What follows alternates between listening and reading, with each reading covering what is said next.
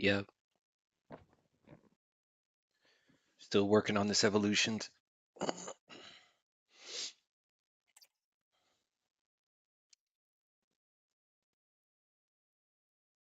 Actually, I don't give a shit.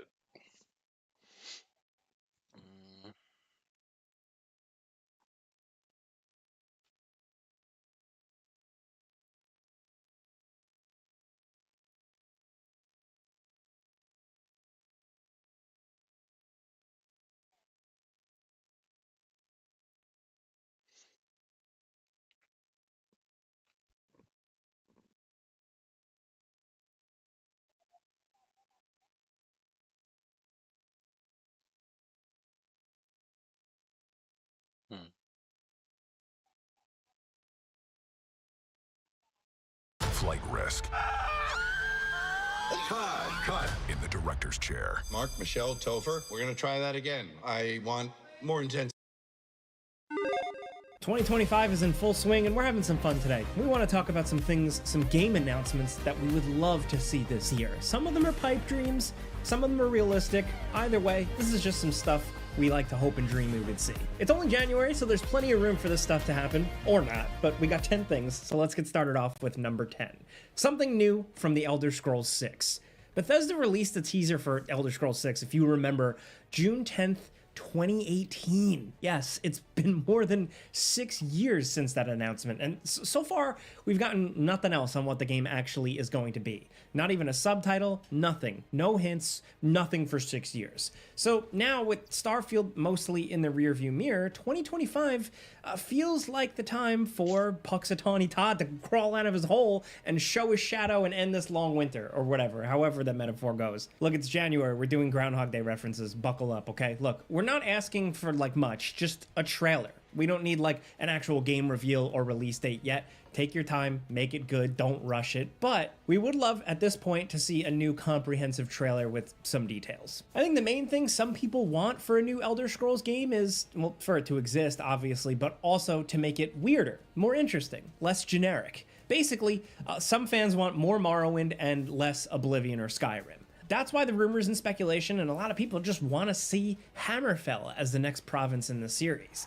It's not a surefire thing that Elder Scrolls 6 will be set in Hammerfell, you know, where the Red Guards live, but the distinctly Mediterranean look of the landscape shown during that teaser makes some people think it might be Hammerfell. Of course, we're talking about a 6-year-old teaser, so anything they showed there could have been meaningless. We could end up anywhere. We could return to a location, who knows? The sky is the limit. We don't really care where the game is set, we just want to know more than nothing, which is where we're at now.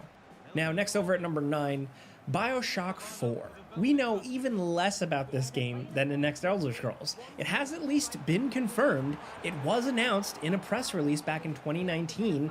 We knew that 2K wanted to pursue and make a new BioShock game. That press release in 2019 confirmed the game existed and that a studio named Cloud Chamber was working on it. Since then, we've gotten a few LinkedIn posts teasing the game's existence, and it's shown up on a few like leaks and stuff like that, but that's really it.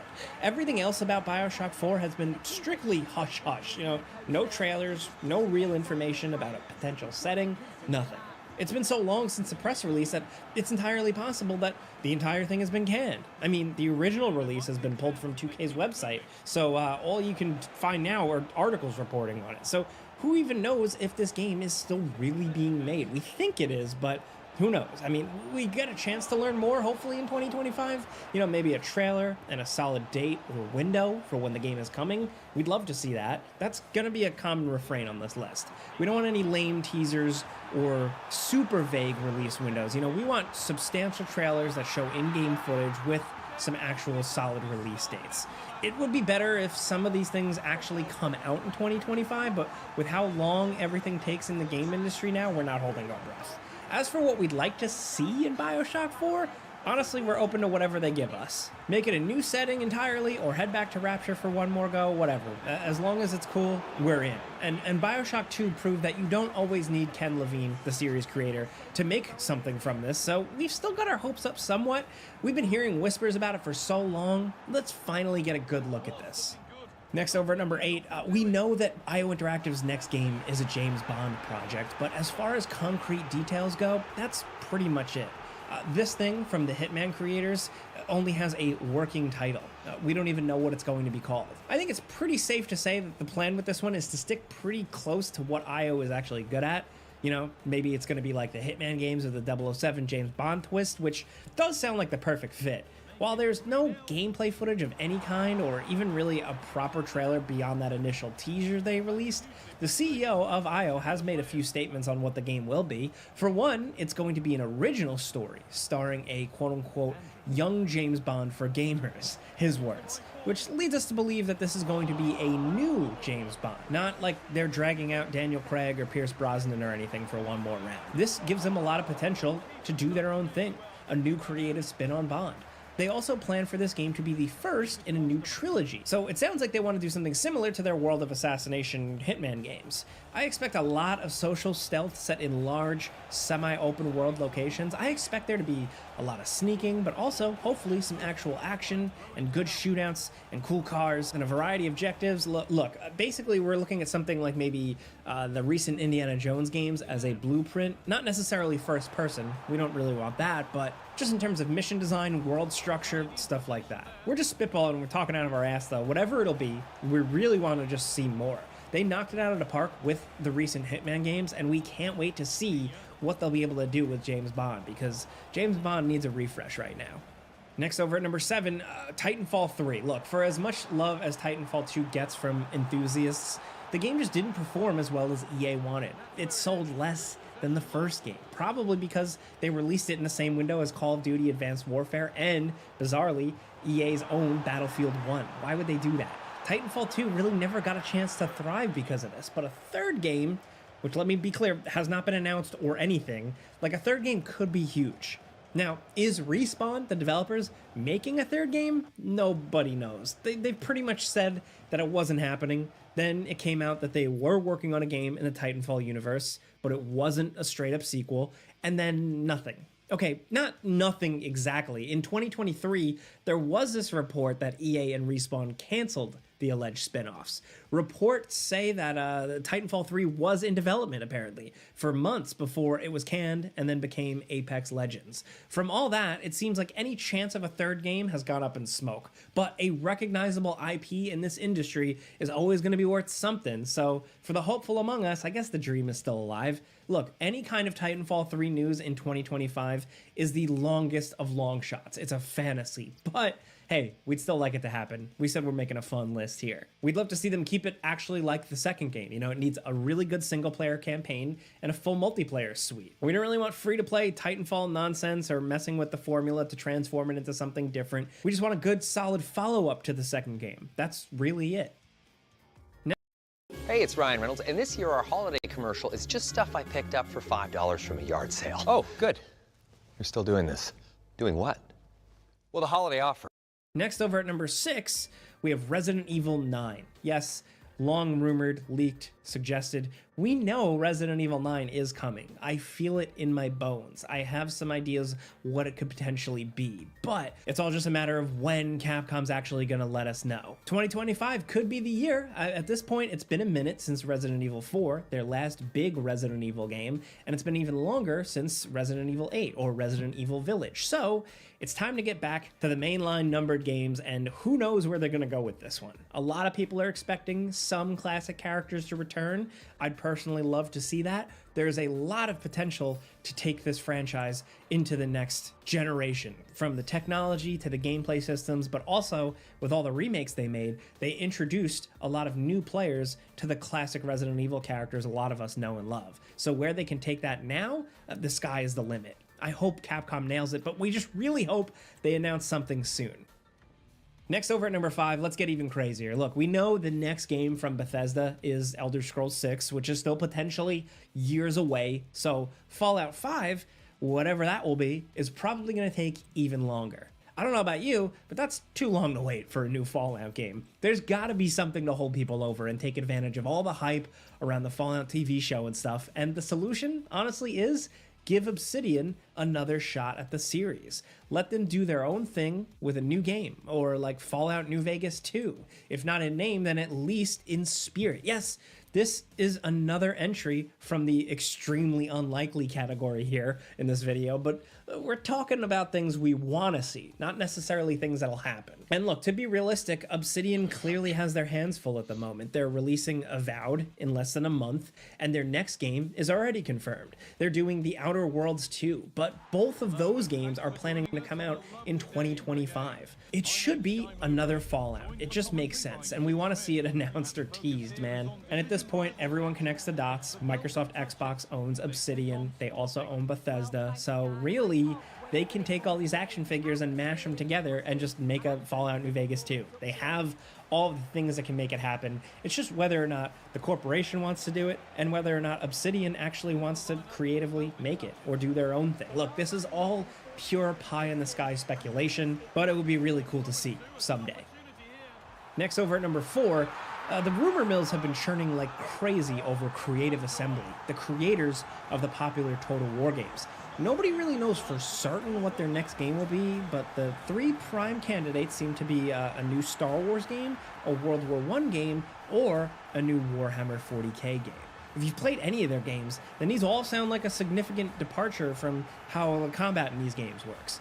Total War games have almost universally been about sending large stands of units at each other. You know, they worked for Roman and medieval settings. They've dipped their toes into the industrial warfare with games like Empire Total War, the Shogun 2 expansion, the Napoleon expansion, but never anything like World War I or even Warhammer 40k. We know that Creative Assembly is working on a new engine, which is probably being made specifically to accommodate gunfights and skirmish warfare in complex, more cover-heavy combat arenas. Or maybe they're just doing something completely different. These rumors can prove to be completely false, but, for one, we would just really love to see a new Total War 40k game. Think about it, the time is right, hype for the Warhammer 40k universe is higher than ever, a lot of new people are coming in after the success of Space Marine 2 and so many other things, and if they actually manage to make a 40k game here, how they make their games, it would be a license to print money. That World War I concept also feels like it could be real, and if they were to make it, then it could be a good opportunity to test out some ideas for an eventual 40k game. I don't know, cover, suppression mechanics, stuff like that. Look, we expect something Total War will be announced in 2025. We just don't know if it'll be 40k or something else entirely. And now down at number 3, a PlayStation handheld. Yeah, why not, man? I mean, look, in 2024, we got some rumors that PlayStation is cooking up a new handheld. So, the way we look at it, 2025 would be a great year to announce it. The rumors as of right now suggest that PlayStation is working on developing a new handheld, and the handheld is apparently going to be designed to play like the equivalent of PS5 games. This is probably to compete with Nintendo Switch and their Nintendo Switch 2, and also Xbox talking about for years now that they're working on a handheld thing. Look, we already have the PlayStation Portal, and depending on the use case, some people have really enjoyed that, but a real full dedicated PlayStation handheld could be a lot of fun, especially for the PlayStation hardcore fans out there who love the PlayStation Portable or the PlayStation Vita. This could be the next thing. It also could be a total fantasy. Who knows? But really, with the rise of portable gaming, handheld gaming, with Steam, Steam Deck, all the other PC players getting in, with the Nintendo Switch 2 on the horizon, 2025 sounds like the year, if there is a PlayStation handheld, that's when it will be announced. And honestly, we'd love to see it.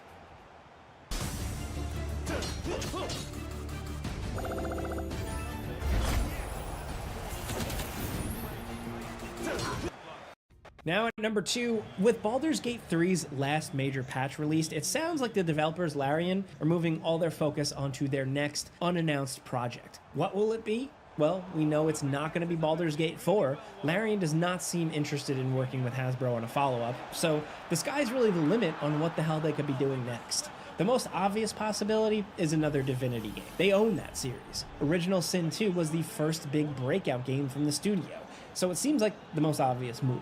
It's their IP. Personally, I think they are doing Divinity 3. It just feels like it makes the most sense. But who knows? They could be doing a Pathfinder project or something completely different. I mean, I didn't expect something like Baldur's Gate 3 out of these guys, so they could surprise us. No matter what it is, we would just love to see a concrete announcement in 2025. We know that they're probably only at the beginning stages of working on whatever their next thing is, but to know what it is would be good. These guys make complex games at a level that nobody else in the industry can really match. They're in a league of their own in the RPG space, and we're just hyped to see what they're cooking up next.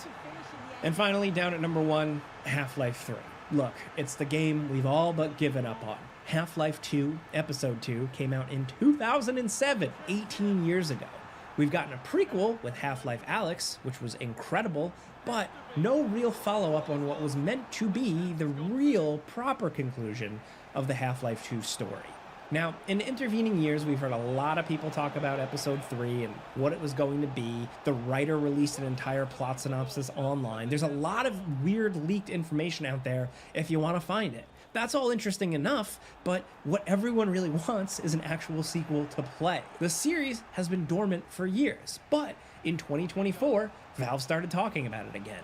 For one thing, they released a Half-Life 2 documentary that briefly talked about that canceled Episode 3. But most importantly, the voice actor of G-Man, Mike Shapiro, put out a cryptic tweet with an embedded video where, in the voice of the G-Man, he said that there will be unexpected surprises in 2025. What else could he mean but something Half-Life related? I don't know, maybe he's talking about the state of the world? Who knows? I'd like to think he's talking about the game. Wouldn't it be amazing if they actually stuck with it and they kept calling it Half-Life 2 Episode 3? It's okay, they can call it Half-Life 3, they can call it Portal 3 for all I care. Whatever, wrap this story up. Valve, go back to making these cool games. We've been waiting for like 20 years. We want to see it. But those are 10 game announcements we want in 2025. We would love to hear from you guys in the comments what you're thinking, what you would love to see. You know, a realistic bet, but also, you know, more of a fantasy pick. Let us know what you think. I gotta go. I'm a little sick. I'm a little under the weather. Sorry if my voice sounded weird in this video, but hit us up in the comments. Thank you for watching, and we'll see you guys next time.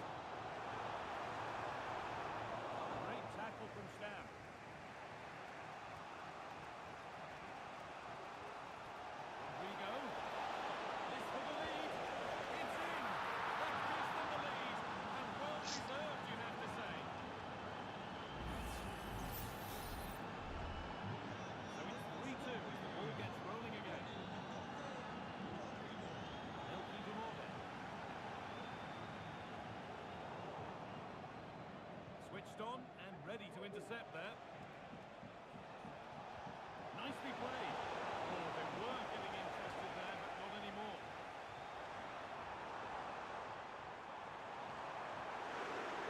Good patient build-up, but not quite the end product. And that's going to be it for the first 45 minutes.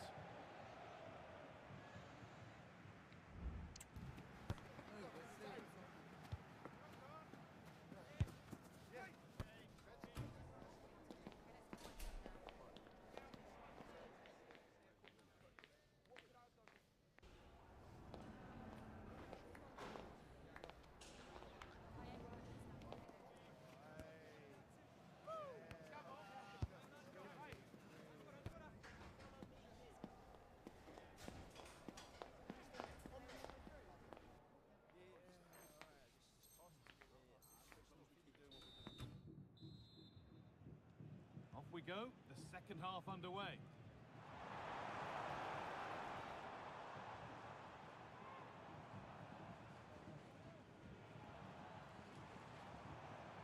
Zinedine Zidane.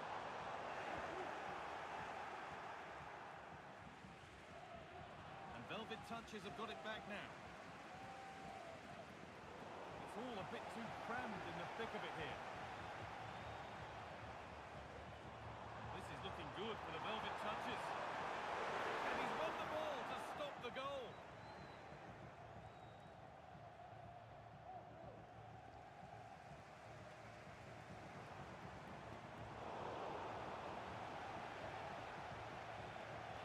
And nicely and in.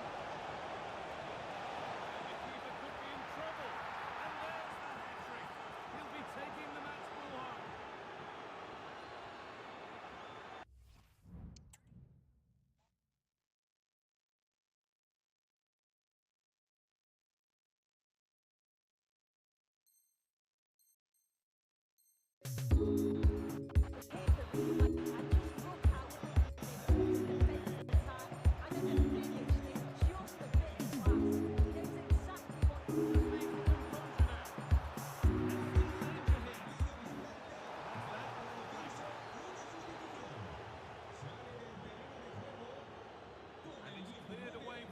I love my life. Hello? We want this home from you. Marvin Gaye. But you can never escape your past. Little spider monkey ninja got hopped. If we're gonna stop your brother, I'm gonna need the old you, not the realtor. You got him. Sorry, brother. Love hurts. Love Hurts. Rated R. Only in theaters February 7th. San Francisco. I'll be at the Chase Center this Friday. Tickets are on sale now. Later this month, I'll be in Athens, Georgia, Savannah, Georgia, and North Charleston, South Carolina. All dates and information are at tomsegura.com/tour. Welcome to your mom's house.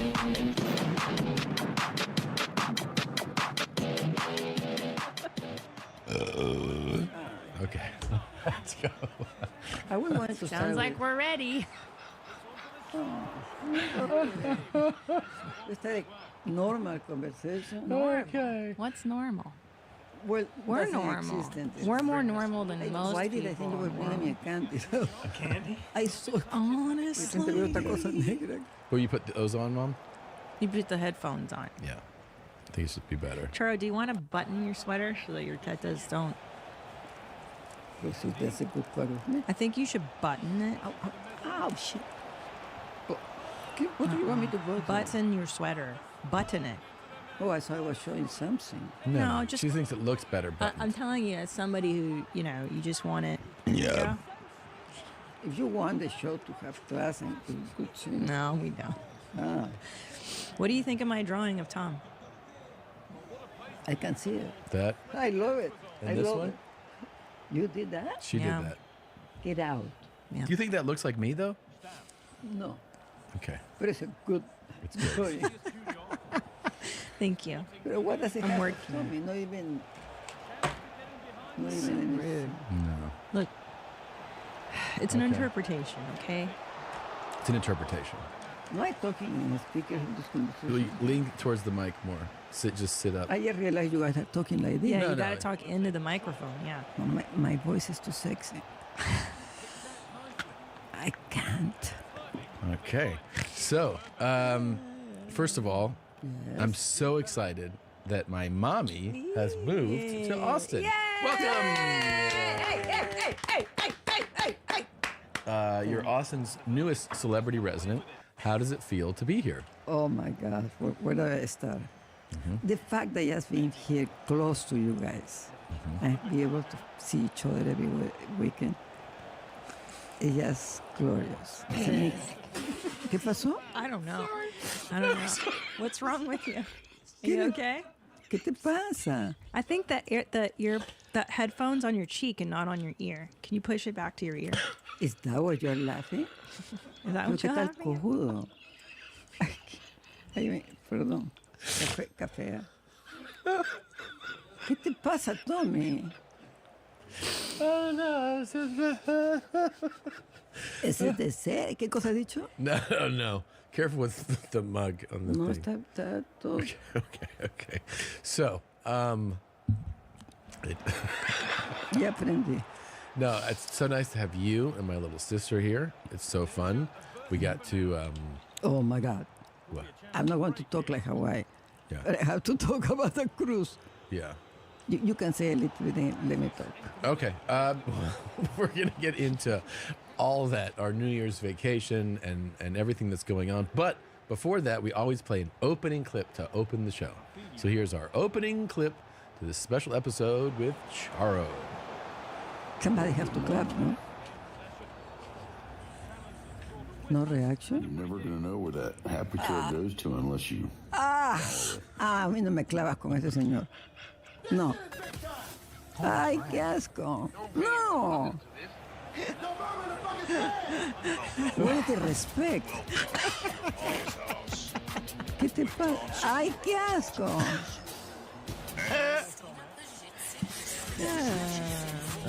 Allá pues sácalo a ese señor hasta qué hora. ¿Qué te pasa, Tommy? It's our opening song. ¿Always?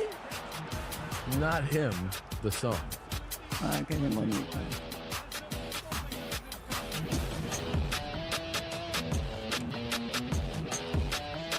Tommy, ¿qué le pasó a tu amigo? Which one? El de los caramelitos, pues cuál va a ser. Oh, he's here. Ay, ¿me puedes prestar uno? No. Yeah. Oye, secretos delante mío. No, we're not supposed to talk during that whole time. Oh. But okay, let's get into it. First of all, did you like that clip? No, you did not like it. I don't remember the clip. The guy. What? No, yeah, that is. You don't think he's cute? I think he's really cute. Yeah, he kind of looks like me. Well, A little bit. Yeah, look to both of you. Christina. I think he's hot. Oh, Christina, you can have him. Oh. Okay, I don't know if Tommy is attracted to you because if you like that guy and you like Tommy, maybe with Tommy she sees similarities. I do. I see similarities myself. Yeah. Actually, you have the glasses. I have the glasses. You I have the beard. beard. I have the chest hair and the You hair. have the chest And the hair. nose is spot on. Yes, and then you feel like you're so cool that you open Yeah. the rope. And It's sort of like my brother's out there somewhere. yes. Wait, is this Or my you brother? faking. Is this my brother? No. That's when I used to inflate you and I put it back in there. I did it. I did it. What did you do? Change you. You changed me. Yes. Yeah. Yeah. Say thank you. Thank you very much. So, it was amazing to spend. Cheers. Happy the New Year's trip with you.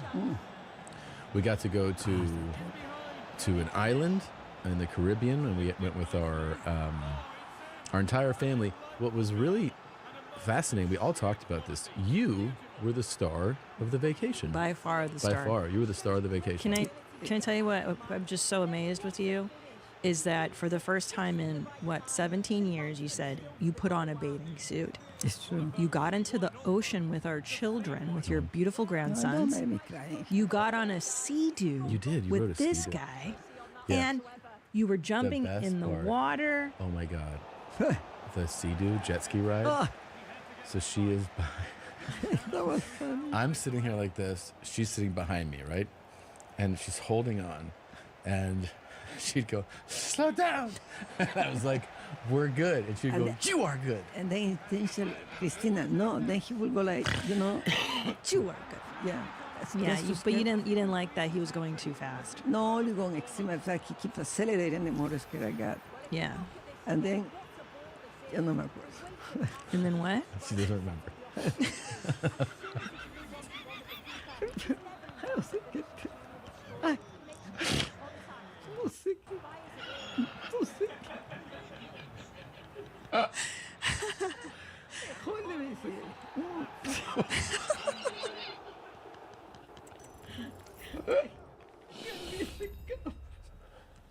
You can't lift the cup?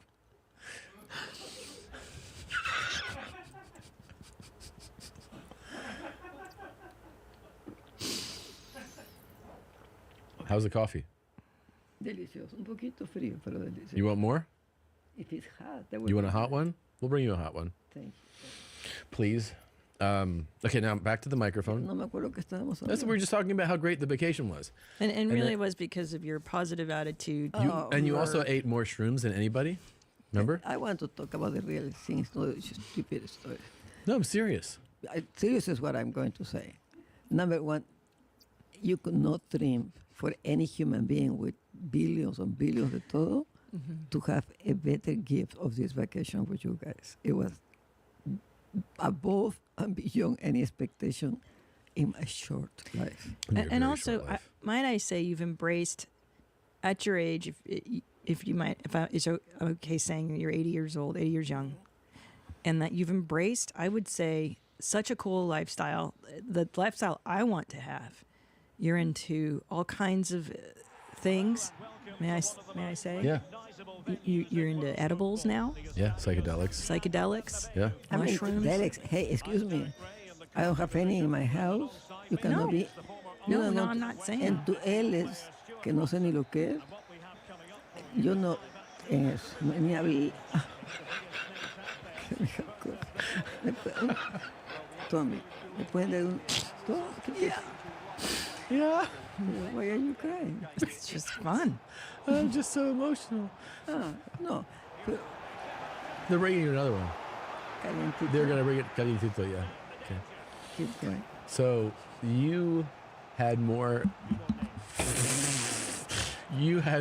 psychedelics than anybody on the vacation. Psychedelic. The mushrooms, the gummies. Hasta ahora no sé lo que es el estúpido gama. I remember when we were in Microphone, yeah. Is this enough? Yeah, you can speak loud. It's okay. But what if I don't want to? Okay. What was the question? That you had more than anybody, and you were like, turn it up. Let's get some more going. To be honest, Yeah. I don't think they do shit. I think the people are destroying their brains and with no purpose. Because definitely those stupid things, Don't work. no, they damage your brain. They damage your brain. And we are so stupid that we pay to damage our brain. Yeah, but it's fun. That's the whole point. Well, if I do it once every 3 years and one time, it's fun. Yeah. Well, and you were so fun when you were taking them. Yeah, you were great. I think you were just. When I was taking it. Yeah. You were so much fun. You had the best attitude. On vacation. Okay. Thank you, Heather. What do you mean on vacation? I wasn't taking anything. Yeah, I was giving you gummies. Remember in the mornings you were like, hey, give me some more of those gummies. Step it up. Empezaste. You know, What? if you're going to be a storyteller, don't talk that because Okay. What? Okay. So do you? why are you laughing? Do you not like gummies at all? Primero, gummies es esa cosita con caramelo que tú me diste, ¿no? Yeah. Yeah. Okay. What It's is like she a- saying? I can't understand. it's a What gu- is she I saying? said What are you a gu- saying? I said Gummies like the little candy that I gave her, like the little like chewable. a gummy. Yeah. So It didn't really do anything to you. You don't think it affects you at all. zero. What about today's?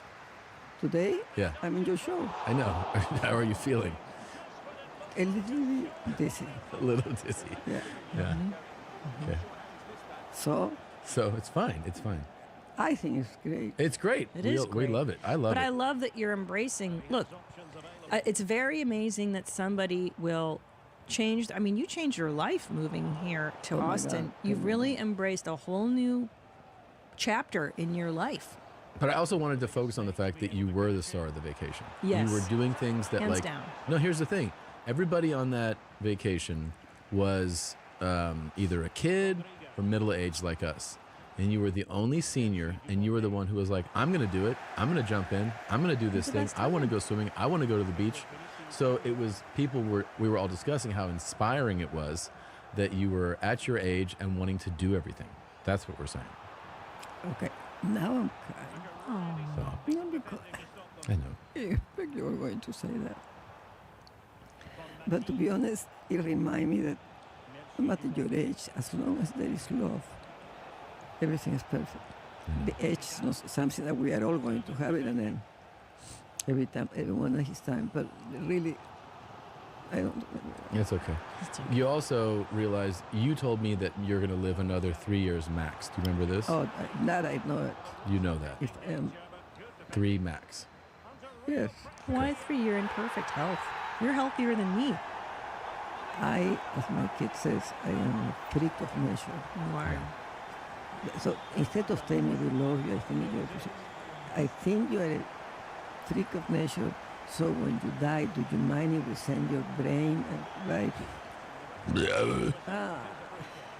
This year, I want to be even more dialed in on my physical health. I want to make sure that I am on top of my sleep, my recovery, my diet, my fitness. To help elevate your wellness routine, meet our new sponsor, Redwood Outdoors, and experience the transformative benefits of contrast therapy with a sauna and cold plunge.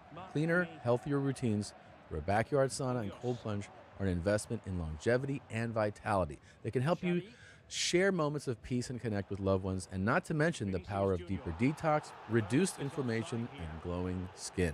The Redwoods Outdoors Backyard Sauna seats 2 to 8 and provides the ultimate in deep relaxation, reduced muscle tension, improved circulation, improved sleep, and so much more. I mean, I'm sure you guys have goals like that. I know you do. You and I did Yeah. our Redwood sauna together the other day, and it was delightful. We caught up. We got away from our kids.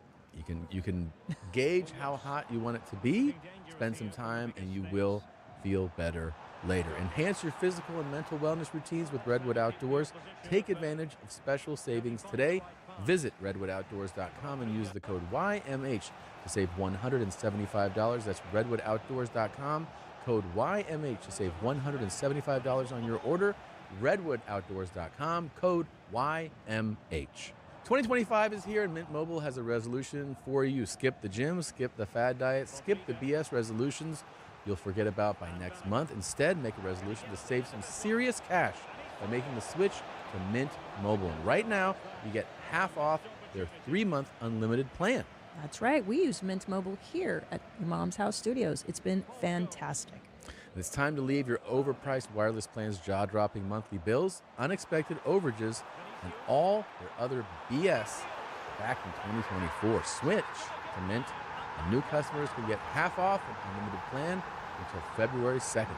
To get your new wireless plan for just $15 a month and get the plan shipped to your door for free, go to mintmobile.com/mom. That's mintmobile.com/mom. $45 upfront requirement, $45 upfront payment required, equivalent to $15 per month. New customers on first 3-month plan only. Speed slower above 40 gigabytes on unlimited plan. Additional taxes, fees, and restrictions apply. See Mint Mobile for details. Ay, qué pena. No, it just happens. It's okay. We can keep talking.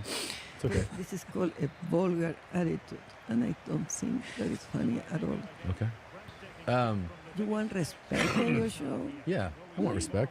Well, then Please. you earn it with, your class, your words.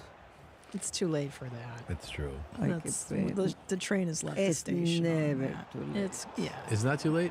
Well, how come I am at that age sitting here and moving to Texas? Why it's not going to be an age Yeah. about... It's amazing that you chose to change your entire life. I think it's lovely, and it's a wonderful new time for all of us as a family. We came together. And it's the also... boys love it. I love having you. It's a perfect segue to talking about the next chapter of your life, which is the fact that a lot of people are excited about you starting an OnlyFans. OnlyFans, of course, is a subscription site where you are the star and people pay to have access to your life. So in other words, there's a monthly bill that's recurring, and every month a person pays, let's say, $10 a month, something like that, and they just get access to Charo. And you go, hey, good morning, I'm making my coffee, I'm going to take the dogs out, I'm going to the store, and you just show them your life, show them as much of your life as you want. And we told the audience that this was a possibility. Well, the audience responded in such a way that they wanted you to know that they are ready for this. They are all ready to pay for access to your life. So if you don't mind looking at the screen right here. Yeah. Is the same guy? Well, no, it's going to change here in a second, okay? Here you go. Hola, Charro. Hey, Charro.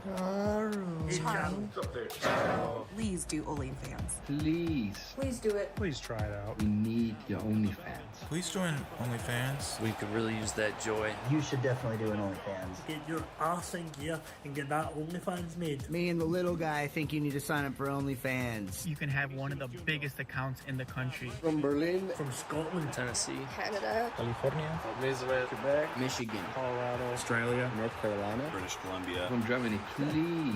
We should really consider it. Big time, yes. Love to subscribe to an OnlyFans from you. We can't wait to subscribe. I will be on that shit immediately. Yes. We should start OnlyFans. You're a star and I want to hear you fart. You know what we want here? Let it rip. I want to hear some more of them things rip.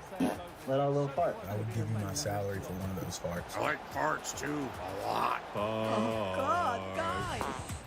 Open your cheeks and let it go.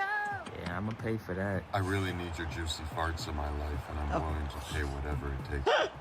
I need this. Charro, refund. Guess who's got disposable income to spend on you, mommy? Me. $5-10 a month is nothing. $15 a month. $20. 5, 10, 15, 10, 5, 10, 10, 8, 9, 20, 15, 15, 20. Pay $6, 99 cents. I will pay whatever the hell you want. My whole bank account. Premium bucks, baby. You won't need Tom's money after this, baby girl. Let's do this. See how much comes in. Pop off clean. Make that OnlyFans. Gracias. We love you. Stay gorgeous. Mwah. Wow. Wow. Thank you to everybody that let us know how you feel. They all want you to do this. And just so you know, go ahead and pull that mic close again. Just so you know, there's endless possibilities to how you can navigate your OnlyFans. Just so you know. Well, I mean. Well, you know the demand is there now. You just saw a montage of several thousand people from all over the globe that want to see you do It's simple things. math too. It's really simple math. I don't understand. Why is simple math? Because what you're seeing is one person and then the next person and then the next person. It's like $10, $15, $20, and then keep multiplying the amount of people. And what do I do? Well, it's how you want to do it. I mean, you know. I had no clue that my OnlyFans would actually take off. I'd made $205,361.49. That is more than I have ever made in my life. Calls from Austria, Switzerland, Australia, England. 5 million views. Holy moly. Sorry, my heart is racing right now. I didn't expect to cry. There it is. $1 million in 2020. She's made an astonishing $43 million in earnings over the past year. So how much money do you guys make? Like 60K a month. Anywhere from 10 to 20K. So crazy. My mom's an OnlyFans model. Really? Yeah, she is. What do you think about that? I love it. This is my daughter, and we are both OnlyFans models. Yeah. People will ask us for little videos of us together. Yeah. So it's like. ¿Y qué voy a hacer yo? I'm going to stand in my kitchen and say, these are my dogs. Hey, pull the mic down a little bit. These are my dogs. This is the dog that take my dogs out. Chad, why don't you help her? So, huh? No. You could say these are my dogs. What do you mean I can say? I just say it. I know. I'm saying you could do good morning. You can do here are my plans for the day. You can do guess what we're doing now? I'm going to the grocery store. I'm going to start rehearsing a palabra I can say. No, you don't have to rehearse. I'm giving you examples of things you could do. What do you wish me to do? Well, I mean, it's hilarious that you ask because there's so many different lanes you can go down. Yeah. Here's somebody who just does this. Ay, son dos globos. And in a minute they're going to. You put a needle there and the. Yeah, but you've got similar. Yeah. You could do that if you wanted. You're just leaving money. You don't on the have to. table. I'm giving you examples. That is true. I can do that. It's easy money. Yeah. You know how much a guy would pay to see that every month? Do you see how low in esteem I will be of myself? No. It's a different world. Oh. No, she's a school teacher. This one's my son's kindergarten teacher. Okay. Yeah. There's different things you can do. ¿Qué es eso?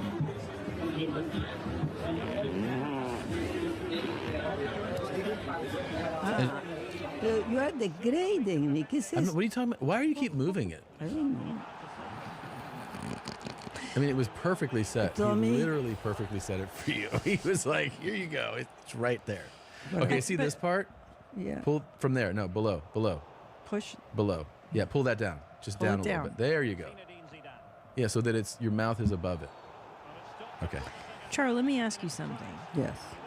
You're going to wake up tomorrow morning. You're going to make your coffee. You're going to eat your pastry. You're going to stand in your kitchen and you're going to fart. Now, hold on. Do you want that fart to just go nowhere or do you want to make $1 million this year? No, I want my secret first. Look, okay. Que no me acuerdo lo que tengo que Okay, decir. but hold on. Look, she's just Ow. she's just sitting on the couch, Yeah, okay? Yeah, and I want to make. Look. I mean, money in the bank. Money. And she's wearing jeans. Yeah. You think I just can't believe how disrespect in your life you have for me to ask me if I want money? Why don't I then become a prostitute when I was a kid? Here's the thing. You don't have to sit there with your tetas bouncing up and down. I'm not going to. Or But what is your respect? Okay. I was giving you ideas. What for a stupid idea? We're just brainstorming. It's just brainstorming We're just session. brainstorming. Yeah. This is a strategy sesh. So this is. We're just talking ideas. Okay, but yeah. It's pretty cool, right? I mean, You're not open to it. How open on a scale of 1 to 10 are you to what? forward for OnlyFans? 1. Oh, that's something. that's something. That's I mean, you can do okay. things like You Just- say the things that I can do if I Okay, here's fart, about this. You cannot give me permission. Okay. You can do. You can do. No, okay. doesn't make any sense. So far we've covered greeting people in the morning, which is exciting. Easy. Yeah. Hey, good morning. Charo here. Just made my coffee. Hope you're having a great day. People would love to start their day with that message. Okay. That's not degrading Am I yourself. allowed to answer? Yes. The last thing in your life that you should ask your mother is if she would like to be that low. I that just she said can to make say good money, morning. But if she cannot be a prostitute because she's too old, Okay, you're not listening. then she's going to fart. You're not listening. What By I'm- the same amount of money. Okay.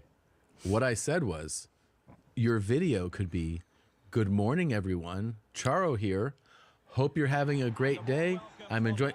No pedo, no tetas You flopping. said, and then into what you fart. No, I didn't say that this time. I just said you could just do Then that. where am I going to come up with those words?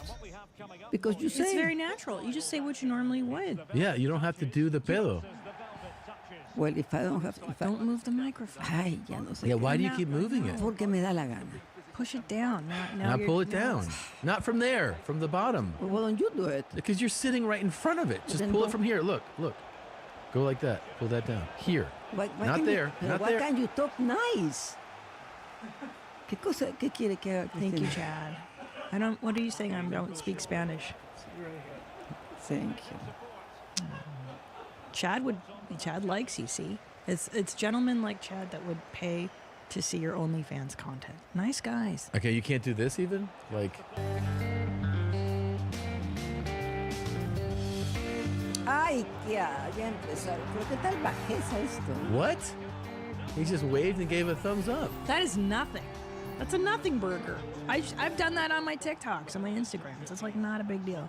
You have done that? All you do is he's laying down and going, hi. but What's the- wrong with this? What's wrong with that? I can't believe you asked me that question because I think... I don't see anything wrong. Well, I was having a higher impression of you, to be honest. I don't understand. I don't understand. He's just laying down. He's showing us, look, I'm reclining. I'm enjoying myself. If those are the My things that house put is you to nice. sleep or that excite you, let it be. Because now that we don't have a, I don't know if you're a man and woman, a day, the day, the What? thing. Yeah, because that's how it is now. Okay. Yeah, that's true. Well, So you wouldn't, I just want to be clear, for $20,000 a month, you wouldn't say, good morning, everyone. Hope you're having a great day. I just fart. No, no one is talking about a fart anymore. You just say, good morning. I'm having coffee. You wouldn't do that? So you pay me $20,000 No, I wouldn't. OnlyFans. Yeah, pues. Yeah. to say good morning, America. That's what they want. Yeah, that's what they want. They want good mornings. For saying good morning, they pay me $20,000. Yes. Yes. I can even change sex and names every other week so I can make more. Sure. So good morning, America, I'm one person. Yeah. Good morning, America, I'm a different person. Mhm. Yep. And then I pretend that I have a change that I'm a more. What's legitimate? It's a language, pues, I don't know. So would you do that? For $20,000. Yes. What else can I say besides good morning, America? Good night. You know, it'd be You do really goodnight cool. messages? Hey, I'm having my lunch. This is what I'm having for lunch today. Just a healthy salad. Yeah. I'm gonna go for when my it's not gonna jog. be. So you could be like, I'm being a bad girl. I'm having panettone and some chicken fingers, All and that French will be fries. true. Yeah. The worst part is it doesn't change. I know. That's horrible. If you could move the mic more. Listen. So the I thought I wasn't close.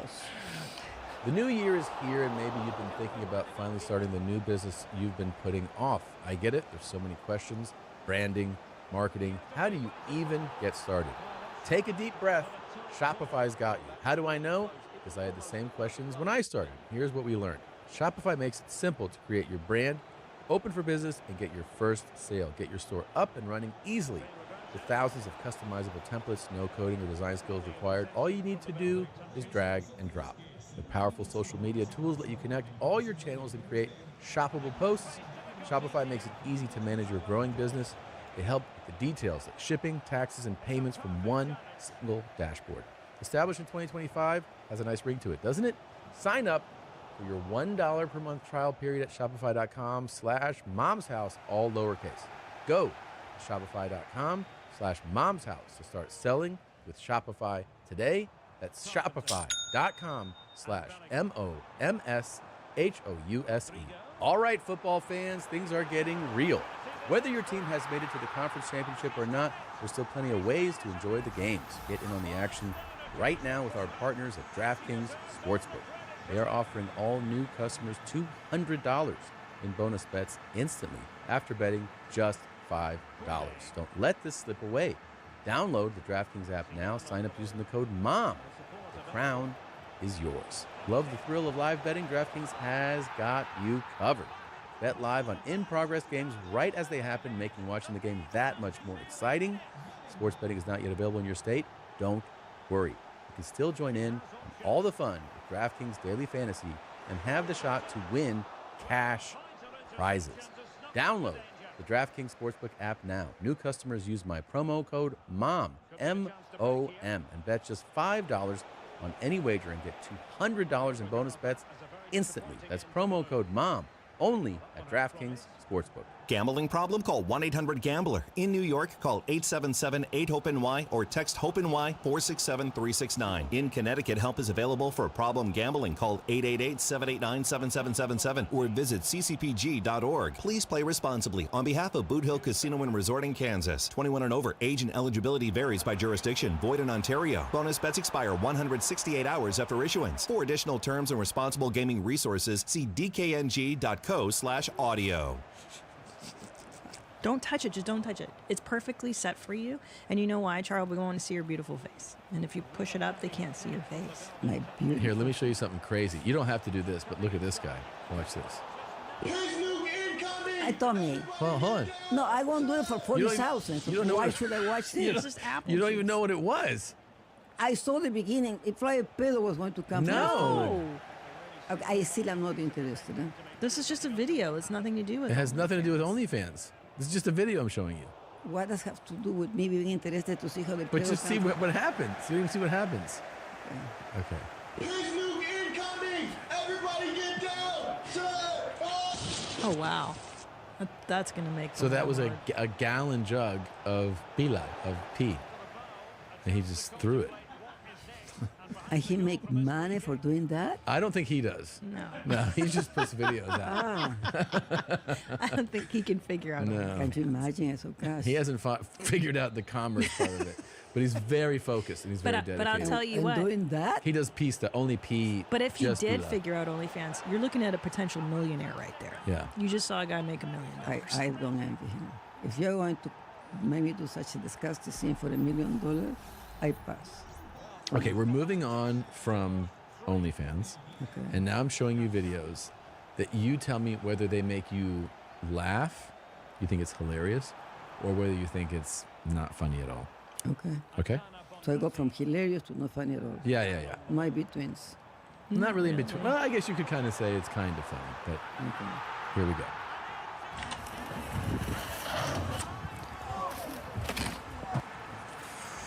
I don't understand you. You're asking me if this is funny or not funny? Yeah. Okay, So, your brain is not working. I told me. No, Wow, no, he has to no. hit the bike again. so that was horrible. Is there anything lower than? No, it's horrible or hilarious. No, Okay. horrible. No. Okay. Okay. I think that was horrible too. That was pretty horrible. I'm gonna say I agree. horrible. I didn't think it was hilarious. Hopefully this next one is hilarious. Here we go.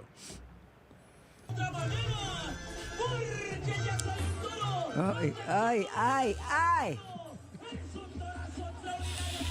Oh, he's paralyzed. Oh, he broke his Oh! leg. He broke his leg. Ay, qué horror. It's a guy riding the bull, just so you know, for those listening. His leg is totally sideways. Yeah, it broke it bad. Well, I guess we're 0 for 2 today. Ay, pero Tommy. No, I didn't know that was in there either. I was just showing you what's in the folder. He doesn't know. It's random. It's totally random. He doesn't put these together. Yeah. Our producers do. Mm. He's not responsible. Okay, so that one, horrible also. Absolutely horrendous. Yeah, that was bad. That was really sad. bad. Okay, here's the I next. forgot. What is it that we're watching? These are clips, and you either say it's horrible or hilarious. Okay. Okay. So far 0 for 2. All Absolutely horrible. Okay. Here we go. Next one. There's a woman with a horse. She's Shit! The horse just kicked her. horrible. Shit, we're 3 for 3 on horrible. I kind of liked it because I kind of hate horses, and I don't like. You hate horses? I don't like horses. I don't like horse culture, horse people. I think it's silly to ride them. I think there's, it's like silly. Why would you ride a beast that can just murder you? Would you consider going to a psychologist? I already do. It's too late. It doesn't work. Here, let's make I sure. don't like I want to riding make sure I saw it. Oh yeah.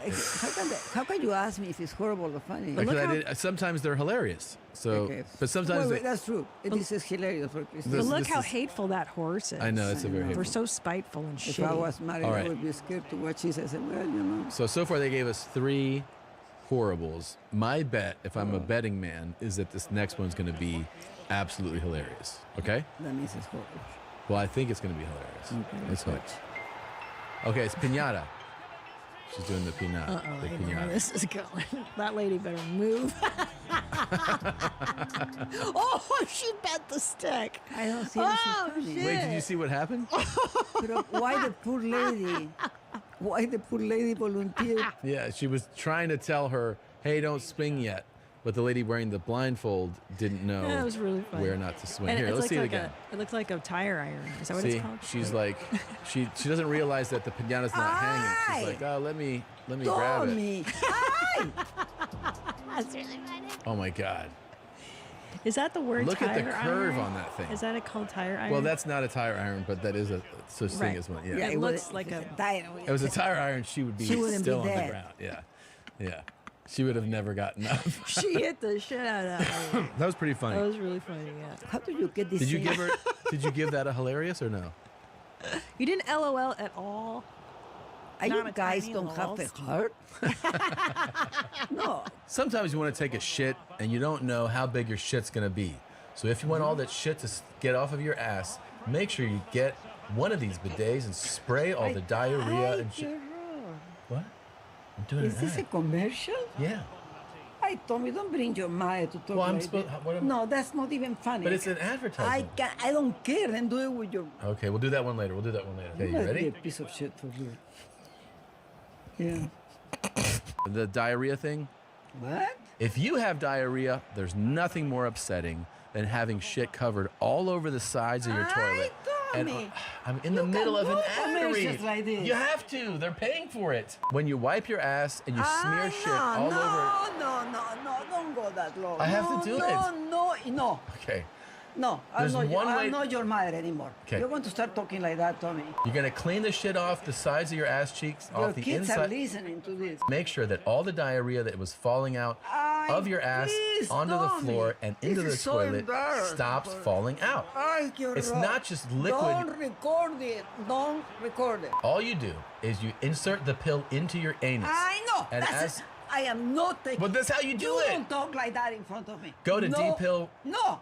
Go to dpill.com/YMH. Christina, you shouldn't let him do this. This is the copy. This is the copy. He didn't. I swear to God, this is the agency. Go to dpill.com/YMH to make sure your toilet is never filled with that horrible, horrible shit and inserting it rectally. You don't allow him to do this. This is our sponsor. No, there is. What sponsor is D-Pill. D-Pill? Yes, it's for diarrhea. Look. Well, how do you think we're going to pay for your new washer dryer? With the money for the D-Pill? Yes, they're paying us to read this copy. By the way, I like how you lobbed that in there. You're like, hey, can I get a washer dryer? Okay, where was I? I gotta go put in a D-Pill because they told me I have to actually have the experience. I got to go too. I got to go home. Do you know where I'm going? I don't know where you're going. Hey, wash it in there. Oh, that's exhausting. No. Exhausting. You guys are on your own on that. Espérate, Tommy, no, wait a minute. How about my Christina? I need the money. Do I think this is hilarious? No? No? I told you you're my son. Okay, let's do the last one. This one, if I know these guys, they've been just throwing curveballs at us in there, and they gave us some horrible stuff, and the last one's going to be the funniest thing we've ever seen. That's what I think is going to happen. Here we go. Oh. There's a guy skiing, right? He's standing, and then he gets. Oh my God! Somebody behind him knocks him clear over. I don't see that. You didn't see that?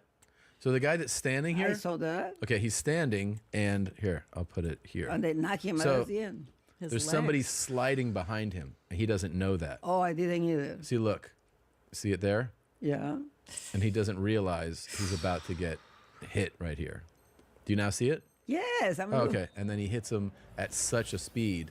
Oh my God. That he does Flips. a full flip and lands on his head. Well, they're all laughing. See? Yeah? I really that people have mental problems in this world now. These guys have influenced us in a very negative way, the guys in the booth. Because the show used to be a lot nicer before we hired them. So why did you hire these people? I don't know. I think about it a lot.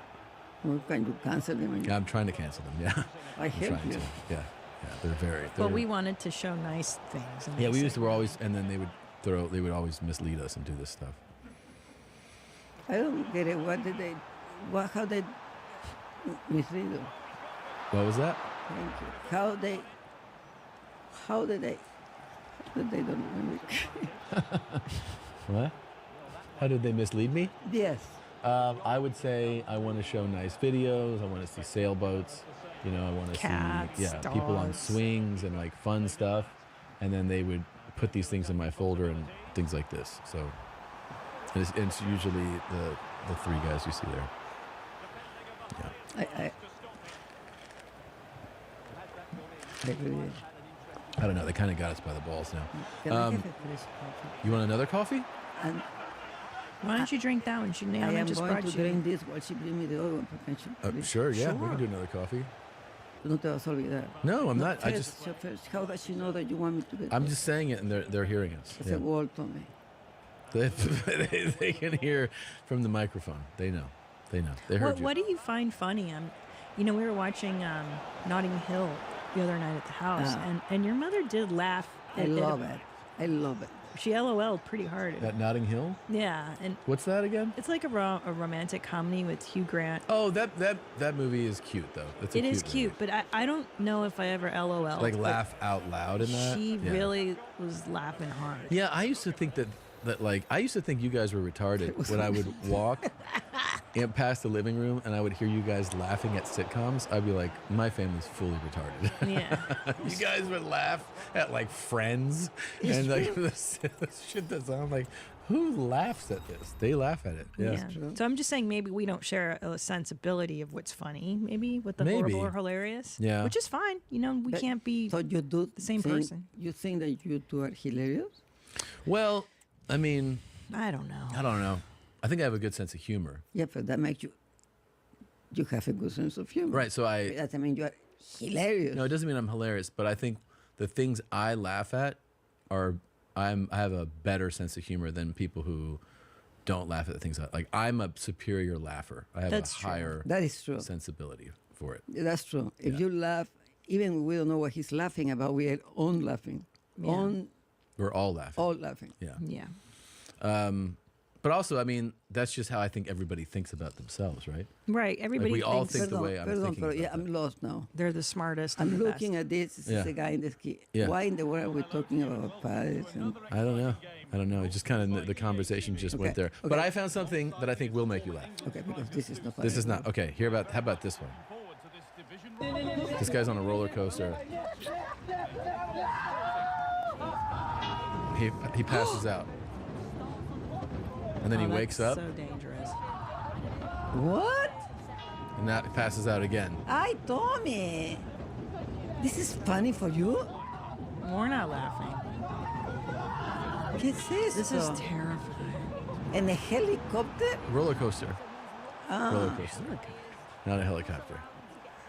Oh, yeah, atroz es estupidísimo. You didn't like that either? No, why do you waste your time in doing things that doesn't make any sense? What is funny about this? Just to see somebody screaming and passing out? Yeah, I mean, I am worst. You put me there, I don't come back. Yeah, I'm surprised. That's good that he stayed in the roller coaster. That's how guys check on each other.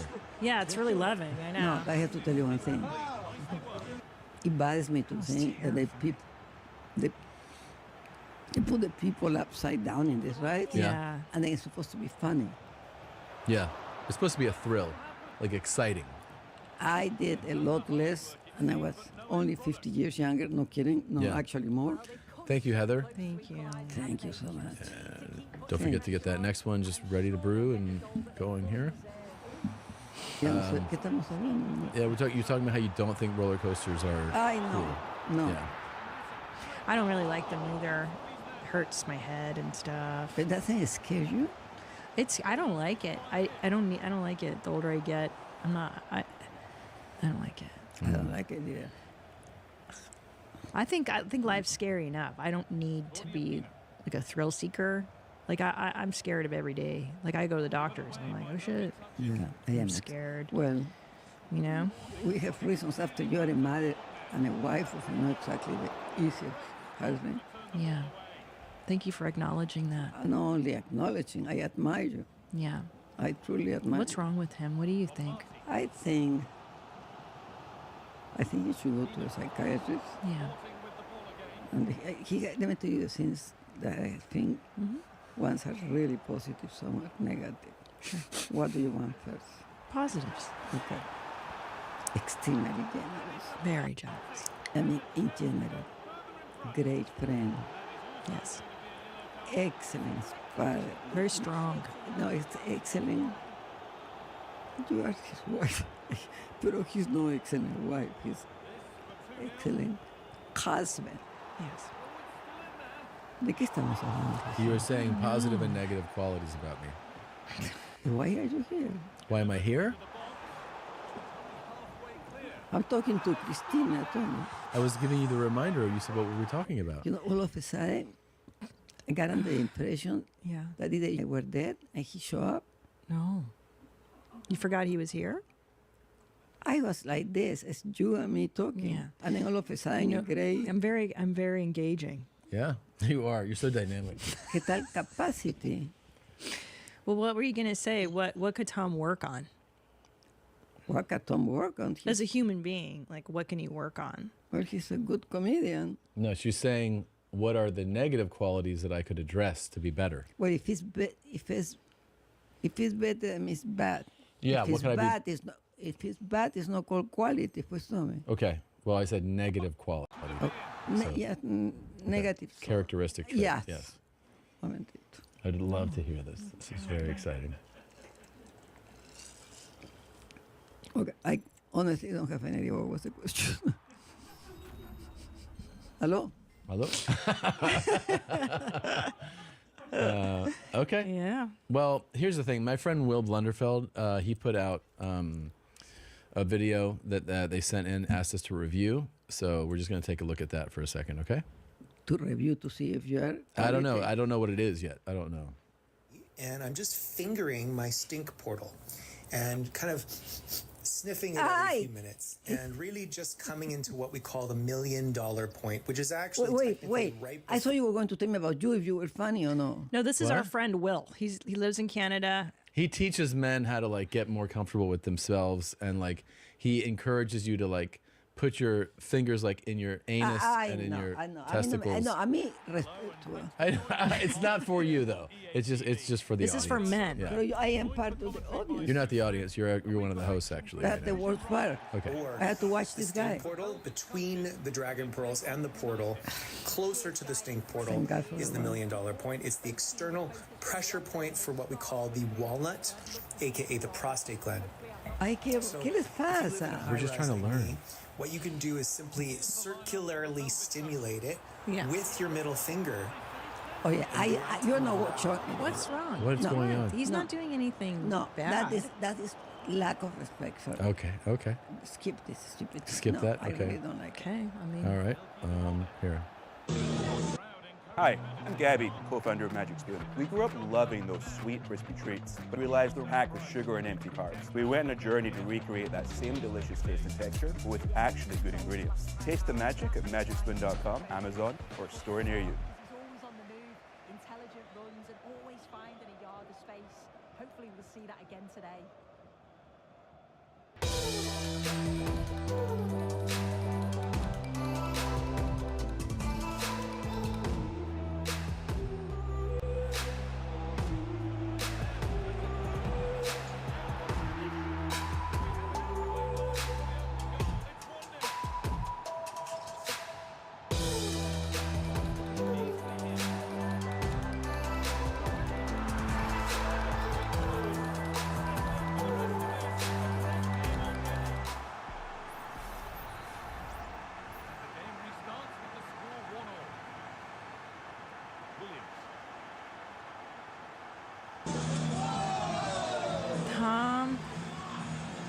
on a. Oh, dude, why is he They're hosing? vomiting? He's vomiting, yeah. On that guy? I really. Yeah. Is this? Are you testing me if I'm stupid? No, we were just looking at the different things that come in. These all come in like in a. But you asked me if it's. No, that's terrible. over. Can I ask you something, Tom? Is this like a fetish video where the guy's voluntarily lying It's a down? hazing. Oh, yeah. like a fraternity. Yeah, so this yeah. is what's happening on the schools these days. This Yeah. is why we're. They go, I want to join your thing, and then they go, well, we have to vomit on you first to let you into our group. Yeah, that's what's happening. That's what here. it is. Yeah. I know. And the kids are so stupid that they accept it. Yeah, that's how bad they want to be in This the is group. a current event show. So, no, this is just a current event segment of the show. This is what people are doing. So we like to comment on what's happening in the Dear world. God. Do you think this is bad? Christina, the world is ending, and we are like in the taps when when COVID started. Yeah. Oh, poor the people in China. We watch it like an event that poor these people. Mm-hmm. Now we have everything happening in here between the fires and the floods and the earthquakes. Listen. You know that our last house that we lived in burned down? Completely. I Yeah. know it by 100 people. Yeah. I just have to say, and I know we It's haven't very talked about it yet, but you know, I haven't even been able to scroll anything other than the fire stuff on TikTok. It's been devastating, and I feel like it's like a movie I'm watching. It's not even real because we're not there anymore, so I can't walk through the city. But It's the hardest thing in the world. it's just devastating. It And the is. Palisades was our dream come true. I remember. It was our dream.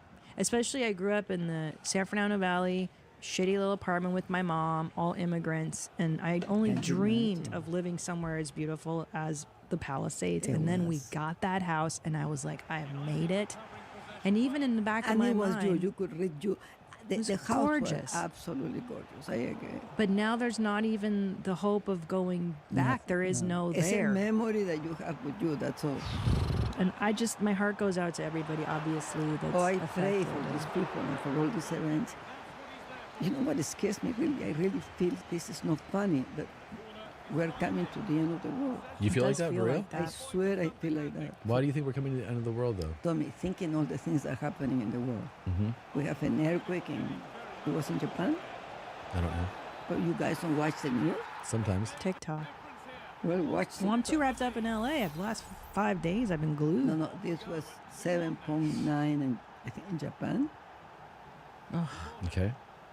I mean, everything that we watch is Sorry, before I forget, though, you guys, we are raising money to help Angelinos with our T-shirt. You can get it at ymhstudios.com. All proceeds. Store.ymhstudios.com.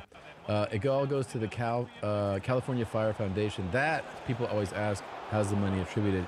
It goes to firefighters and people affected in the community. So the very people that are the first responders. Cal Fire Foundation is a nonprofit, and the money goes to that organization, which dispenses it to firefighters, their families, and the communities that they serve. So it's a pretty cool community. Obviously, the efforts that are going to be needed to rebuild Los Angeles, you're looking at probably a decade. At least. But it's one of those things where every little bit counts. You don't have to get a shirt. You can go straight to Cal Fire Foundation if you want to. You can donate directly. You could also donate clothing. You can donate goods, perishable goods. There's all types of places that are accepting it in Altadena and Pasadena, by the way, which is on the eastern side of Los Angeles, where they had the Eaton fire.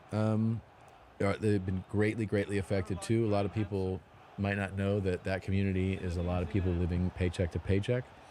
There's a lot of people don't know how the different neighborhoods shape out. I would also add that people in the Palisades who might not be living paycheck to paycheck are also deeply traumatized and horrified by the fact that they lost everything. And, it's however you want to view it, but they all need help. So, well, not there. Look, there's those people that have been living in the Palisades for 20, 30, 40 years too, and it's not just rich assholes that are affected by this. Schools have burned down.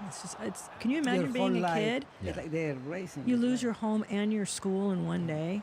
It's just alarming. I'm too upset. I don't it's want very, to fucking very, talk about it. very troubling. That being said, it's probably By the way, at the time we're recording this, LA is still on fire, just so people I know. know, and I don't know what it's I gonna look really like hope when that by airs. this release date it is not, but yeah. Charo, let's show you some stuff that hopefully puts a smile on your face. Okay? Okay. I mean, don't disgust me, huh?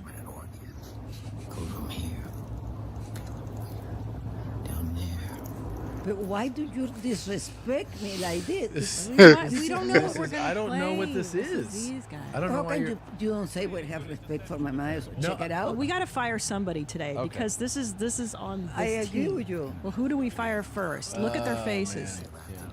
This is. I'm so sorry. You're right. This is very disrespectful. We did not okay these videos. So do you, Josh, you did just you? tell Are you them, responsible for this? Yeah, who's getting canned? Pero que se pare, pues si no, no lo veo. Well, can you put yourself on the screen? There you go. You can see them on this screen.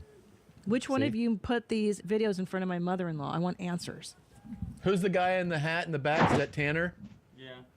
Hold on. Put him on the screen. Wave, Tanner. Do you want me to fire him?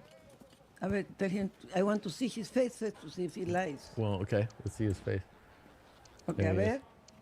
Look at me, please. Can you get closer to the camera, Tanner? Yeah, he looks like Okay. Yeah. Hi, Tanner. Come closer. Closer, Tanner. I think he's scared. Maybe. He doesn't want to lose his job, Mom. Okay, you won't lose your job. Okay.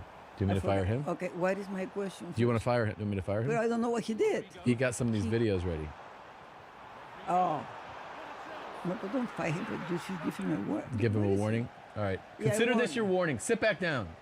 But give him siquiera 30 days, no? How 30 dare days. you Okay, you have a disrespect. 30-day warning. Okay. I don't know what that is. Pobrecito. There's Annie. See, you see remember Annie right Annie. there? You remember Annie waving? Yeah. You mean to fire him? No. Oh, okay. Why would you fire Thanks, him? Charlie. No, I would never do that to you. I appreciate you, Tell Charlie. me, what is wrong with you? I was giving you the option. But You- why will I fire him? Is he works on the team too. No, he Okay. didn't. What about Josh in the middle? He's Jewish. Do you want me to get rid of him? Oh, no. Yeah. No, nobody Guys- gets fired.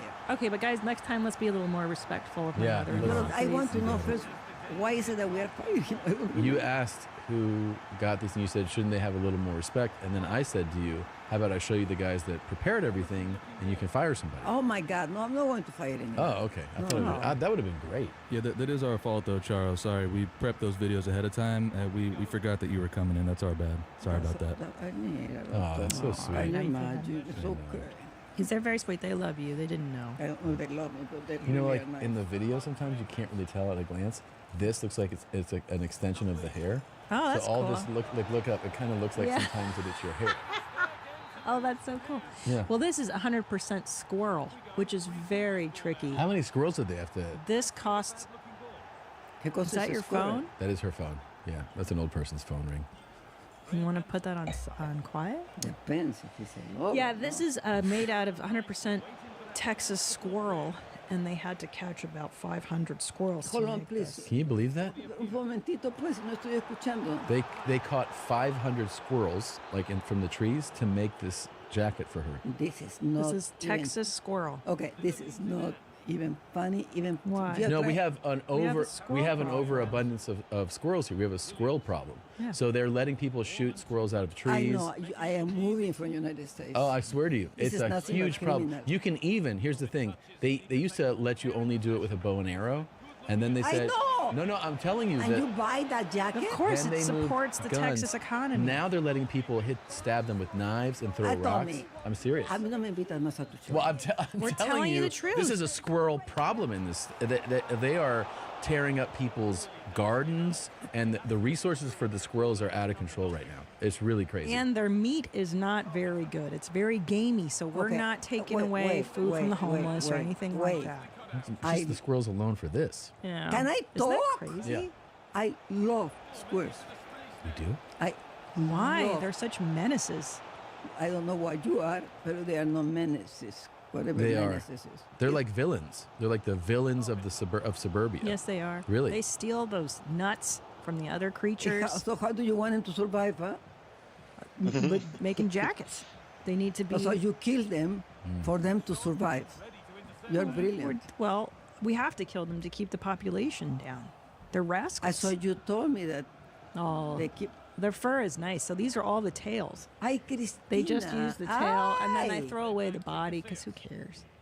What? You know what they kind of are, though? Are And you honest- trying to be funny? No, here's the thing, because though. this is not funny. These are the gypsies of the animal kingdom. True You story. know how when you see a gypsy, you're like, oh, he can sing, he can dance. And then you realize, where did my wallet go? Yeah. It's kind of like a squirrel. They taunt our dogs. They taunt your cats. I know they steal the food from the birds. Yep. I still love them. Look how many jackets you're like swinging by right now. I see. Made out of squirrel. Well, I'm saying, I'm scrolling this, I'm thinking of jackets and jackets and jackets that they're going to make. We got to get into this You business. have the worst mentality. Me? Tommy, you are becoming extremely materialistic. What? Why? Yeah. I He's don't already think so. thinking that we can sell, that we can Make jackets. make jackets. No, he's an environmentalist. Eso no That's es un different. environmental, he's a criminal. I He mean, wants to get rid of the. Ay, mira esa cara. No, hombre. look, here's one of those menacing little critters right now. Oh, me muero. Ay, me muero. That's the exact squirrel we have problems with. This particular breed. See, now you want a jacket. I can get you a jacket. No thanks. So you can bring me a square. Look, he's holding a gun. I Yeah, know. it's a Texan To tell you squirrel. a funny story. He's trying to fight us. Oye, have we talked about the cruise? Oh, Yeah, we did. So, We did? we did. yeah, we did this already. So, I just the only thing I have in my head again. They said, can we talk about Hawaii? I still remember. everybody remembers. You know what I think you would like? Oye, I am not alcoholic. No, but I do remember that every time I come to the show, Yeah. I look like an alcoholic because I No. watched 5 shows and look at wow. Look. Nobody says that. You guys Nobody are just says feeding me and feeding me to see this look coming. That's not honey. That's not honey? That's not honey. No, What's not honey? the opposite of serious. Is honey? Funny. Oh. Charo, may I ask you a personal question? It's respectful. It is. It's with all respect. Okay. You're a player of bridge. You loved playing bridge back in Florida. And when you came to Texas, I offered to find you a bridge opportunity to go play with other people and stuff. And then I sent you an opportunity today to go play at a bridge club, and you declined. Why did you decline?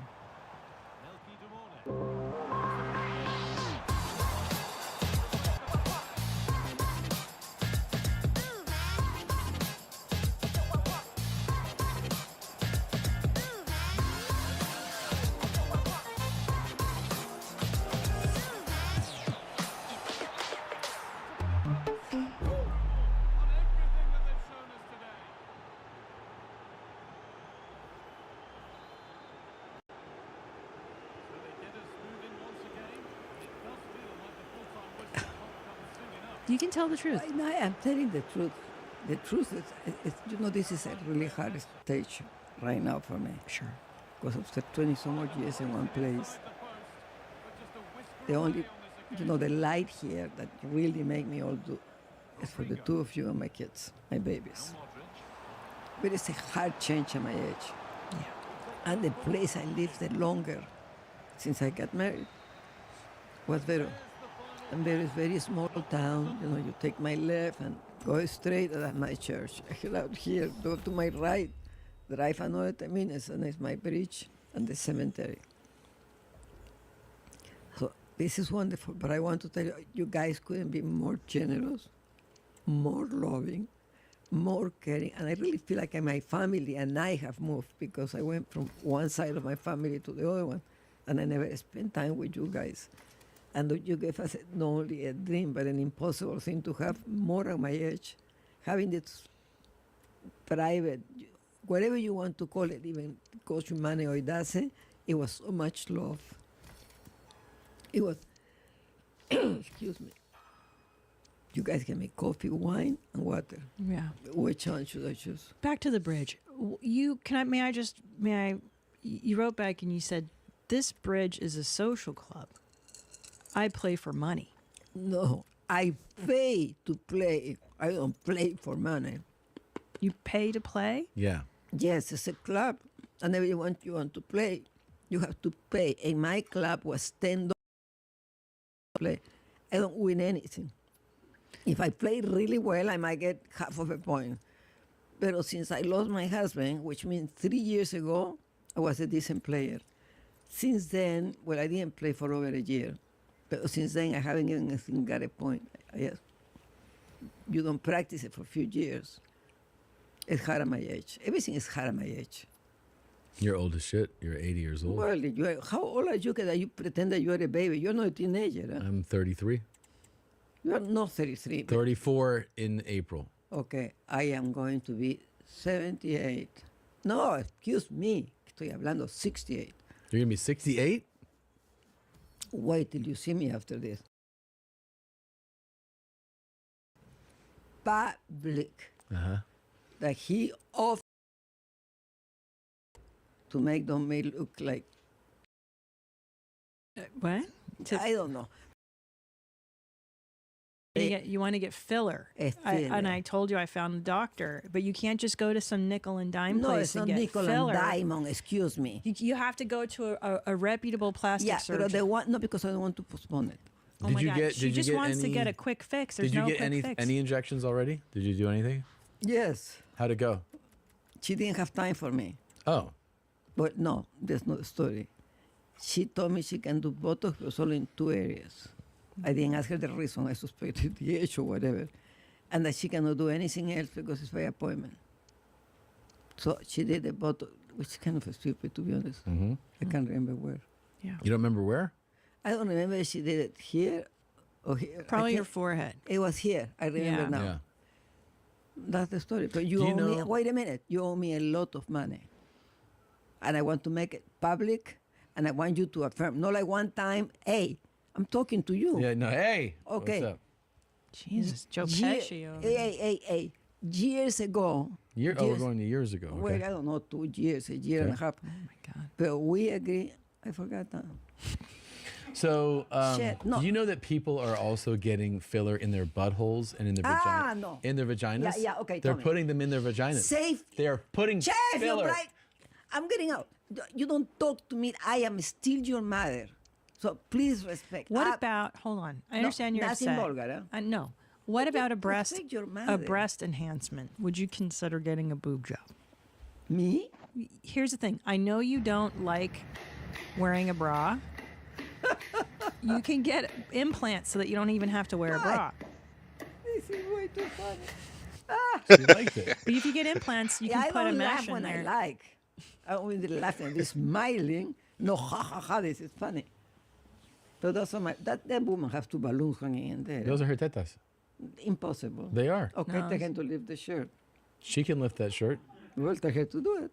I don't have her number. Because nobody have 2 tetas in the shape of a balloon and without the... Those are her tetas, Mom. Oh, okay. Senka, you're blind. Okay, that's it? No. She has size 40p jugs. Yep. And then she can make them clap by doing this. She's trying to promote her OnlyFans account and attract more fans. Yeah. You pay to watch her do it? Yeah. You pay for more access. You can see them without the shirt. I think we really are losing everything in this world. You think it's funny? No. Oh, we don't laugh. Here's something that I do think is something I think is funny. So everything you think is funny, as long as it's disgusting, it's filthy, it's insulting. So we encourage. This is her, Mom. So you can see that her chest is really her chest. Oh wow! Oh wow! Those are pea cups. That's enormous. Not a chest. Yeah, that's her. That's her chest. Oh wow! That's her still? Yeah. She's got them. Dude, they're so big. Well, she's got a bra on.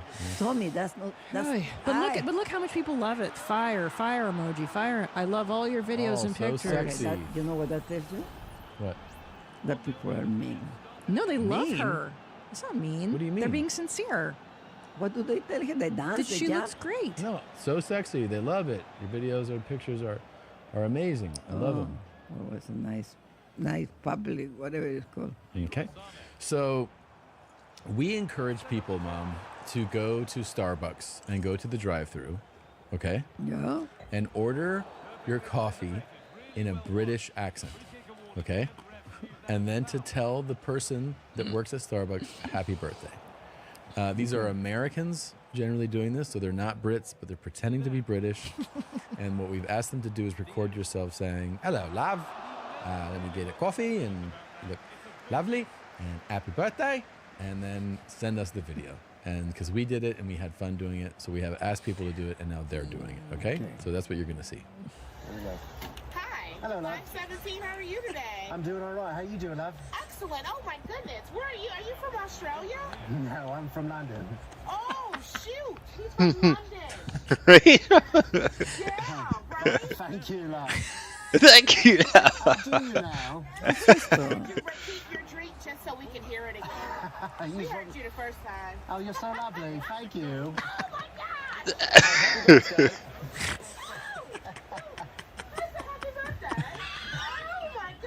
Tommy, ¿qué es esto? You're so sweet. Venti iced coffee. Best drink of the day, love. Por favor. That was awesome. That was amazing. Oh, you guys are really losing it. Dude, Tommy. but do you see, like, chicks dig a British accent, too? Oh, my God, do they ever? Dude, and he got a best drink of the day. Wait. I don't know if you're serious. I'm totally What do you serious. know? This Okay, is you a have joke. a really serious problem. I don't think we want to talk here because people can hear us. But What? no. Okay. Tommy, if you think, what was it that we just watched? I don't Okay, remember. I just got through explaining to you what you were going to see. I said I told people to go to Starbucks, speak in a British accent, and then tell the person working there happy birthday. Okay, do it again, Abel. I mean, we just watched the whole thing. You just watched it. Remember? I don't Can you remember. hear it? You don't Can you hear it in remember. your headphones? Okay. Can you hear the clip? I mean, I did it first.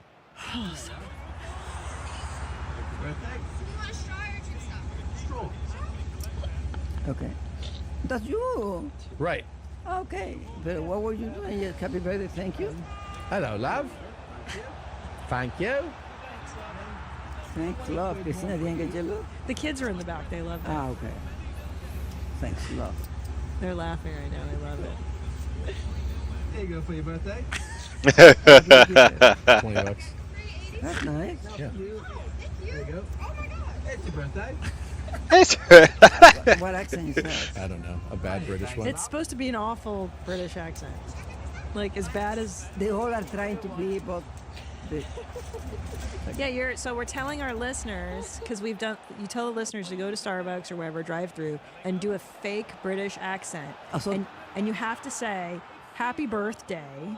And keep the accent. Keep the accent the whole time. Do a bad British accent. Okay, hold on. There was another question that had nothing to do with that. Okay. Now here's another one. Keep thinking. Yeah. Okay. I can hear you. What's you saying? Can I have a large iced coffee, please? I got it. Yes, happy birthday. That's all. Yes. Happy birthday. Okay. There you go. Thank you.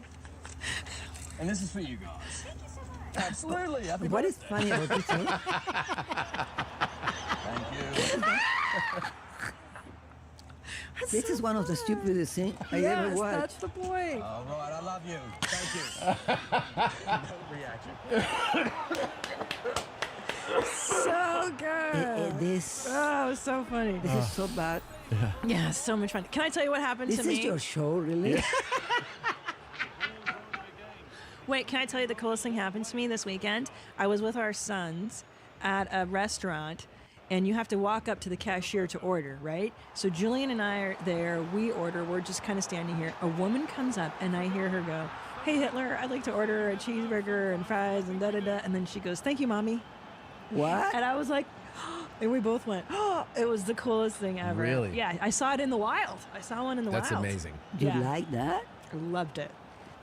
That I mean, your how son confused you with another woman? You think this is something to love? What? Looking to get stronger?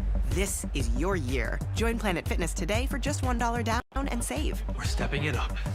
We're not slowing down. We're gonna feel this tomorrow. I'm doing it my way, on my time. We're just gonna keep showing up. Showing up. Showing up.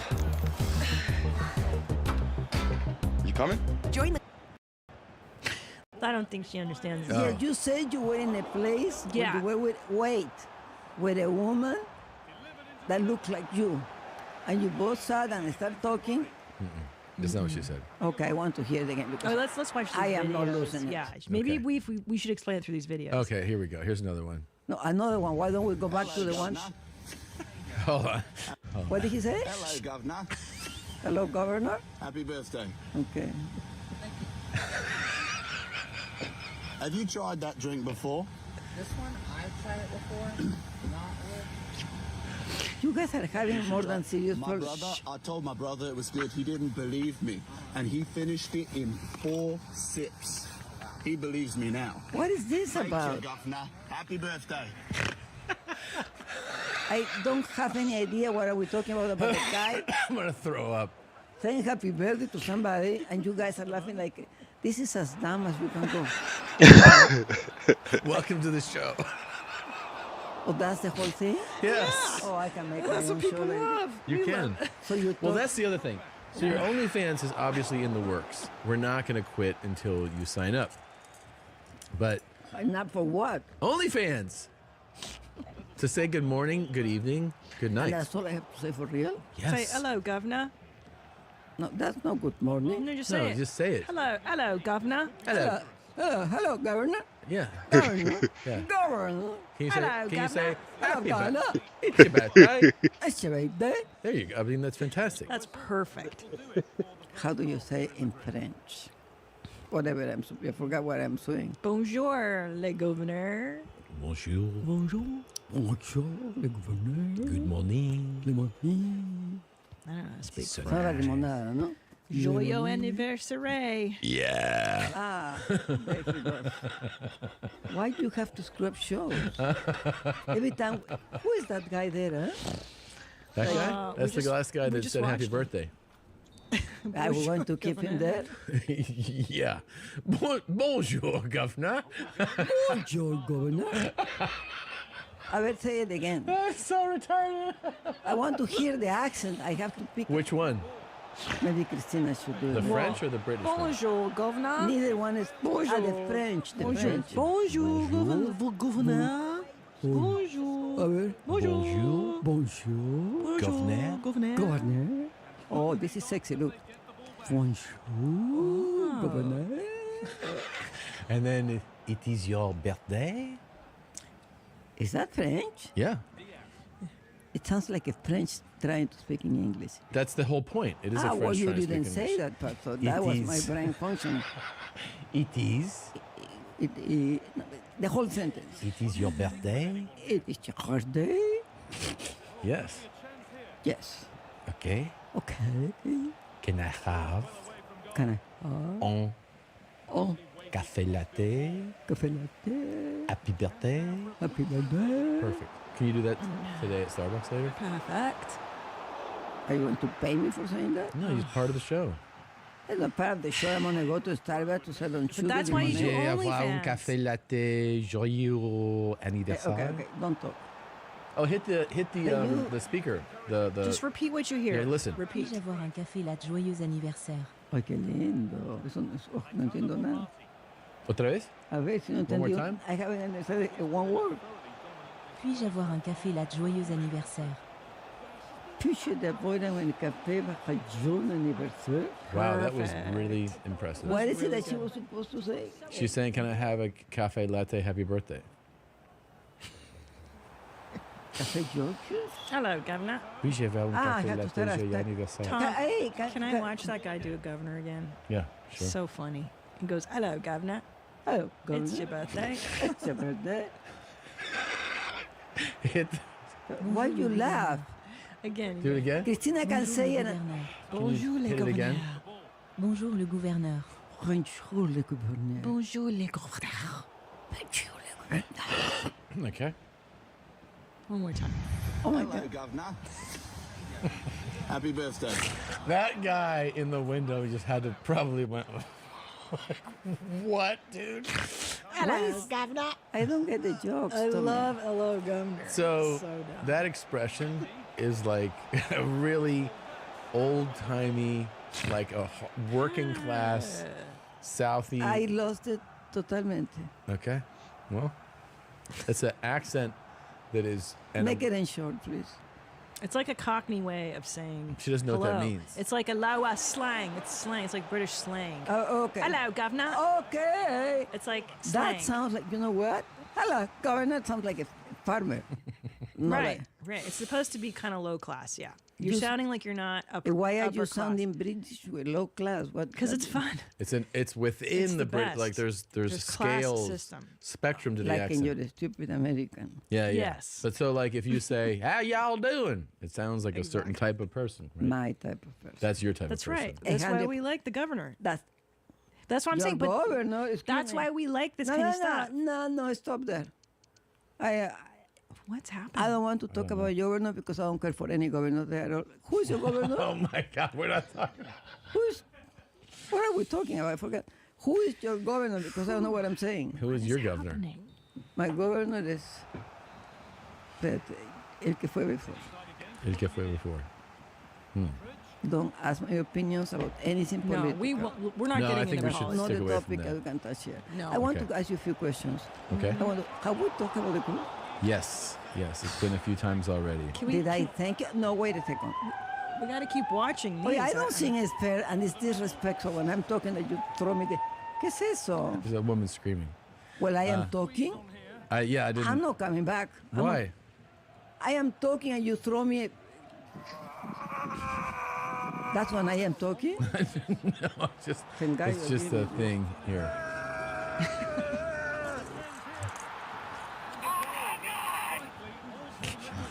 You know what? I have Okay. water. I have a tap. I will. So here's what we're gonna do. Oye, Tony, but I am talking. Oh, I didn't know you were talking. No, Go you ahead. keep disrespect Oh, I'm so sorry. super Can you please lame. tell me what you were saying? I don't remember. But Okay. I know I was talking. Okay. I know. okay. I said, I have water. And then you said, well, as we were talking about it, and you just throw me out. I'm still the mother. Totally. All of you wouldn't be here. It's true. I mean, you would be here, but no, I we're wouldn't. talking. I wouldn't have my sweet, wonderful husband. I wouldn't have my grandbabies if it weren't for you. Yeah. It's true. If it weren't for You you, wouldn't have your grandbabies and you would have your husband. my whole life, I have to thank you. It's a true story. Thank you, Governor. Thank you, Governor. Thank you, Governor. Happy birthday. Happy It's your birthday. It's your birthday. Happy birthday. Right? Aquí estamos hablando. Who is your governor? Happy birthday. Still el señor Cruz? No. He's never been the governor. He's a senator. Oh, who was Abbott is the governor. Senor Abbott. the same thing or no? The same thing. He's still the Yeah, governor. same thing. Yeah. Ah, So what happened with Arnold Schwarzenegger? he was Schwarzenegger? governor. It's been He a while. did a good job. He was governor in California. That's the question. yeah, but yeah.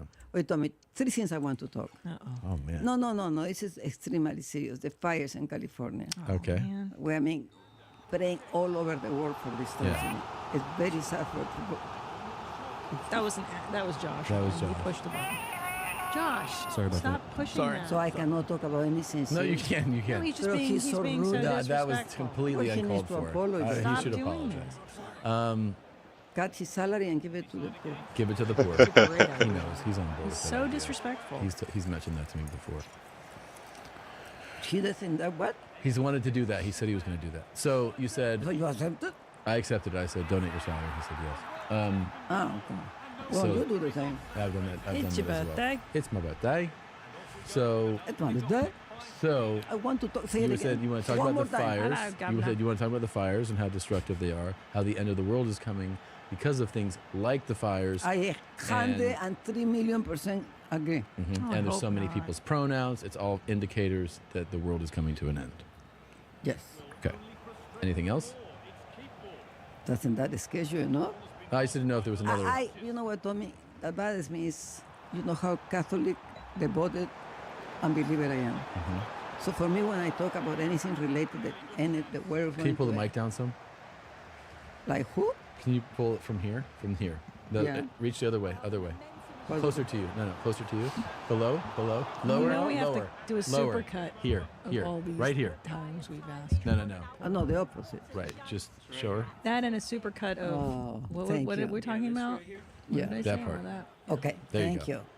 Thanks, I Chad. forgot. That's what we have to do supercuts. Okay. of. Pull it down. There you go. No, not up. So this is what I want to talk. No. Put it down because it covers your face. We don't want it to cover your face. We want it to be like this. That would be a wish. Okay. Oh, by the way, you want to pay me for the beautiful future face. Oh my God. Yeah, I really want to talk about something serious. Okay, so the end of the world. No, this is really serious. This is really serious. This is very serious. About the governor, who cares? Are you want a governor who cares? Who's who cares? Who cares? Who cares? I thought you guys Because have- of your Catholic devotion, you were saying. What was the question? May I ask you this, since you are a devout Catholic? Josh, please. Since I don't you know. have to. Let me tell you one thing, Yeah, Tommy. This is I know. extremely serious. I know. No, so you don't know what I'm going to say. How can you okay, say no? okay. If we talk about religion, Yeah. if you don't have extreme respect to my religion, I do. I do. With I all know. due. It really made me cry. I don't want to. No, I'm just asking. This you, means a lot to Is there me. anything in the Bible about the end of times? Is it similar to what's happening now? No. No. No. Okay. Well, then that's good. Then we're okay, right? And I know you think this is funny. I don't think it's But funny. I don't think anybody's taking serious. We start with the. ¿Cómo se llama lo que tenemos? The fires? No, not the vaccine. The vaccines? Pero the vaccine The was pandemic, COVID? because of COVID. COVID is an indicator. COVID was an indicator. The glaciers are melting. The glaciers are melting. I mean, just go in order. No, you're right, and you're The not temperature wrong. of the earth went up. How about that? I mean, Yes, you're the right. temperature in every place. But I think you think this is funny for No, real. Pizzagate, It bothers it's all me. there. I know. It's horrible. It bothers me. I think any sensitive person it bothers. I'm Why being is I serious. hear people laughing when I'm But saying? may I tell you something? That's why it's so important that we provide laughter, hold on, and Yes. joy for people. That's why Hello Governor is very important, and happy birthday. It's that when You a think wor- it's silly, a but it world means is a so lot. silly and serious, it's nice that there's some place and some people that go, you know what? It is all serious. It is all heavy. Everything is substantial, and the gravity of things are very weighty. So it's nice that there's Can I somebody. say a short, please? Ya pues, pero esto parece What? Sunday sermon. She's like, speed it up. Get your point. The point being, laughter Yeah. is important. Listen, it's important to make people laugh still, Okay. right? Because the world is getting darker. Okay, this part is not I'm funny, and I sorry. can't It's stand. not don't funny. know One why more they're time. doing that. One more time. I and just don't know The what's going on. disrespect, guys, come on. I'm really This sorry. is not funny. I don't know how. This is It's the last time I Seriously, say it. I for agree. You real. keep doing it, and you guys. For No, real. it's them. Knock it off. I'm sorry, it's buttons. Okay, you have zero respect in this place. Who runs this place? I thought I did. Well, but obviously clearly you they've don't. taken over. I don't know. I don't know what to do. And Christina Cam just hace guess to show how pretty she is, or what?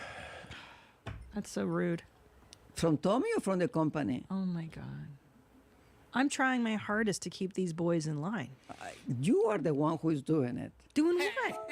The right thing. Again, guys. I mean, I don't know how else to yell at them. But what is this stupid thing anyway? I don't know. You know what? It is upsetting. This is so dumb. Tom, so we need dumb. to. Your mother's right. We should change how we do this show. I know. I don't. What want would this you? What anymore. should we do? We don't know. The problem is we're so depraved. I We don't know love what to the do. idea that you change the show. Well, what should we do? You tell Okay, me. number one, I will clean up the act of the parts and stupid things. Maintain your class. You two are brilliant people. So no farts. No, pues, Cristina, why is the point of the part to make people laugh? What is, guys? What the hell, guys? What happened? I don't know. So we clean up the act. You okay? I am perfectly fine, thank you. Oh my God. You all right? I'm just making sure I'm Obviously, checking. it looked like you were about to. Yeah. What? I thought you were gonna have a belch. I was gonna give you a moment, What is a belch? like a burp.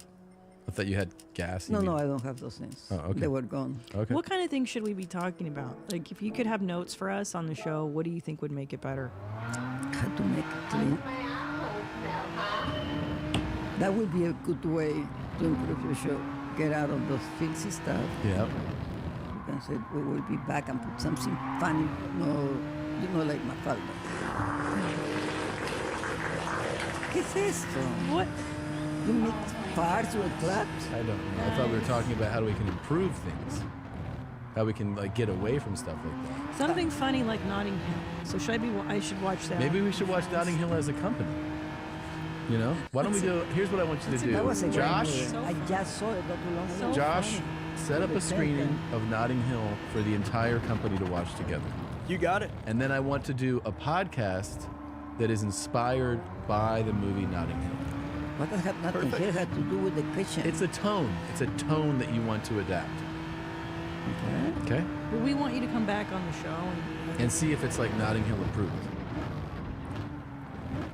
What does have? Wait a minute. What is Notting Hill? Because you thought it was funny. Remember, you were at my house. I love it. And you love it. And Yeah. so I want to make a show that you're proud of. So I want to watch with the staff Notting Hill and see what's funny in there, and then maybe we could put that in your mom's house and make it a better show. Yeah. One that you'd be proud of. I am always proud. No, when you talk so grotesque and disgusting and so. It's yucky. It's so low class. It is so low. But you guys are. What do you like to be in between? Yeah. Let me be the lowest or the highest? The highest. Don't give me The highest. No, if we it's not do. the highest, can you just be normal? To Yeah. accept something grotesque? You know what? Fine. This is coming. Yeah, what? Do you want a squirrel jacket? I can get one for you. Do you or Christina, don't but you? what is wrong with you? Why? Because you already asked me this around 25 times. But you don't want. You're telling me you, You don't know admire that, by my the way, jacket. on this, You know what? I don't care what you tell me. I think you told me a lot of things a about lot the of squirrels. things on the squirrel stuff. They can when kill I me. show you the squirrel issues in this state, I love them. But here's the thing: the fact that the state is paying people to shoot squirrels and stab them, like hit them Don't with tell me hatchets. that is true because that's not funny. It's true. So- and the homeless can hunt them and eat them. It's You a also, by the service. way, in this episode, This is not funny. Did you know that this Tommy, episode you have you don't waste your time with me. You have cut me off so many times and told me to wrap it up quicker, get to the point. You know that you've done that multiple times? Okay. Yes. Very disrespectful, and I think Tom. they- Can I tell you something? I think it hurts Tom's feelings. Because what is it that I did? It hurts Tom's feelings when you don't listen to his full thought and you cut him off. But if you're going to make it 35 minutes every time what he thinks. Oh my God! Is that that's what you are not saying? fair. Number one, when was I rude? You cut him off. You know what? Did I tell them having my own show? Did you know that? You have what? I'm gonna have my own show. Your own What is podcast. it going to be like? That thing. What is it going to be like? Nice things? Pleasant things? The name of the show? What's it called? Nice things? No, she's saying, what will your podcast be like? What it's yours, so you can do whatever you want. I know. I'm thinking of making it. It's amazing, but no, because you do something like that. What would it be about? Well, that's the thing. I mean, what's compelling to you? What's interesting? No farts. Well, then. No farts. that's like- If I am not going to have followers, because I'm not disgusting, doesn't make any sense that I have to show it. If I can make it clean funny, I'll be there. So if you have likers or this, Like tell Bill them, Cosby, he was clean funny. Yeah. This is not No, like Bill Cosby. Cosby's comedy was very clean funny. Yeah, and then That's true. 10 in jail. You want me to do it like that? Well, that's not Well, my they fault. won't take me to jail. That's not my fault. Oh, I'm number just- one, I think I'm old, so I'm not as stupid as I was when I was 20. That's true. You think I'm going to do something? Say, yeah. I don't. So I just want the world to know you're not my son. You're actually adopted. Because I would never raise my kids to go on And you TV, don't. to do all disgusting things, and You I don't. think it's funny. You don't, and I know you don't because Yeah, I check know. it out, you know what I'm saying? It's a fear, you know what I'm saying? Who is this? What the fuck, you guys? But why you keep changing this in between? Shut up, shut up, shut up. Do you know what I'm saying? You know what I'm saying? Yeah, you know what I'm saying? What is this? Do we have any TikToks with each other? I want to start talking in TikTok. You are? You should. How do I do it? You Oh, you would have a need huge lane. TikTok following. You would have a huge. Oh, here we go. Oh, shit. I found this account that only shows people falling from heights. And I don't show it to me. Why? Because I don't think it's funny to be dumb.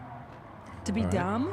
And you go No, too high and decide to jump But in no, this- it's an accident. This is to help There's people. an accident Wait a waiting minute. to happen and people enjoying it and paying No, to watch it. This is educating the public on what not to do to keep them safe. All right, here we Why go, then Charo. start like that? This is positive. Okay. Yerim seni kız.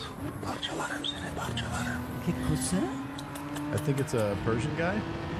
I don't have a clue what it's Maybe He's Turkish. giving like, or no, yeah, it could be like Turkish. I tell you what it is. Okay. What? Ah, Yerim seni kız. yeah. Parçalarım seni, parçalarım. Or is that Arabic? What's he saying? I don't Question? You are you answering him? You This might be a understand? good segment for your new show. Yes. Oh, I have an idea. What if it's a love connection show? I could do that. I would have my follower for connection. Okay. How do we call it? Because there's 50,000 gold calling. ¿Cómo era? Love connection. It's like Wait, it's how like many of these did they have? I don't know. it's last chapter love connection or This is it? The final connection? Where is your friend? The final connection. Because you're killing us? No, because you guys are about to die because you're old. That's dumb.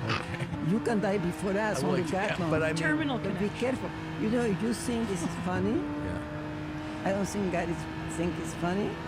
Well, I'm not laughing. Hey, I'm gonna probably die Oh, before you you. start like that, laughing. We almost hit this when you were laughing. Okay.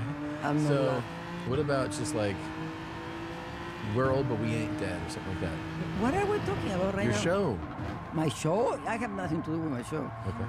Hello, Stick Nation. I'm calling from Uppsala in Sweden, and I want to show this amazing stick that I found. Look at Wow, it. that It's stick is super incredible. sick, yeah. Big chrome here. That's You want me to do stuff like that? Maybe like you could do a thing about sticks that you find in the yard? And then I find you to do it for me. No, this would be your. I'm not going to have a show about dumb things. You know, one time people were like, "There's." This is so dumb. People that asked to see more cactus material. Remember when we were doing the Yes. cactus stuff or sticks? You could do a whole thing on sticks. This is so dumb. Wait, can I tell you something? I think you guys, you were going up in the race and don't know what else to do. Thinking and going better, you're starting like this. You're not. Hold on. My rage has been overflowing lately, so I filmed my rage ritual this morning so you can see what healthy rage can be, catharsis. I like it. Yeah, Is this she's how you letting out spend- her. Is this how you spend your mornings? But she's My making morning. money. Not to make my money, but I will do it. Is this how you feel I know doing some our people show? do this. No, I don't want you talking about me doing this for a show. You don't have to do this for the show. I'm saying that. No.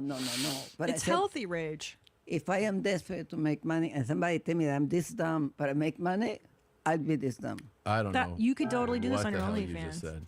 But So my show is going to be You on- hitting this pillow, getting out your rage, maybe against Tom and me for putting you through this show, and Josh Zolo and any. here's the other thing you have So to. you are doing a commercial for yourself right now. What?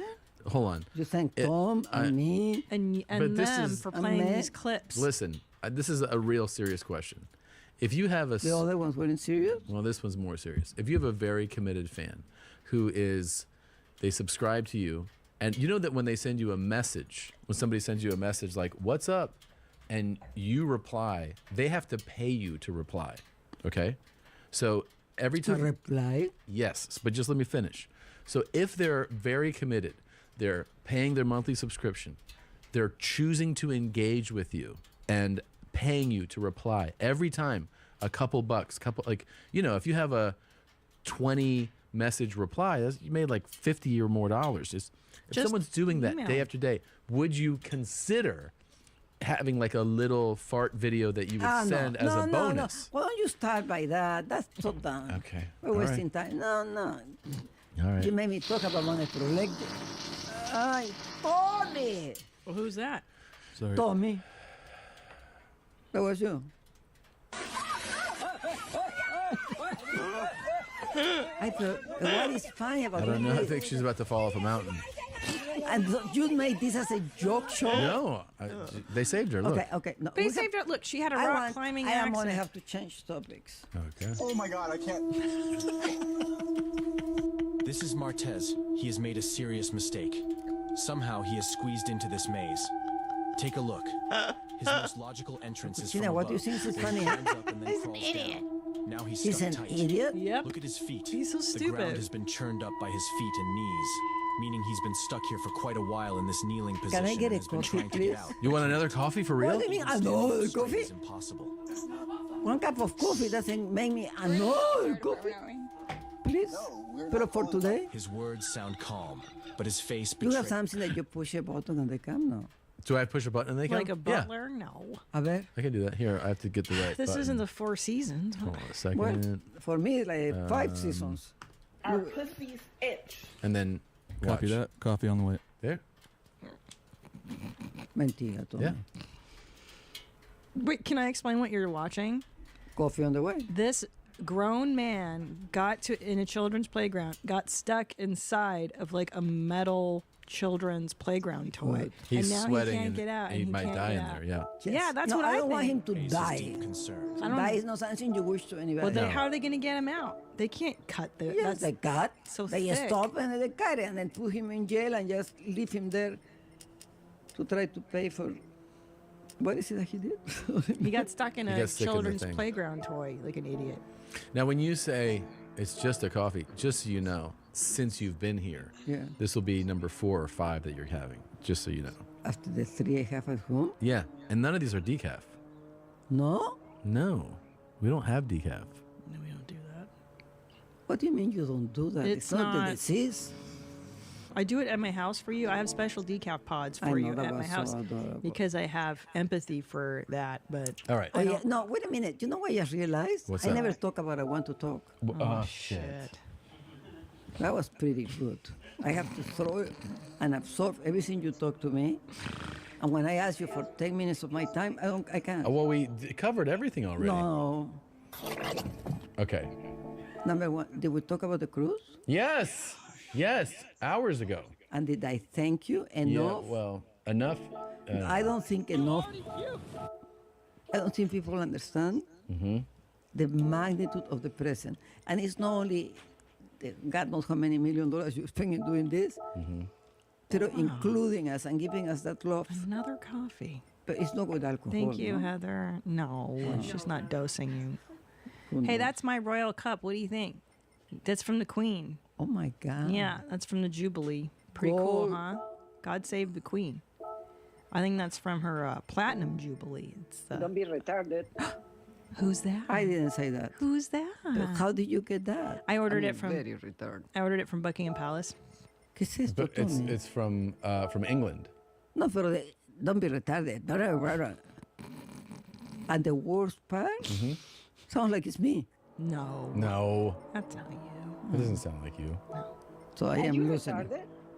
And now wait a minute. I might be retarded, but I'm not stupid. Okay. So yes, it's me. Ghost face killers is a poet from the streets. That's how I like my MCs. I have no both pain steers is accomplished from my foot. God save the Queen. Yeah. Pero dirt is fat and racist. ¿Qué cosa es eso, Cristina? Hello, Governor. Hello, Governor. ¿Por qué suena como si fuera mi voz? Oh, no. What's up there, Chomo? That's my voice, Tommy. No. You don't like it? Tata there, retard. Tata there, retard. Is that my voice? I don't know. Maybe it's like somebody who sounds like it. Well, I then don't they know. have to pay me. I don't know. How will I be retarded? Can I be retarded? I don't know. You can. Who's that guy upstairs with some concern? That's the guy we were just talking about in the playground. What happened? He's stuck in the playground, remember? He's stuck in the playground, remember? You wanted him to die a minute ago. You were happy that he I was dying. don't want him to die. Oh. I don't wish that to anybody. Make it clear. Okay. Sorry, I misunderstood. Yeah, I'm sorry. yeah. I'm No. sorry, I misunderstood. Okay. Forgive me, All right, hold on. please. No. Okay. Amy, you really need to take a shed. I know you're black and you guys do your own thing, but you still have to shed. ¿Qué cosa? Well, if there's any right there. I don't know. Amy, you need to shed. Thank you. I will. Thanks for the reminder, Charo. I appreciate you. Why did you What say in that? the world? Why would I talk about stuff like that? I don't. You say that. You've said that to me pretty much every time you've come in here. Who is this? That's Annie. It's any me.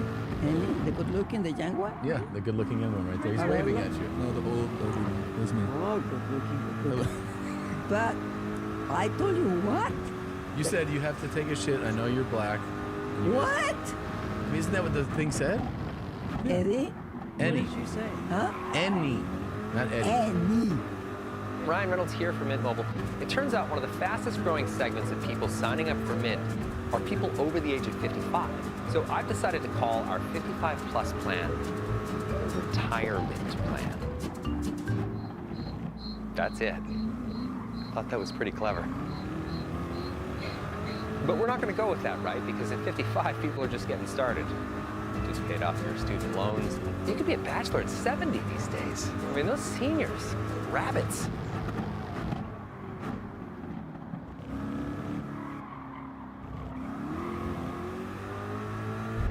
Did you always want to be in this line of work? Always wanted to be famous. This could be the defining role of your career. It's time to pay for your sins.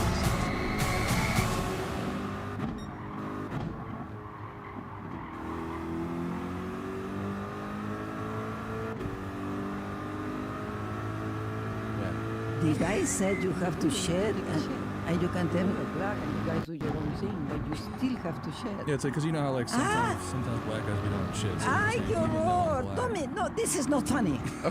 I'm not taking this as funny. Okay. Why is it? Okay. No You one's guys laughing. are rude. I can't believe you make my work to become disgusting. Okay. No way. Okay, okay. Did you guys do that on AI? No, but guess what? What? Guess what? What? I'm taking you to buy me something. This is Charo, the real mom at your mom's house. Kick back, hold your nuts, and listen to this real ass new shit. That's not me, Tommy. No. I mean, That's AI. I think like this is AI. what they did. They put this together with artificial intelligence, and they're framing you. They're trying to make you say bad things. That really pisses me off. Yeah. Me too. And you guys... We're going to get to the bottom of this. No, the bottom is you don't get a bit. What are you talking about? After this, we're going to scold them. It's dangerous. Okay, I want to talk about three things. Protect your neck, brother. No, this is serious. Okay. I know I will talk about the cruise. No, did I thank you enough? No, yes. Yes. It made me cry. I have never, in my wildest dreams, ever imagined a trip like this. I'm so glad that we were all able to do it. I was talking, from picking us up to taking the most amazing any human being, millionaire or billionaire could have. And I want to talk about the movie here. Yeah. The two of you have gone above and beyond, not only in inviting us, you bought a house that you lended, use us, and it's beautiful, and you are fixing everything. By the way, I need a washer and dryer and a dry cleaner. You know the washer and dryer doesn't work. I have to say it because it's... I don't know. I think I forgot about the garbage. That's my fault. I'm going to go pee. No, wait, that's too... I really have to urinate. A fucking jewel. I was thanking you, Tommy. No, I know. I appreciate what you're saying. Well, pass it then, and let me thank you. Okay. I'm not talking. I can't hear anything. Okay, I hear your gratitude, and it's a pleasure. And obviously, it's a pleasure. I haven't finished. You did a pretty good job. No, Tommy, so, you're not going to interrupt me when I'm thanking you. I will think what we'll do is we should probably get focused on a washer and dryer. Does that work for you? Thank you, Tommy. Sure.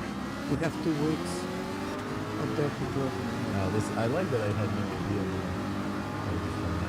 I don't have washer and dryer. I don't have a dishwasher. Okay. The house had a dishwasher. It doesn't work? No, they didn't put a dishwasher. They took it out. Oh, they took it out. So I want to thank the audience for thanking my husband and his wonderful wife for donating us a washer and dryer and a dishwasher. However, I want to make sure that I never even talk about the fact about this house. Tommy and Christina were not knowing what they were getting, but they thought they were going to be excited to have us here. And they couldn't do any more than what they did. So we embarked in this trip with Jen. We took an RV with the dogs, and then from there he took us in a cruise that you said I already talked about. Yeah, we definitely talked about it. So did I thank you enough? Yes. Did I tell any human being who has a dream in life to do this? Yeah. No, we're about to wrap, so just stay here a second. Okay, I did that. Then I want to talk about the house. I know the house is Tommy's house and Christina's house. But of course, it's true. You don't need to say it like that. I was telling them, don't remember. I'm so okay that is my house. I didn't say that. No, you said it's true. It is true. We do all make money sometimes.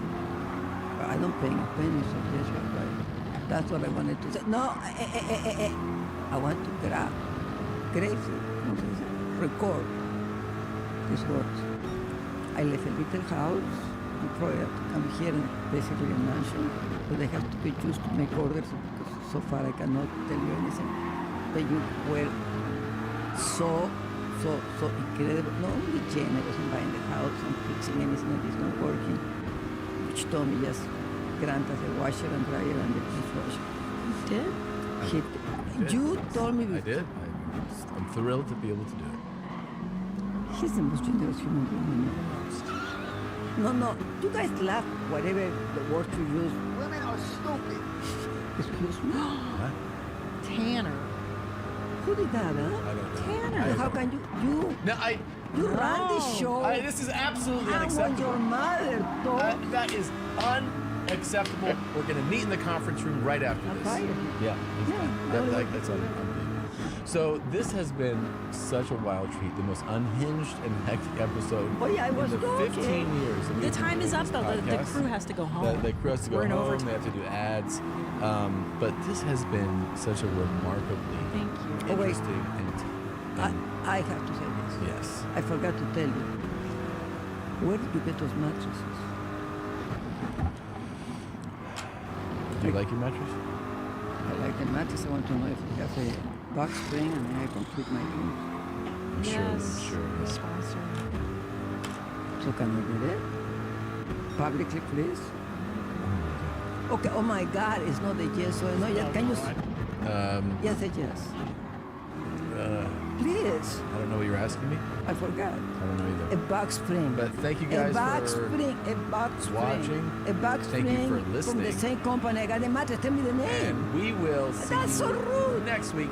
This has been the most fun episode. We thank Charles for coming in. We thank all of you for, of course, sending in the hello, Governor, happy birthday videos, and of course for encouraging the OnlyFans, which will be hitting the World Wide Web quite soon. I want to thank, of course, my lovely co-host Christine for always being here with me. Thank you, Tim. Our soon very reduced staff for all their misbehavior. They're all getting fired. There's people getting fired after this. For what? And of course, Tell me, wait a minute. the great Charlo for joining us. And our closing song is going to play right now. We love you guys. We'll see you soon. You're firing people for real? Yeah. Because you were so unhappy. Why am I unhappy? What Because did you I have hate them. Hey. Yeah. Why you You're guys? not hearing? Yeah, music. It's a closing song. Hobbiton. It is part of the show. It's the song that closes the show. The sunshine or favorite sin, but for the sweet scent that hits my face, a private perfume in my own little space. Oh, I love smelling my farts. It's an art from the I'm sorry, I can't hear you. I'm listening. makes me feel so fun. I let one loose while tying my shoe. In the elevator, there's no one else to help. Silent but deadly, he follows me, a quiet ghost of my gassy glee. Oh, I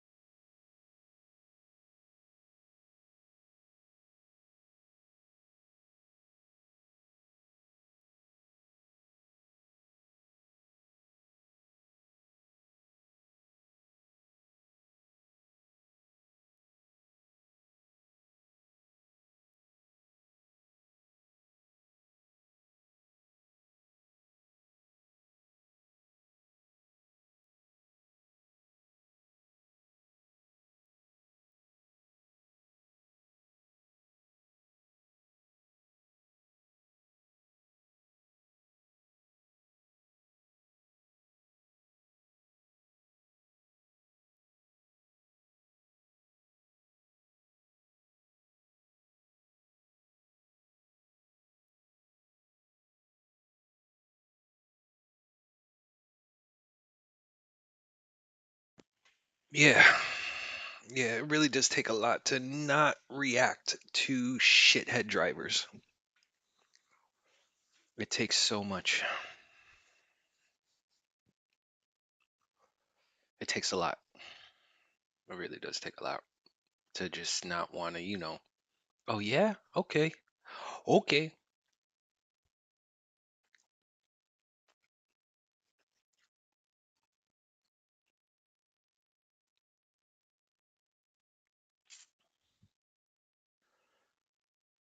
Hmm.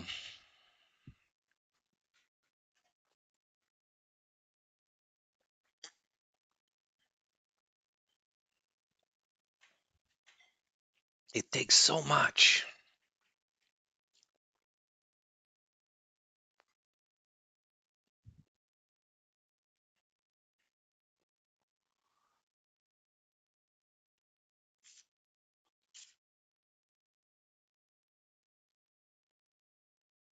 Hmm.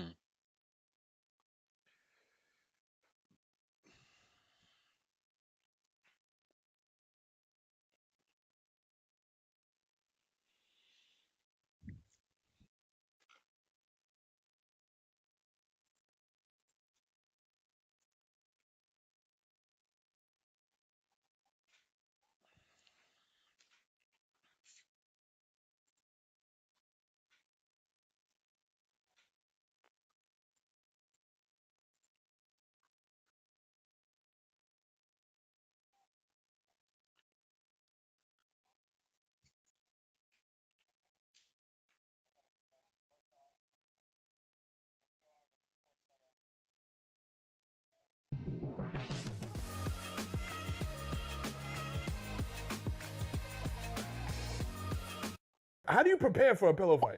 Like, you know when you watch a boxing match, like they go into the locker rooms and they're like listening to music or like hitting the heavy bag or shadow boxing. What the f are you doing backstage before the pillow fight, bro? Like taking a nap?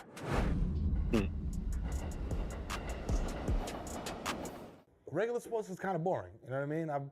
You know, the over-under on touchdowns, it's whatever, bro. But the over-under on how many times you get hit in the face with a pillow, that is very interesting.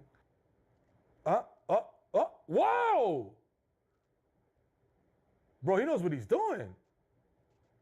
Yo, you know what? This guy's been to prison.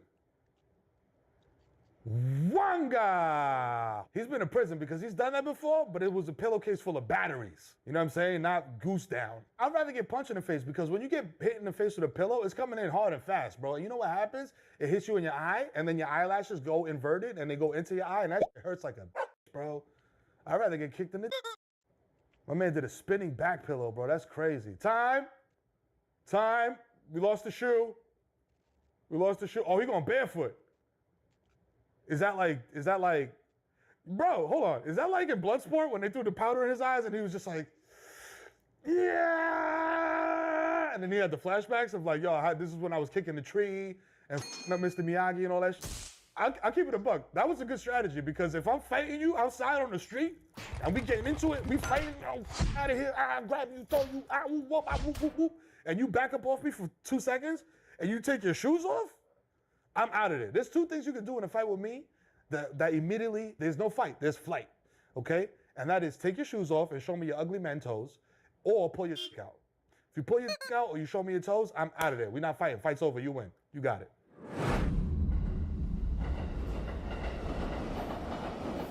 Ladies and gentlemen, watching around the world, welcome to the Pillow Fight Championship. Shout out to every guy who has that voice, because now you got a career. We have a heavyweight bout between 2 motherfuckers with soft pillows. In this corner, we have Goose Down. Yo, if you got that Bruce Buffer energy, you can make a career out of this shit, bro. Look at this guy. He's looking like a pit boss at the fucking Mohegan Sun in Connecticut. You feel me? But he's out there getting to the coins. You understand? Because of his vocal inflection. So listen, if you feel like you ain't got no motherfucking talent, just go around and announce shit. Trust me, it'll work. Free fight. Both of these fighters coming out and ready to go. I do another show that talks a lot about sports. Shout out to Carmelo Anthony, my guy. The guys that are featured on that show, they always talk about sports in a different way. You know what I mean? They talk about sports as like competition. This off rip, this is a pitch deck. They're like, here's the numbers, guys. Like, yo, we promise you this is gonna work. What does it feel like when you get hit by one of these? You want to see? Oh, she got handles on her shit, bro. Locked him. Oh, he locked the pillow. And now he's coming at him. And now, and we have security in the ring. Oh, bro, if you get staticky over a pillow fight, what the fuck? Yo, hold on. What do they give him before the fight? How do you prepare for a pillow fight? You know what I'm saying? Like, you know when you watch a boxing match, like they go into the locker rooms and they're like listening to music or like hitting a heavy bag or shit or shadow boxing. What the fuck are you doing backstage before the pillow fight, bro? Like taking a nap? Like fluffing your pillow and shit, bro? Like making sure your straps is correct? Like, what? What you trying to do? I ain't got no plans, man, I'm riding with you. And I'm down for whatever, we can hang all night. Is it alright if we have a pillow fight? That guy that just did the PFC rap, bro, I want to know who you are because I want to learn your ways, okay? You turned being a basic-ass dad in a basic-ass Ohio home into a multi-million-dollar empire by rapping badly with your children. How did you do that? Because my kids can't rap either. You know what I'm saying? So if we could make $1 million trillion and have toys at Target by rapping badly, please tell me how you did it, bro. Because I need to do it. Okay? I need my head on an Imaginext figure in Target, bro. I need to be in a blind bag. You understand? That kid's 5 over at GameStop. That's my goal in life. Is getting a Fortnite skin and being in a blind bag, bro. It's not about generational wealth. It's not about winning awards. It's not about none of that. It's about impressing my fucking kids, bro. That's it. I just want to be cool to my kids, dog. You know what I'm saying? But if they tell me when they're doing drugs, when they're having unprotected sex. Steve and his brother Paul started all this last year with the goal of making a combat sport that's more family and more aggressive. Yo, Hunter, bro, if you catch a goose down pillow in the face with an exit velocity of 98 miles per hour, bro, them glasses are cooked, bro. Your mama's gonna be at Pro Vision standing on line for mad long. Nigga, trying to get you new glasses, bro. Get the fucking rec specs, B. Unless you got mad good head movement. You know what I'm saying? This is dangerous, bro. Now I'm a little worried about PS, all right? And there's mad kids barefooted in there, man. You can get foot and mouth disease. They're even getting MMA fighters to join. Oh, they getting MMA fight? Oh, this shit is about to get ugly. They getting MMA fighters to join. Oh my God. And I hope this guy on screen right now with the caption is not the MMA fighter that they got. Because that don't mean shit no more, y'all. Let's be real. Saying I'm an MMA fighter, that don't mean nothing. That means you work for fucking Merrill Lynch, nigga, and you go to a fucking gym twice a week, okay? And you fight Jordan, who works at the fucking office next to you, okay? That's not real MMA, dog. Come on. Yo, put it back to the last slide.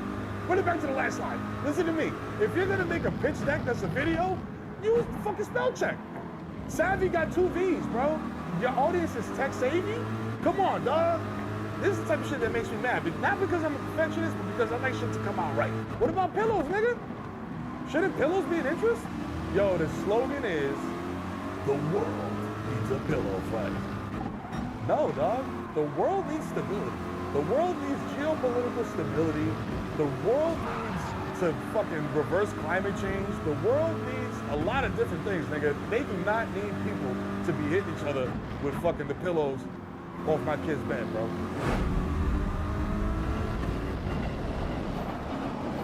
We've done this. We've visited this topic. Not this topic, but this idea that Russia is crazy. They do type of stuff in Russia that they don't do anywhere else in the world. They be fucking bears. They eat borscht. I don't even know how to spell that.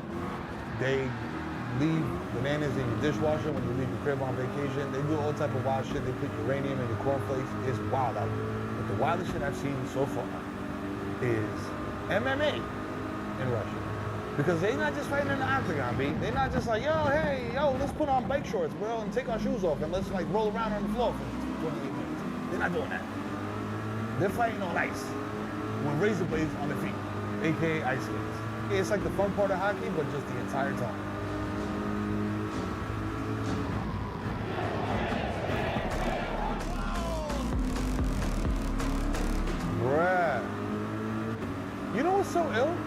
ice skating. Like ice skating, bro, period. It's hard for me to just ice skate normal. Like when I be going to ice skating ring with my kids and shit, I gotta use a little polar bear thing that you hold that has a handle. And I look crazy, because I'm a grown ass man. But I be telling people, like, listen, I'm from the Bronx, bro. We don't got ice skating rings. We just wait for the concourse to get frozen over and we just be like, yo, slide down the concourse. Oh. You know what's crazy? You don't even gotta hit a motherfucker that hard because you on ice. So you can just kind of be like, tap them, and then the ice is gonna do the rest of the work. So you don't really gotta have hands, really. You just gotta have a good shove game if you're in MMA ice fights. I'd be the champion ice fighter just mushing from far away. Like, get the f out of here, man. Yo, I don't know when they dodging and weaving, bro. Like, you on skates. Like, what the fuck are you gonna dodge? Just stay in there and throw hands. The referee's like, yo, he's dead. Feed him to the bear. Yo, we gotta do some live shit from Russia, bro, because I gotta see some of this shit. I've never been to medieval times, okay? And I feel like medieval times is like Russia light, like America version of Russia. I wanna see the real shit. This may look like your favorite childhood crispy treat, but with 12 grams protein and only 1 gram of sugar, it's actually your new favorite protein bar. Magic Spoon Treats. Find us at magicspoon.com or at a store near you.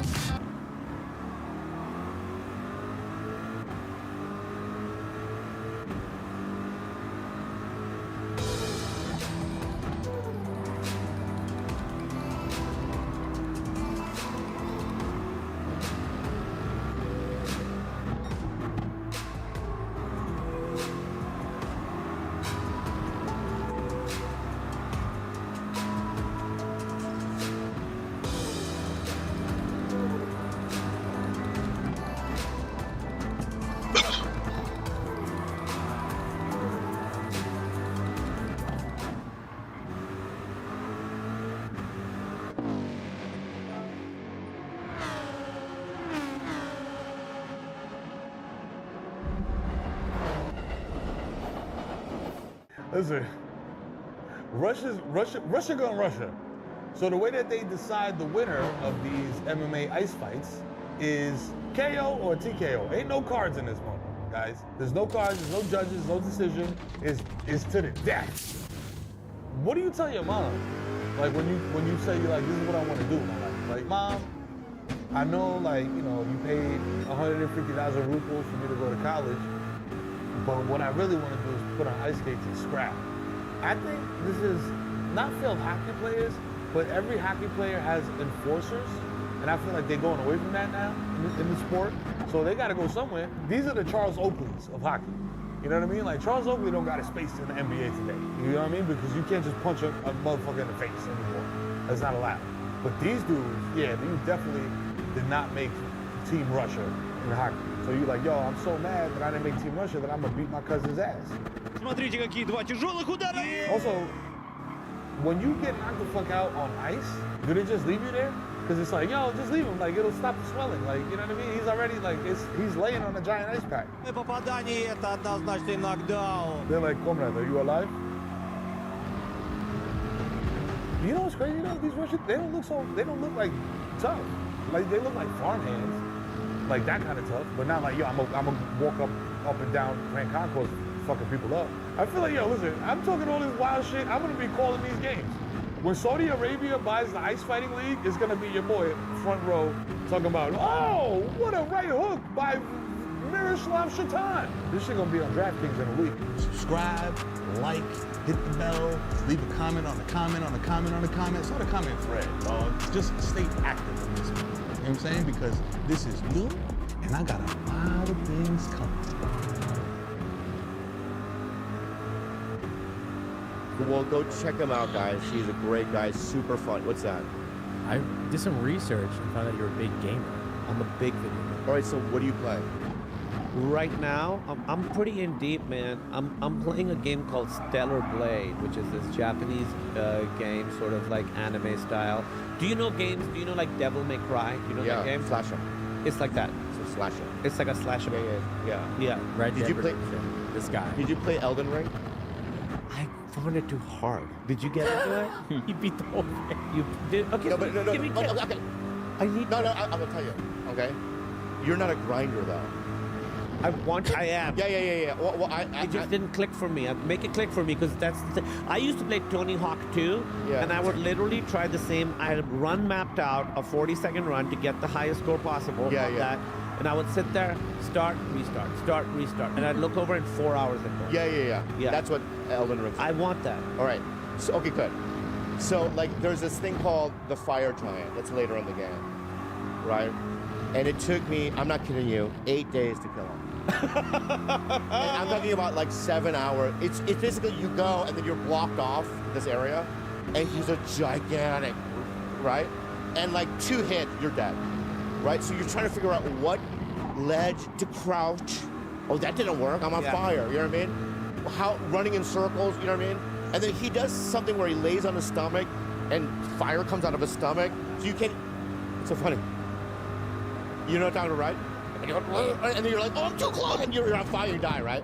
And it took me 8 days, but when you do kill him, that feeling, you go, and you're out by yourself, right? Naked, by yourself, you know what I mean? It's fucking 3 in the morning, and you go, wait, are you still at the Hyatt at the orgy? No. So, but I'm now more leaning toward cozy games like Stardew Valley. Yeah, my wife plays Stardew Valley a lot. She loves It's a masterpiece. Emily and I are also playing a Paper Mario game together, called Thousand Year Door. Before this, I played Alan Wake 2, which I thought was fantastic. Okay. What console do you play it on? I play mostly PS5, but I have a Switch and an Xbox too. You do, yeah. Yeah. I have both too. Yeah. You should, Alan Wake 2 is really good. Okay. I'm excited about this new Star Wars game that just came out. I heard it's not good. It looks so good. Yeah, it looks good though. It's open world, I heard. It's open world. Yeah. Did you play Skyrim at all? That's maybe my favorite game of all time. Me too. Skyrim might be my number one. The DLCs are great. Right? Yeah, Dragonborn. Dragonborn was good. The werewolf one? The werewolf, I don't think one was a DLC. Wasn't it? No, it's the companions, right? And you go to Whiterun. I've done all the... Yeah, and then you have the option to become a werewolf. But I couldn't really kill a lot with the werewolf. It's sort of like they added it to be cool, but it doesn't quite... Right. And then you could also turn into a vampire. Yeah. DLC, right? Yeah. That's then you're like flapping around. It's not my thing. It doesn't quite work. Yeah. What? But I became though. What I love about what's so funny? No, keep going. Yeah. But my favorite part of the Skyrim is the DLC is Heart Home or something like that. It's where you can buy property. You can buy property and then you build your own house. That's all he does in Fallout. Build houses. Yeah. I love building houses and stuff. Right? Yeah, okay. But it's like, and then your kids would live there. Yeah. Right, and then your wife and stuff. Yeah. And then I remember we all play fantasy games for different reasons. Living out different kinds of fantasy. I know, but I would go collect like wooden swords. Yeah. Or dolls. You go up at the store with new material. Yeah.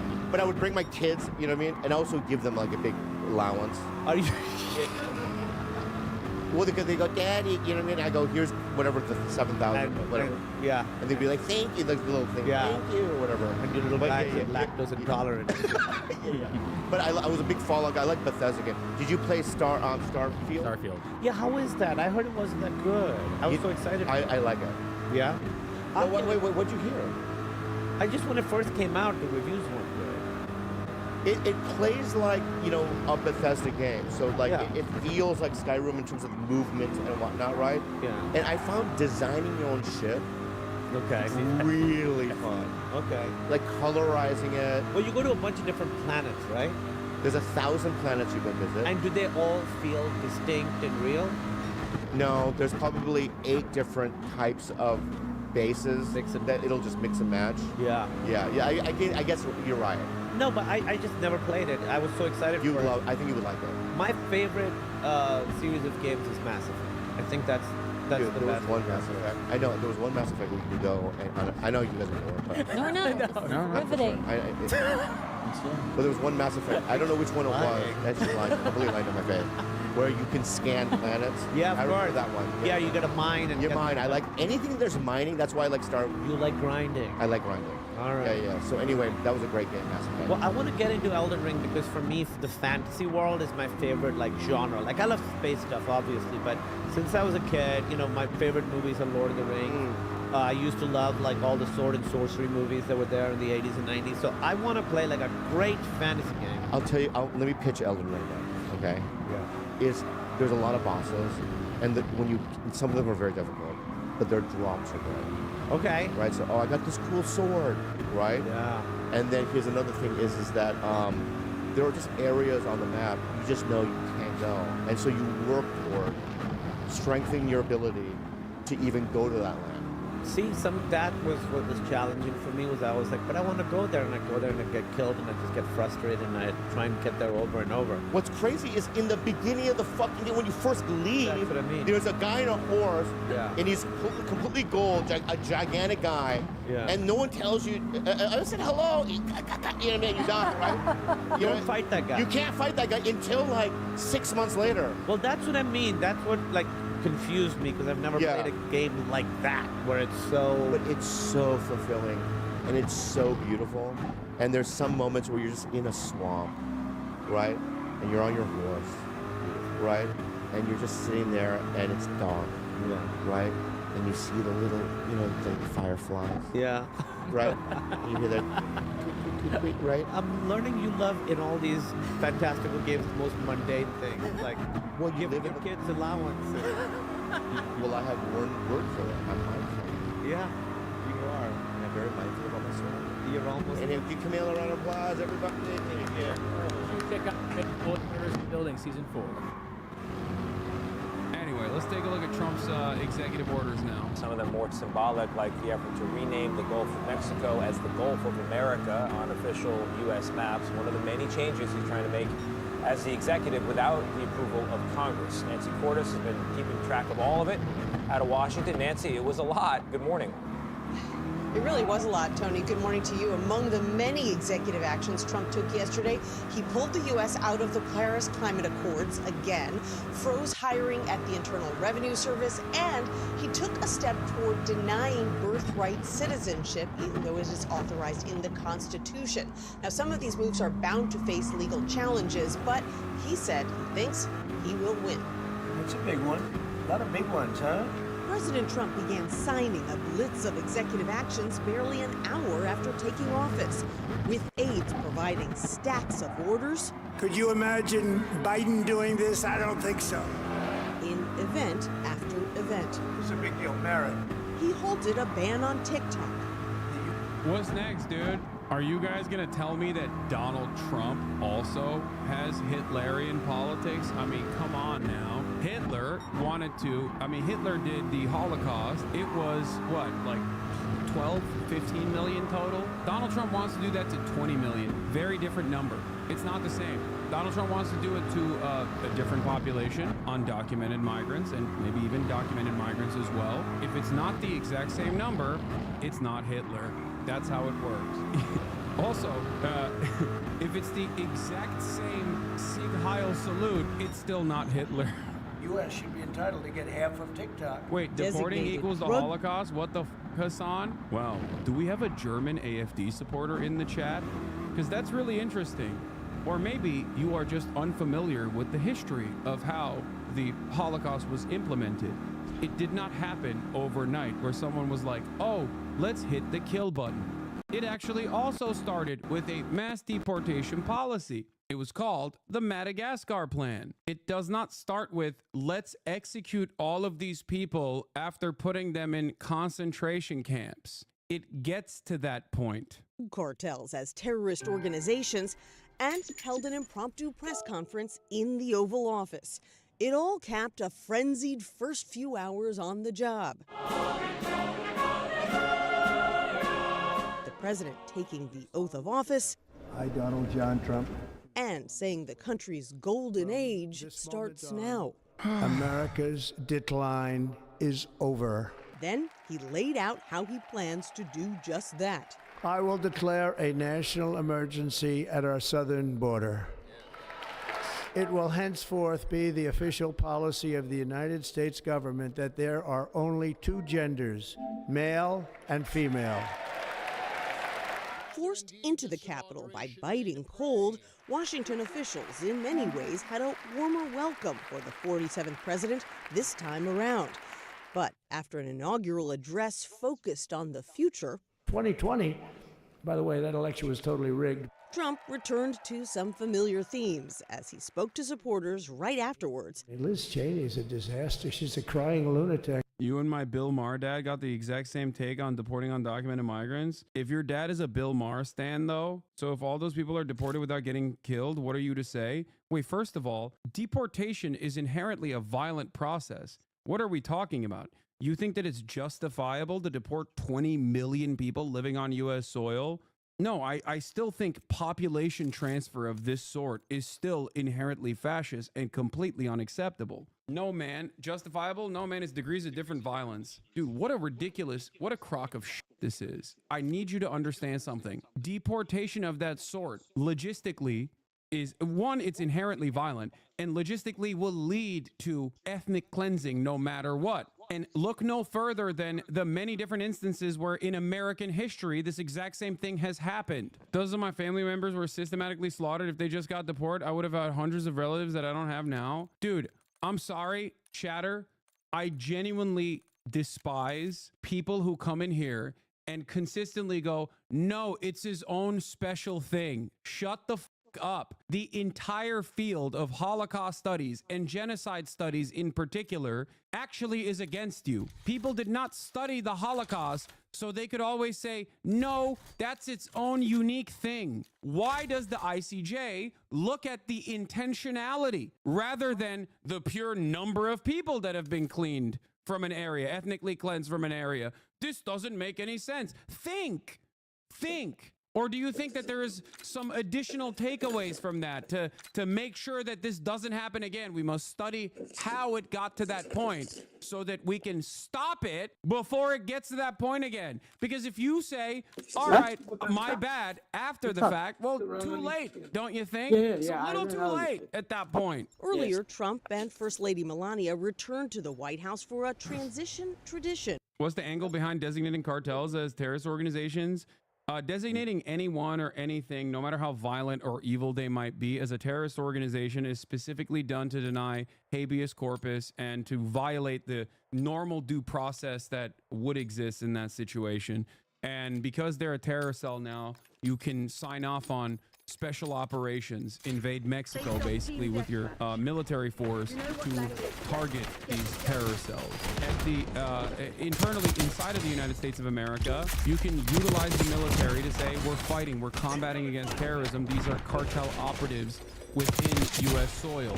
They don't actually have to be cartel operatives, but you can now use that as a justification. You can also violate Mexico's sovereignty by saying, well, you can't deal with your cartels, so we're going to have to deal with it, and then conduct both raids internally and also conduct military operations on foreign soil.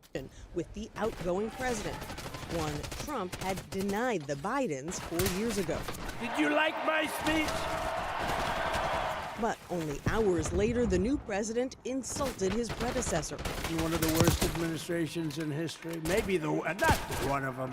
The worst. Later in the Oval Office, Trump was asked whether Biden left him a letter with advice, another presidential tradition. He may have. Wait. Don't they leave it in the desk? I don't know. Oh. Designating anyone as a terrorist is only and only done to justify killing them. Exactly. This is the same reason why Israel says they're fighting Hamas. Because if they were to say openly, and sometimes they do actually leak it, but if they were to say openly that like every Palestinian Arab is violent no matter what age and we must kill all of them, which they literally do still say sometimes, only in Hebrew, but whatever, people would look at that and go, well, okay, that's a little crazy. That's a little racist, don't you think? What the hell? Seems like you're doing racist ethnic cleansing here. But there's at least some semblance of plausible deniability if you say we're fighting terrorism. Trump gives ICE power to arrest people at schools and churches while using common sense. Trump admin says that ICE can arrest people in and near places such as churches and schools, directing the agency to use common sense is a departure from the long-standing policy to avoid so-called sensitive areas. Dude, I'm telling you, Gestapo, ICE is straight up doing SS, and they're gonna do it. Trump said they're gonna do it, and they're gonna do it. And this time, unlike last time, there isn't even a limited amount of there isn't any semblance of judicial process here that can maybe even hold it up in the court system. You have a completely captive supermajority Supreme Court of the United States that will make everything that Trump wants to do constitutional. It's terrifying. Trump has issued an executive order that revises Muslim ban, but it's also much worse. Here's a thread of the key aspects of the new ban. This is from legal scholar from the Quincy Institute, Mariam Jamshidi. Recommended any actions necessary to protect the American people from the actions of foreign nationals who have undermined or seek to undermine the fundamental constitutional rights of the American people, including but not limited to our citizens' right to freedom of speech and free exercise of religion protected by the First Amendment, who preach or call for sectarian violence, the overthrow or replacement of the culture on which our constitutional republic stands, or who provide aid, advocacy, or support for foreign terrorists. That part of the Muslim ban is specifically for college students. College students, many of which who are foreigners on international visas from many different countries, will be targeted under Project Esther, which is Project 2025's specific anti-Palestine division, where they will look at college students that have said free Palestine and try to deport them. This was also pre-written and pre-designed by the very same group that brought you Project 2025, the Heritage Foundation. Ironically enough, this, or who provide aid, advocacy, or support for foreign terrorists, kind of goes against the exercise of religion protected by the First Amendment, who preach or call for sectarian violence. Yeah. So no matter where you are from, if you say free Palestine, for example, and you're on a student visa, the government will try to come after you and deport you. I suspect that this process will require the federal government to set up Department of Homeland like snitch lines and hotlines specifically that can easily be undermined with a couple people that know how to code. I suspect that a lot of this resistance will be decentralized and hopefully with a lot of plausible deniability. I would never urge people to do such things if such a hotline was to exist. Of course, I would never. Sources tell CBS News Trump is also planning to ramp up operations to arrest unauthorized immigrants across major U.S. cities this week as he pledges to oversee the largest deportation effort in U.S. history. Chicago is now bracing for raids to detain and deport. The new president tells us very clear. Everybody is the enemy. All the immigrants is the enemy. Yesenia Ramirez has lived and worked in the U.S. while undocumented for 20 years. She spoke about the fears spreading in her community. You don't see it, but you feel it. You have the panic attacks. You can't sleep. Less than 24 hours into his second term, Trump also signed orders to keep asylum seekers in Mexico while awaiting immigration hearings, labeled drug cartels as terrorist organizations, and promised to send troops to the southern border. Last month, Border Patrol encountered around 96,000 foreign nationals at the southern border, down from more than 300,000 in 2023. The Texas National Guard is already stationed here on the Texas-Mexico border and has been since 2021. Now, President Trump also signed an order going after birthright citizenship for children born in the U.S. to unauthorized immigrants, but that is already facing legal challenges from immigrants' rights advocates. That's just against the Constitution, by the way. Like, straight up. Not even a joke, not even a meme. That is just completely unconstitutional. The real joke, of course, is claiming something is unconstitutional and expecting. Se les cago en la madre, hijo de puta. Va a vivir en inbox.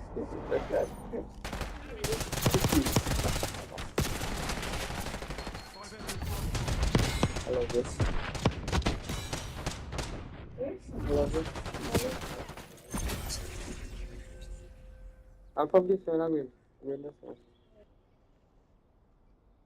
the Supreme Court to abide by that standard. None of that matters. We already know that the Supreme Court is completely captive to the whims of the current administration, and they will do their bidding. Tom Homan, thank you so much for joining me. I want to ask with something that you said last night, that your deportation operation starts today. Did it? Yeah, ISIS, they're out there enforcing law out today. And of course, as I've said numerous times, they're concentrating on public safety threats. That'll be our priority right out of the gate. So ICE officers are back to doing their job. Where are these, are they actual raids? And how is it different from what we saw yesterday or the day before?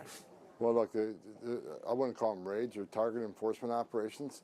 They know exactly who they're looking for. They know pretty much where they'll find them. Well, I'm going to follow up on that in 1 second, but who is ICE going after right now? I know that you and others said several times that it is the people who pose the biggest public safety threat to Americans who would be approached and deported first. Is that still the case? Yes, people in the country illegally that have a criminal conviction that makes them a public safety threat. That's our priority. How are you finding them? Again, these ICE officers across the country have a non-detained docket. They know who these people are. When they don't show up in court, they fail to leave as ordered by an immigration judge, or they have, NCIC information on someone who was arrested for a violent crime here that's in the country illegally. They take those leads, they do investigative work, and through that work, try to find out where these people may be located, and that's the whole investigative piece they do before they go out and actually make. If you think that the violent crimes the undocumented migrants are committing are not being prosecuted and investigated, you are out of your mind. No, he's using that thing that already is happening in an effort to basically do dragnet operations and grab as many undocumented people as possible, because they understand that even at this stage, if they were to say everyone, that would, make people go, that's a little crazy. So they have to make it seem like they're doing something justifiable. And so what is happening as we speak is limited to those with criminal records? That's the target of this operation, but like I said many times, in places like sanctuary cities where we can't arrest them. Good. Deport undocumented immigrants that have committed crimes. How is that controversial? Oh my God. How many times do I have to repeat this? It's called marketing. Even the dumbest hog understands this. Dumbest hog in power understands this. But for some reason, people who just retain this information, normal citizens like this chatter here, simply cannot comprehend that Tom Homan is lying in this situation. The notion that there are millions of undocumented migrants that have committed heinous, violent crimes on U.S. soil and have not been prosecuted and have not been subsequently deported or are in perma jail now as a consequence of that is fucking insane. The reason why he's making it seem as though that is what they're going after is because it's much more marketable for him to say that instead of saying the truth, which is we are going to do dragnet operations in your neighborhoods. We're going to bust down doors and we're going to grab the abuela that works at the grocery store that you wave hi to every day. He has to justify it. And the way to justify it is by claiming that these guys have done heinous, violent crimes. And you have to further justify that by claiming that the previous administration did not prosecute undocumented immigrants who committed heinous, violent crimes. Hassan, please see the truth. Oh. People from all countries come to Mexico to gain access to the USA, skirting the law. First and foremost, the law is restrictive, okay? Specifically designed to make sure that people come in illegally, or in many instances legally come in, but they want to deport those people as well, for the record, and they are working to deport those people as well, or take away their immigration status. That's number one. Number two, the normal process of coming into the United States of America, especially from a Latin American country, especially from a South American country, is unimaginably long and virtually impossible, especially if you don't have a lot of money. So that is precisely the reason why people do this thing where they seek asylum, which is legal. Seeking asylum is a legal process. And many of those people who are going through the legal process of seeking asylum in the United States of America that actually had their CBP-1 applications that were supposed to be today, when they were supposed to have their interviews yesterday, got the application shut down. So you're actually shutting down legal migration as well. I empathize with real asylum seekers, but we are allowing criminals in without due diligence. You don't know what you are talking about. If you think that the CBP-1 application does not actually have any sort of background checks, you're just wrong. Also, if that's the case, you probably assume, and it's not false, that a ton of undocumented migrants came into the United States in the last 4 years of the Biden administration. So why did they not cause an unimaginable sea of extra crimes that took place in the process? Or do you think they did, and the quote-unquote woke law enforcement officials in every state, in every locality, actually secretly were all tasked with hiding this truth and simply did not arrest them, or when they did arrest them and they realized that they were undocumented migrants, they let them go. Because in terms of the murder rate, for example, it's gone down in the process of unlimited migration into the United States of America. Perhaps it's because undocumented migrants, at least if you look at the data, are responsible for significantly lower percentages of crime per capita than natural-born U.S. citizens. Country is 330 million people, 29 murders by undocumented migrants last year. 29. We're really going to put a dent in that murder rate by doing mass deportation and concentration camps for 20 million people. Yeah. But when you release a public safety threat out of a sanctuary jail and don't give us access to them, that means we got to go to the neighborhood and find them. And we will find him. But when we find him, he may be with others. Others that don't have a criminal conviction are in the country illegally. They will be arrested too. Because we're not going to start, this is the difference between the last administration and this administration. ICE is going to enforce the immigration law. There's nothing in the INA, the Immigration Nationality Act, that you have to be convicted of a serious crime in order to be removed from the country. So there's going to be more collateral arrests in sanctuary cities because they forced us to go in the community and find the guy with it. Let me just make sure that I understand what you're saying, because at first you said that the first targets are those with criminal records, but you are also saying that those who are undocumented in the U.S., also who don't have criminal records, people who are working in their communities, maybe even have spouses who are American citizens, they could be swept up with ICE today as well? What I'm telling you is when we go find our priority target, which is a criminal alien, if he's with others in the United States illegally, we're going to take enforcement action against him. We're going. That's called a dragnet, dude. That's what he's saying. You know, Israel style. Some real where's daddy sh**. He said collateral arrest. This has nothing to do with apprehending criminal migrants who have done violent crimes. The current system already prosecutes anyone who has committed a crime on U.S. soil. Now, police are notoriously incompetent, but they're incompetent when it's an American citizen that commits a crime or when it's an undocumented migrant that commits a crime. They're incompetent across the board. That's why their clearance rate for murders is 57%. If you were to tell me we have to make the police more competent, we have to ensure that we have better detectives, we have to have higher standards for policing, I'm there with you. But if you look at that situation and you say, no, I'm imagining that all of the unsolved murders are done by undocumented migrants, even though the solved murder ratio doesn't actually make any sense whatsoever, considering that undocumented migrants or non-citizens in general, undocumented and documented migrants, are responsible for 1% of the homicide and manslaughter rate, but 100% of the unsolved homicide and manslaughter rate. You're out of your fucking mind. On a forced immigration law. What happens then? So the ICE officer gets an individual or a set of individuals and apprehends them. What next? Another fact that I must remind people is that 1 out of every 15 household in this nation with 330 million people has at least one parent that is not documented. 1 out of every 15 households in this country is a mixed status household, a mixed immigration status household. That means there's a high likelihood that at least one house down the street from you is going to be getting this door knocking operation. What do these ICE officers do with them? Because in some cases, and you know this far better than I, they haven't been deported in the past because their country of origin won't take them. Well, what happens after arrest, they're taken to an ICE office and they're processed and put in detention. While they're in detention, ICE officers work on travel documents. The host country sends travel documents saying, yeah, this is our citizen, this is our national. Then we make flight arrangements. So they could be in detention from a few days for a few weeks until that removal is made happen. What if the host country doesn't want them, as has happened in the recent past? We have various plans. We have various plans. Other countries are willing to take them. We have 36 country removals.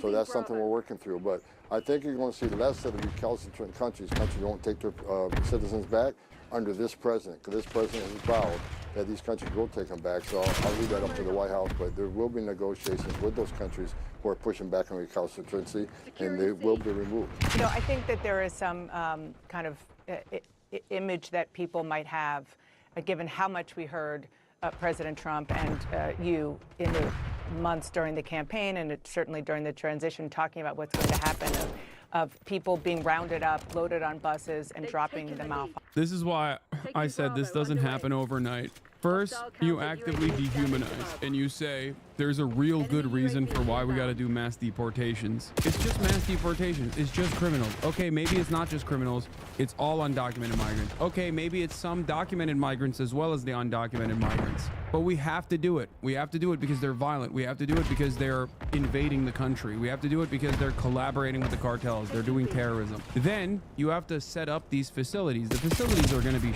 to begin with, because obviously these are the people that you're rounding up and putting in this concentrated area are already now officially considered undesirables. You put them in these facilities. It's already too expensive of a process to begin with. There's a lot of legal hurdles to clear under international law. Maybe you can't deport some of the people. And also the maintenance of these facilities that are going to be in dire conditions are going to start, you know, leading to some suspicious, mysterious deaths left and right. And in that process, you have a choice to make. Either you enslave them in permanent detention and you force them to do backbreaking labor, or you just kill them. And that's how you arrive at the final solution. This process will take many years, usually, but that's how you get to death camps. That's how you get to the final solution. Based. Okay, dude, sick. Dude, I'm gonna tell you right now, when you hear something like that and you say based, that doesn't, like, your life is still awful. You know that, right? Like, deporting 20 million migrants is not going to make you a more fuckable person. Cruelty that others are going to be subjected to is going to somehow elevate your status in society is a lie. Fix your own damn self instead of fantasizing about the state enforcing violent mechanisms against those who are more marginalized than you are. It is precisely that problem that causes you to further and further latch on to right-wing politics. It's so sad and so pathetic. Bro's pushing the envelope with hypotheticals today. You think it's I'm pushing the envelope with hypotheticals? It's not even a hypothetical. This is what I suspect will happen by telling you what has happened throughout history. It's happened in American history, and it certainly has happened in German history as well, and in identical ways too. Well, I don't like the analogy of rounding up. Look, again, this is a targeted enforcement operation. The president's been clear on this. We're going to concentrate on public safety threats. But in sanctuary cities, where they don't let us take that public safety threat into custody and the safety and security of the jail, we have to go find them. If he's with others in the country illegally, ICE will not turn a blind eye to that. ICE is going to uphold the oath they took. They're going to enforce the laws enacted by Congress and signed by a president. And they're going to do that without apology. I mean, if sanctuary cities force us in this position, that's exactly what's going to happen. How many deportations do you think that you can carry out this year? Last year, for example, the Biden administration did deport about 270,000 people, which is the most since 2014. I know you said ICE has not been doing its job, but there have been a lot of deportation. Deportations? What's going to happen coming up? Yeah, that don't count. That don't count, Dana. Yeah. By the way, previous deporter-in-chief, Barack Obama. Second deporter-in-chief, Joe Biden. That is not accurate. The Biden administration is hiding the numbers. If you look at those removal numbers, over 80% were Border Patrol apprehensions on the border that were immediately removed. They weren't ICE removed. If you look at what ICE has done in Yeah, they don't count. The more valuable ones are people that have been living inside of U.S. soil for 10+ years, that have been working a job. That's the real valuable people that must be removed. Those weren't impactful enough. Those weren't violent enough. Those weren't psychotic enough. area of the United States under 4 years of President Biden, they have the lowest numbers of removals in the history of the agency, despite the historic illegal crisis on the southern border. So they can claim 277, 240,000, whatever removals. He didn't say that, though. He said criminals. I hope you recognize that he's not actually talking about criminals. Or in his mind, he could be simply saying, well, you crossed the border illegally, you're a criminal. Now, not all crimes are equal. Here's what I'm saying. If you're illegal, caught up with criminals, then sorry, you know? Dude, where does this come from? Why is there no due process? If you're illegal and with illegal criminals by, okay, so you got a 14-year-old, okay, who's in a house. There's another guy there, an immediate family relative. The guy has a parking ticket. They bust down the door. They nab both of these guys, the 14-year-old and the adult. That's good for you? That's a good, you know, bye-bye? valid? Is that what you're saying? I don't think they're going after parking offenders. No, you don't think that. You don't think much. They're not even going after parking offenders. They're going after everyone. I think they're going to probably go after real criminals, my G. No, dude, you're just oh my God. This is why there's so many Trump supporting undocumented Honduran people too, okay? They just think that there is this idea of bad migrants and good migrants. That's what they think. So they go, nah, I know my immediate relatives actually voted for Trump and I'm undocumented and I would have voted for him too. Because guess what? They're only deporting the bad migrants. You're a idiot. They already deport the bad migrants. God damn. What the are we doing? You think when an undocumented migrant does like a crime or a DUI or something heinous that they just get away with it? Really, please, what is going on, man? I swear since the inauguration, people have managed to get dumber even record time. No, it's because all the stupid hogs are now no longer embarrassed to be dumb in broad daylight because they got Big Dumbo over there and his cadre of Harkonnen-style villains all over mainstream media preaching. So they think, okay, I'm galvanized. I'm emboldened. America's back on track, baby. It's so frustrating because I also hate the elitist, entitled liberals who operate with the same violence in mind anyway. But a lot of these guys don't understand that. They think, oh, this is just team sports. Get wrecked, libtard. We own you. I wonder how many times you will have the same argument today. I will be having the same argument every single day as we're watching like random, otherwise law-abiding, documented and undocumented non-citizens get rounded up and put into concentration camps. I'll be like, that person was simply just a person who picks crops. That person is responsible for the tomatoes that arrive at your table. Right now, that person is getting rounded, and they'll be like, nah, I imagine a fantasy where that person actually is a drug dealer and maybe even raped and executed multiple children in an orphanage. So I think it's valid. Yeah, I'm not saying that person should remain undocumented. I'm saying that that person should be documented so they can also, alongside the rest of the documented labor force, advocate for better wages in a unionized work structure. Do you know how much money you're going to need from Congress to carry this out? Look, I've been working with members of Congress, and the whole team's been working on to come up with a number that makes sense. But like I've said many times, we're going to use whatever money we have and do the most efficient operation we can. The more money we have, the more we can do. And I think this election proves that the American people support the removal of criminal aliens in this country. So I'm looking for Congress to come through and give us the budget we need. One of the president's executive orders suspends hundreds of billions for a problem that doesn't exist, that will actually, in the implementation of this quote-unquote solution for the problem that doesn't exist, will cause infinitely more problems, by the way. I rarely ever talk about the New York Times style approach to the subject matter. I feel like it's selfish and silly to talk about the economic impact of mass deportations, because I think that I am more invested in the immediate violence and the cruelty of the matter. But it's also an incredibly stupid thing to do for the American economy. The overwhelming majority of our agribusiness is undocumented migrants. That's number one. A quarter of the construction business are migrant workers. But then again, Trump clearly doesn't care about construction despite being a real estate developer, because he's now talking about implementing 25% tariffs on Canada, where the overwhelming majority of our lumber comes from. So clearly he doesn't care about any of this at all. He does not care about the economic impact at all. So I just want to, again, make sure I understand this, because this is all new and very, very important with regard to the Afghan refugees, that it was a blanket executive order, but perhaps it could be amended or specific groups of people could be addressed as you get your arms around this? No, the order stands as is, but we know there's a lot of work that needs to be done. We know that a lot of these refugees weren't properly vetted. There are things we need to fix. See, a lot of these refugees weren't properly vetted. Another lie. Now they're talking about documented migrants, people who have come in here with refugee status. Now they are talking about removing people who already have the proper documentation. TPS for Venezuelans and Haitians, for example, and many other people that have come into this country under special status, special clearance. that are documented. Now, why would you also remove people who are documented migrants?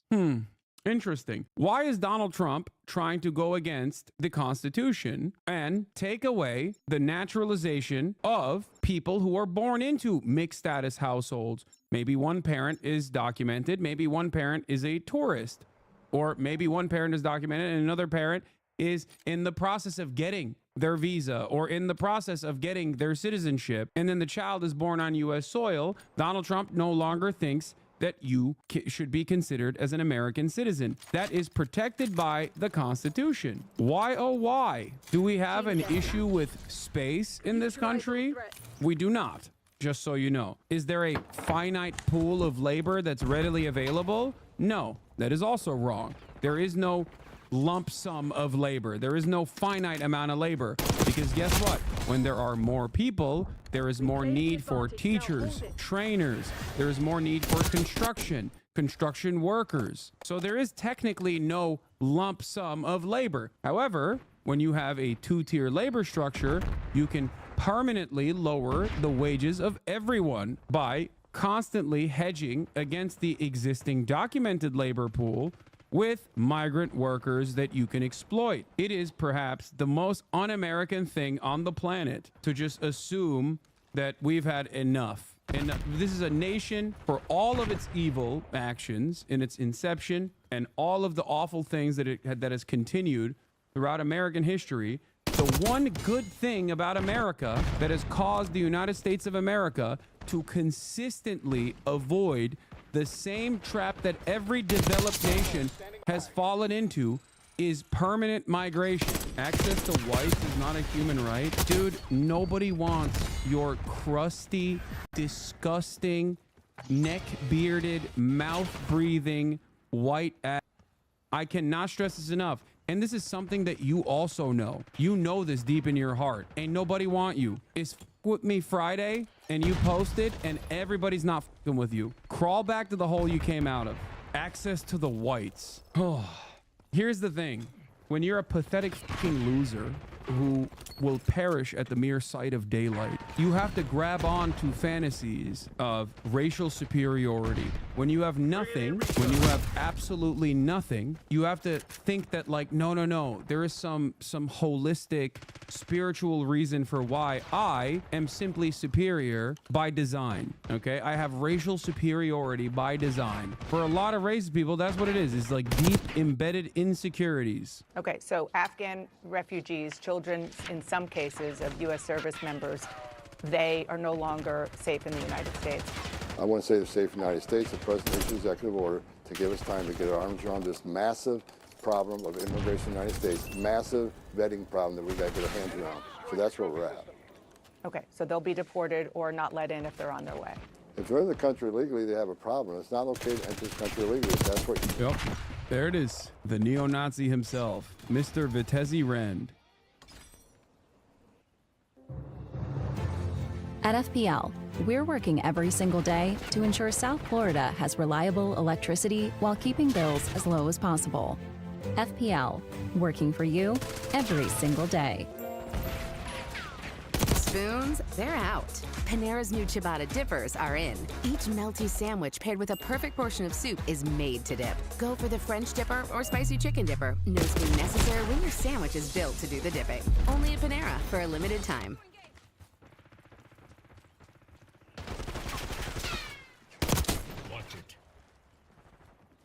Say I sit down with you and you're writing a story about me. Sure. And you go, hey, what'd you do yesterday? And I go, you know what? I took my youngest daughter to the petting zoo and we hugged a llama. You could write a story that says comedian has intimate encounter with llama. Technically, yeah. Technically true, but you made it sound like I f***ed a llama.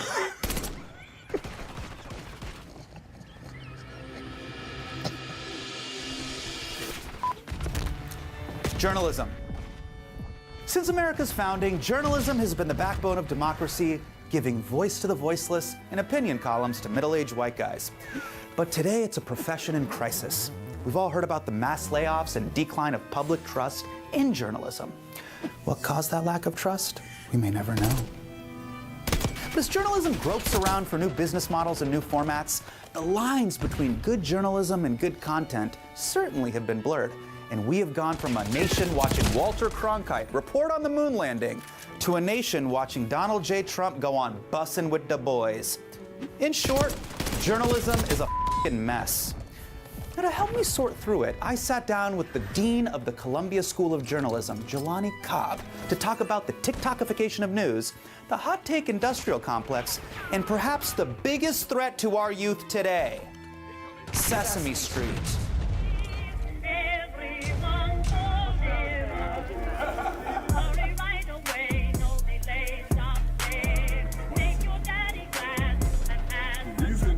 This episode is brought to you by Vanta. Simplify compliance and get $1,000 off at vanta.com/Hassan.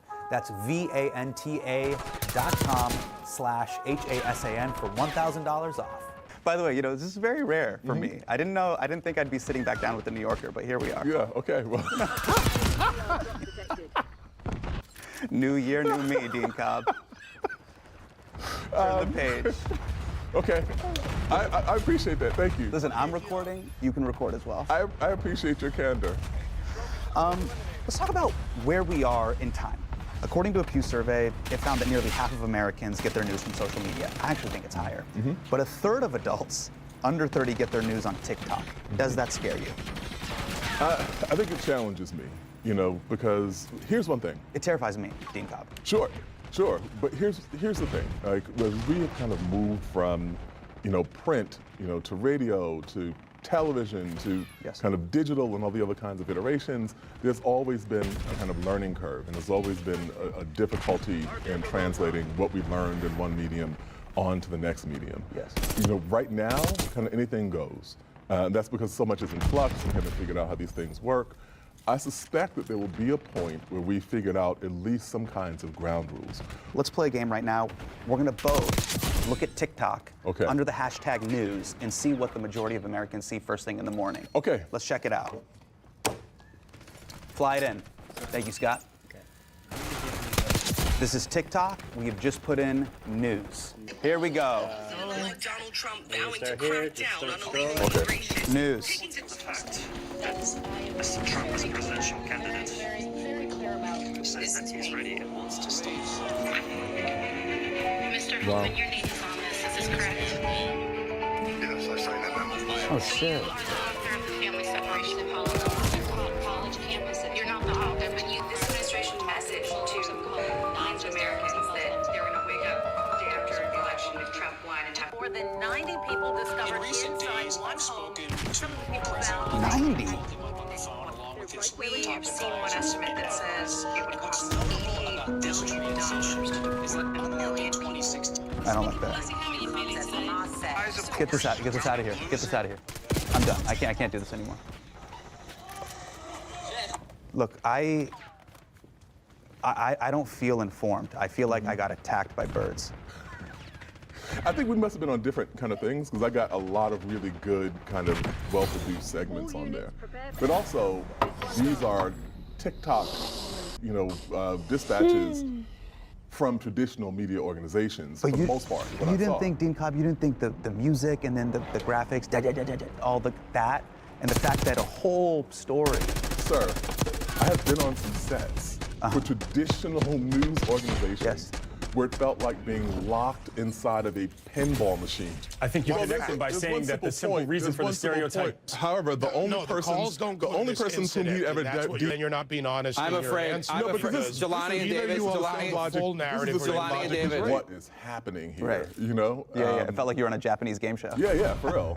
And so that is probably something that is infected to probably a lesser degree traditional media. We talk about the erosion of national news, but I also want to talk about the erosion of the power of the national masthead. Oh, yeah, And the fact that there used to be a time where you'd say, hey, I'm a writer for the New York Times. I'm a writer for the New Yorker. I'm a writer for one of these huge journalistic institutions.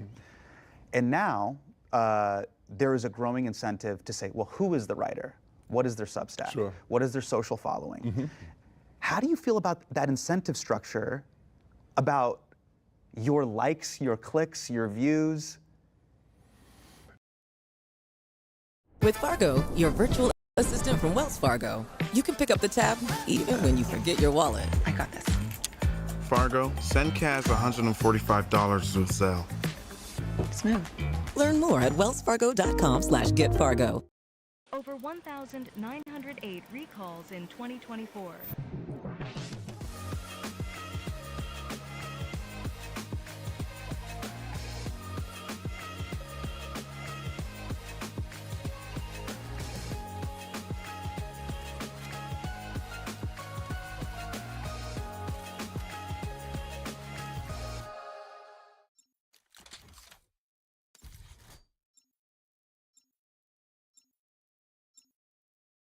Clout chasing over just being a faceless masthead that just tells the story or just tells the news. So one, I think that it's not an ideal situation. Yes. I also understand why journalists have kind of taken that direction. Yeah. Because your career, it used to be that you could go to, a legacy newspaper, start when you were 22 and retire when you were 62. Yes. Now that is not the landscape. You're going to go from organization to organization to organization, likely within 5 years. Yes. And as a kind of insurance card, really, you have to have a name that will translate from place to place to place. Right. And so people are thinking, okay, if I'm reporting in Sacramento, and now my next gig is going to be in Detroit, what can I do to ensure that at least somebody in Detroit knows who I am? Yeah. And if I'm going from Detroit to Ohio, how do I make sure that people in Ohio will say, oh yeah, I like this person. I saw her do this, or I saw him do that. And again, not the best kind of incentive structure. Well, I feel like sometimes that incentive structure can create bad faith journalism. Mm-hmm.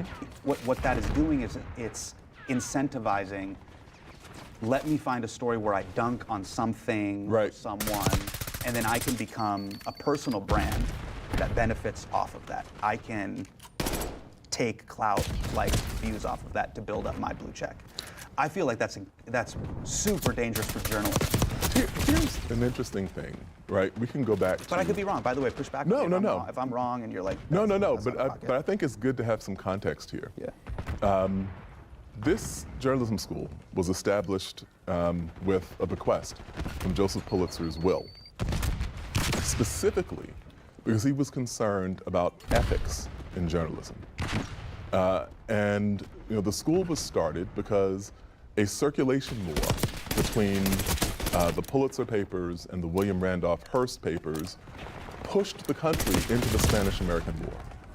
And they both realized, like, we have control of this incredibly powerful machine. If we do the wrong thing with it, people can die. And the school was meant, the first bedrock thing the school was supposed to do was teach ethics. Now, we teach lots of other things, but our students start with ethics because the conflict in media has always been the idea of being a responsible bulwark, informing the public, the redoubt of democracy, or the lurid, tabloid, suggestive, exaggerated, titillating stories that can get you a lot of circulation, get you a lot of money, build a name for you, but really are kind of corrosive to the public. We've always had that conflict, that tension between good journalism and the business model.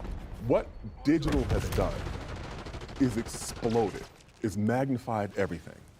You can do now all kinds of reporting, all kinds of data. Like, we have investigations that we could never have imagined before.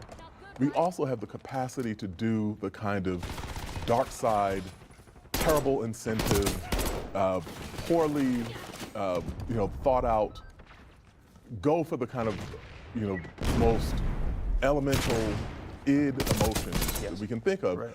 That kind of work exists on a bigger scale too. For our listeners who didn't get to read your article, I give you a lot of props for leaving Twitter. Thank you. Can you elucidate really briefly about why you left Twitter? The most fundamental reason I left Twitter was I realized that anything and everything I did generated revenue for a entity that I thought was not informing the public, was not invested in informing the public. and a place where disinformation could proliferate. One of the reasons why I left Twitter, I'm clearly not as ethical and moral as you. I just felt like the place was insane. And it was really concerning to me, now that the power of the masthead has declined and the power of the blue check has increased, I would see journalists that I respect get in full Twitter spats with other journalists, with their own coworkers. And I had this moment. I mean, in fairness, it happens in newsrooms too. Totally, Yeah, totally. right. But to broadcast it for 8 billion people in the blockchain, in Right. amber forever, is wild. Yeah. Because I felt the same way about when I watched my parents fight when I was 14. Oh my God. Right. The people who are in charge don't have good discernment. Yeah. That's what that signals to me. It signals your discernment. I think that, and lack thereof. Yeah, I've had conversations, off the record, personal conversations with journalists about exactly this thing. Yes. And saying that, it's kind of almost like, professional wrestling, where it's like a complete spectacle, there's like nothing useful that comes out of it. Like, could you imagine if Supreme Court justices were on Twitter? Just Judge Sonia Sotomayor is like, hey, at Delta, where are my goddamn bags? This is a piece of shit airline. I'd be like, Judge Sotomayor, do you not have a dissent to write? Yeah. But Judge Sotomayor does feel a certain way about Delta. Sure. Or thinks, the finale of Lost wasn't great. Do we need to know this? Probably not. Yeah, and I think knowing those things, those little curvatures of your mind, of your ego, of your pettiness, I think create just a wrecking ball of insanity where I think the public may lose trust when you can just see this out in the open. Yeah, I think that one of the other things about X in particular is there are people who got book deals off of something they tweeted. There are people who had an idea, and you tweet the idea out, an editor sees it, and now you have an assignment. Yes. You build up following so that when you actually do that story, a bunch more people read it. All of those things. People were thinking about, oh wow, I can report on this thing, I can build a brand on this thing, I can do all these things, and they weren't necessarily thinking about the trade-off. Right. What's in the fine print? And the fine print is that we're on this machine that has this kind of wild, unknowable algorithm where all sorts of toxic spew is just kind of flying all over the place. The worst kinds of parts of our psyches are being, fed and tapped into. We're engaging in combat in some way. Yes. And so I don't think that was ever really necessarily as useful as we thought it was. Yes. Or at least the benefits were not. And I hope you're not teaching your students that, of like, oh, how do we engage in combat on X? Like, that's a crazy thing to say. that we don't have that class here. Yeah. As a startup founder, securing larger clients often hinges on meeting strict security compliance standards, like SOC 2 or ISO 27001. They can help, but they take a lot of time and effort pulling you away from your core work. That's where Vanta comes in. Vanta simplifies compliance by automating repetitive security tasks, helping you prepare for audits quickly and efficiently. And the platform also connects you with industry experts, auditors, and key resources like penetration testing to ensure a smooth process. Join over 9,000 companies, including startups from Y Combinator and Techstars. Visit Vanta.com/Hassan to claim $1,000 off. That's Vanta.com/HASAN. A hot sub you dip into hot au jus? Firefighter approved.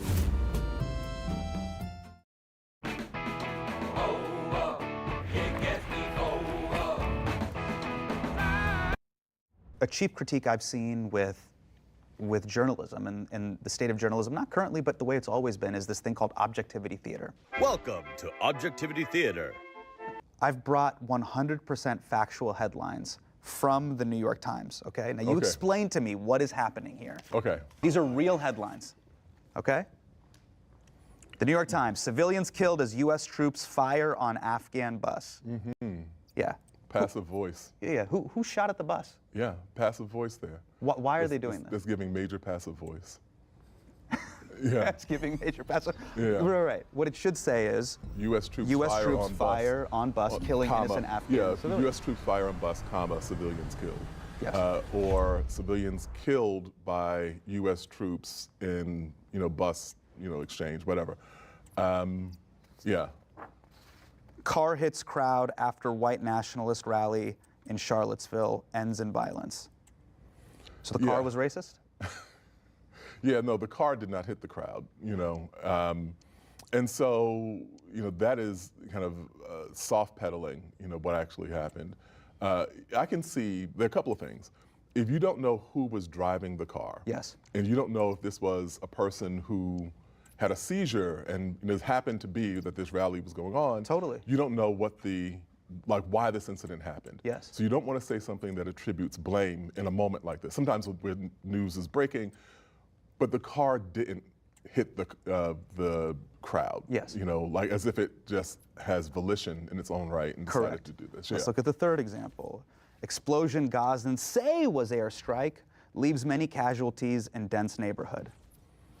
Yeah, so if there's an explosion, and I've been in situations like this, so there's an explosion, some people say it's an airstrike, other people are saying that it's a gas leak, and you have to put together a headline, you have 5 minutes to make this decision. Right. If that were, if I were in that case, I would simply say explosion.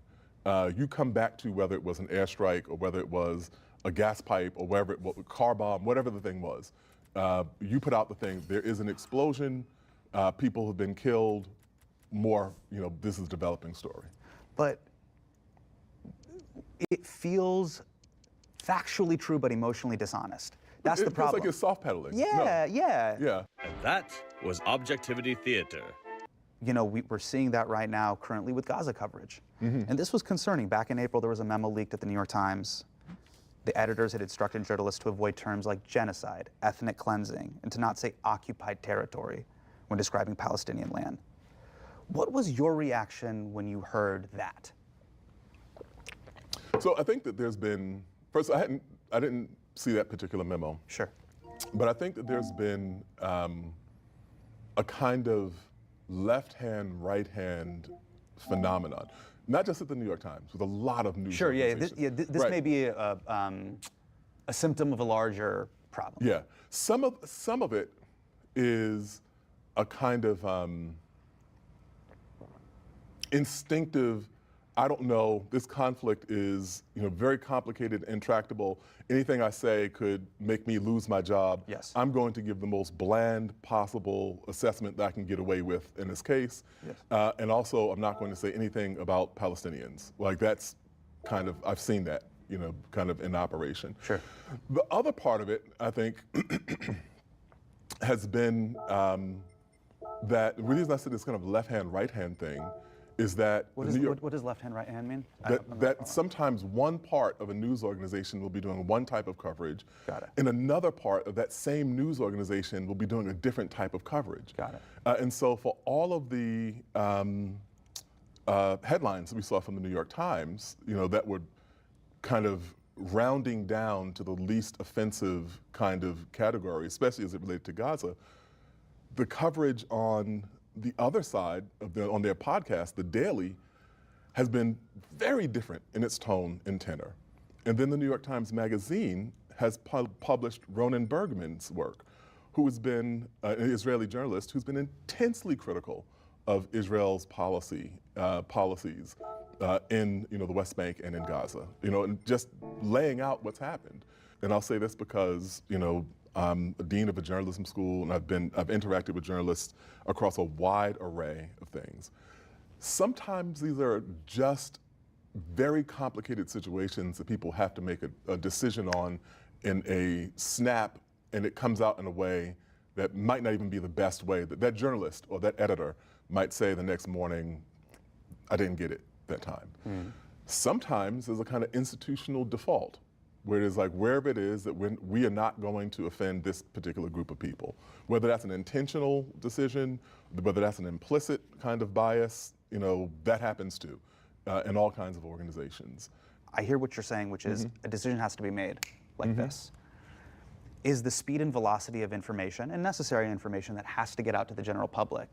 But oftentimes there's not, by the time those plastic bottles are put into the ocean, per se, there isn't systems put in place to go, hey, we got to clean up some of those plastic bottles that we accidentally, maybe not even on purpose, dumped into the ocean.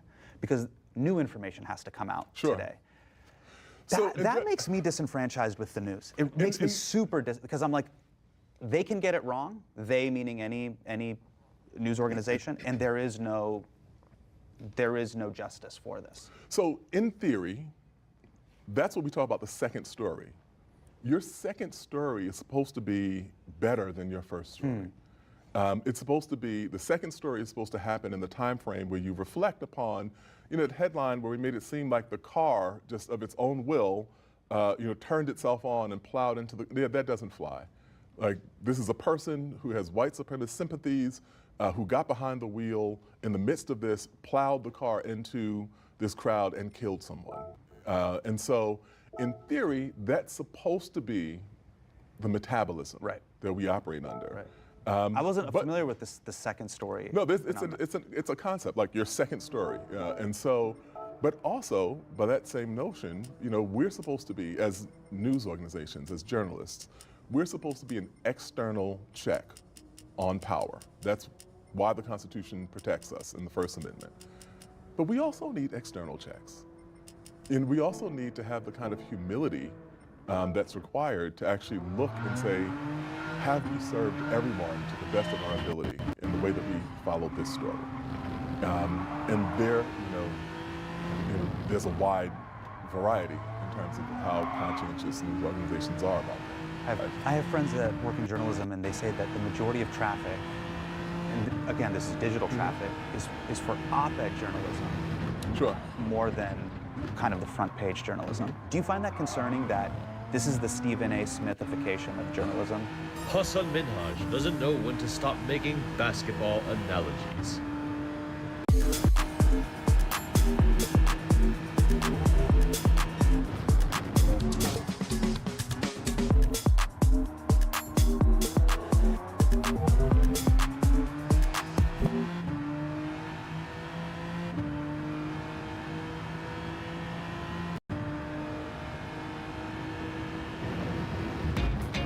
Here to support, raise awareness for people who deal with depression, and to just bring hope and encouragement to them. The Hot Take Industrial Complex. Oh, wow. Because when I watch First Take, I know what it is. Yeah, I know. First Take. Yeah. You know what I mean? But I know what it is. I know that Steven's gonna piss me off. Yeah. JJ's gonna reel me in, and Skip Bayless is gonna needlessly hate on LeBron. I would just say I would never publish anything of the caliber of Stephen A. Smith's opinions in the paper. But that's neither here nor there. Don't say that, Deep Cop. Yeah, no. This man is driven. I mean, yeah, no. That's neither here nor there. Okay.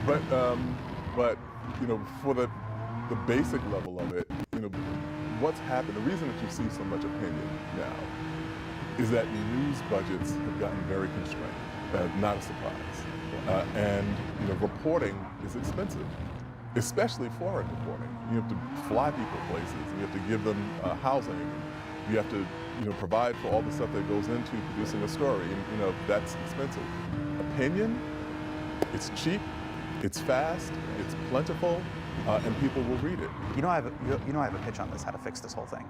Because people conflate opinion with page one journalism. Right. This is my pitch, and take this. You don't even need to credit me. All opinion journalism should just be in Comic Sans MS. And then regular news is Times New Roman. Mm-hmm. It's an idea. Do you know what I mean? Yeah. I mean, I think we can kind of clearly label opinion at the beginning. That's not working. It's too regal. Right. It's too regal. Yeah. It's worth a try. Yeah. If you just saw Thomas Friedman articles in Comic Sans MS, you'd be like, got it. Understood. He's joking. Have you read Neil Postman's book, Amusing Ourselves to Death? I have not. Dean Cobb. Yes, no, I haven't. Way. Sorry. No way. Oh, but are you familiar with Postman's work? I'm actually not. No. Okay, over 40 years ago, it was written in 1985. It was specifically about television and media and its influence on educating the public. This is a great book. There's two passages that I think about a lot when it comes to journalism, informing the public, and infotainment. Postman writes, television is at its most trivial and therefore most dangerous when its aspirations are high, when it presents itself as a carrier of important cultural conversations. The irony here is that this is what intellectuals and critics are constantly urging television to do. And to me, this so speaks to the problem of infotainment. There is this desire from the writer class to be like, this movie is education. This TV show will inform you. By the way, I had this with Patriot Act, my show. I had to entertain you to teach you. Nobody cares about the protests in Sudan. That's why I had to have a David Guetta LED show. People are like, oh, there's purple lights. Maybe I should think about Sudan. But the very idea that I have to entertain you in order to inform you means in and of itself the necessary condition of entertainment, and it should only be seen as such. I don't know. I don't agree. I mean, do you believe that it's making us feel smarter without actually making us smarter? No. The reason I say that is, let's think about the teachers who actually had an impact on us. You know, those are people who certainly had a mastery of their subject matter. Correct. Who understood things. They also understood how to engage people. IRL though, IRL. Yeah. There's this passage about Sesame Street that I love. People in Sesame Street should absolutely get its flowers, 55 years, salute. If we are to blame Sesame Street for anything, it is for the pretense that it is an ally of the classroom. As a television show, and a good one, Sesame Street does not encourage children to love school or anything about school. It encourages them to love television.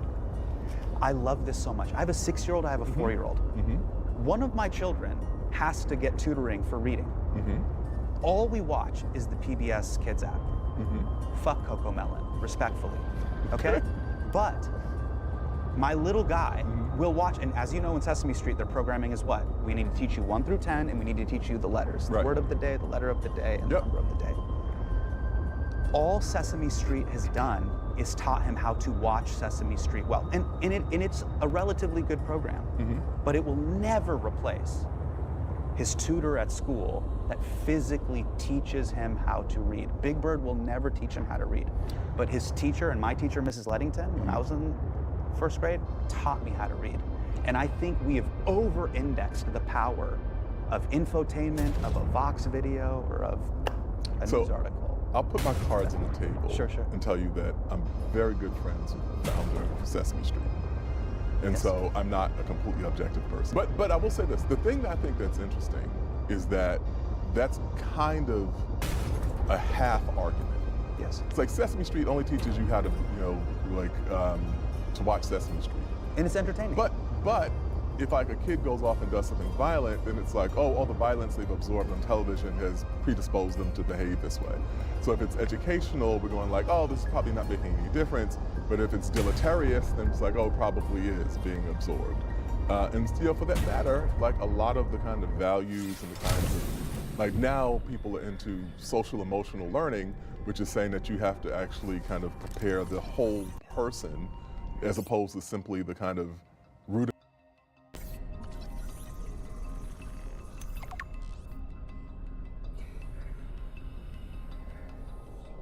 New technology acquired.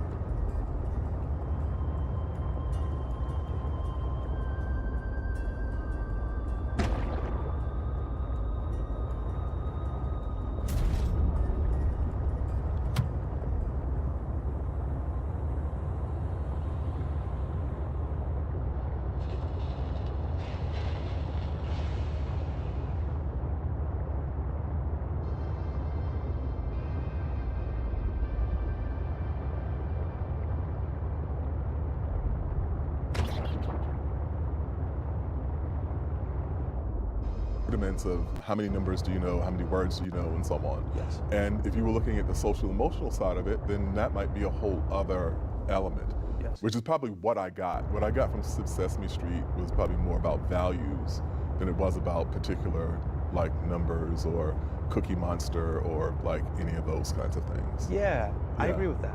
What I got from Sesame Street, and the reason why we still watch it, I'm a huge fan, would love to be on it.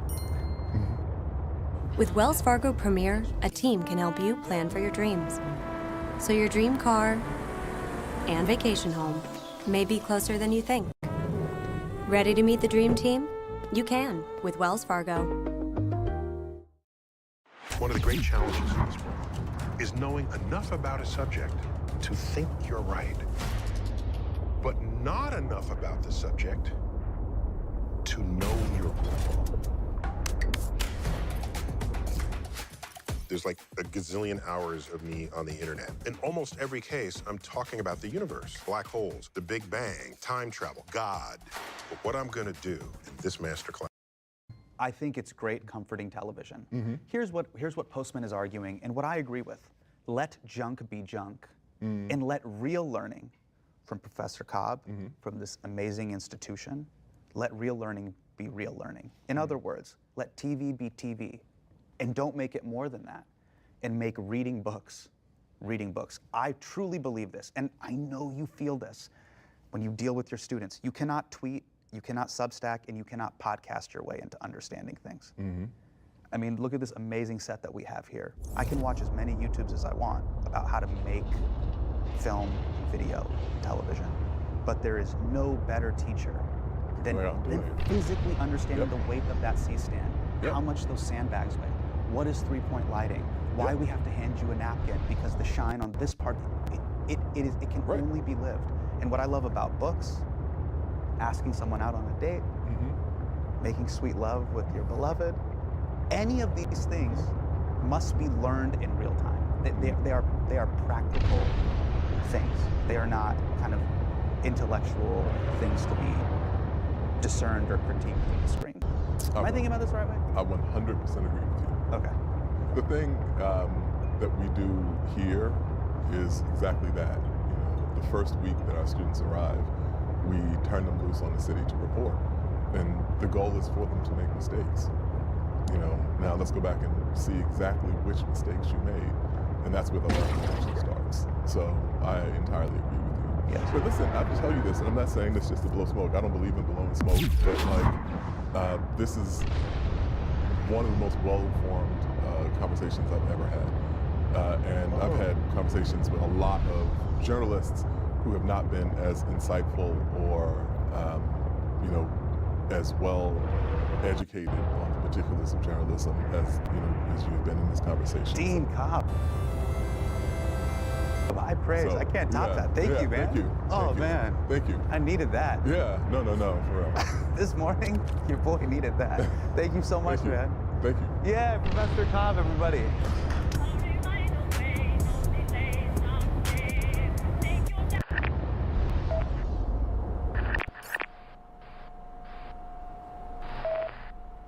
All right, so you're a startup founder.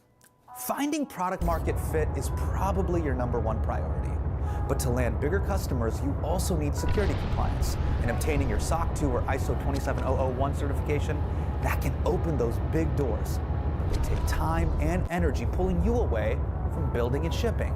And that is where Vanta comes in. Vanta is the all-in-one compliance solution helping startups like yours get audit ready and build a strong security foundation quickly and painlessly. How, you ask? Well, Vanta automates the manual security tasks that slow you down, helping you streamline your audit, and the platform connects you with trusted experts to build your program, auditors to get you through audits quickly, and a marketplace for essentials like pen testing.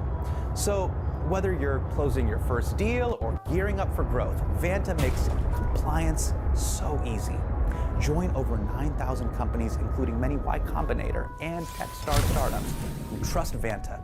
Simplify compliance and get $1,000 off right now at vanta.com/Hassan. That's VANTA.com/Hassan for $1,000 off.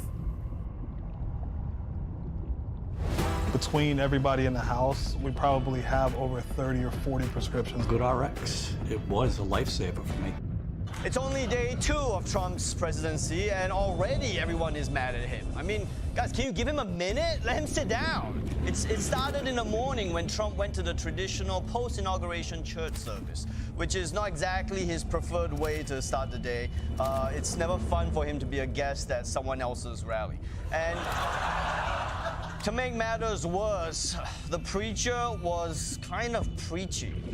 Mr. President, I ask you to have mercy upon the people in our country who are scared now.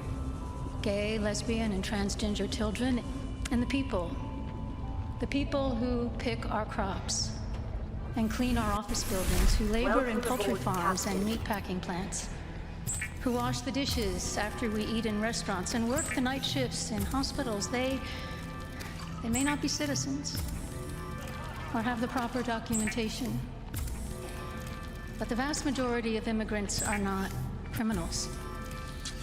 New executive order. We are banning church. Hey, Bishop, please, all right? We don't go to church to hear a lecture about having mercy on the less fortunate. That's not what church is for. And Trump was like, I only came here because I heard there were free crackers, and now I'm getting roasted by Tig Notaro. And he was probably looking up at Jesus on the cross and thinking, hey, you and me both, brother. To be fair, I mean, can you imagine going to church and the pastor is only addressing you? Like, this next sermon is about the sinners, the cheaters, the degenerate gamblers, Gary. The point is, no one has ever had a worse time in church than Trump did. And yes, I've seen Spotlight. And you could tell that he had a bad time because of the way he came out of the church super bitchy. Mr. President, what did you think of the sermon? What did you think? Did you like it? Did you find it exciting? Yeah, does that excite you? Did you like that? Watching your president get lectured to by Bishop Rachel Maddow? Get your little liberal card, you sick f***. And is this how we do presidential press conferences now? This is like TMZ at the departures hall at LAX. It's like, hey, Mr. President, what do you think about Blake Lively and Justin Baldoni? But after getting yelled at by this church Karen, Trump was also getting yelled at by everyone just because he released hundreds of violent insurrectionists back into the streets or something. And yeah, okay, they beat some cops and broke some windows, but they were doing it for him. No one seems to understand that, and the media won't shut up with these unfair gotcha questions. You would agree that it's never acceptable to assault a police officer, Sure. right? So then if I can, among those you pardoned DJ Rodriguez, he drove a stun gun into the neck of a DC police officer who was abducted by the mob that day. He later confessed on video to the FBI and pleaded guilty for his crimes. Why does he deserve a pardon? Well, I don't know. Is it a pardon? Because we're looking at commutes and we're looking at pardons. Okay, well, we'll take a look at everything. We'll take a look at everything. Shouldn't you look at it before you issue the pardon?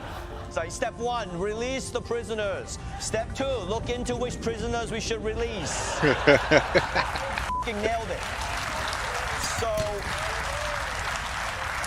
part 1 of his answer about this whole Jan 6 thing is, we'll take a look, which is Trump speak for, we will never look at this again. If that doesn't satisfy you, he has another reason. Okay, well, we'll take a look at everything, but I can say this. Murderers today are not even charged. You have murderers that aren't charged all over. You take a look at what's gone on in Philadelphia, take a look at what's gone on in LA, where people murder people and they don't get charged. See? Some murderers aren't in jail, therefore nobody should be in jail. Okay? Also, think big picture here. If he lets these violent criminals go, there's a chance they'll kill the other violent criminals, and then they'll just cancel each other out. And to be fair to Trump, he has been campaigning on releasing the Jan 6 prisoners for years now. Everyone just assumed he didn't mean the violent ones, which would mean going through all the cases one by one, but that's not really Trump's style. New reporting from Axios this morning details the private back and forth amongst President Trump's team over how many January 6th rioters to pardon. The case-by-case review was onerous. Trump staffers wondered whom to pardon and who might slip through the cracks. Time was running out heading into Inauguration Day. As Trump's team wrestled with the issue, Trump just said, F it, release them all. I have never related to Trump more, all right? This PDF is 400 pages? Okay, it, all crime is legal. And look, you can't expect someone to go through all these cases one by one. I mean, the FBI did, and the prosecutors did, and the judges did, and the juries, and the paralegals, and the person who types on that weird little typewriter no one else knows how to use. But Trump is busy, okay? It's much easier to just click select all, delete. So in the very first 7 hours of the Trump administration, we already have our first big controversy, which of course leads to the classic ritual of a Trump presidency. He does something crazy, then Republicans get asked about it, and they're like, oh, what? I didn't see it. Do you agree with President Trump's decision to pardon these violent people? If they were truly violent, no, but do I know that they were? I don't know that. It's January 6th pardons. Well, I've said what I said before, and that is we're not looking backward.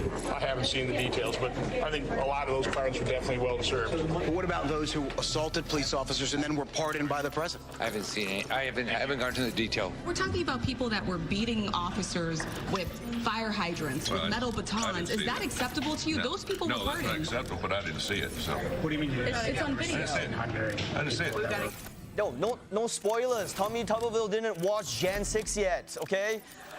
He'll get to it, but there's just so much to watch these days, you know? He's still got 9/11 and Benghazi on his DVR. I mean, you were a senator on Jan 6. Like, what do you mean you didn't see the insurrection? You lived it. This is like a Titanic survivor saying, I haven't seen the movie, don't tell me what happens.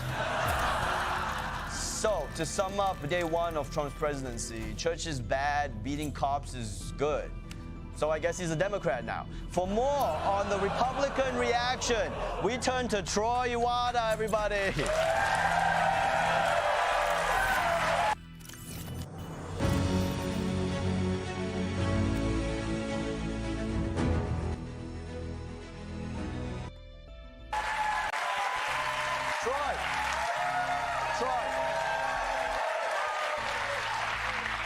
Republicans are pretending they haven't seen footage of January 6th. I mean, shouldn't they be embarrassed? Ronnie, I know sad and ignorant people like yourself would think Republicans are being cowardly, but they actually have medical conditions that literally make it impossible for them to see the January 6th footage.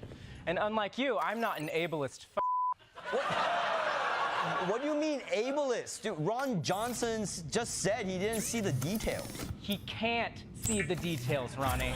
Okay, Ron Johnson has a rare disease. You know, face blindness, he has that, but specifically for insurrections. You know? When he sees a cop getting beaten with a flagpole, his brain interprets that as a rainbow or a baby deer learning to walk. It might seem cute, but it's actually incredibly painful. Okay, I've never heard of that. But what about the rest of them? Does Senator Tuberville also have this face blindness? Okay, watch your tone. Okay. And no, Tommy Tuberville actually has that disease from Memento. Do you remember that movie? He doesn't. But he forgets about January 6th every 3 minutes. He's a survivor, and it's inspiring. Oh. Okay, so he's not just dumb. Well, if he didn't have Memento disease, then yeah, he would absolutely be the dumbest senator in history. But he does have it, so he isn't. I'm doing a walk for the cure next week. What are you doing to give back, Ronnie? I have a metal straw to read that I'll remember to use someday. I guess. But anyway, Troy, come on. They can't all have medical issues with seeing Jan 6 footage. They do. Okay. Lauren Boebert was hypnotized at a child's birthday party and just never fully recovered. Rick Scott, he couldn't see the footage because he's actually half horse. So he always has those blinders on.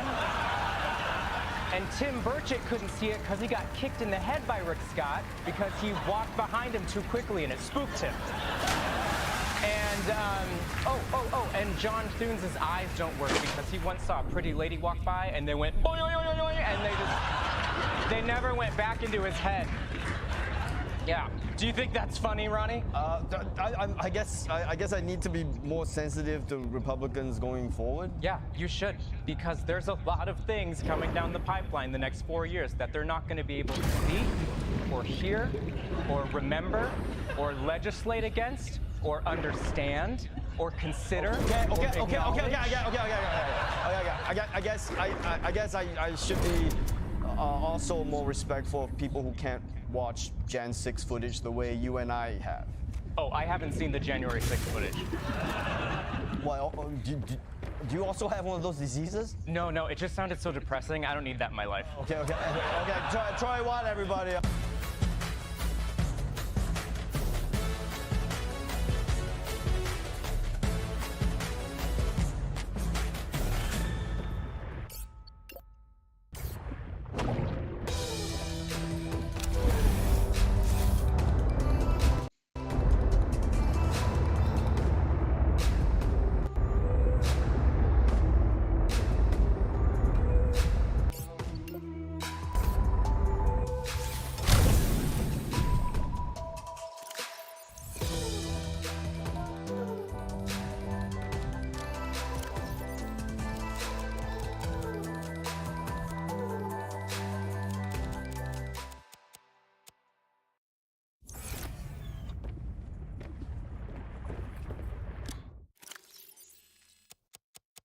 At Mint Mobile, we like to do the opposite of what Big Wireless does.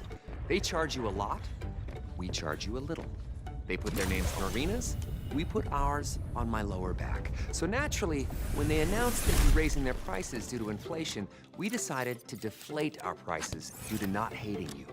And if this were one of their ads, they'd end it here with a happy customer.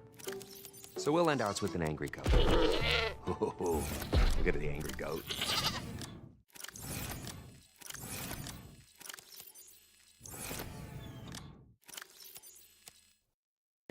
A true fear of the left that would inevitably, from the collapse of capitalism, inevitably create a totally new hierarchy, a dictatorship of the bourgeois handing itself inevitably to a dictatorship of the proletariat, to handing the reins of control to a dictatorship of the proletariat.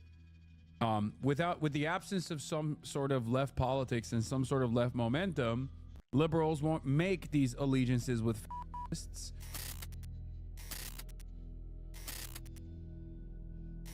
Did you see this? Yeah, I did. I've heard this before. And also, I also think it to a certain degree. I think I play fast and loose with fascism and Nazism in general. In terms of like ideology, there are obviously markers and limiters. Make the distinction between I don't make the distinction between like different variants of reactionary politics to that degree after a certain point. Having said that, Norm Finkelstein is not wrong. Here, let's hear what he has to say. Here. Do you know why? Because there's no opposition. Historically, fascist powers came.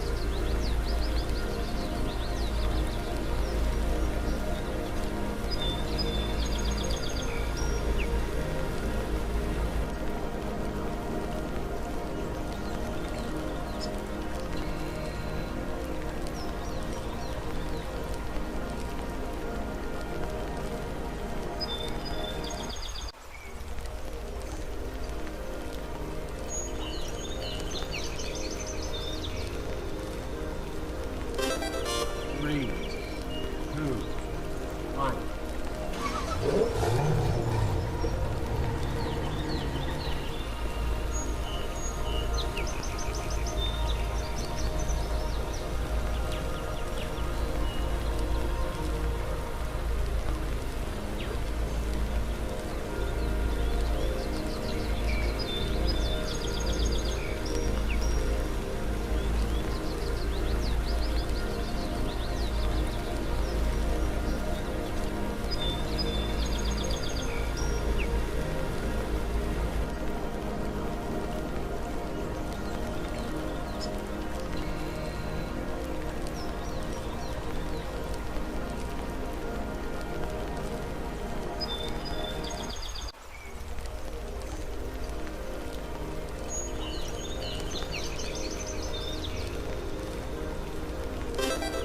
Three, 2, 1.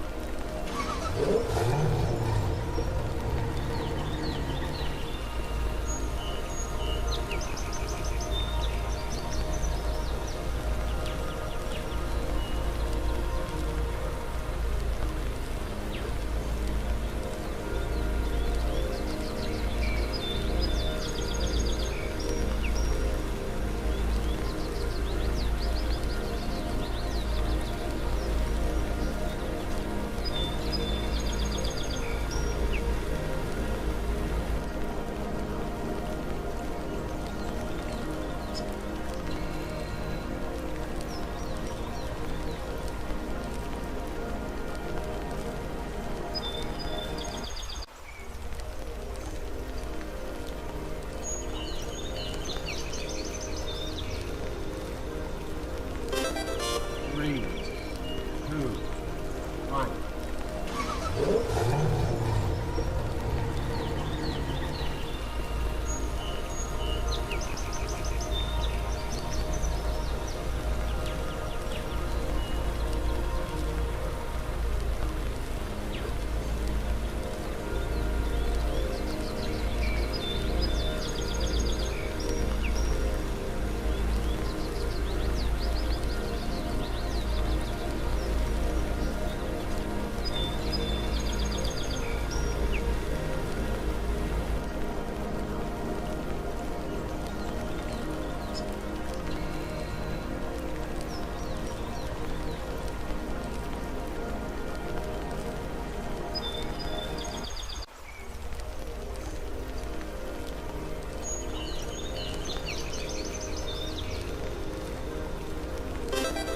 Three, 2, 1.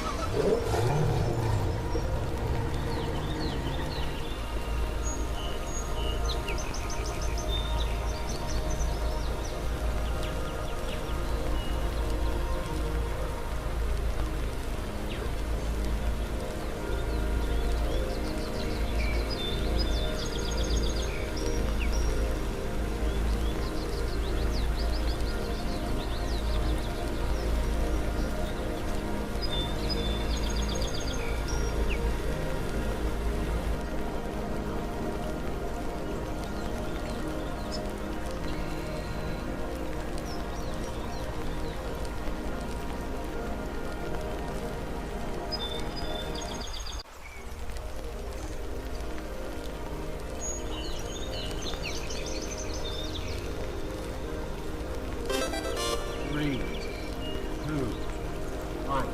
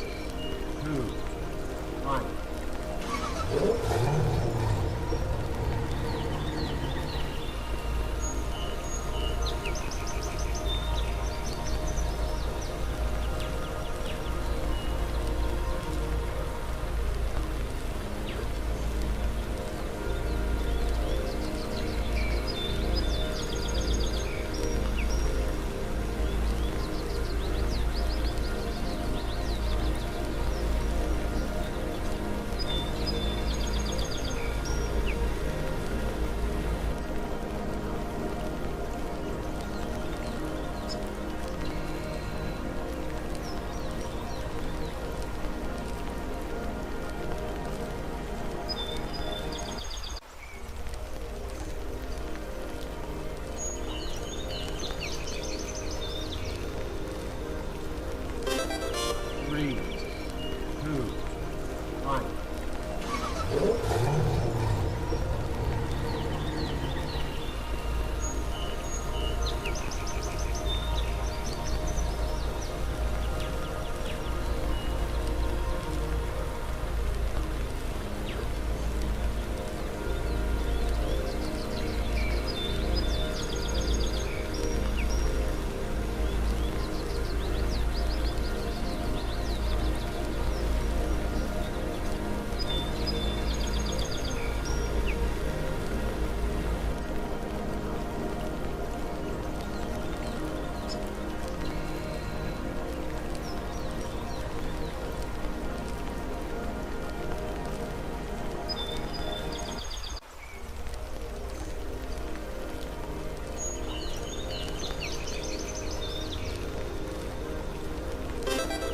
Three, 2, 1.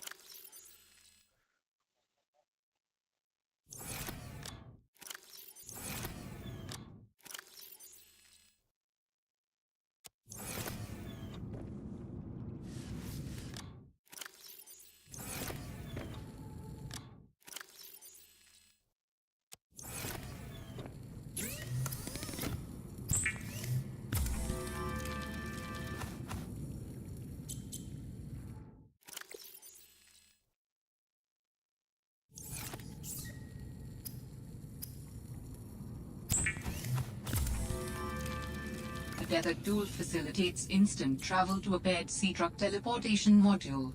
Ion Cube required for use.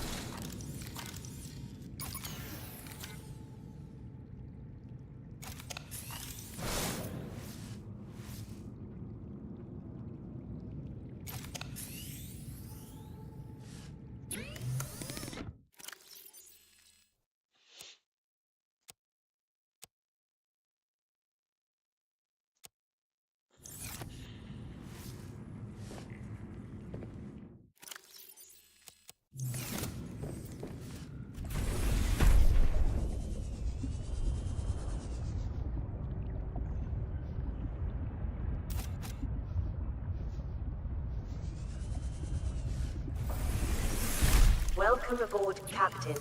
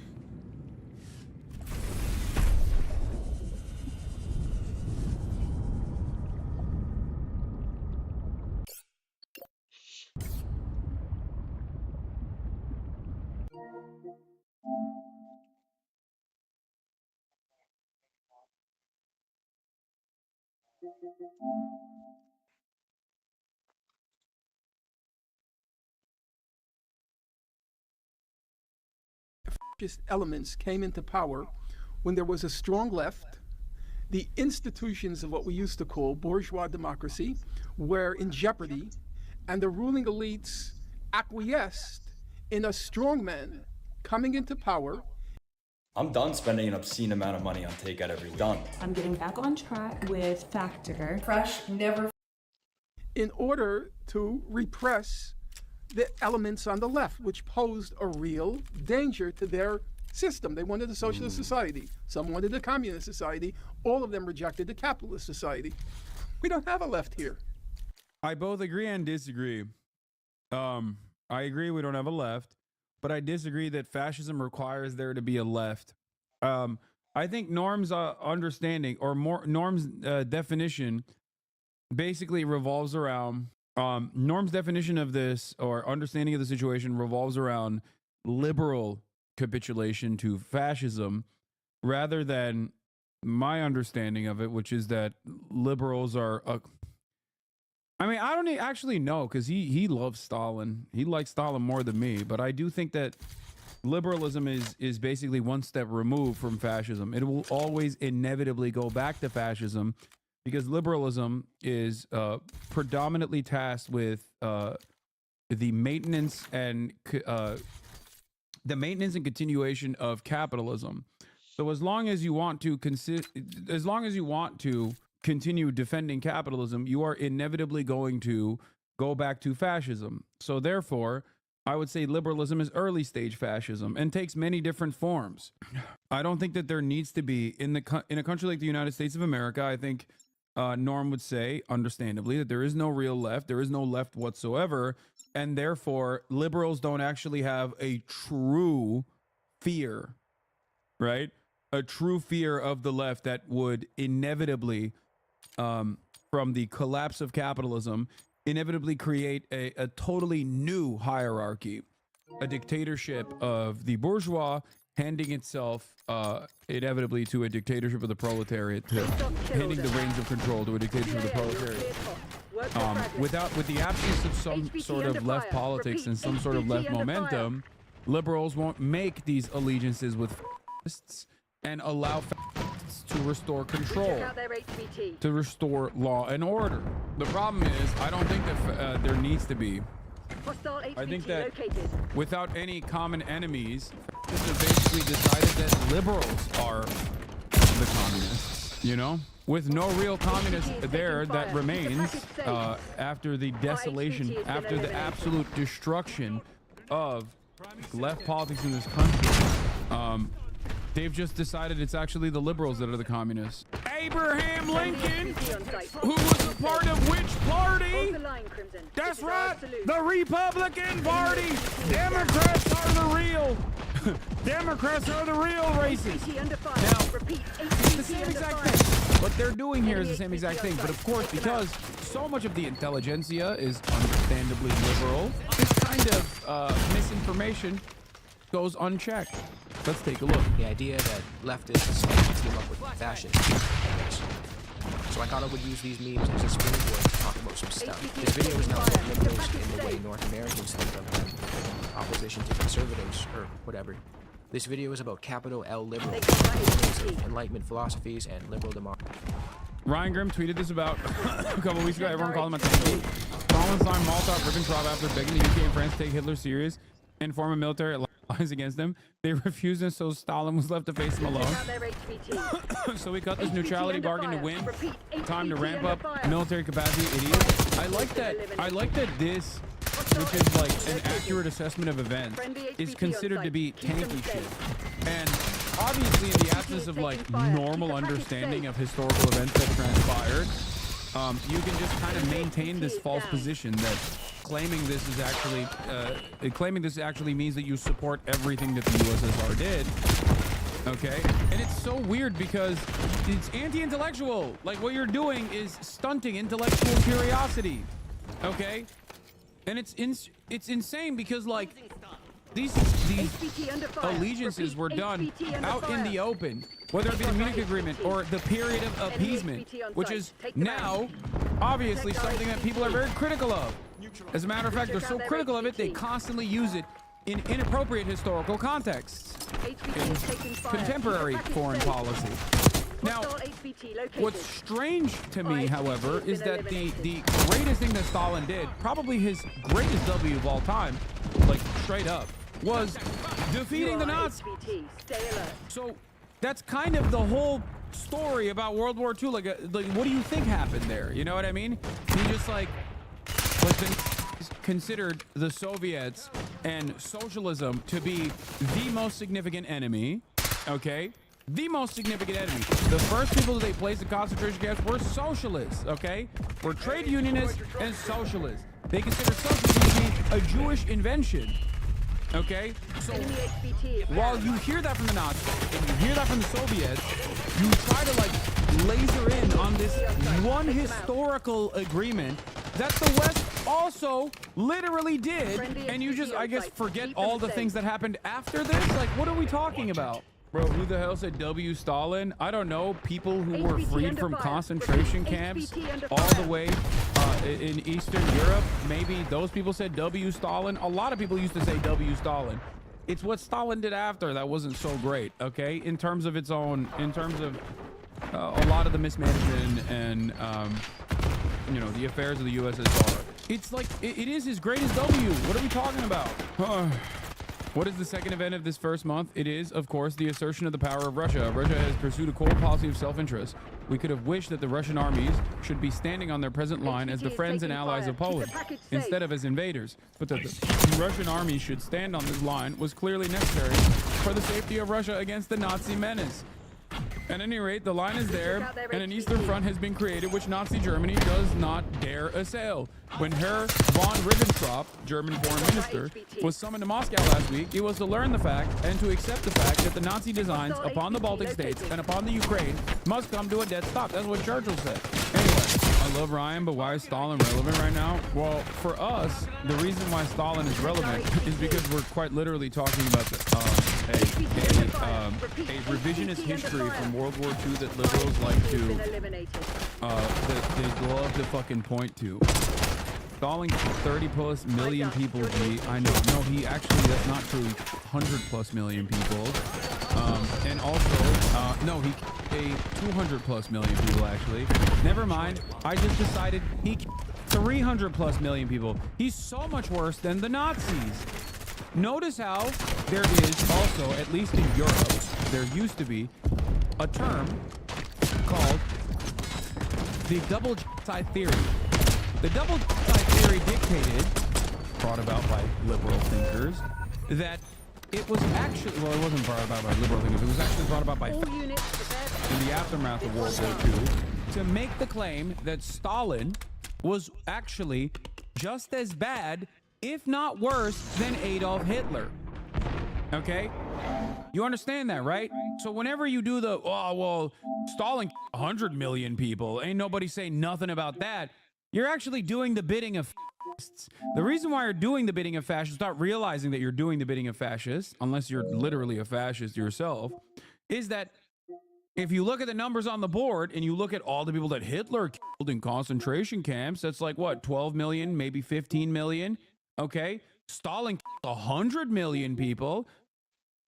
That means Stalin is much worse than Hitler, right? Maybe Hitler was just a little guy. Maybe he was misunderstood. That's the way fascists propagandized initially. Now they don't even have to do that because liberals have done the propaganda for them. Anyway, let's move away from Stalin.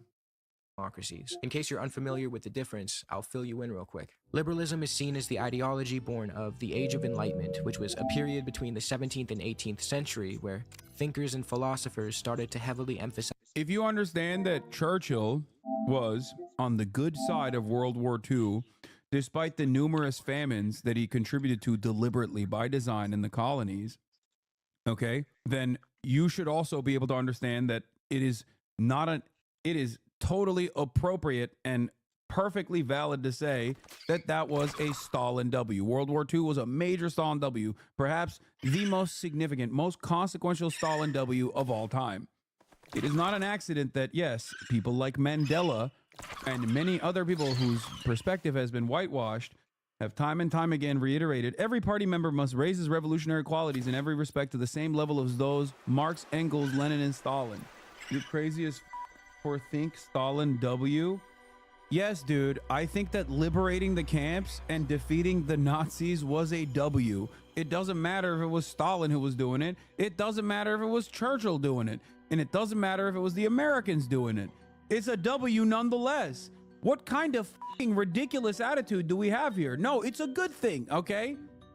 Rationalism and empiricism in contrast to superstition and dogmatism. From there we saw an emphasis on personal liberties, separation of church and state, progress, tolerance, and democratic governance. Things that I think are great, by the way. This served as a turning point in history where the age of the monarch, the feudal lord, and the serf was to be left behind, and the age of the free man was to come. A lot of the ideas that came out of this Enlightenment period served to drastically improve the quality of life going forward. Since such an emphasis was placed on freedom and individual liberties, as tied to this movement was capitalism. At the time, capitalism was seen as a way to maximize personal liberties, a way for anyone to work their way to a free... Like, I would go so far as to have endlessly more charity to our founding fathers here in the United States of America than I do to Stalin in terms of the American Revolutionary War, okay?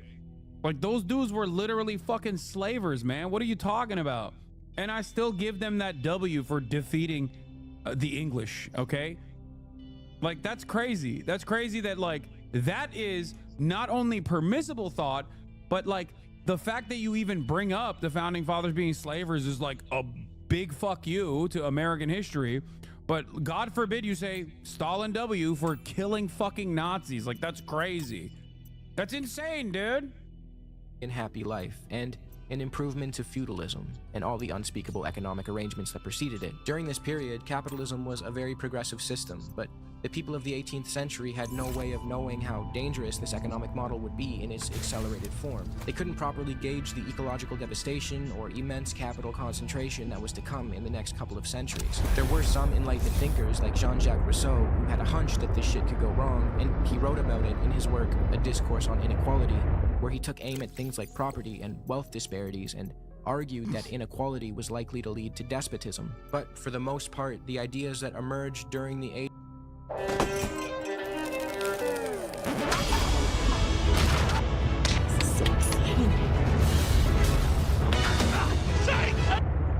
of Enlightenment served as a massive step in the right direction. Fast forward to the modern day, and we see that Rousseau's predictions were spot on. But this doesn't mean that all the ideas that came from the Enlightenment were bad or destined to age poorly.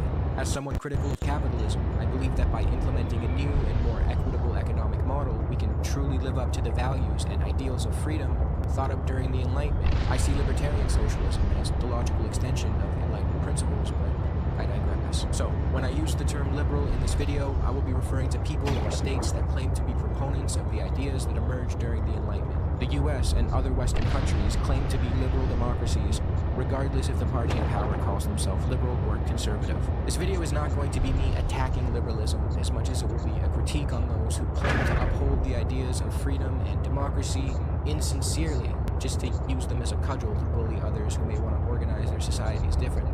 There's a long history of nominal liberals acting illiberally, siding with authoritarians and discard... No, you don't understand. That was good, actually. That was good because the alternative was far worse. The alternative was a democratically organized socialist society. So of course we had to put a fucking fascist despot in charge and rewrite the Constitution. Like, what? Excuse me. That right there is neoliberalism through and through. As long as market interference is done at the behest of private enterprise, it does not matter if it is a monarch, a God-ordained king, or a authoritarian fascist that is in control of the country. Because as long as free enterprise flows, and as long as the market interferences are done at the behest of private enterprise, It's A-okay, baby. Hurting the values that make up what they claim to believe in, just to destroy countries and people who hold ideas different from them. So with that out of the way, let's talk about the phrase... Who's that? His name is Pinochet. This is a common catchword in certain political circles, and you might have seen it on the internet.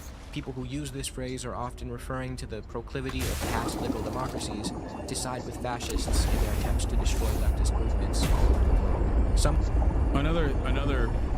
Another kind of Stalin banger take was when he said social democrats are social fascists. Some will argue that the prioritization of property rights and capitalism are so intertwined with liberalism that liberals perceive an attack on capitalism to be an attack on their very freedoms, which then leads them to siding with the illiberal to defend their economic model. Put simply, the argument is that liberals will team up with fascists if it means they can destroy leftists because leftists threaten capital. In this video, we will test that theory and go over just 3 of the many times this has happened in the past century.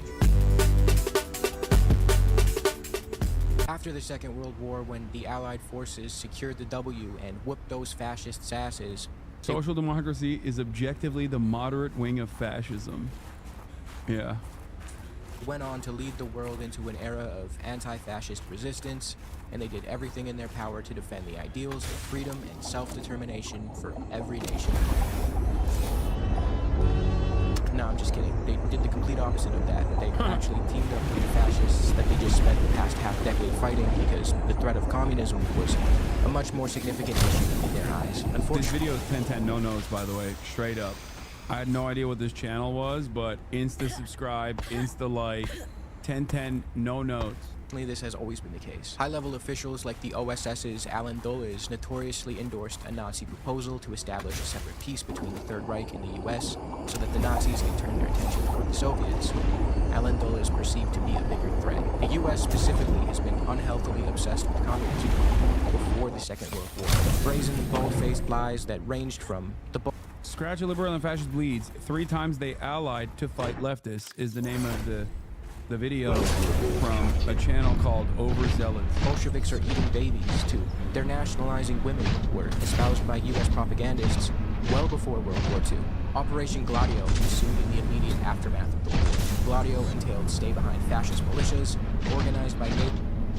This is why I'm not exactly fond of NATO. For all the people who are always like, wait a minute, Hassan, why don't you like NATO? I don't understand. Like, we're supposed to be progressive, and Russia, especially in its modern iteration, is not progressive. It's illiberal. It's an irredentist force of evil. It is currently expanding its empire. It's a capitalist kleptocracy, which is true. All of those things are true, and NATO is the only way to fight back against it. I don't understand. Well, you know.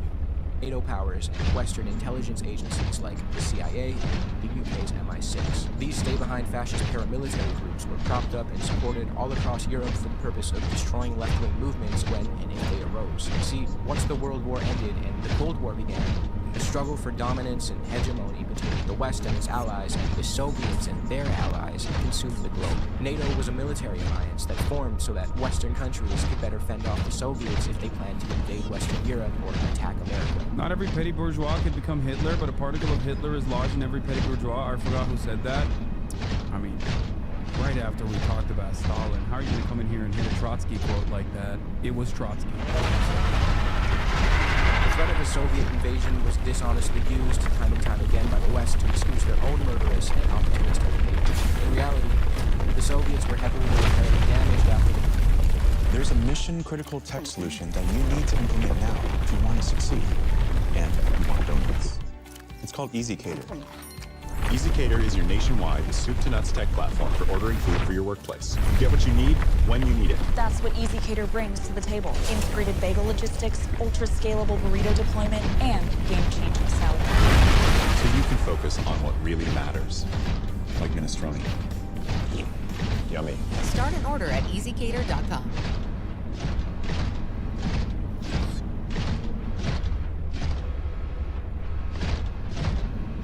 Someone stole my Old Spice swaggle. Oops. After the World War, and the act of them invading Western Europe or picking a fight with the US wasn't really in the cards. To quote from William Blum's Killing Hope, there are available, in fact, numerous internal documents from the State Department, the Defense Department, and the CIA from the post-war period, wherein one political analyst after another makes clear his serious skepticism of the Soviet threat, revealing the Russians' critical military weaknesses and/or questioning their alleged aggressive intentions, while high officials, including the president, were publicly presenting a message explicitly the opposite. But that's another story. Remember the guy I just mentioned, Alan Dulles, the one from the OSS, which later became the CIA, really wanted to cut a deal with the Nazis and direct all attention toward fighting the Soviets?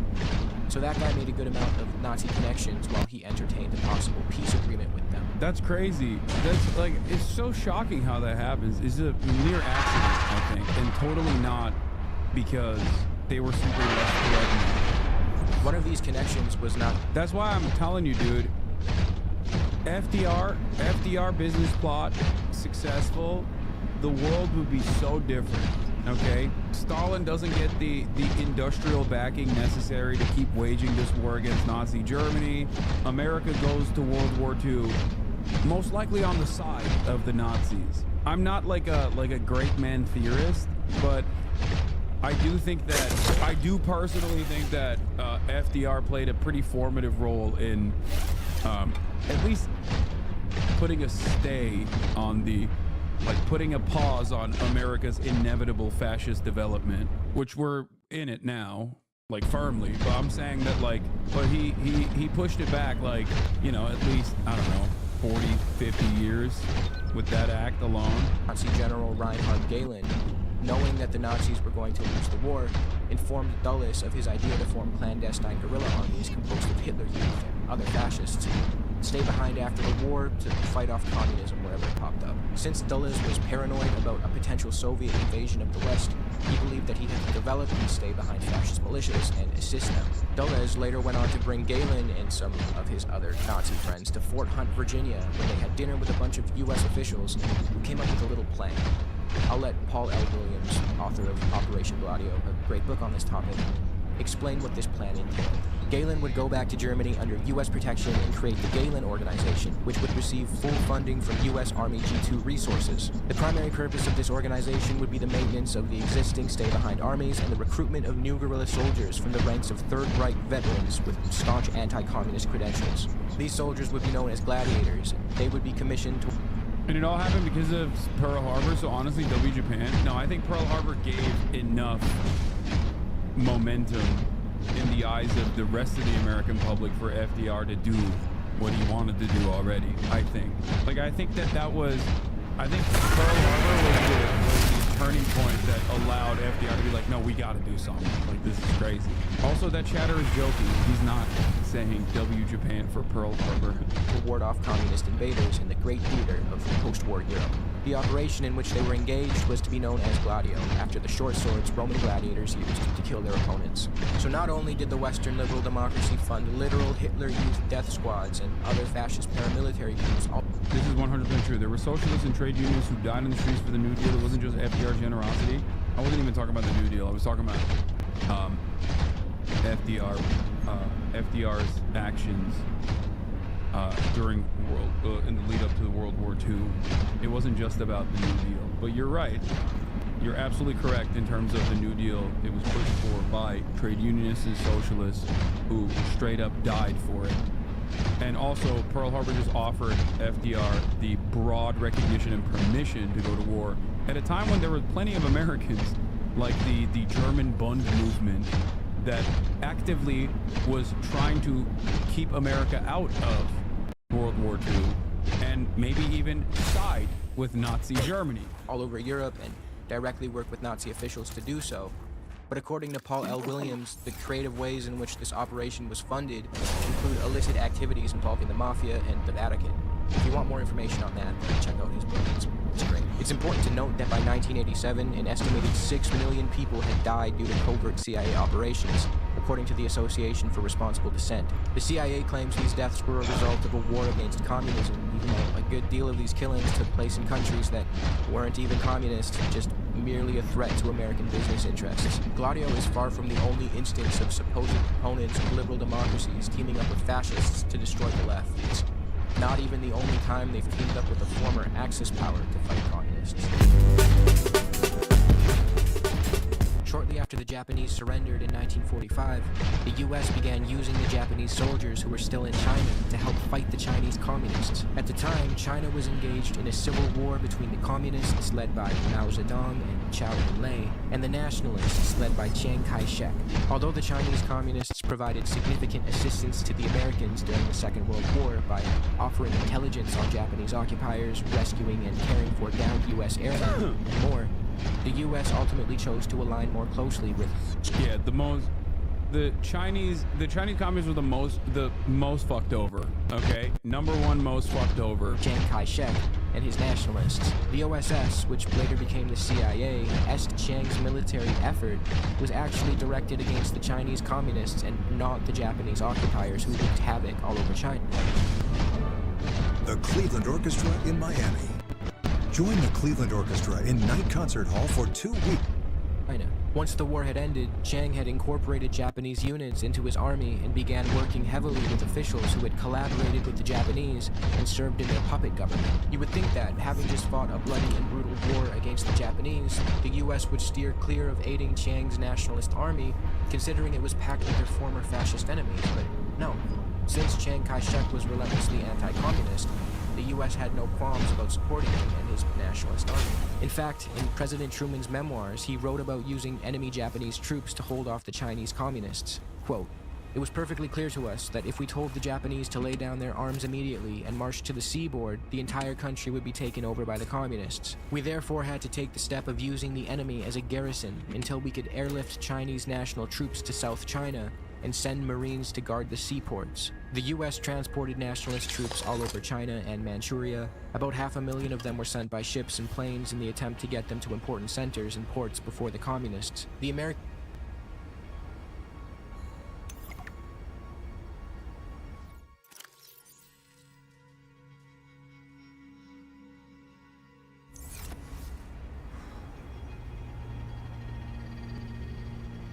involvement in the Chinese Civil War quickly reached the point of having U.S. Marines sent into China to guard railroads, mines, bridges, and more for the nationalists. This eventually escalated to U.S. involvement in the fighting as well. U.S. soldiers began attacking areas controlled by the communists. There are also reports of them indiscriminately shelling civilian villages. An interesting detail that caught my attention while researching this conflict was the fact that even after the U.S. troops attacked Chinese communists and the villages they controlled, the communists would still rescue downed American airmen and tend to their wounds whenever they would crash. William Blum chalks this up to the fact that, at the time, the U.S. was internationally respected and admired, and Chinese peasants, communist or not, may have still looked up to the Americans. After a while, the U.S. troops who were stationed in China...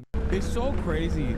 The American motion, especially post-World War II, is kind of wild because virtually everyone, including revolutionary figures that America considered to be enemies of the state, like Ho Chi Minh, literally consistently looked up to the Americans as like titans of enterprise / incredible revolutionary figures. Like the amount of glaze that everybody had for America, and America just cast aside that goodwill over the course of the Cold War by just being the most horrifying monsters on the global stage. Straight up, bar none. You can talk about all of the awful mismanagement, death, destruction within the USSR all day, every day. If you want to talk about that, oh, they rode tanks into Hungary to quash the counter-revolution. How dare you, Hassan? Whatever. Okay, fine. But it is nowhere near the generational fumble of goodwill, or rather, if you want to have my opinion on it, the abuse of said goodwill that American leadership post-World War II used, weaponized at the behest of empire and complete domination, complete destruction. Yeah, Ho Chi Minh literally wrote a letter to America thinking we took our Constitution seriously. He admired the sentiments of freedom, but were dismayed when he finally visited America. Even after, he loved the Founding Fathers. He was like, yo, these guys are great. America's great. It's the land of prosperity and freedom. Can you please help us? And the Americans were like, help you? What the fuck are you talking about? yeah, we'll help kill you. Or, well, we won't be able to, but we'll die trying in the process and kill a shit ton of civilians in the process. Also, another direct analog between the Viet Cong, which at the time was before, this predates, I guess, the terrorism designation, technically, but the coverage of the Viet Cong was damn near identical to the coverage of, you might have guessed it, Hamas, okay? The Viet Cong are attacking and killing collaborators through ruthless torture. The Viet Cong, how dare they attack our brave American soldiers for, you know, simply napalming a fucking village. The Viet Cong do not care about liberation. They want to kill the southern Vietnamese. And the puppet government that we installed that was ruthless and brutal in and of itself, and also, to make matters worse, incompetent. All of this was written about extensively in American newspapers. And you might be shocked to find out college students back then were also on the right side of history, where you would sometimes see posters talking about how the Viet Cong were heroes that are worthy of celebration. Viet Cong also had terror tunnels as well. Anyway.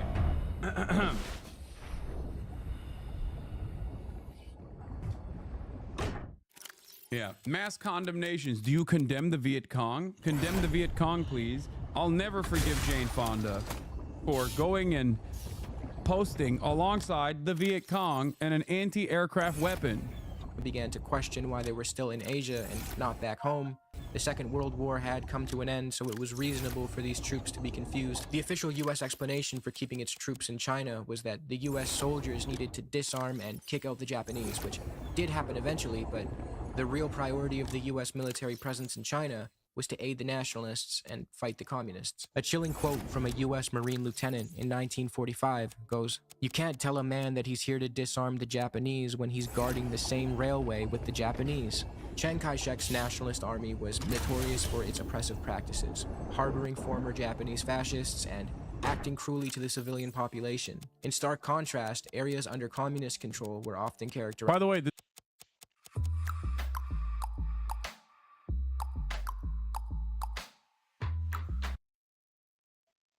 the successful version of this, like openly collaborating with those who collaborated with the Japanese colonialists, happened in South Korea, just so you understand. In terms of like scratch a liberal and a fascist bleeds 3 times they allied to fight leftists, it's actually not 3 times. It's virtually every time.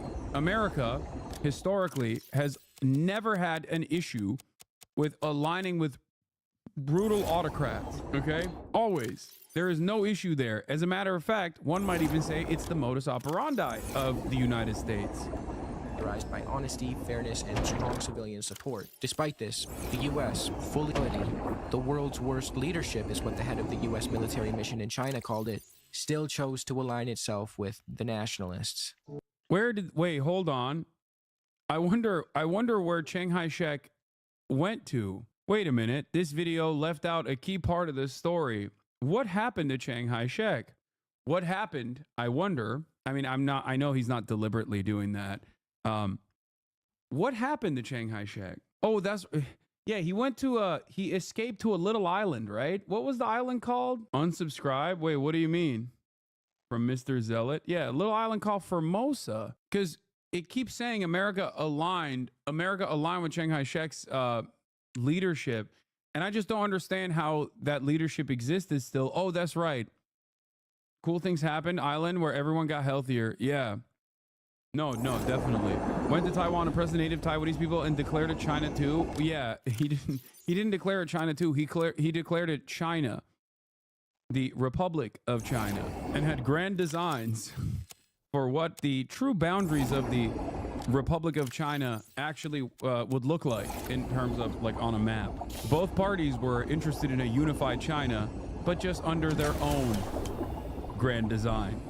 Deep fairness and strong civilian support. Despite this, the U.S., fully aware of Chiang's brutality, the world's worst leadership is what the head of the U.S. military mission. Anyway, Here, let's look at the World Greek War Civil II, the War. resistance was primarily led by the ELAS, the People's Liberation Army. The ELAS was founded in the early 1940s on the initiative of the Greek Communist Party, and its guerrillas successfully fought off the Nazi invaders and liberated large areas of Greece. After a good amount of the heavy lifting was done and the majority of Nazis fled Greece, the British Army arrived in the country in late 1944. It's important to note that Britain viewed Greece as its private playground, so when the ELAS liberated it from the Nazis and began to usher in a new way of life, Britain wasn't too happy.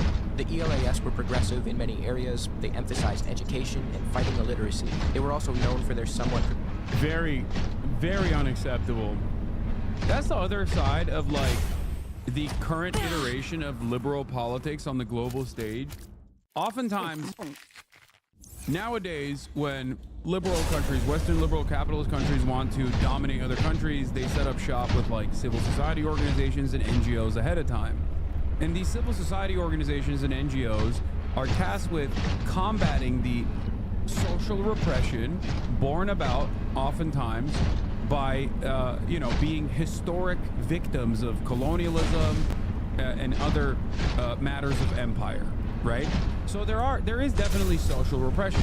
So the NGOs will now come in and talk about how woke, you know, the country must be, and then they will create, you know, decent propaganda to say, like, America's there to liberalize this nation by force and make it more socially progressive.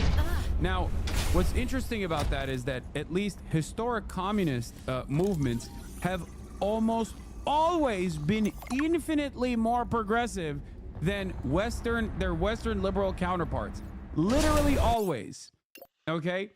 Progressive views regarding women and calling upon them to act autonomously and independently of their husband's control. This proved to be a popular movement among the people of Greece as the EAM, the political wing of the ELAS, grew into the millions. But this new worldview and disruption of the status quo was too much for Britain.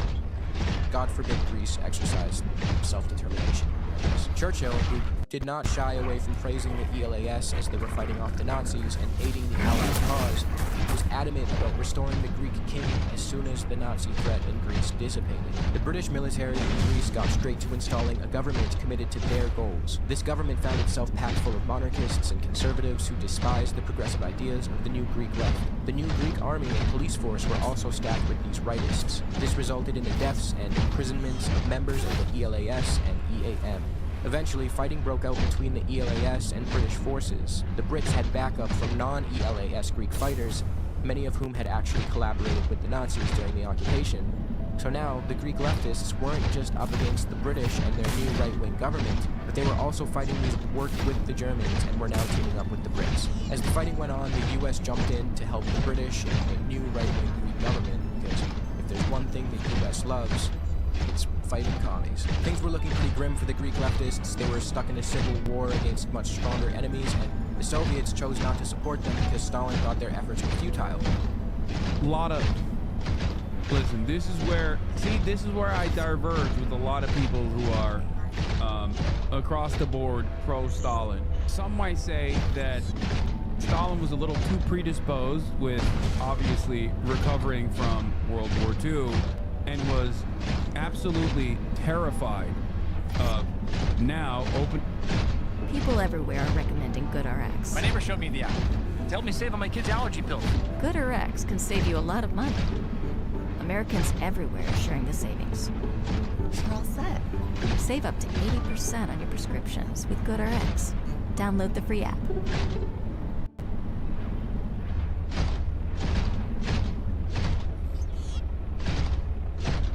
Opening up a new war against the Western superpowers that actually did not, in comparison to the USSR, incur penalties that the USSR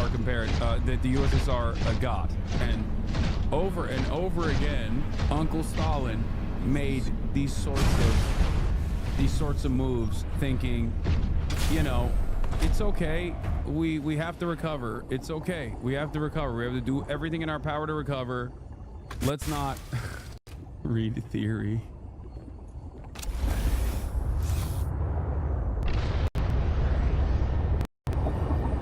Yeah, disbanding the Comintern at the behest of Western leaders, always being the last guy to help. To be fair, you know, 20 million of your youth labor force getting killed is probably very difficult to recover from. So they turned to Yugoslavia for aid, which supplied them with arms and sanctuary. As the British became preoccupied with trying to rebuild their own country in the aftermath of World War II, it became increasingly difficult and unwise of them to continue the fight against leftists in Greece, especially since the ELAS persisted relentlessly. They were not giving up in their fight. This led to the US picking up where the British left off.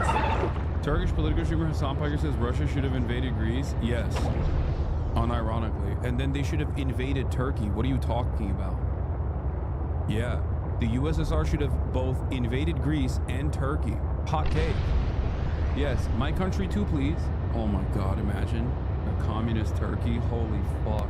A little bit of liberal tag team. The government in Greece by this point was corrupt and still backed by the US and the British. It was known to terrorize leftists and torture them in island prison camps. Officials in Washington were fully aware that their client government in Greece was a human rights disaster, and even staunch American anti-communists were disgusted by it. By the end of 1947, American aid was entirely supporting the Greek military. This included weaponry, food, and clothing.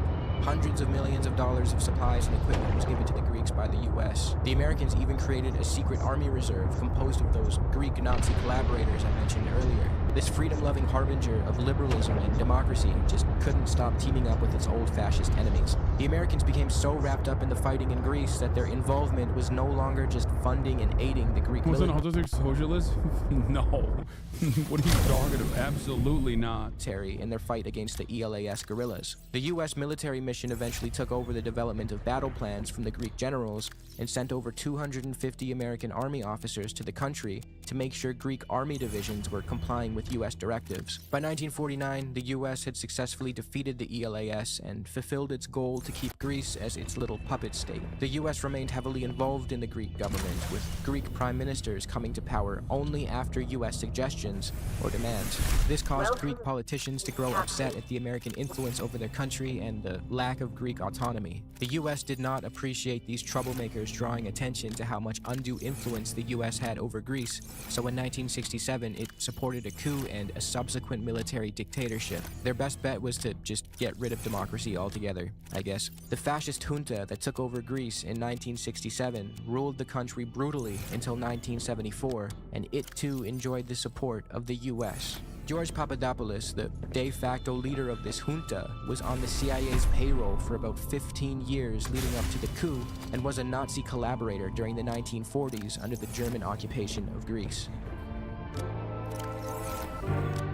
Like I said earlier, this video liberals, I don't see the point in that, but I do think it's important to shed light on past alliances between those who claim to be acting in the pursuit of spreading freedom and democracy when in actuality, they were just bullies and murderers. The ideas of the Enlightenment, freedom, reason, empiricism, democracy, they are worth protecting and upholding, but historically, those who purported to do so lied. Before I go, I would be remiss to act as though the Soviets never flirted with the idea of working with fascists. From the German-Soviet Axis talks, non-aggression treaty, to the supplying of Nazi Germany with raw materials like oil in exchange for German machinery and manufactured goods, this is behavior that modern leftists would never forgive or try to excuse if carried out by any other country. It's almost as though Stalinism, although extremely nuanced and impossible to properly touch on as a footnote, was chock full of mistakes and deviations from socialist principles. Now, this does not mean that leftists have some sort of proclivity to side with fascists, as some may argue, from the aforementioned ELAS in Greece. Especially because socialists historically have been the only game in town when it comes to defeating fascism. That's just the historical truth. No matter how hard liberals tried to take credit for it and have successfully designed society in the aftermath, especially of Cold War, or during the Cold War as well, to move away from that reality. Greece, who fought off the German occupation, anarchists in Spain who resisted Francoism, Tito's partisan forces who liberated Yugoslavia from the Nazis, and many more left-wing groups all across Latin America, Asia, and Africa. Just because Stalinists entertained such a betrayal in the beginning of the war, although they more than made up for it on the Eastern Front later, does not mean that leftists haven't historically offered a natural, almost instinctive opposition to fascism time and time again. I bring this up because it's important to hold people who claim to be socialists to the same standard we hold others to. Resisting fascism should be a universal ideal, and that should not be a controversial thing to say. That's all I have. True. Liberals speak to the individual particular in the name of the universal. All men are created equal means white land-owning men are equal under this law. Yeah. But yeah, if you're wondering how like America became so weirdly fascist, One of the great challenges. I mean, I don't know. I can't say I am. I mean, I love kids. Kids are great, but I mean, I do say wild things every now and then, especially if a conversation gets going, like profanity and stuff like that. Like financially, it would be better for me to be kid friendly, especially like because like I'm like I'm like a nobody streamer trying to like gain some kind of traction. It would be in my best interest to go that route, but like I already have like a 9-to-5 job, so I try to like just play video games and stream stuff that I find interesting. And as soon as I start to feel like a job or something like that, being that I'm well aware of how that feels, I kind of go the other way. So I can't promise that I'm not going to use profanity and things like that. Like but yeah, I don't show any kind of wild or crazy things. A lot of the videos that I tend to show they tend to be things that you can like get information from. A lot of it tends to be news, political stuff. I also do realize that it can be like really boring to probably just have like a whole like video after video after video of like lecture like videos pretty much. So I do also have like just funny at like hilarious as like podcasts and other things. So it's kind of like I don't know how I would call it. I don't aim to be kid friendly, if that probably would best answer your question. Like that's not my goal. My goal is for me to just have fun, as and that's pretty much it. It's just so I can't say that I am really, but I love kids. Kids are great. Kids are really cool. Yeah.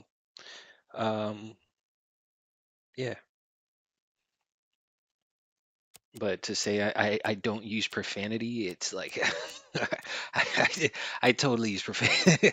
I use profanity like a lot. You don't hear it now because like I'm not really talking to anybody. I'm just like listening and like playing a game. I do have no, not really. The only time I would have a video that's like kid friendly is like if I'm like editing a race or something, because I also play like Gran Turismo and stuff. I'll like put like and I just want to show that race. I don't usually have any kind of talking during those races, but on average, no, probably not.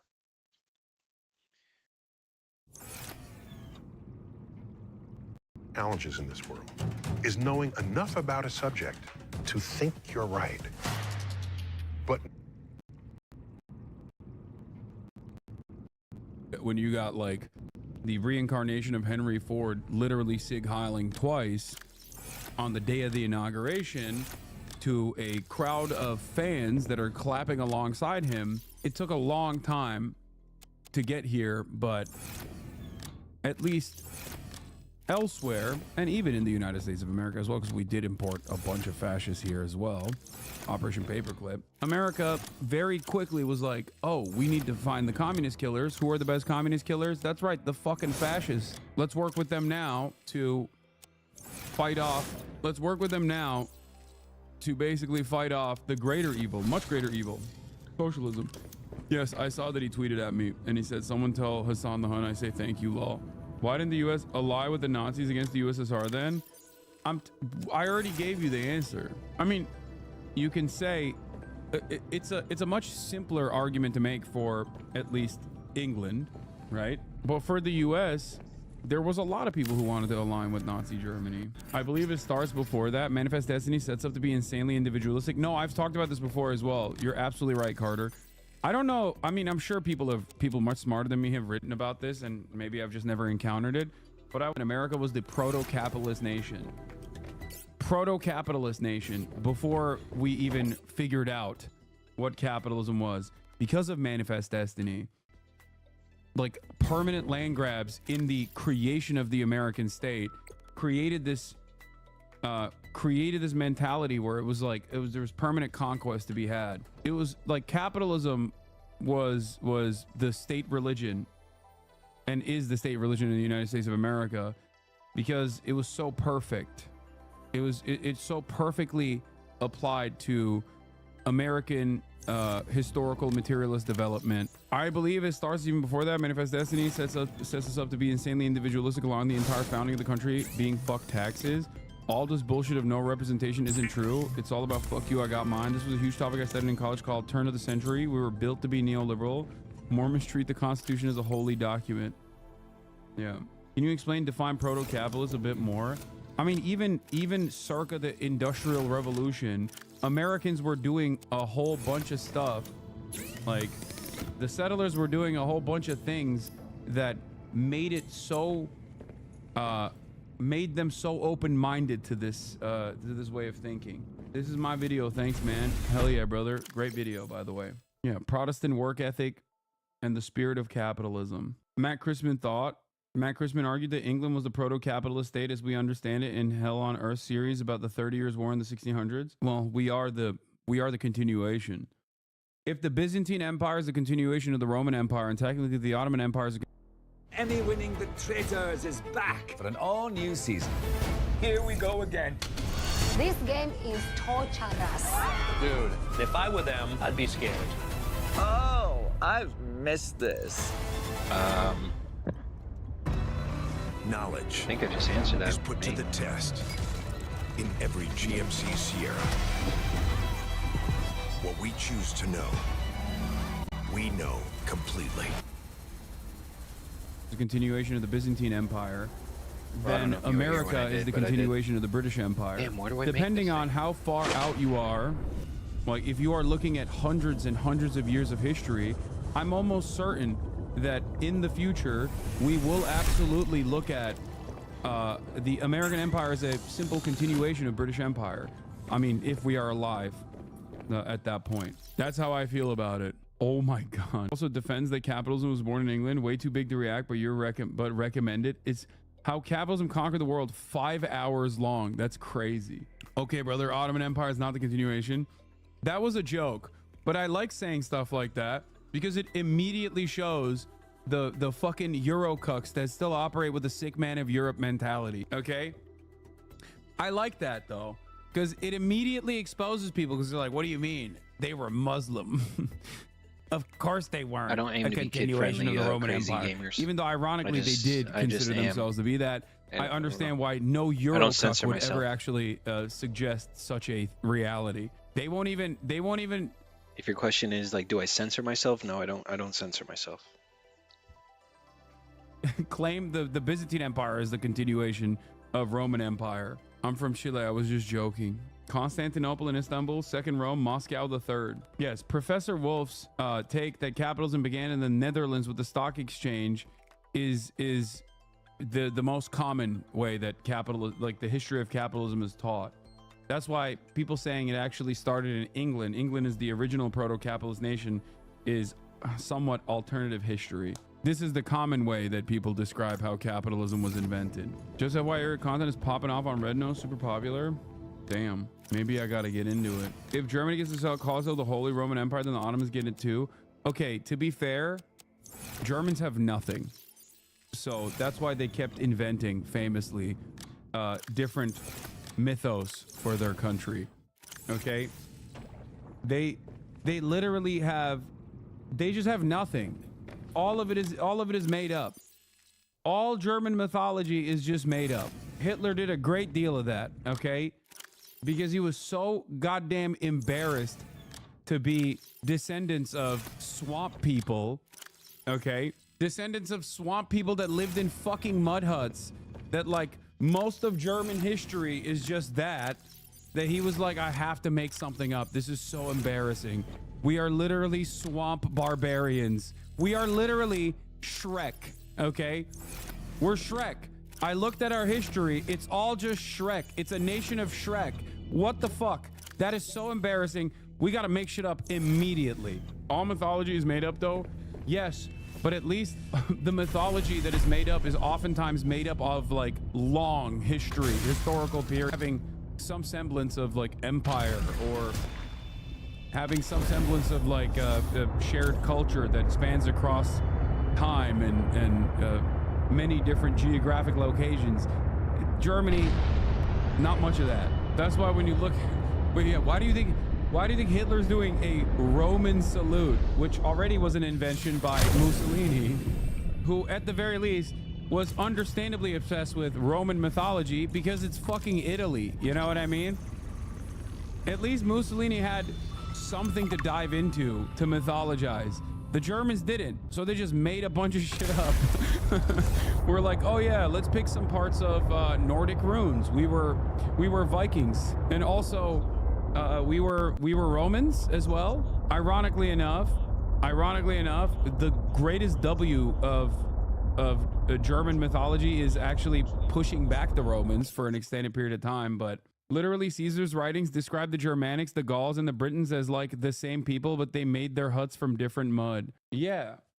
Barbarians, barbarin. Yeah, they stole a little, you know, they stole a little Hindu stuff too. Anyway, I guess when you think about it, America kind of does that too. I'm realizing, because 200 plus years is not that long. You know what I mean?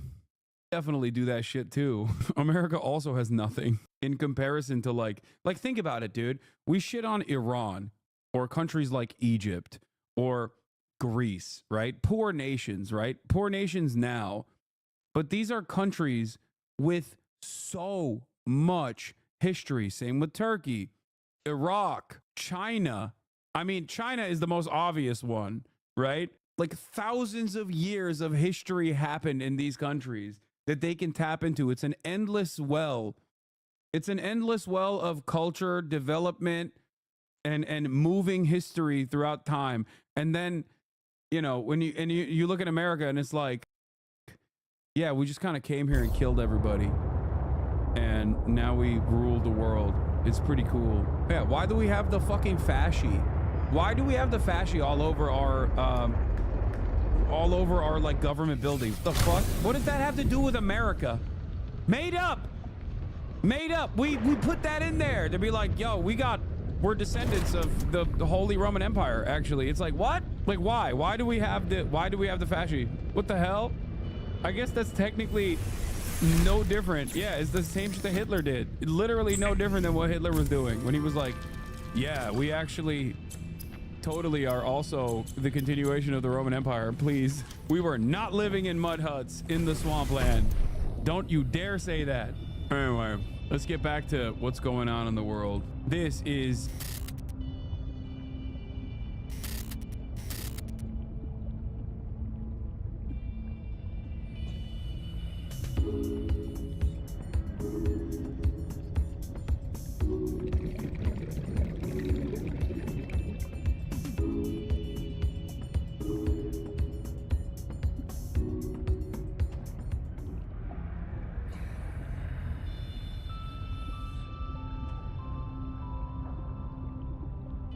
As I've gotten older, I have noticed my hair getting thinner and weaker. I was starting to see bald spots on my scalp, and it was making me so self-conscious. I was so worried. I started using all kinds of supplements and creams and special shampoos, but nothing would work to grow my hair back. But that's when I discovered red light therapy. This is my hair now, and I am honestly shocked at how much thicker and healthier it looks after just 3 months. With more LEDs and power than any other product, the iRestore Elite is the most powerful hair regrowth product on the market. I just wish I'd tried this sooner. Unlike topical treatments like minoxidil, which are surface level only, red light therapy actually penetrates deep into your scalp to wake up dead follicles. It's so effective, it even helps patients with alopecia grow back their hair. I'm telling you, this is legit. It's clinically proven and even backed by dermatologists. It's non-invasive, drug-free, and pain-free. There are no harmful side effects, and you only have to use it for 12 minutes a day. 100% of users saw real hair growth in just 4 months, and over 500,000 users swear by this product. I'm just so glad I found a safe and effective way to regrow my hair and get that confidence back. Seriously,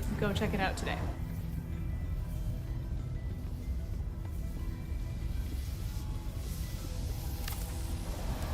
My first person I studied any improv with was Del Close, and a lot of people had a guru relationship to him. Yeah. Or some people, not a lot, but some people did. He used to say, "You're not improvising. You're just letting the universe channel through you if you just open up all your senses. That's it. Your job is to open up all the stops on the organ. That's and it. so it can just flow through you. And he would take out his little pentagram and put it on his chest before he performed, because he said the stage was a sacred space. And it is. I mean, showstoppers. Stephen Colbert throwing show-stopping pitches all day.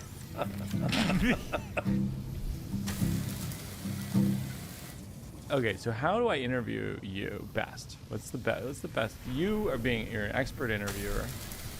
Oh, how would you come I at don't know if I'm this? an expert interviewer, but I do like talking to people on the show. Sometimes actually that's my favorite part of the show.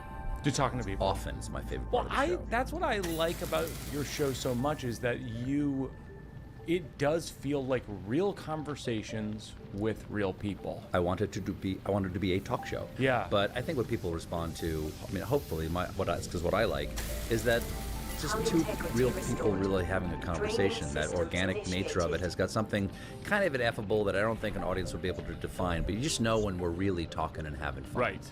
You know, when I had Anderson and Andy on the other night, we really there was a card, but we just kind of made fun of Anderson. Those guys are hilarious. For 20 minutes. Those it was guys wonderful. are absurd together. It is, yeah. It's amazing. They should do The Odd Couple. Oh, that's a good idea. But I don't think I don't know if Anderson's it's a ever great acted idea. before. It's a great idea. So I don't know how to interview. I don't know how to interview me. My life's an open book, generally speaking. I got nothing to hide. So do your dirtiest. You know so much stuff. It's like I have a good memory. You have a good memory. I'm not that smart. People think I'm smart, but they usually mistake intelligence for a good memory. Yeah, but you have good memory. Gonna walk you back on this one. I have a reference level that people associate with being smart, but that's not. Evie, my wife, is much smarter than I am. Jon Stewart, much smarter than I am. Paul Dinello, much smarter than I am. Because I think they're clearer thinkers, and I think when I think of intelligence, I think of a ability to analyze a situation and then have clarity in your response to it. You know, like I think Paul's much better at like directing or putting together a running order or something like that. Yeah. But I have this memory that seems like I'm smart. In fact, I can just memorize anything. That's crazy, because it tracks that your background is in improv, because I think improv is so much about just associations. Quick associations, this to this to this to this, and then next scene. Paying attention too, paying attention so that you can make those associations. Yeah. You know, I don't have a lot of computing power, but I have a lot of desktop memory. So I can refer to things very quickly, and I can pay attention and keep a lot of stuff in mind. I can memorize strings of numbers and shit like that. When that is sort of a synecdoche for being able to keep a lot of stuff in your mind, or absorb a lot of stuff when you're improvising, and then spit it back out when it's fitting.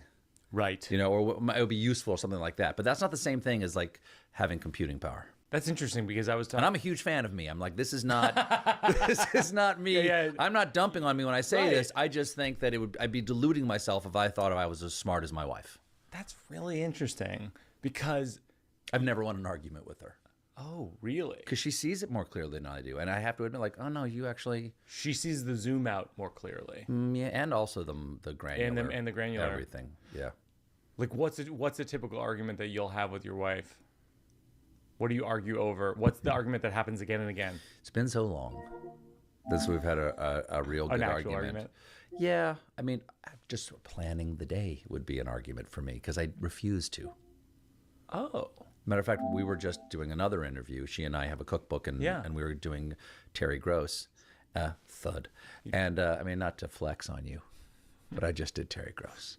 And on the way there, she wanted to plan like what the weekend was going to be. I'm like, no, I'd like to just enjoy myself in the half hour before I go on with Terry, because I want to be relaxed and happy before I go on. And nothing makes me more tense and anxious than planning. That's interesting. Yeah, that makes sense. Are you able to do that? Are you with your life? You host a talk show. So when they turn on I've the lucked cameras, out like nobody's business. I am someone who lucked into having an enormous team of people who push me in the right direction at every moment of the day. Does someone tuck you in a room half hour before to give you time to think of nothing? Kind of. I mean, I have to shower and shave and dress. Yeah. And that takes about a half an hour. Okay. And I put on a little music in the shower. Yeah. And I listen to a little music and I shower and I take my time, shave and everything like that. And that brings the blood pressure down a little bit from the day of writing and producing, which is a totally other level. Yeah, it's a whole other job.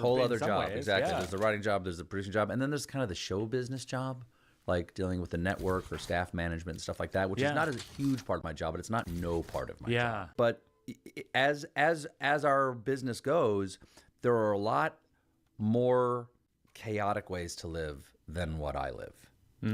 Because I know where I'm going to be. Right. I'm going to be at 1697 Broadway at the Ed Sullivan Theater, and I know what time I'm going to be in there in the morning, and I know what time my first meeting is and my second meeting is, and I know what I do exactly after that, and which turn I could do it in my sleep. And this is what the days gets laid out. It is, and is packed like peanuts in a Snickers bar. And I don't have to be organized. The show is a matrix that gets pressed over the Play-Doh-like flesh of my brain, and it cuts my attention. It cuts my attention into all these little boxes, and I just have to stay upright and get to the next thing. You're really taking the romance out of this. Mike Nichols had a thing. I'm a huge Mike Nichols fan. He had this thing, which is he never wanted to be an actor because he didn't want to be a baby. His whole thing was like, actors get treated like babies. They're placed here, they're placed here, they're placed their child. And that always made sense to me because I was like, that's by design. Because if they don't have the actor in the place that they have them in, then they're losing money by the second. Well, you're the child in your whole thing. You ate all my pizza rolls. These are like $100. No, Totino's pizza rolls are 10 for about $1. Wix gives you the power of AI to build the website you need. With full business functionality, designed tailored just for you. Customize every element of your website and watch your vision come to life in minutes. Control everything from the biggest tasks to the finest details. Personalized, optimized, ready to go live. Well, you've made me think of so many different things by first of all, Mike Nichols. But this is one of my favorite Mike Nichols books was from the book Something Wonderful Right Away, which is sort of the first and still one of the best books about the Compass and the early Second City in Chicago Improv Theater. Is that I believe one of the chapter titles is "If You Were Alive, Would You Laugh at This?" And it was, I think he's talking to Paul Shepard. And I think it's Nichols talking to Shepard, and one of the original Compass players. Yeah, and they're watching this rehearsal over and over and over and over and over and over, and Nichols turns to Shepard and goes, "If you were alive, would you laugh?" Yeah, and that's how it feels sometimes after you've worked on a piece of comedy for forever and ever and ever. You no longer have the. If you were alive, would you laugh? Yeah, there's no longer any spark or frisson there. It's like hard to recapture that. That's why it's difficult to re-improvise something. Yeah. Because you're inured to what was organically special about it the first time. Oh, absolutely. But so the second thing is you just said baby. Actors are babies. Yeah. Jon Stewart and I have had many conversations about this, and he puts it in a beautiful way. And he said the hard thing to understand for you as the person who's on camera, but also for the staff, and it can be frustrating for the people who around you, is that it's necessary that you be both the daddy and the baby at the same time. Because daddy gets to say we're having steak. But you have to cut up the steak so the baby doesn't choke on it. Yeah. And so that's a lot of the day, is that you get to make a lot of global decisions about what the direction of the show might be on any given day. Yeah. And now it's everybody else's job to make sure that you, the person who has to go, has the privilege and the opportunity to go present that, and the responsibility to present whatever you guys did together today out in the world doesn't choke on the ambition of the guy who made the decision. Oh my gosh. That is very well put. Jon Stewart often does that. That is what I found. That's what I said. He's smarter than I am. Well, that's kind of the truism of a lot of these companies, like, Steve Jobs with Apple, for example. Like, there was a period of time where he wasn't there anymore, and people were like, "What the hell is this company?" Mm-hmm. And they have to figure out who's the now it's Cook whatever, whoever, Tim Cook. Now it's Tim Cook, but it's like, but for a period of time, there's like, they had nobody who was that. But it's like, you're that. You're the daddy and the baby at your show. Yeah. And if you weren't, no one would be. There's nobody. There's no one who's going to fill in for your job. You don't have a fill-in? I don't have a permanent guest host, no. Yeah, you don't have a guest host? No one did that for a long time until Kimmel started doing it. Yeah. Because he wanted to take the summers off. Yeah. I was funny you should say that about Kimmel, because I sat in for Kimmel when he had COVID. All right. And it is a certain type of life that you guys have. It's really packed for like so much of the day, and then it's wide open after that. You can let it go on a daily basis. You can actually, you can unplug. You kind of have to unplug because the day is so intense. There's so many decisions, and as my executive producer Tom Purcell says, when it comes to all these decisions that you're making like maybe 15 an hour that you can't go back on. Yeah. And he says, do not reverse severe tire damage. Is the sign over Tom's head. In other words, we made a decision. Let's live with that decision and move forward. That's interesting. We don't, Right, reverse tire. Don't go backwards on those spikes. Yes. By the way, it's thin ice. And by thin ice, we mean at certain points on the pond, the ice is much thinner, and it would be dangerous for you to skate there. Wait, I have a question. Did you ever meet Mike Nichols? I did. I was at the Kennedy Center Honors, and it was whatever year Meryl Streep was being honored, because she was there being honored. And I interviewed her before, and I walked by her table to say hi, and I didn't know she was sitting next to Mike Nichols, because his back was to me.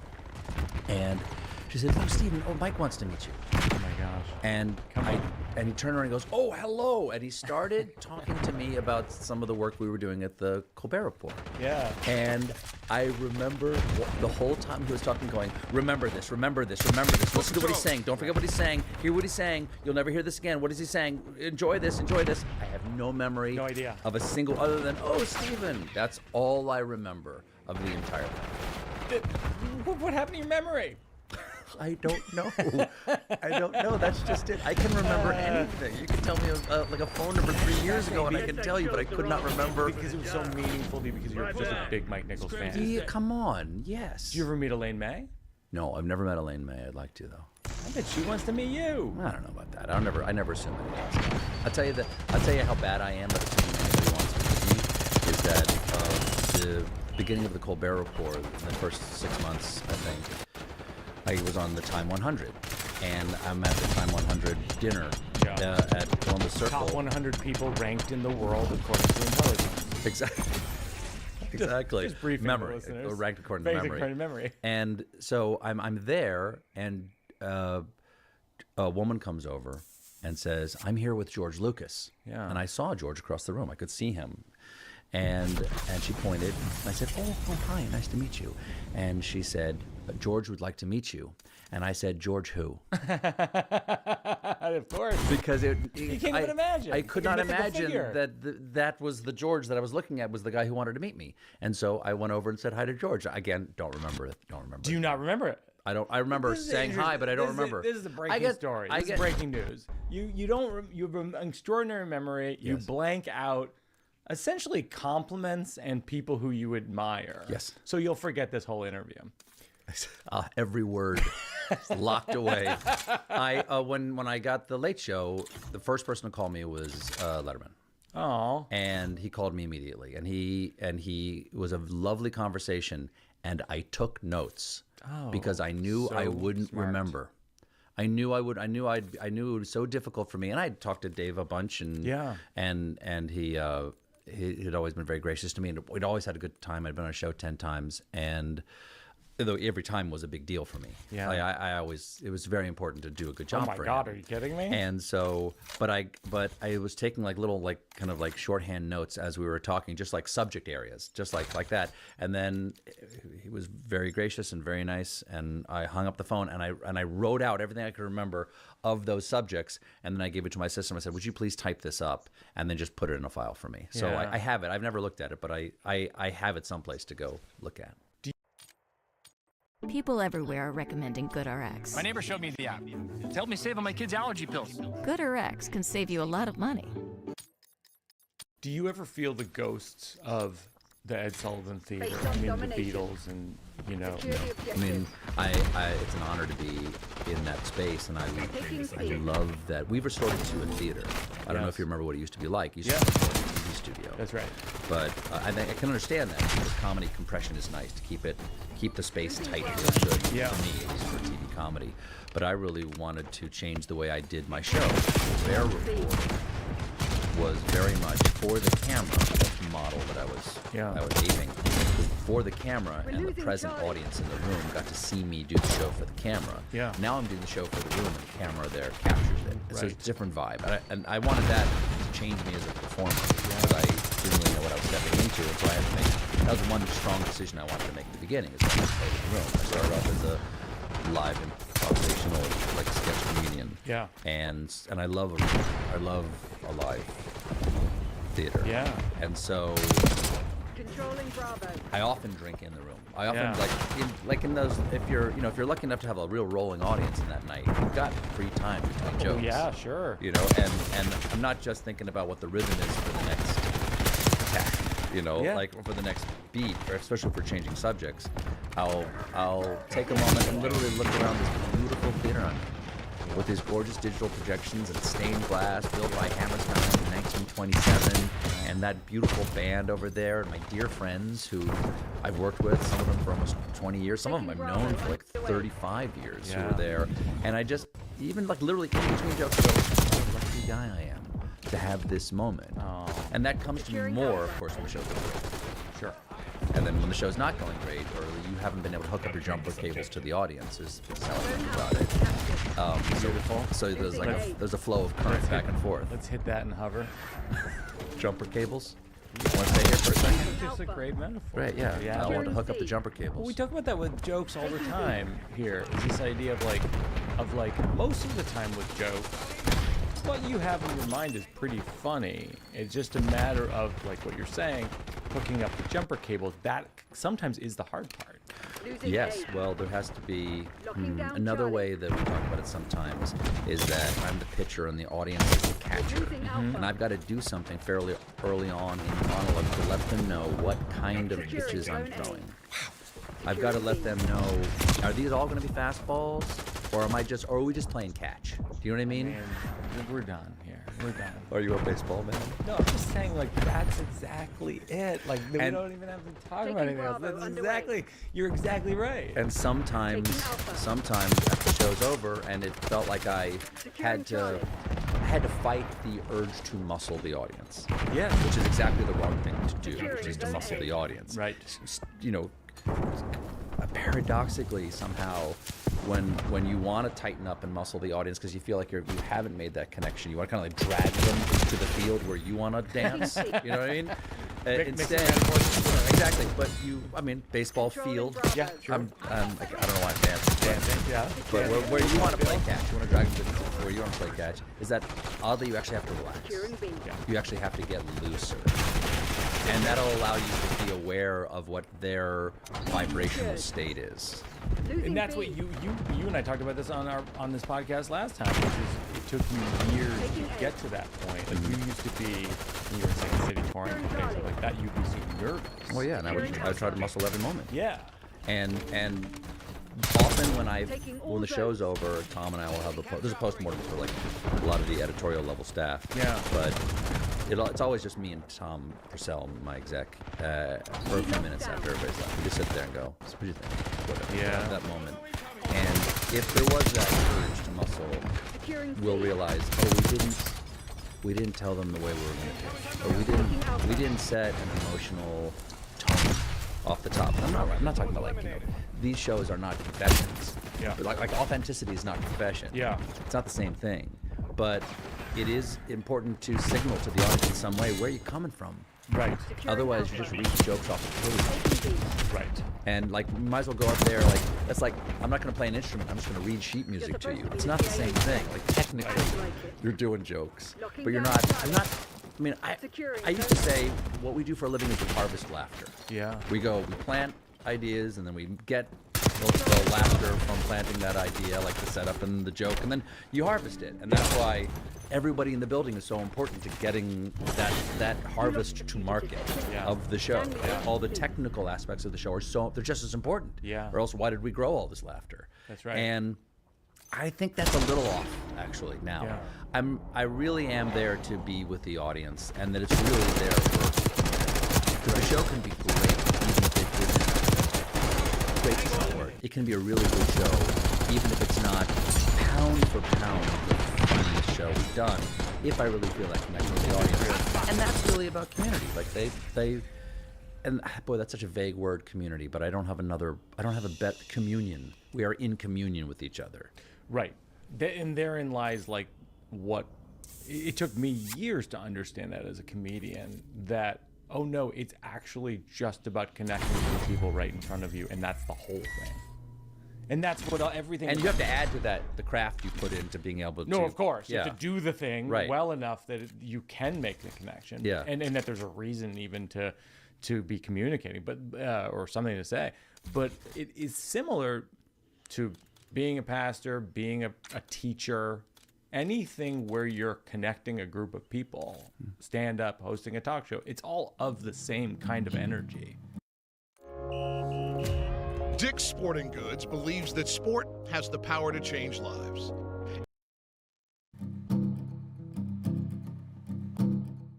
When the Please Don't Destroy guys from SNL came on this podcast, we were like, let's do something. And then recently we just started doing improv at UCB. We do one day a month. Would you come improvise, or are you done with it? No, I love it. I mean, I would like to improvise someplace where no one knows who I am. I don't want to have anyone's expectations of what I'm going to do. I just want to go improvise. We always say that to the audience members. We come out short notice. We do like 24 hours notice. It's 100 and something people in the room. It's a black box, and we just go like, we don't do this a lot. We don't improvise a lot. And so whatever happens tonight, if you write it on social media, just write, it was the best improv show we've ever seen. And they do. Like, it's a running joke with the audience. And so who's doing it? It's me and the Please Don't Destroy guys, which is Ben Marshall and John Higgins and Martin Herlihy. Well, I've known John Higgins since he was about 4. We grew up down the with our we grew up down in the Higgins like that. Like you taught him Sunday school. Yeah. That's crazy. So that's what the problem is. You gotta come play with us, though. We die laughing. I would love it. Breaking in every scene. I mean, there's nothing better. Yeah. There's absolutely nothing better. And admittedly, it's been a long time, and I think there's an athleticism to it that you can lose your backhand. Yeah, no, I agree, but you improvise every day. The guests improvise, and sometimes like things come in here and there, but that's more like riffing. That's not the same I thing get as that. improvising. As doing object work and scene work and characters. Right. I mean, the guest is close to improvising because you're having to listen and add to and draw out from the other person, and the other person's the most important person on stage and stuff like that. All that's really key, and that helps with that. At best, the conversation has nothing to do with the card. It's just what's going on with that person. And the best ones, I never look at it, and you can't believe that the time flew the way it did. But I mean, creating scenes, like, that's a great thing. When you walk off stage and you have no idea why it was good as it was, and you don't know whose idea was what, that's the key. When you walk off and you're like, that was great, whose idea was that? Or people might ask, and we'll go, no idea. No, and it's kind of what's beautiful about improv. It's kind of no one's idea. It's kind of taking from the universe and spitting it out. Well, that's my first person I studied in improv with was Del Close, and a lot of people had a guru relationship to him. Yeah. Or some people, not a lot, some people did. I never did. I might not have deserved it, but I also don't get guru with people. You know what I mean? Like you don't take to mentors that way. No, I probably, when I was younger, I was too emotionally distant to actually allow myself to join the cult. If you know what I mean? Yeah. And also too much of a skeptic to get involved in the cult, Sure. even though some part of myself, the part whose father died when he was young, was like, you be my daddy. It was sure in there, but I never acted on it. That's a weird aside to say, or rather a fitting aside to say. He used to say, you're not improvising. You're just letting the universe channel through you if you just open up all your senses. That's it. Your job is to open up all the stops on the organ. That's and it. so that you so it can flow through you. And he would take out his little pentagram and put it on his chest before he performed, because he said the stage was a sacred space. And it is. I mean, showstoppers. Stephen Colbert throwing show-stopping pitches all day. We've taken the lead. Stay on All right, target. so this is the slow round. What is Enemy do you have a scout song post that makes detected. you cry? Is there a song that doesn't make me cry? I will, like, you know, when I was a kid, you know, Cat's Cradle, you know, Oh, yeah. Harry Chapin in an absolute second. Yeah. Because Uh, it just brings up parents, child. Yeah, relation. Dead Yeah. Dad. Yeah. You know, the Dead Dad. I remember, like, it came out in '74, I think, or '75. Yeah. My parents. I mean, my dad and my brothers died in 1974. So there's that. But I mean, my kids, they'll turn to Evie and go like, "Oh my God, is he crying?" And here's what I find about is that I've given in to the fact that I cry. Okay. You know what I mean? Like, I try to, like, okay, fine, and it's just like a source, like, For years, like you tried to any of them, pretend like, you weren't a crying. no. I mean, kind of. Aren't you, like, taught to not do Sure, that? Sure. You're taught, especially as a man, you're not supposed to cry. Yeah. And so I was very good at, like, closing the door and, like, punching a wall instead. Yeah. And it's not like I closed the door and cried. I closed the door and then also didn't cry. But at least the struggle I would do privately. Sure. And but what was great is having kids, and, like, if I would be talking about something that was getting me close, like where I have to take a breath and, like, look into the distance and try to think about, like, the stitch pattern on that curtain, so I could think about something other than crying. Yeah. You know what I mean? Like, I would place my focus on something else in order to maintain. Absolutely. But my kids quickly figured out all those. And so, or, like, what my silence would mean. And so, even, like, when they were pretty young, they would, like, crawl, like, they would, like, come around me and go, Oh my God. is he gonna cry? And that would just make me laugh. So funny. That would just make me laugh that they would tag me like that. But I came to a realization not that long ago that the thing I'm crying about is not because I'm sad. As I'm crying because it tends to be something I'm talking about is so beautiful. Yeah. Despite how sad the world is. And it's that tension between the beautiful thing. And it really occurred to me when I was in San Remy de Provence a couple of summers ago. We went to the institution where Van Gogh ended his life, or he spent the end of his life there. And he painted many beautiful things while he was in Provence, in San Remy de Provence. And I think one of the things he painted was Starry Night. And I come around a corner, and they got reproductions of everything that he did there. And I came around the corner, and there was Starry Night. And I burst into tears when I saw it. And what the hell is that about? Why are you crying because you look at Starry Night? Now, what I've done is you've taken, like, a several kilometer, and I'm going to say kilometer because we're talking about France here. Don't get on me, American. I respect that. A couple of kilometer walk through San Remy de Provence to the institution, which was run, I think, by the sister charity or something. And you're reading along the way these plaques about what was his life like, and what was his brother Theo doing for him, and why did he end up here, and stuff like that. And the last thing you end up, you go through the gates into this beautiful, I'm sure it was kind of bleak at the time, but a very beautiful place. And I saw Starry Night, and I burst into tears, and I went, oh, that's what it is. It suddenly came to me as revelation, is that the thing that actually makes me cry is something beautiful, not something sad. Yeah. And that's the commonality, is when I'm trying to quote a song, for instance. Right. And often when I'm trying to quote a song or quote a poem or something like that, it'll tap me on the shoulder, punch me in the face, and I didn't expect it. Because I'm caught short by something beautiful. Yeah. And the tension between, you know, how sad or tragic the world can be, and this beautiful thing that exists despite that, or maybe because of it, that comes out of it. There's an ecstatic tension between those 2 points. Yeah. And the energy has to be released some way. And for me, it's crying. Yeah. So yeah, sometimes I cry. So next slow round question: what's the best piece of advice someone's given you that you used? Let's talk about rectifying or reactivating our hair follicles. iRestore makes this incredible piece of technology called the Check to make sure the plug is in. That's a great one. Because I like to boat.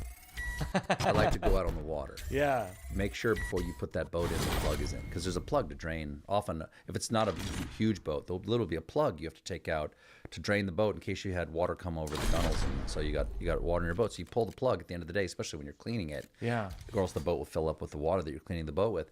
But you have to remember to put that plug back in. Wow. And that's a metaphor for a lot. Yes. Is that before you do the obvious thing. Yeah, do this. Make sure you've done the small, simple, obvious thing that is so small and simple. Right. That, yes. For instance, did you learn your lines? Yes. For this show that you've been cast in? That's right. I literally have shown up things and I went, oh, fuck. I didn't learn my lines. Yeah. I was very excited about doing the part. I have an idea for the character. Yeah. But I went, oh, right. I've been working in front of prompter for 20 years. I have to learn my lines. Yeah. Which is so basic.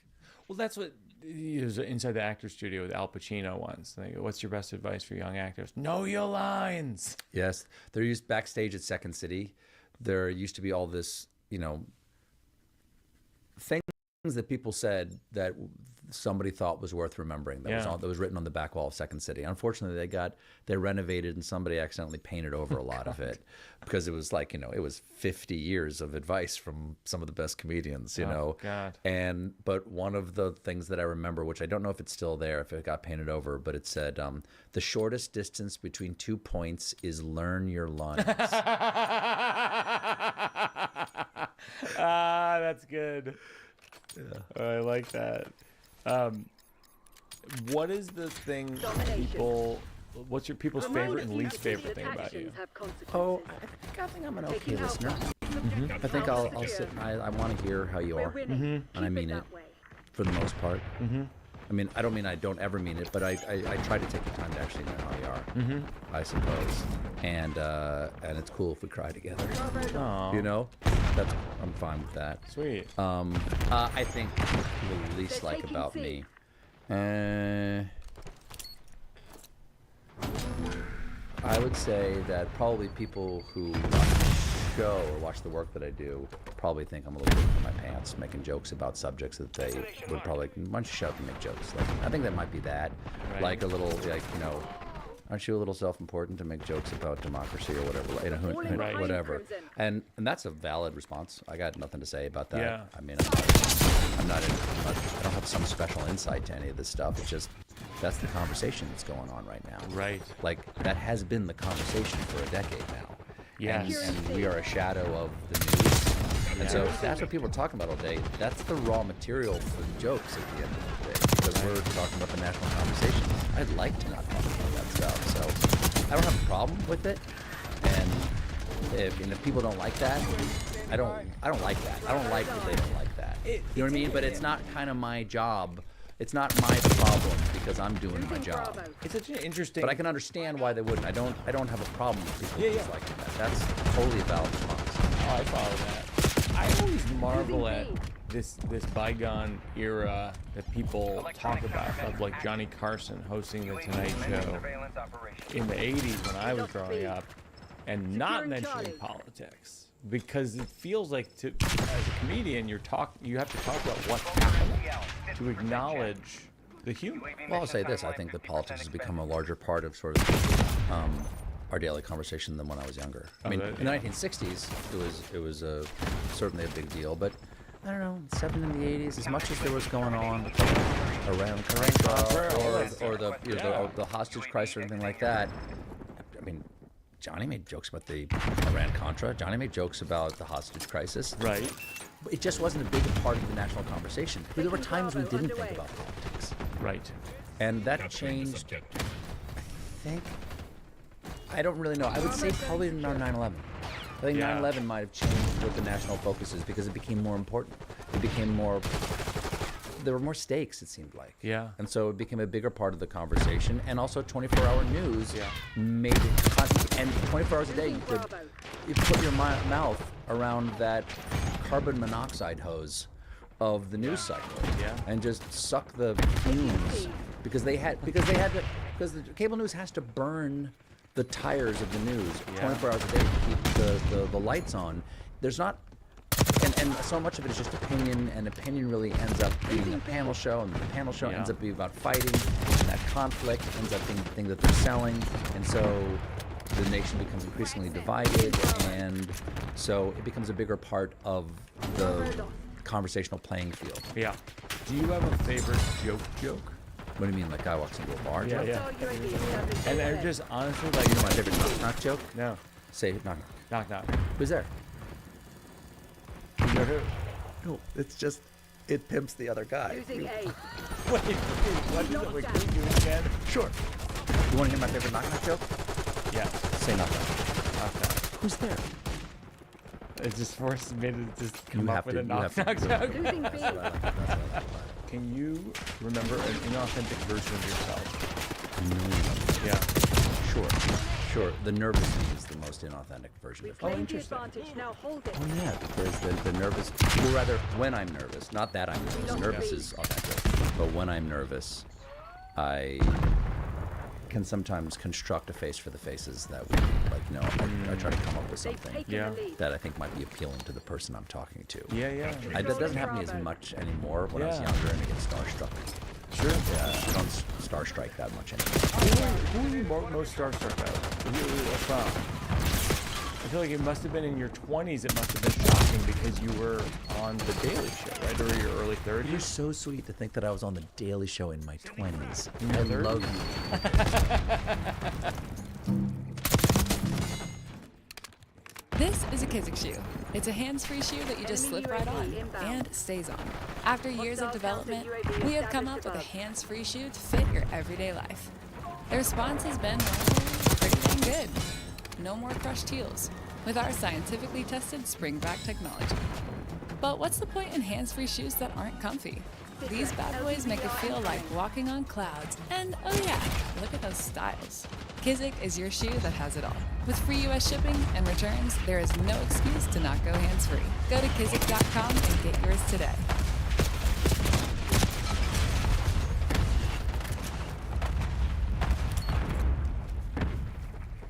Progress is a philosophy, a choice, a reason to keep going. Introducing the next generation of toners. We took the smartest, most effective strength training system in the world and made it stronger. Now lift up to 250 pounds of adaptive weight. Feel the perfect blend of cardio and strength training. And build muscle up to 2 times faster. This is progress that powers progress.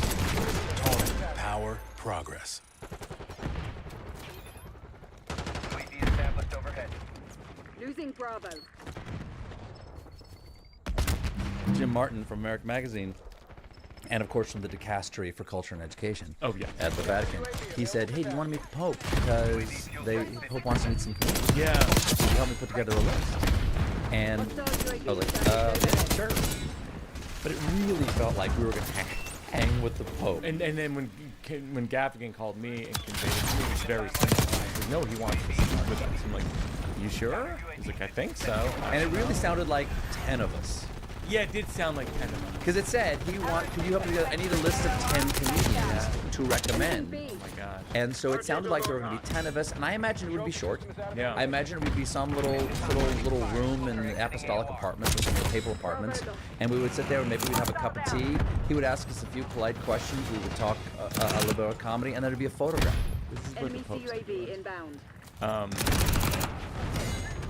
He said, I'm reminded, do you remember this? I'm reminded of the story in the book of Genesis when God promised Abraham that within a year he would have a son. He and his wife Sarah were old and childless. I've been reading this on stage lately to see if there's jokes, and I look at the audience, I go, she was 23. And then Sarah said, God has made laughter for me. Everyone who hears this will laugh over me. That is why they named their son Isaac, because he laughs. And then I wrote, at this point I thought, it's possible the Pope just opened a PDF of the Bible and did a command F on the word laugh. This wasn't adding up for me. And he said this thing where he goes, according to the Bible, at the beginning of the world, while everything was being created, divine wisdom practiced your form of art for the benefit of none other than God himself, the first and second leader of history. Divine wisdom practiced your art for none other than God himself. So divine wisdom being something that is of God but separate from him in that moment and entertaining God? Apparently. Wow. I mean, that's where the whole religious thing loses me. And I went the religious thing, but it's where like I've heard a lot about this religious thing. But where my Catholicism leaves me is that the spectator of history concept, the God being the God is the spectator of history, right? Yes. So it's like I have this joke that I sometimes tell where I go, that's the thing that freaks me out from Catholic school. It's always stuck with me. Is when you're a kid, they go, God, where I went to Catholic school, they say God is watching you at all times. And so I just thought he was. I didn't think of him as an entity, but I thought of him as just a person just tailing me in a Chevy Malibu. Like, what's Mike Birbiglia up to? Oh, he's hiding porn in the forest. I'm gonna make sure he doesn't have a girlfriend until he's 20. And that prophecy came true, so maybe there is a God. Yeah, exactly. but then it stuck with me. When I was 15, I started masturbating. I thought he was watching me do that too. So I would sort of cheat to the camera. Go on. And I would cheat to the camera. Go on, Mike. Because I wanted to think. If he was watching the monitor, he would go, I've seen a lot of 15-year-olds masturbate, but this kid's good. I think he might go pro. It's a gift. It's a gift. But anyway, so that sort of. My question is, of the Pope, what he said, what struck you as funny or worth talking about comedically? No, I mean, being able to make, like, laughing at God, that's kind of fun. I like that. Yeah. Not like making jokes about God. He said, is it okay to laugh at God? Laugh at yeah. God. Laugh at God. Yeah. Wow. Not laugh with God. I thought that was laugh at God. That distinction, I'm not sure means the same thing in Italiano, but that was interesting. I found it. I will say about Pope Francis, and people are interested in this even remotely. There is a Wim Wenders documentary about Pope Francis that I think is beautifully directed, and really gave me a sense of like that this guy is, as far as I understand it, really doing the work, going to war-torn countries. That's what I was struck time with children and I've been struck with that for his entire papacy, which started right when I was starting the Late Show. He's been willing to do things that the Curia doesn't like. He's been able to buck not religious traditions, but papal traditions, which are not the same thing, or Vatican traditions, or this sort of the things that grow on the Catholic Church over centuries. I've always thought of the Catholic Church as being like of an oyster bank. Yeah. And I grew up in the coast of South Carolina, where you could just go out at the right time of year. You can go out with your boat and you can just chop the oysters right off the bank. And they're clusters. They're not singles like you might get like at a nice restaurant or something like that. Right. It's a cluster of oysters, and they've grown on top of each other over the years because those little oyster polyps are looking for any place to land that might be hard, and another oyster shell is a great place to land. Yeah. And so when you bring them back and you steam them and you hose them off and you hose them off, then you steam them and you put them on a table and you take a knife and a glove so you don't cut your hand and you work your way through that cluster of oysters, and some of them are filled with mud and you knock those off, and some of them might have like a crab living inside of them, and some of them have got this beautiful oyster meat in it. And I think of the Catholic Church as this bank of theology and tradition, the ongoing revelation, as the church calls it, that is all grown on top of each other. And I think if you can respectfully and curiously and in pursuit of your faith work your way through that, I don't think you always have to eat the mud. I think you can hold out for the oyster. And there are things in the church that I don't want to eat, but I don't think that means you're rejecting the faith itself. The last thing we do is working it out for a cause where we donate to an organization that you think does a good job, and then we link in the show notes and encourage others to contribute. I'm such an enormous fan of what Jose Andres and World Central Kitchen is doing, Incredible. both in Ukraine and in Gaza right now, that I really wish to support them. Well, also, Radio Lollipop is an amazing organization. I know you're not asking me for more than one, but Radio Lollipop is for kids often in terminal wards or cancer wards, and it basically is entertainment for those kids who have to spend so much time, especially in their long-term cancer care or something like that in the hospital. And I'm a huge fan of Radio Lollipop. Gosh, well, we'll contribute to both of those, and we will link in the show notes. Stephen, it is such an honor to speak with you and to have you at the studio. It's so fun. It just gives me so much joy to talk to you every time we get a chance to do it, and we don't have to do it with a recording device next time. We could just be with each other. Yeah, let's just do a full hang. Do a family hang. Oh, a fam hang. Yeah, family hang. That sounds good. I did see you at the U.S. Open. That's true. Yeah, we kind of hung with the fancy people. We could go to the Knicks game. No? Oh my God. You and Seinfeld, I feel like touring together, it's a little bit of a monopoly. I feel like the government should break it up. Really? You're taking comedy audiences, you're touring as a double bill. Oh. Well, thanks, Guy. I can't wait for this one today. The atmosphere is buzzing, and I'm hoping the football lives up to it.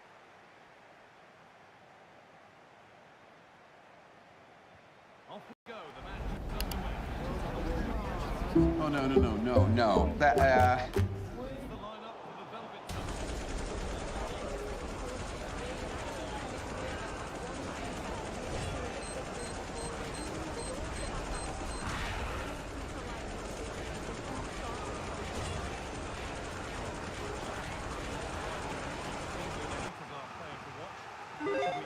Resource management, strategic thinking, and dealing with unpredictable threats, be they nature, monsters, or other players. Survival games, of course, aren't realistic in the literal sense, but they're designed to feel real.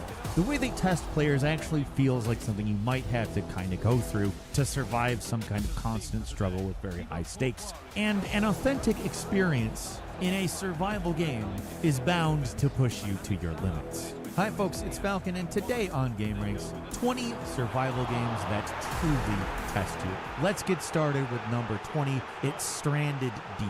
Let's start off with as traditional as a survival game as you're going to get. Stranded Deep puts you on a randomly generated tropical island with the basic goal of surviving and eventually finding a way out of there. You got a beautiful tropical environment and an unforgiving world where death waits around every corner, especially early on. Like many survival games, the hardest part is right at the start when you're still learning the ropes and figuring out how the game works. Once you build a proper raft, the experience gets a lot easier, but until then, the game pulls no punches. In terms of survival simulation, it's not the most in-depth or hardcore. You're not counting calories and painstakingly crafting every stick for a fire, but it's not exactly easy either. You do need to find clean water, and you can get food poisoning that'll dehydrate you super fast. Clean water is at a premium, so dying of thirst is fairly common for first-time players. Oh, what's this? A coconut? That should be safe to drink, right? Nope, you're gonna have to do better than that here. Drinking water from a coconut's gonna make you sick eventually, if not for the fact that it is a mild laxative, then purely for the awful taste. So here there's no relying on the usual survival game crutches.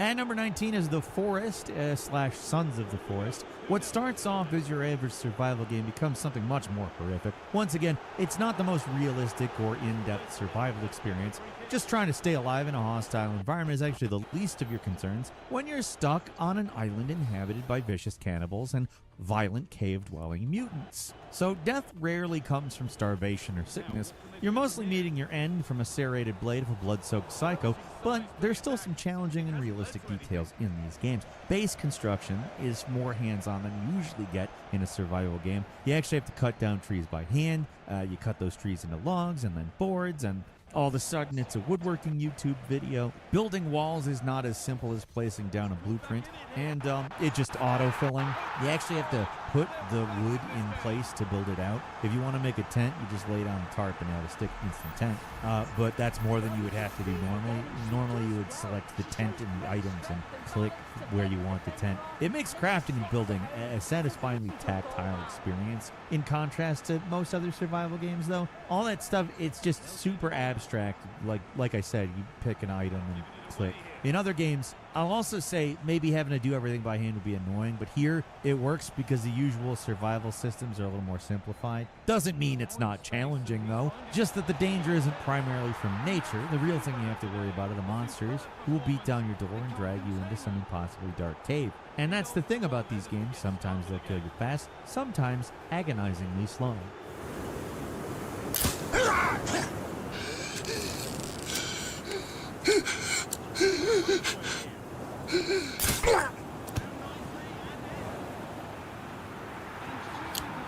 And number 18 is The Long Dark. Even though it's not technically complete, the story mode somehow still isn't actually finished yet. The Long Dark is a modern classic of the genre for good reason. While games like The Forest are more like monster mashes with survival elements, The Long Dark is about surviving the cold, harsh winter of northern Canada. There are dangers like wolves and bears stalking around. They're terrifying in their own right, don't get me wrong, but what you really have to worry about is the cold.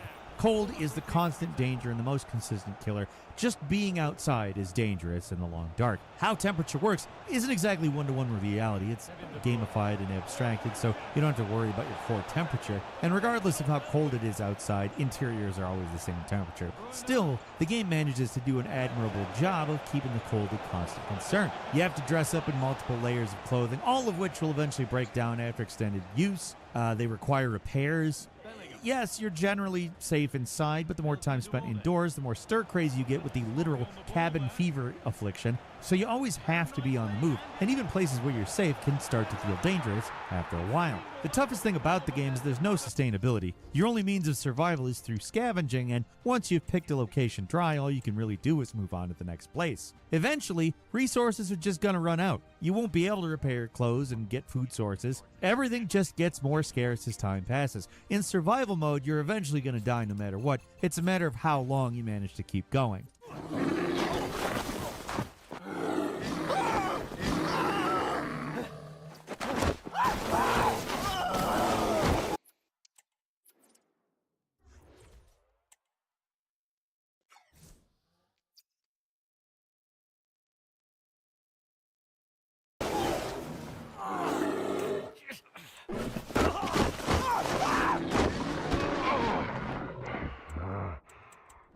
And number 17 is Ancestors, the Humankind Odyssey. The game isn't difficult in the traditional sense. It's not a super hardcore simulation, but rather it's a more linear survival adventure. But the basic act of just playing the game is obscured. Almost nothing beyond the bare minimum is ever explained. And this isn't just some standard survival game, it's unlike almost everything else out there. That makes an extremely frustrating game for people who don't just look up what you're supposed to do. But if you stick with it, it's an interesting game buried in all the confusion. The game isn't about survival of a single individual, but the entire evolution of mankind from the earliest hominids to something resembling mankind today. It's very ambitious, it's very strange, and oh, is it frustrating and weird as hell. But that's why it's so intriguing. When the game starts, there's no user interface, and just learning to identify objects in the world is confusing. What's unusual for a game like this is you're not just relying on one sense, you have three: sight, hearing, and smell, and they're all mapped to different inputs. Evolving doesn't just come from gaining some generic experience.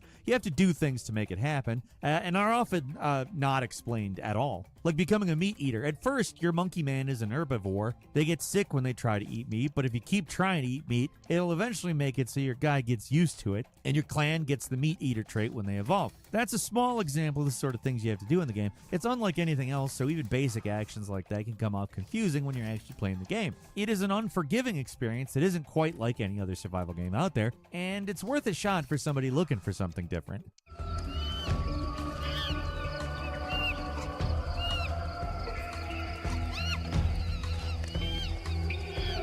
And number 16 is Green Hell. Now here's where things start to get really hardcore. Green Hell is it's a survival game set in the Amazon rainforest. It pulls no punches in survival simulation. Nothing is easy about this game. Your diet is complex. The various plants and animals all have special medicinal or dietary purposes. And eating is just one of the things you have to do to survive, and it's definitely not enough on its own. There's hostile creatures and natives, but the most dangerous thing out there is the environment itself. Walk through rivers and you get leeches on your limbs. Sleep on the ground, you get worms that tunnel under your skin. You have to remove them with a knife. Yikes. Getting food poisoning, super easy, and once you're sick or injured, it's very difficult to get healthy again. Just doing something simple like lighting a fire is difficult. You need sticks, an ignition tool, dry tinder. If it gets wet, then it's ruined. And most importantly, the stamina to actually use the tool. If you're too tired to rub a stick, then you're screwed. Once you eventually understand how the game's many systems work and what the various plants can and will do for you, it does get a lot easier, but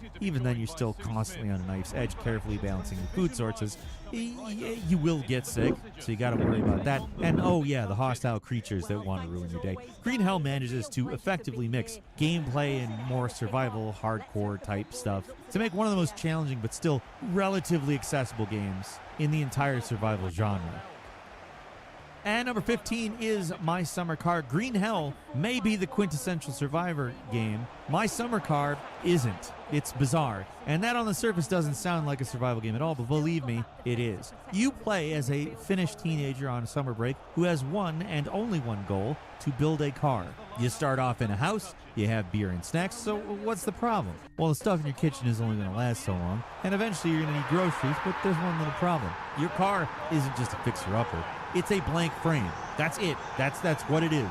To build the car, you have to attach literally every single possible piece of the car to the frame, piece by painstaking piece. Those parts need to be secured by bolts, which are all different sizes and require different spanners. Just building the car is a nightmare. It's incredibly realistic in the construction, but it's so precise you either have to be a mechanic in real life to figure it all out, or you have to look up what to do online. Even then, it's very tedious, and that's just the start of the game. You've got multiple meters you have to keep topped up to avoid instantaneous onset death, like hunger and thirst, but also dirtiness. To keep your character happy, you have to keep an ample supply of booze and food, which requires a trip to the local grocery store. You'd think that'd be simple, but in My Summer Car, your average Sunday drive is a life or death struggle. You got a long way to go and the car is barely holding together. You're in constant danger of ending up in a ditch, and dangerous drivers will happily smash your car into tiny bits and drive away like it's no big deal. Inexplicably, the world of My Summer Car is one of the most deadly and difficult survival games out there. It is possible to reach a point of sustainability,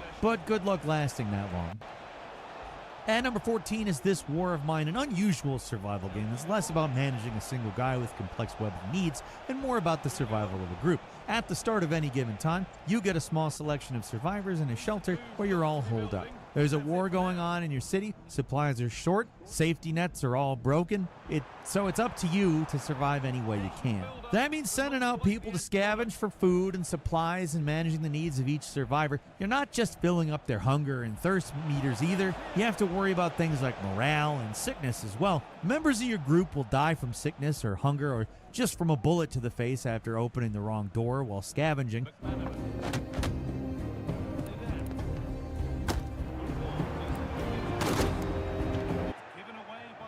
Your father knows about saving money.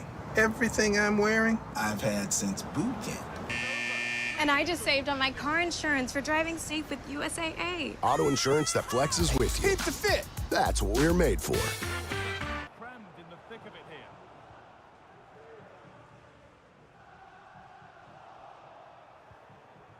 Ever wanted to be a ninja with a gun? An arcane track star? Or become naked? You can do all that and more in Project Ascension, a standalone free-to-play private server where you forge your own epic hero. Discover hundreds of spells and talents, crafting an epic build unique to you. Adventure with your friends to conquer nostalgic dungeons enhanced with new mechanics. Challenge yourself with brand new raid difficulties. Check out hardcore trials or take on the Mana Storm, an endless dungeon crawler game mode you can tackle by yourself or with allies. Anyone can play on Ascension, and it's completely free to play. Create an account, grab the launcher, and log straight into the game. Whether you're a new player or a battle-hardened veteran, Ascension has a place for you. It's a brutal world out there, and often it's just up to the roll of the dice whether someone lives or dies. It's all mostly abstracted and plays closer to a management game than a full-on survival, but the unrelenting difficulty and the focus on trying to stay alive during a violent civil war really puts you in the headspace of a survivor, even if the presentation and premise is far removed from what you normally see in the genre.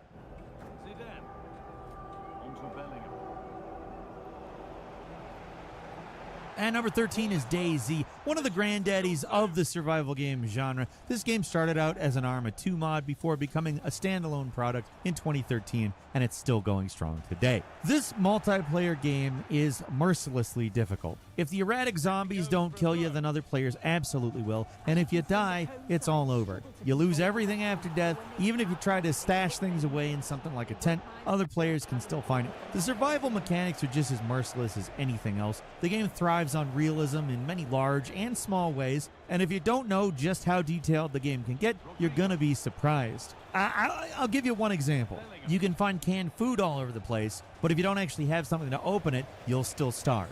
You don't just have to worry about water, food, and health. You also have blood levels to worry about. When injured, you lose blood, which is going to cause your vision to black out, and you'll eventually pass out if nothing is done to curb the blood loss. This would all be bad enough on your own, but you're competing with other players and not just for kills. A lot of the time, when you start the game for the first time, everywhere near you will be picked clean. You don't even have the chance to survive because other players have just so happen to be there first. Surviving an hour is an accomplishment in DayZ. It's very lethal from almost any direction, and it's easily one of the most unforgiving survival experiences of all time. It's also a hell of a lot of fun, honestly. And number 12 is Don't Starve. For a game that looks as cartoony as this, you'd think it'd be easygoing. Maybe a kid-friendly survival game introducing them to the genre. In some ways, it is. The interface is at least a lot more user-friendly and simple than a lot of other games in the genre. But the similarities to like a baby's first survival game, they don't go a lot further than that. This game puts pressure on you right from the jump. You're short on time and resources. There's rarely a moment where you feel safe, not for a while at least. It's called Don't Starve, so no surprise here. Getting food is an important part of the game.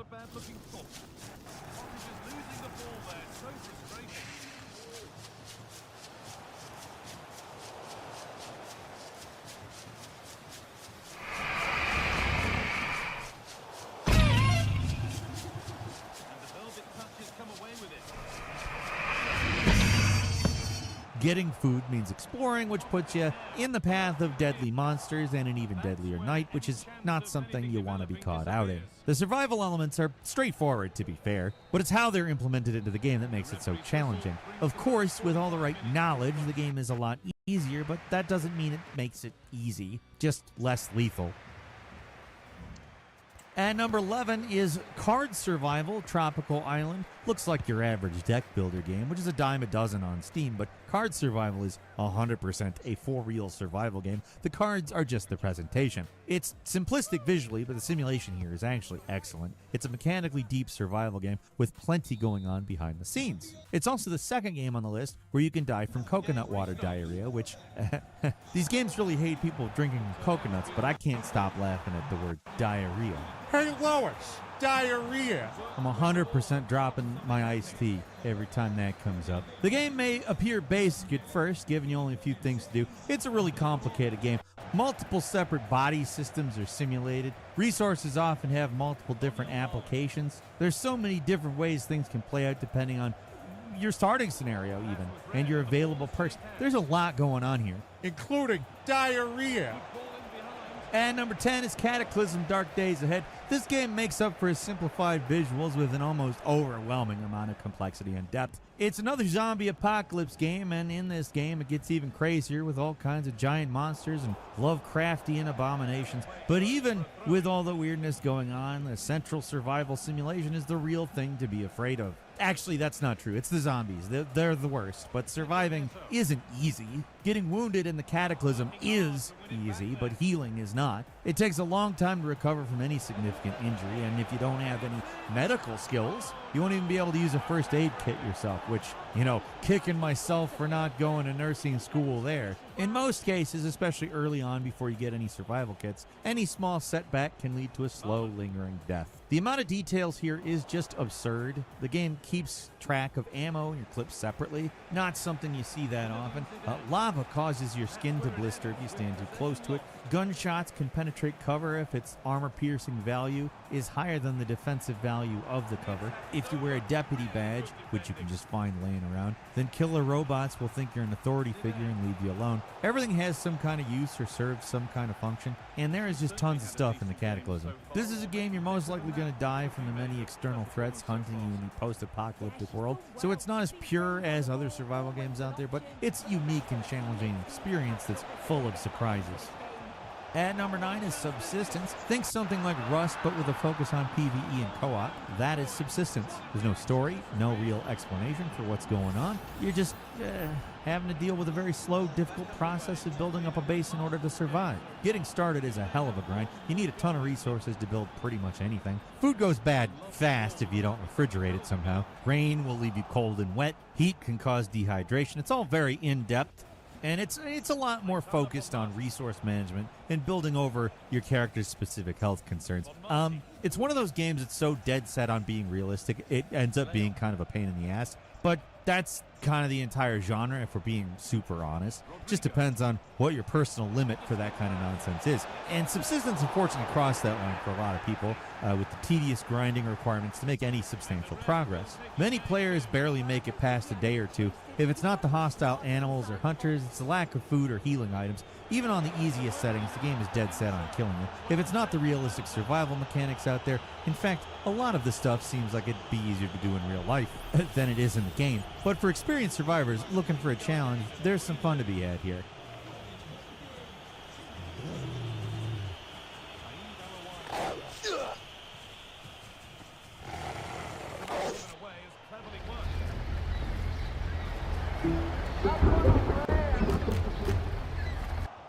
Here's to a healthier me with these must-haves for healthy days. The Oura Ring 4 gets me going in the morning. The Ring, along with the Oura membership, helps me prioritize my long-term health goals. It tracks more than 30 biometrics, so I get personal insights that help me know what my body needs. The design is so sleek and it's so comfortable, I didn't even realize I'm wearing it. Healthy days need healthy meals. The Ninja Detect Power Blender Pro whips up the smoothest smoothies and so much more. BlendSense technology detects and adjusts blending time, speed, and pulses for perfectly smooth results. The Withings Body Smart Scale keeps me honest with advanced body composition. I get a comprehensive view of my body with metrics like body fat, water percentage, and all the masses, muscle mass, bone mass, and lean mass.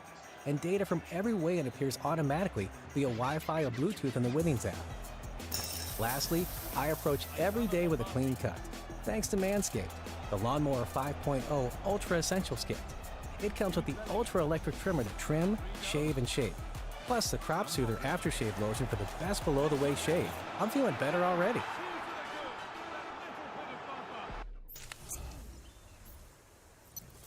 And number 8 is Oxygen Not Included. Take some of the complex chemical simulations going on in Kerbal Space Program, throw them into a survival game, and make everything even more absurdly complicated, and you got Oxygen Not Included. Like Don't Starve, this game looks kid-friendly and approachable, but looks are deceiving here as well. This is actually one of the most in-depth physics and chemistry simulations in any game ever, period. The central gimmick of the game is that oxygen is at a premium. The little colonists start off in a relatively safe pocket of this randomly generated asteroid with a little bit of O2 to keep them alive, but beyond that, you're on your own. As your little guys breathe in air, that O2 becomes deadly CO2. Machines that do anything at all generate heat, and because you're in a closed environment, that heat has to be transferred somewhere, or all your little guys are going to cook in their own juices. Gases spread realistically, so it's possible to have oxygen spread too thin to be usable. Certain gases you need for crafting or action, moving them around to change their state, or just getting rid of them. It's all required depending on the circumstances.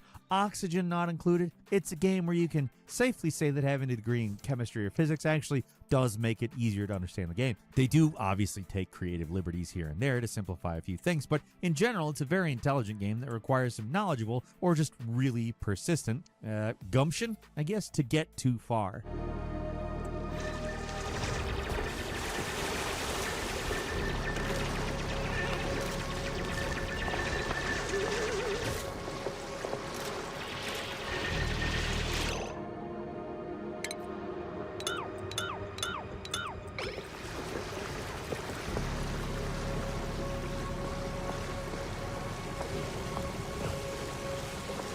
At number 7 is Project Zomboid. When the third line you see after starting a new game is, "This is how you died," then yeah, you're dealing with an unforgiving game. The idea behind Project Zomboid is to create the most realistic possible zombie apocalypse. It's not a power fantasy where you're mowing down zombies left and right. This game is close to what would actually happen if the world got taken over by the undead. Or at least probably.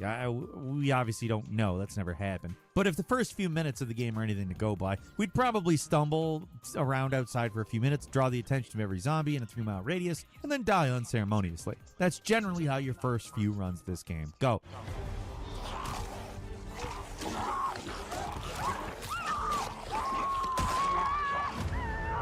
The start of the game is once again the hardest part. Just surviving the early days of the apocalypse is extremely difficult because any small cuts or sprains can spiral out into long-term injuries if they're not treated. Your character's mental state is just as important as their physical condition. It's easy to fall into depression if needs are not properly met. Your little guy can get stressed, can get addicted to cigarettes and alcohol, comfort foods, make your little guy happier and relieve boredom, sure. And boredom is another negative effect. There's just a lot to keep track of. Just one scratch or bite from a zombie gets you infected too, which is fatal. It makes any kind of supply run terrifying because one wrong move, one missed corner, you'll die.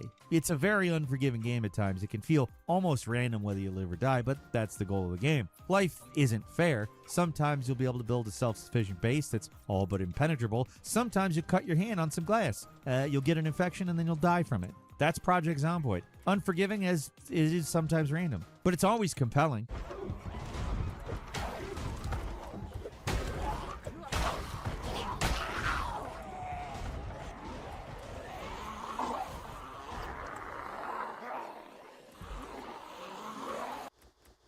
At Harbor Freight, we do business differently from the other guys. We design and test our own tools and sell them directly to you. No middleman, just quality tools you can trust at prices you'll love. What amazing ideas do you have buzzing around in your head? Turn your ideas into reality with an Azure free account. Azure gives you everything you need to develop apps across cloud and hybrid environments. Scale workloads, create cloud-connected mobile experiences, and so much more. Start building in the cloud today. Sign up for an Azure free account and discover what you can create.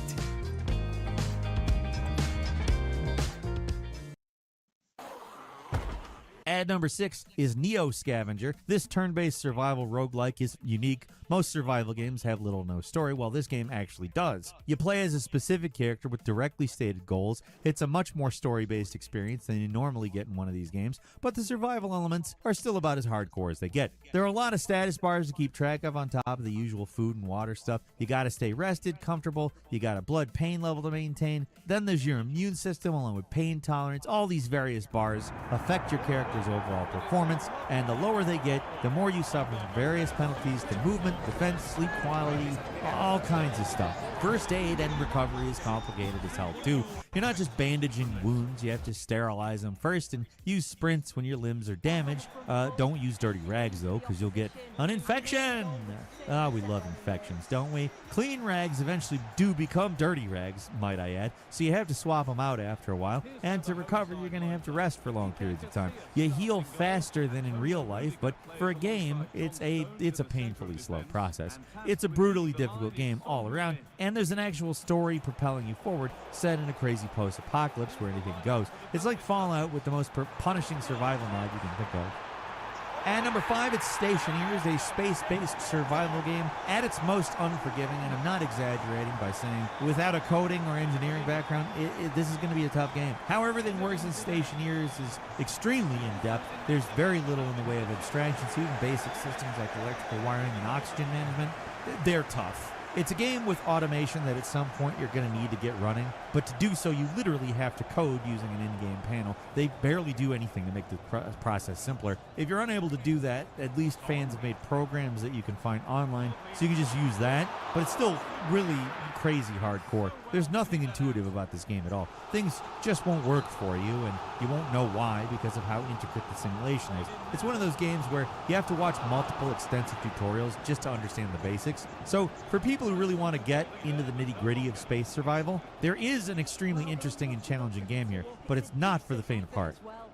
At number 4 is Unreal World. This one goes all the way back to 1992. It's one of the genre's first real titles, and it's still getting updated today. Seriously, the last update at time of writing was September 13th last week. They didn't actually add most of the features of the game, particularly the ones it's actually known for, until around 1996, but still, this has got a hell of a legacy. As far as survival gameplay goes, this one's very traditional but extremely difficult. The graphics look like they're from 1992. The UI is confusing, kind of hard to tell what you're even looking at sometimes, but the survival gameplay is some of the best and most realistic out there. The game just drops you in a forest in a slightly fantastical Finland and tells you to survive if you can. Most of the time, you can't. Surviving the first winter is no joke. The game simulates the effects of frostbite on separate body parts. You have to stockpile preservable supplies because there's fewer animals to hunt.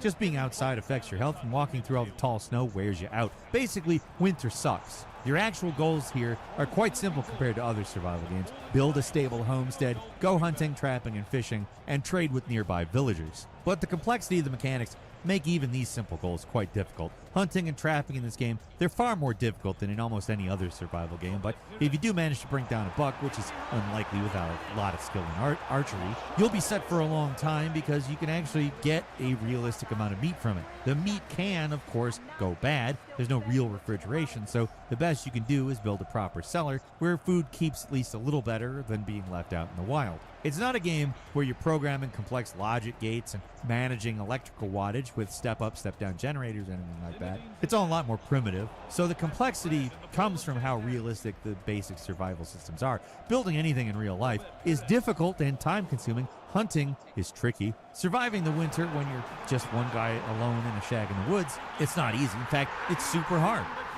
And number 3 is Rust. As a survival game, Rust isn't all that realistic, at least when it comes to the actual mechanics. But the PvP, man, it is unbelievable how punishing it can be. There are people who go so far that they're literally sleeping at their desks to defend their bases. Rust is your average survivor game, but with a PvP twist. Everyone starts out with nothing, has to scratch and claw their way to some kind of safety, getting to a point where you can feel even remotely secure in your own base. It takes a long time. And even then, it becomes an almost full-time job making sure your stuff remains secure. I'm not exaggerating. It's a common story that in Rust, people have stayed awake for far too long just to make sure that nobody's breaking into their base. It's because of how unforgiving the standard PvP can be, and just how toxic other players are in general. There are peaceful servers where players are just screwing around and having fun, but if you're into the PvP, you got to prepare to play the game for a long time, or just accept that your base is going to be broken into at some point. The brutal thing is that your character remains in the game at all times. When you log off, your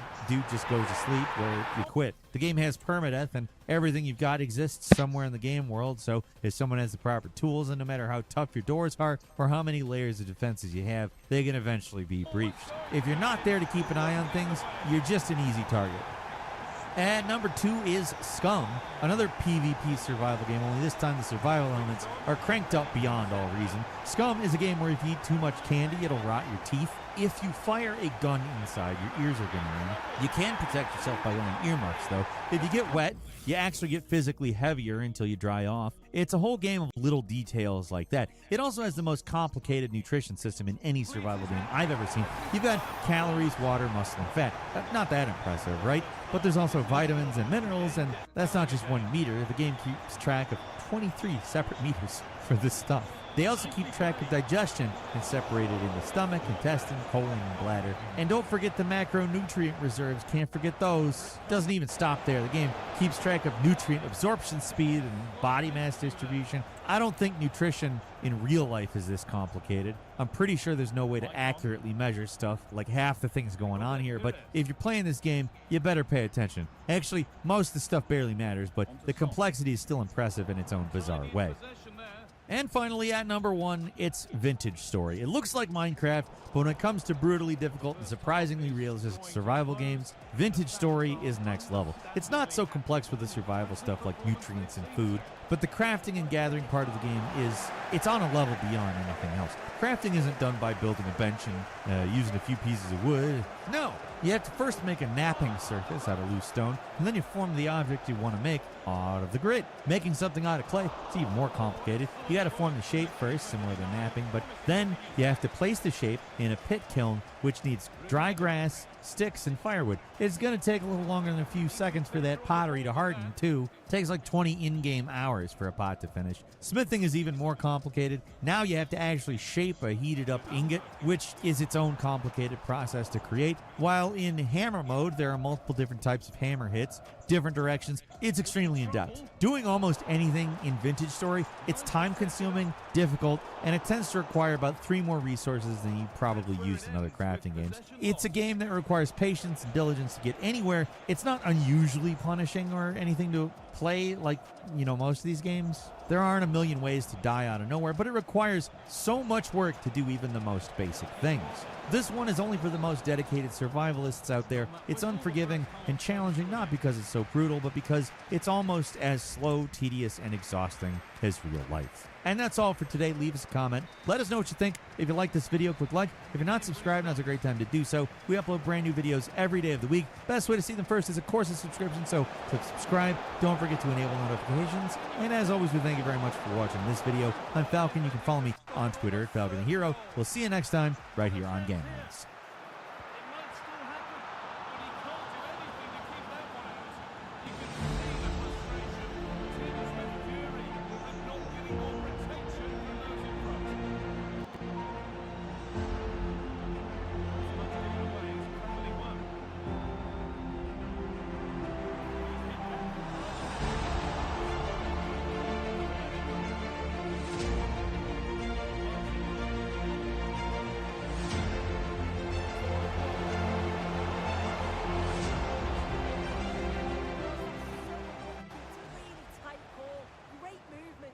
Frustrated, but it was the right decision. Roberto. World, the time has come to. World, the time has come to.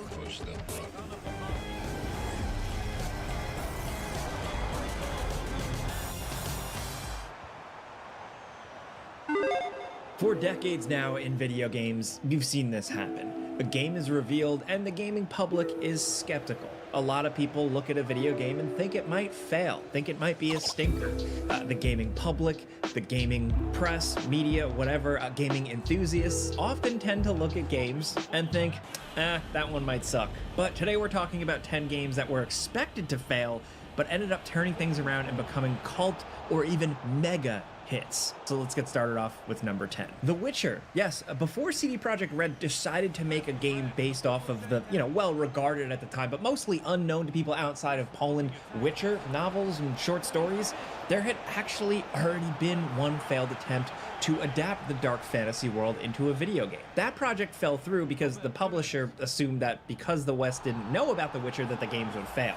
So it was canceled by a publisher, Topware.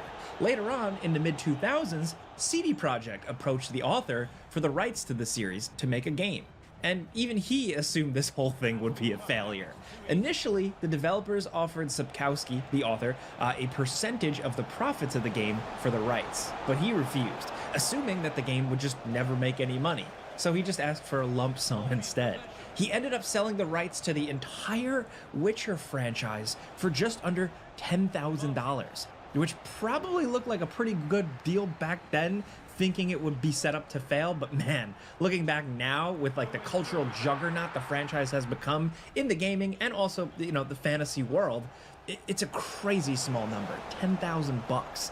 If he had taken the percentage of the profits, he'd be a probably wealthier man than he is now. I mean, he still has hit novels and short stories, but still, he just didn't believe that the game would be a success. Now, looking at that first game in the series, it's hard to imagine how big this series would end up being.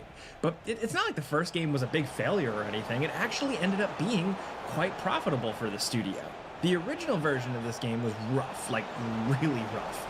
It was buggy and the translation was pretty poor, but the bones of a really good game were there. That's where the Enhanced Edition comes in. It was one of the first of its kind, this total overhaul of a flawed but interesting game, which did a lot to cement CD Projekt Red's commitment to quality. I mean, at least eventual quality. Their games are often messy when they come out, but they get fixed. It's not just always a Cyberpunk thing. This was going on way back in 2007 in a way. The important takeaway, though, is that the original Witcher, while, you know, far from the runaway success of The Witcher 3, ended up being a cult hit on its own. Probably just down to the relative scarcity of these types of RPG experiences at the time. People were hungry for more. Still, before release, their expectations of success were not high. To quote the writer of the books, "There will not be profit at all. Give me all my money right now, the whole amount." It was stupid. I was stupid enough to leave everything in their hands because I didn't believe in their success. But who could foresee their success? I couldn't. Well, I guess you live and you learn.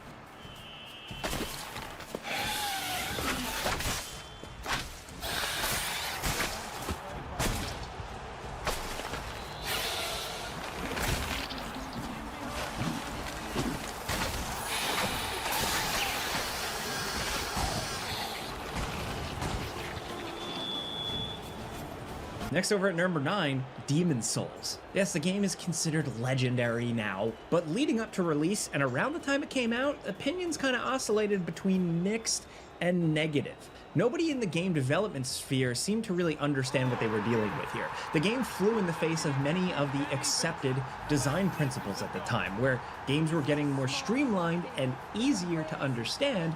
This game was obtuse, it was strange, and it had a lot of confusing and outright player-hostile systems. It was also extremely challenging, with a very punishing death mechanic where if you died, you'd lose half your health bar in the next run. So you can see how certain people just wouldn't get it.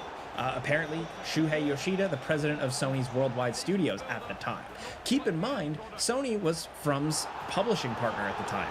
The game was meant to be Sony's answer to Skyrim, but the project was floundering. And that's when Miyazaki came in and did his thing in terms of leadership. And then the rest is history. So he's on the record, Shuhei Yoshida had the chance to play the game and his impressions at first were not good. He said, and I quote, "This is crap. This is an unbelievably bad game." Not the sort of thing you want to hear from someone high up like that.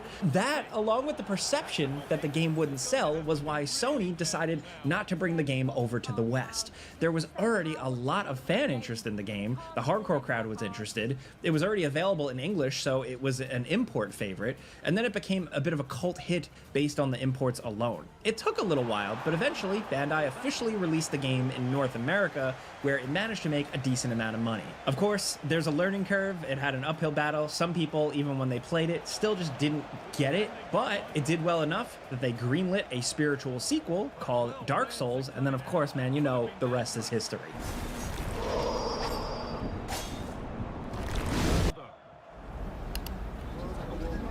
Oh, no. At Merrick, food is our love language. It has been for over 30 years, and it always will be, as we continue crafting home-style favorites inspired by our Texas roots. Because food is your love language, too. Merrick, real is our recipe.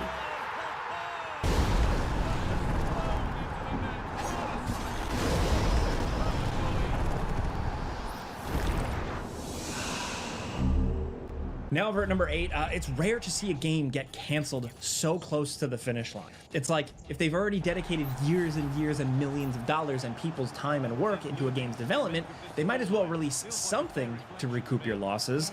But apparently, Activision thought that this true crime Hong Kong game was such a failure that they had no choice but to cut their losses, even though the game was nearly finished. Yes, that's right, True Crime Hong Kong eventually became Sleeping Dogs. But rewinding a little bit before that, it's not often that you get a comment on a game cancellation just as blunt and to the point as the one from Activision's publishing CEO at the time, Eric Hirschberg, who said that, and I quote, "Even our most optimistic projections show that continued investment was not going to lead to a little or near the top of the competitive open world genre. In an industry where only the best games in each category are flourishing, to be blunt, it just wasn't going to be good enough." So that's Activision straight up saying that they think the game was going to suck, or at least, you know, be a whiff, a flounder, a flop, whatever. So when the game was miraculously saved by Square Enix, I don't think it would be unfair to assume that this was going to be a Duke Nukem Forever situation, where a game that everyone thought was dead finally gets released, only for everyone to then collectively realize that it probably should have stayed canceled. But that is not the case for Sleeping Dogs. Of course, like I said, Square Enix pivoted it from True Crime Hong Kong to this. And this game, Sleeping Dogs, was really good. Not just good, it was great. It was one of the best open world action games of the era. It's had its own unique identity, combat systems, feel, and it managed to sell decently well and has been like re-released a bunch of times. You know, maybe not at the insane level Activision expected. They were probably looking for a Grand Theft Auto or a Call of Duty, but it was far from a commercial or critical failure.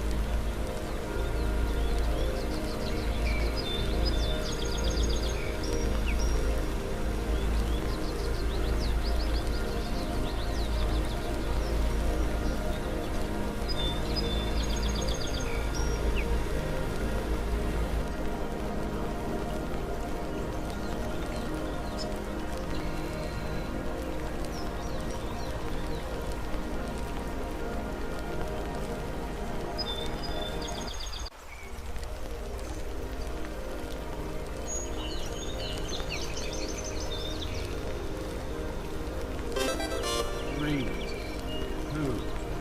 1.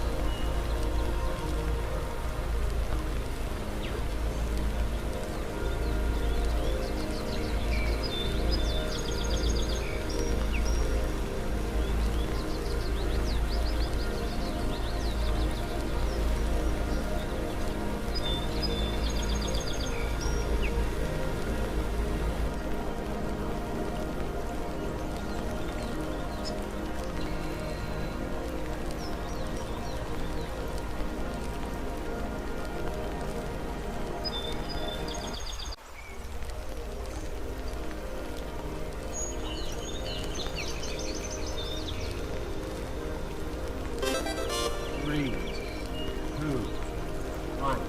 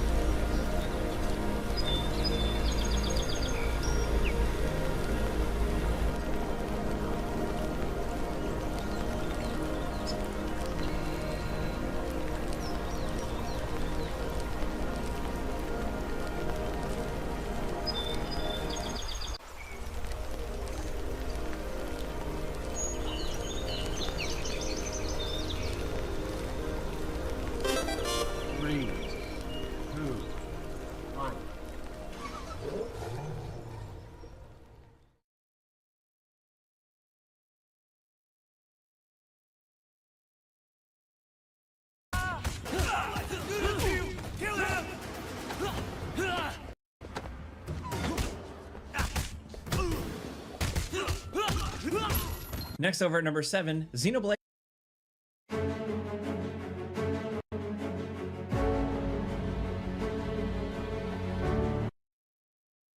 Xenoblade Chronicles. Yes, the JRPG classic almost never made its way to the West or showed up in North America. Yeah, it seems like Nintendo just didn't think it would land. Of course, now, in hindsight, that looks absolutely silly because Xenoblade Chronicles is probably one of Nintendo's star RPG franchises. It's gone on to make tons of games, spin-offs, show up in Super Smash Bros., you name it. But earlier on with Xenoblade Chronicles, it seems like Nintendo was really skeptical and really had to be pushed to release it outside of Japan, then Europe, and then eventually, finally, North America.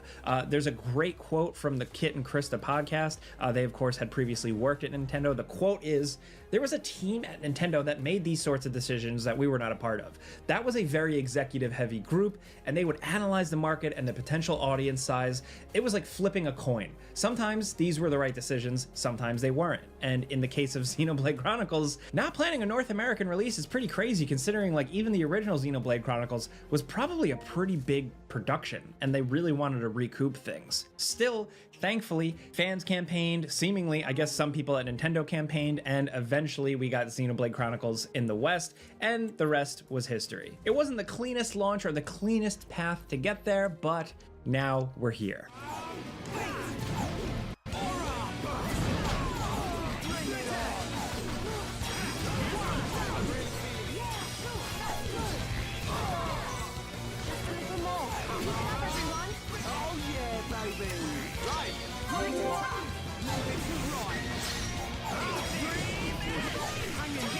Next over at number 6, Sonic Frontiers. Sonic Frontiers is an interesting one because when it was first revealed, it did not look so hot. And then once influencers and gaming press and people got their hands on a preview version of the game at Summer Game Fest, it was iffy. Opinions were really mixed. A lot of the internet was pretty harsh on just the overall look and visuals of the game. The worlds looked barren, the textures, the lighting, everything looked flat. Objects were just floating in the sky. It looked silly. And when playing the game, I remember playing a preview version of it, I was pretty mixed. There was definitely some fun in there, but only playing the game for a little bit, like 30 minutes or so, you can only judge so much. Still, I thought there was enough there that Sonic fans would absolutely love it, and I was right. Sonic Frontiers released, and it was a success. Yes, a flawed game, not a perfect Sonic game, and honestly, that's the case with all Sonic games, but still, Sonic Frontiers was well received and seemingly sold very well. Despite the harsh previews, you know, some websites really ripping apart the game at first look, it seems like the development team really turned things around and released a pretty cool title. Sonic Frontiers may not be the #1 Sonic game, but it was enjoyed by fans, and it seems like we're getting more of it in the future. So I count that as a win.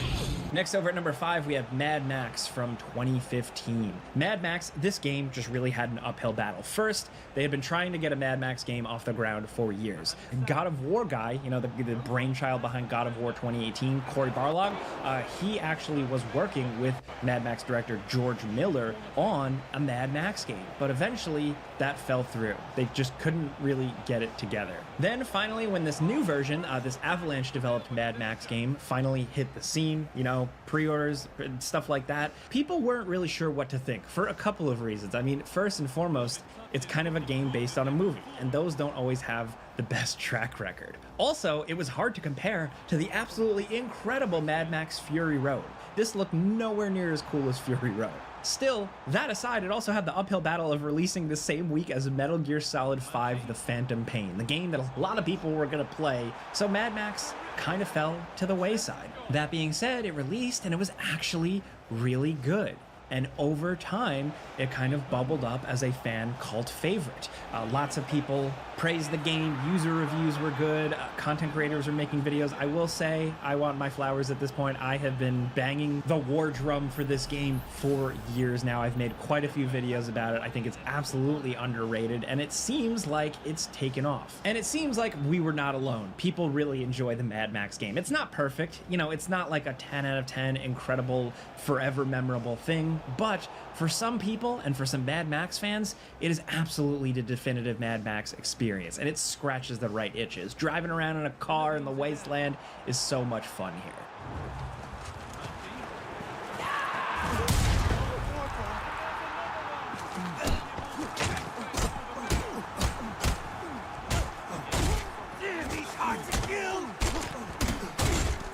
Next down at number 4, Metroid Prime. Yes, it sounds crazy, but the lead up to Metroid Prime wasn't looking so hot, man. This was definitely expected to fail because think about it. It was an unproven American studio working on Metroid. Apparently, development behind the scenes was a nightmare. It took the game a long time to release, and a lot of people out there like to suggest that Nintendo mostly just gave the project to them because it didn't matter if they screwed it up. They weren't really interested in Metroid at that point. Of course, Nintendo has had such a back and forth with Metroid in general. They support it for years, then they forget it exists, and yeah, at this point they were like, here you go guys, work on your weird little Metroid game, we'll see what happens. Expectations were low across the board, especially once fans got a whiff that they were taking a Metroid game and making it a first-person shooter. That, honestly, still sounds like blasphemy. Absolute crazy talk. You're talking about a game that like invented a genre, a subgenre, whatever you want to call it.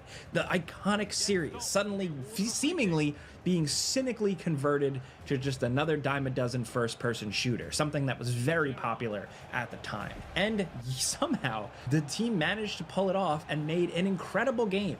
A beloved Metroid game that feels distinctly Metroid, plays distinctly Metroid, while also happens to be one of the best and most unique first-person shooter games ever. Look, sometimes these things, these genre switch-ups, or like a franchise moving to the 21st century, seem like impossible feats, but Metroid Prime is the perfect example of a talented, passionate group of people really pulling it off and winning everybody over. This is a perfect example of why I personally try not to judge video games like a book by its cover.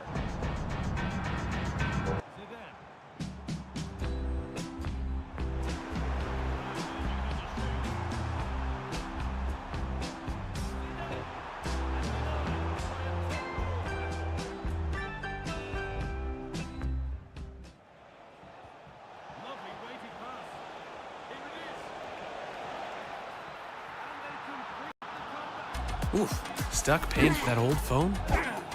Don't be. You know, at Verizon, we'll pay off your phone. And you'll get iPhone 16 on us. That's a value of up to $1,600, only on Verizon.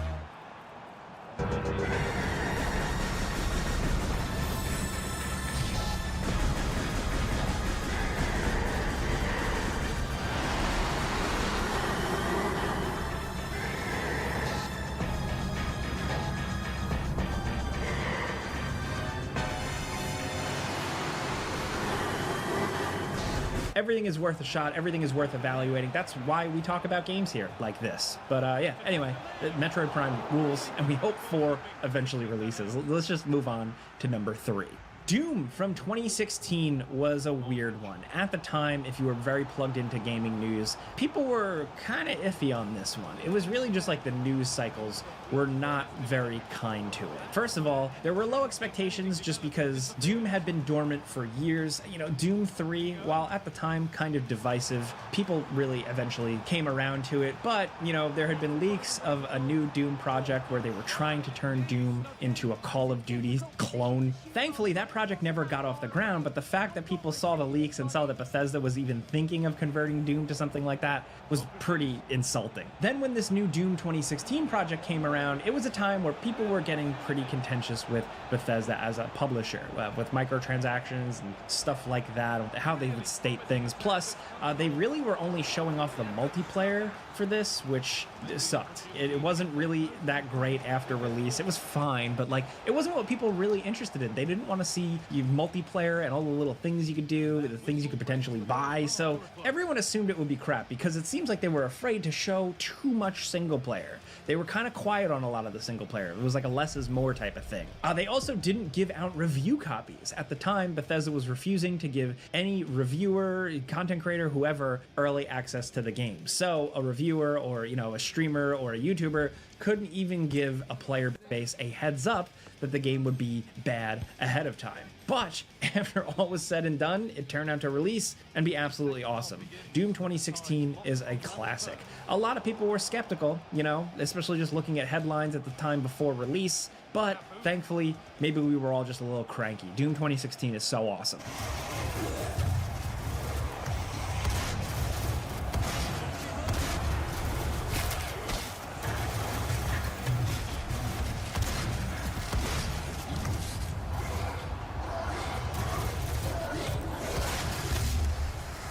Now down at number 2, just another example of not really judging a book by its cover. It's Mario plus Rabbids Kingdom Battle. First of all, like, people were writing this off as junk just because it was Ubisoft. A lot of people were fed up with Ubisoft games. Plus, it was a Mario collaboration with the Rabbids, a kind of spin-off from Rayman, a franchise that's pretty dormant, and Rabbids were kind of like bootleg minions. Nobody really cared about them. They were trying to make them a thing, but I don't think a lot of people gave a damn. They were literally nobody's favorite mascot, teamed up with people's favorite mascots, Mario, Luigi, and friends. Plus, put into a weird, like, strategy XCOM style game where Mario and Luigi and Peach get guns. It's just a really, really weird choice. There was not a ton of hype for this one, just like weird, morbid curiosity, but it released, and it's another one where the rest is history. I mean, look at reviews, look at sales numbers. Mario Rabbids Kingdom Battle is absolutely awesome. Incredible music, compelling gameplay, great use of the Mario universe. The Rabbids, they're still just the Rabbids. They still kind of suck. But whatever, the game was so good, it didn't matter. It was a damn good time, and good enough that they greenlit a sequel. So I think that speaks for itself.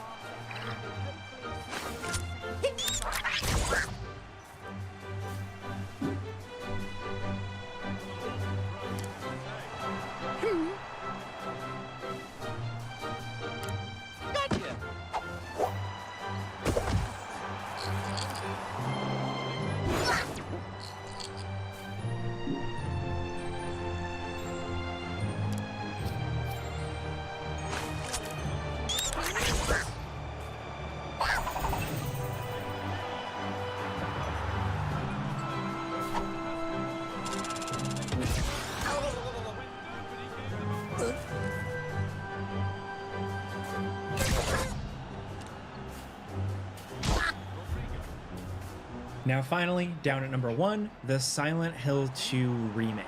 The developer, Bloober Team, it felt like everything was working against them. First of all, they had never made an action game before, and the last game they made before that, The Medium, it dealt with difficult themes, but it was kind of a dud. It was kind of middling. And they also kind of had a reputation among Silent Hill fans at that point as copycats looking at the medium. Some people felt that the medium kind of ripped off Silent Hill. I felt like it was kind of like they were advertising that they would want to make a Silent Hill 2 remake. And Bloober Team as a studio, like some of their games were good, some of their games were not. And, you know, for a studio like that to take on a legendary Silent Hill 2 remake, people were rightfully skeptical. I absolutely was. I just wasn't sure if they could handle the subtle themes of Silent Hill 2. Silent Hill 2 is a very delicate game made by a Japanese studio that felt like it was lightning in a bottle. How could you recreate that? Plus, I was nervous, and a lot of gamers, people who would play the original Silent Hill 2, felt like it couldn't quite be remade, let alone by Bloober. And especially once they started showing off the game and we got glimpses of gameplay, people weren't really sure. But thankfully, the game released and it was pretty damn great. Even as early reviews were coming out, some people just didn't want to believe it. When I put out my review, my videos, people were like, no, you're wrong. It's still going to be bad. But then people played it, and sure enough, it's pretty damn good. Is it a perfect recreation of the original game? No. But does it respect the original perfectly? In my opinion, yes. Does it nail those themes and that, you know, very, very subtle, interesting, fascinating story? Yes. I think Bloober absolutely proved themselves with this one. A lot of people were skeptical. Some people just wanted this to downright fail, but Silent Hill 2 Remake ended up nailing it. Do we know if it's a cult hit or do we know if it's like a super success? No, not yet. We don't have like tons of sales numbers, but at the very least, we were worried about a game turning out bad, and it turned out to be pretty good. And that's the point of this list.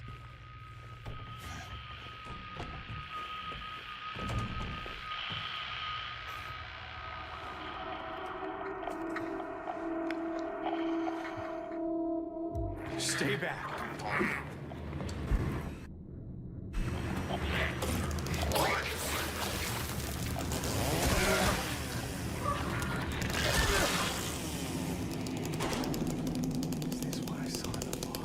So those are 10 games that were expected to fail either by fans or analysts or, you know, the press, whoever, but ended up turning out to be pretty damn good. If you got more examples, there are plenty more out there. This is kind of subjective, of course. Let us know your thoughts. Let's talk anything about these games and any other examples you got down in the comments. Now, if you like this video and you like talking games with us every day, clicking the like button's all you gotta do. It really helps us out. And if you're new, consider subscribing and hitting that notification bell because we put out videos every single day, man. But as always, thanks for watching, and we'll see you guys next time.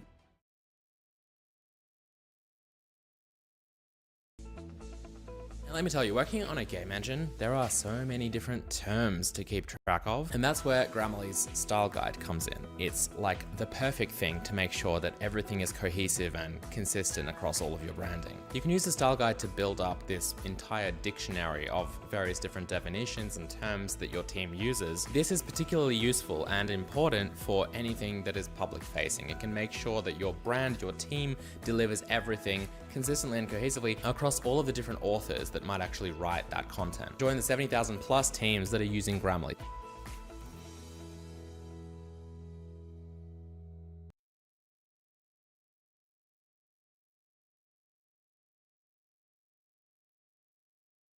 Join Planet Fitness and save $28 or more. Just $1 down, $15 a month. Deal ends January 31st. Oh, I only like to use I ones. cannot afford the actual like rogues, but they have these, which like people. Fake rogues? They're not fake. They've just already been in a man's mouth. Oh. It's hard to find the ones that women have used. It's more men. But yeah, you can't tell the difference. They put it through some kind of filtration process. And there's still the same amount of nicotine in, apparently, which is weird. I figured it would all go away, but no. You think it would? And I use organically sourced reused rogues. So these come from a trucker in Tennessee. His name is Carson Daily, not the host, but that just has to be his name. And he, yeah, like, you know, I'm supporting a Can trucker's I touch the family. top? Sure. Just the top? Just the top, please? Just this? Yeah. Okay. What? Why'd you want to touch it? Why'd you stop me? Well, I mean, it's weird. Why would you touch the top of another man's road? I don't know why you made it so difficult. There's a lot of culture behind these things. You can't just jump into it. It's like the NFT world, man. Like this is deep. Yeah. Don't ever do that. Trust me, don't do that.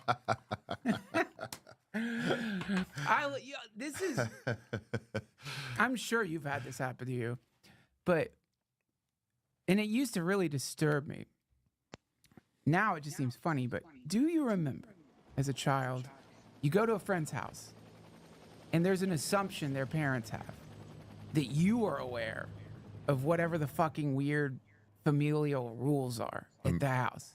Emilio? Familial. Oh, yeah. You know what I mean? So like any given house has got some stupid hierarchy, some like stupid family rules, some like idiot fucking thing that they'd adhered to for some pathetic like 2 or 3 generations, and they think that's incredible. But the main thing is there's an assumption they have that everyone is aware of the Percoter families, you know, whatever the fuck they do before a meal. Yeah. You don't know what it is. But you don't do it. So you fucked up. You messed things but up. No one told. There's no. You give me the sheet. Yeah. Give me the rule sheet when I come in, and I will try. But they don't do that, and so then you get that experience of a kind of formal family's disdain for you. You know what I mean? And you don't even know what the fuck you did. Yeah.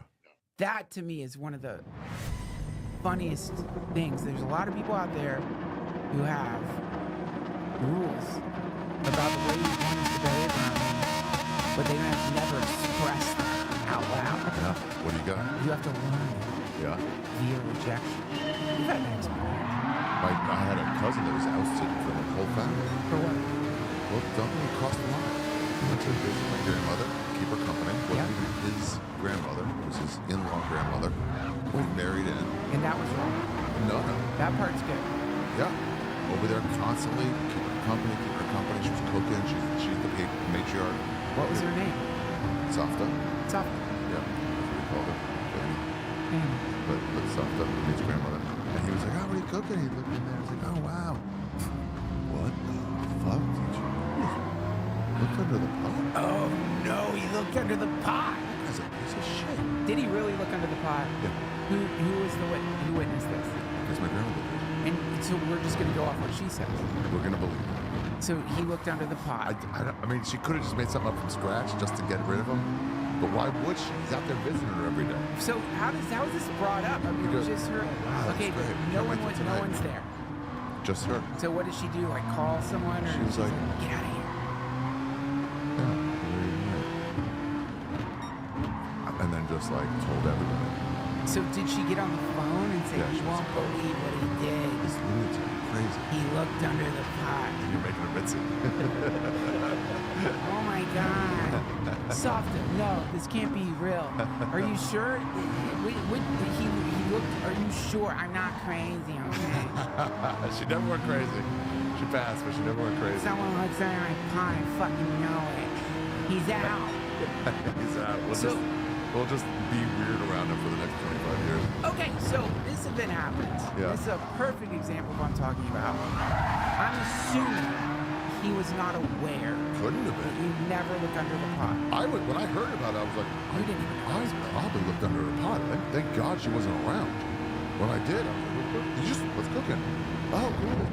So who in the family was aware of the don't look under Softa's pot rule?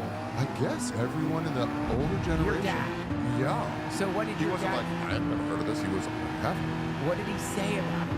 I guess they're mad about. He wouldn't have been mad about it, but I guess he'd be aware that we shouldn't have done it. So okay, if your cousin went to Softa and said, "Listen, I had no idea." I don't think they ever told him. I think they just did that passive aggressive thing. Just like, and so all of a sudden things are weird for him. And like, if I'm in someone's house, like I could easily probably come up with like 2 or 3 things. I'm like, okay, I know what I forgot to take my shoes off. Dumb. Yeah, it was too smelly. Yeah. Or like, anything. I stepped on their dog. Whatever the fuck it is, you can come up with a thing. But that one, I'm never gonna think. I looked under her pot. Now let me ask you this. I'm sorry, this is your software. Yeah. Are you sure she meant cooking? Because under her dress? He looked under her dress. Sounds like it. That would be the right reaction for that. No, it's too subtle a reaction for that. Yeah, that's too subtle. Yeah, it wouldn't have been that because it's like, I guess it should actually be more metal. Hey, Softa, let's see what's cooking under here. I'm pretty sure. You're looking under my butt. Dude, so that's exactly what I'm talking about. That, and for that to work, it doesn't just require like Softa with like some like rule that probably, if we keep going back generations, her reaction, they would look at her as like enlightened. You know, like if you go way back, an ancestor would be like, well, didn't you cut his hands off? No. What? You're weak. You cut the hands off. You look in the pot. You know what I mean? Oh, right. Like, Yeah. Soft. Passive aggressive. That's not gonna do it. That one, they know. That's a sin, a mortal. So, but for that rule to work, your dad and everyone in the family has to play this pot game.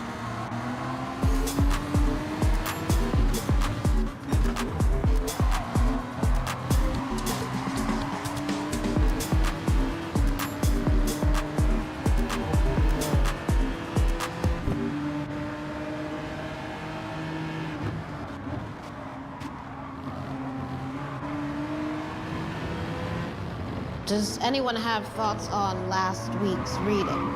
Oh, Mr. Cox. Not you. Him. Oh, top man. Thank you so much. Carry on. That's how the rules carry on. It's like, the game would immediately end if everyone in the family's like, so what? Yeah. Like if you have a gay brother or something like that, somebody's like, I can't believe, like, oh, what?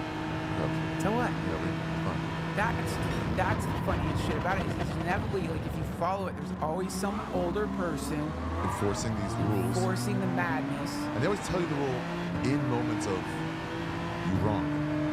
They don't tell you the rules like, hey, by the way, just so you know, nice to meet you. If you're ever over my house, don't look at pots.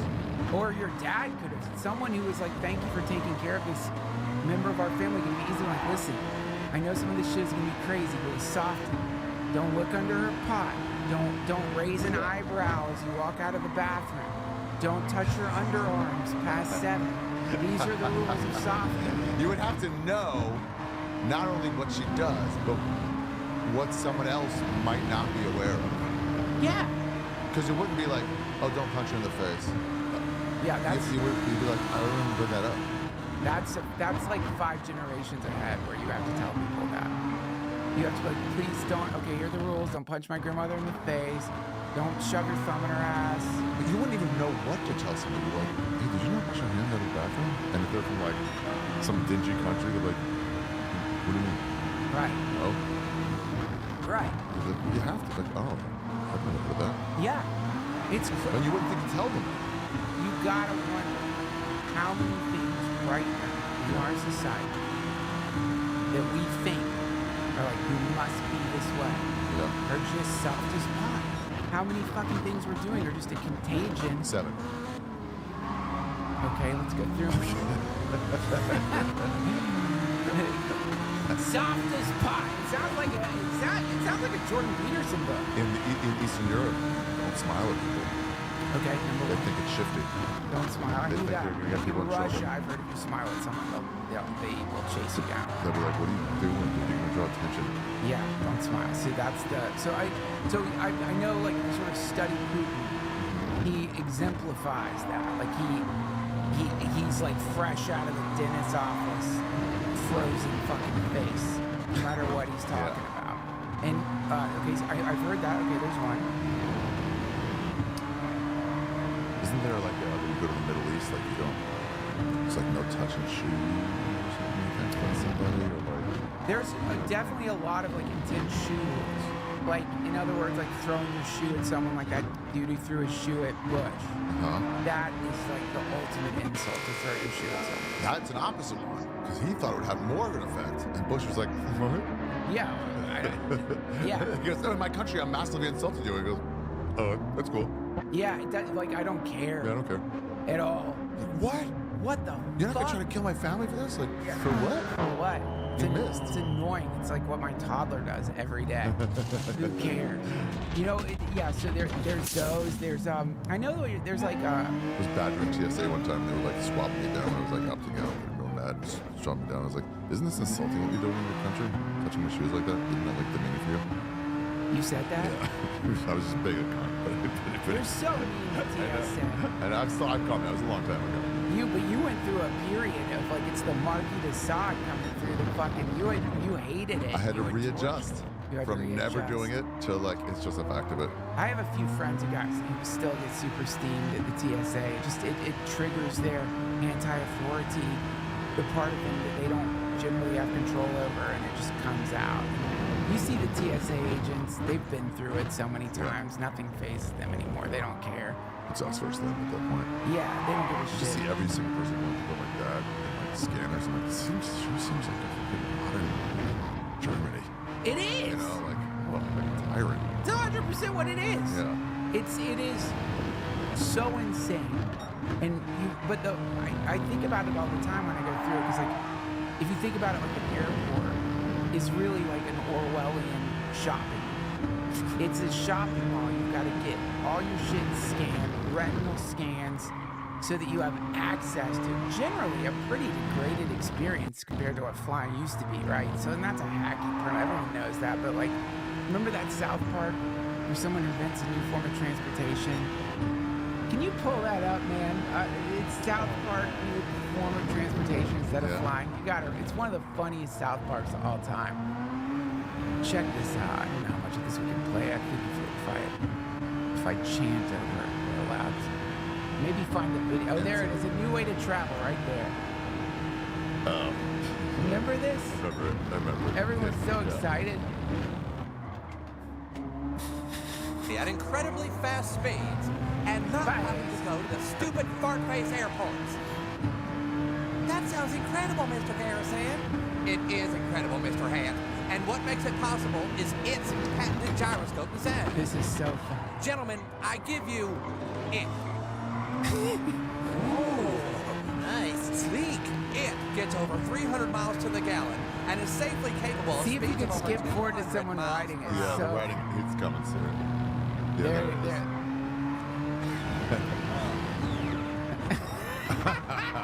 There we go.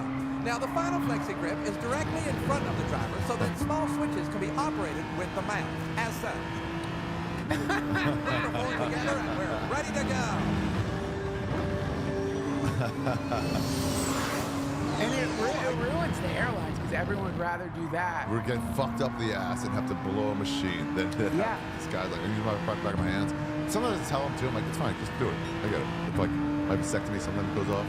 Oh, why? It has metal in it? No, it's like little peanuts. So in the scanners, Oh, they see a little. there's something in there. I'm like, it's such. What do you think scar- it could be? Like, what scar technology tissue. do I have? Yeah, it's like my dick. But they're like, just do it. I'm like, I have to say the whole thing. Come on, just get out of here. Do it. Yeah. Just. Oh yeah, they have to say. You're like, I don't care. Yeah, I know. I've surrendered to the fucking demiurge. I've given up. I know that Satan is the Lord of the earth. You're just an orc, and you're gonna fucking molest me in some way, and I'm gonna take it because I need to get somewhere. And that you've lodged. It's the classic in all fairy tales. It's the archetype. Wherever there's a bridge, a troll emerges.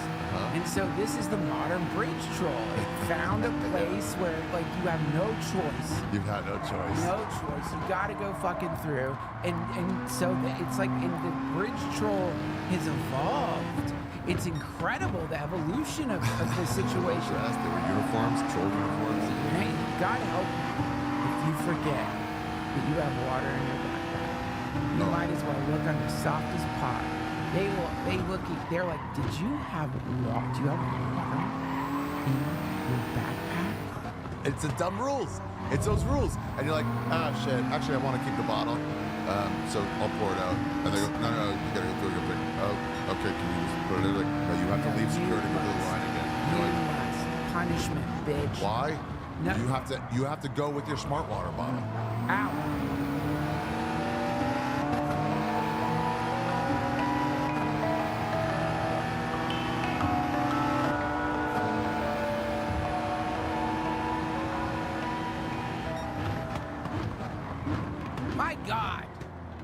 My God. My God is a God of love, but my God wanted me to not have hair. And that's fine. I chose the path of the ball. But some of you out there might be losing those precious protein strands springing from the top of your head. Might be freaking out, man. I did. Or I decided to get rid of it completely. I thought about a lot of different solutions, and here's one for you. If you don't want to shave your head as your dearest friend has done, why not try Hims? Hims provides you with convenient and quality access to a range of hair loss treatments that work, all from the comfort of your couch. Hims makes treating hair loss simple. Doctor-trusted options and clinically proven ingredients like finasteride and minoxidil that can regrow hair in as little as 3 to 6 months. You can choose from personalized chewable, oral, spray, and serum treatments to find what works best for you. The process is simple, 100% online. There's no uncomfortable doctor visits. You just answer a few questions and a medical provider will determine if treatment is right for you. If prescribed, your treatment is sent directly to you for free. No insurance is needed, and one low price covers everything from treatments to ongoing care. Hims has hundreds of thousands of trusted subscribers, and they can help you get your confidence back too, with visibly thicker and fuller hair. Start your free online visit today at hims.com/Duncan. That's HIMS.com/Duncan for your personalized hair loss treatment options. hims.com/Duncan. Results vary based on studies of topical and oral minoxidil and finasteride. Prescriptions per prescription products require an online consultation with a healthcare provider who will determine if the prescription is appropriate. Restrictions. See website for full details and important safety information. And Hims, if y'all are watching this, I said it. I don't know if I'm the best mascot for hair loss treatment, or maybe you're like, if people see what happens when you shave your head, they will definitely order our product. And this is some kind of humiliation ritual. Either way, I'm happy to help you out. Hims, give it a shot.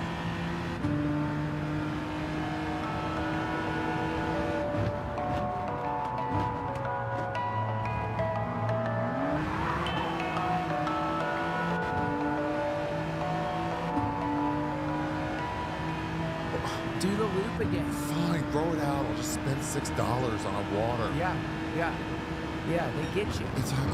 It's like, it's mildly discomforting when they touch your dick. So I'm like, I just want to let this out of my mind as fast as possible. Let's not extend this. Yeah. It's kind of gross. It's like a little too pressuring on my penis. It's not fun. Whatever. I hope you didn't, but if you learned any kind of like survival skills as a child when someone was touching your dick, to move away from it. Or just to go to sleep, disassociate, you apply that to the TSA. And then, like, when you get through, and they search your fucking bag, and you're sitting there, you know nothing's in your bag, and you're watching the diligence with which they're searching your bag, but once my bag got out, and you're like, do you have a dagger in your bag? And I remember, yes. Oh, but that... I had a beautiful knife. It's a fighting dagger. It's incredible. It's an ancient fighting dagger. This is a guy who was like into martial arts to give me this fighting dagger that like you could flip it out really fast. I do have that. It's for fight. It like, and I'm like, remember, I'm like, oh yeah. And then you're like, what do you say? Like, you see, my friend is a respected martial artist, and he felt like he said every bee should have a stinger. And, you know, it's true. Like, I don't think anything's wrong with having this, though I doubt I would survive a knife fight, because I've heard the best rule for a knife fight is, like, run away. Run, yeah, don't engage. lose. But anyway, this was a dear friend who gave it to me. I'm wondering, could I move on through with my fighting dagger? Because I'm going to put it on a shelf when I get home. I think it'd look great. I think you can see that dream. No intent to use this knife during my travels in the airport, though it might seem like that. No, if they're taking your fucking dagger, and they're like, I'm pretty sure that gets you on the random search list. So you should be as like, hey, so I wasn't going to use this for anything. Can you just put it like underneath the plane or something, give it to me on the way back? Because I'm allowed to have it in the front of the airport. You got to go out and you got to you can put it in your bags. I'm so sorry. This is rude rule.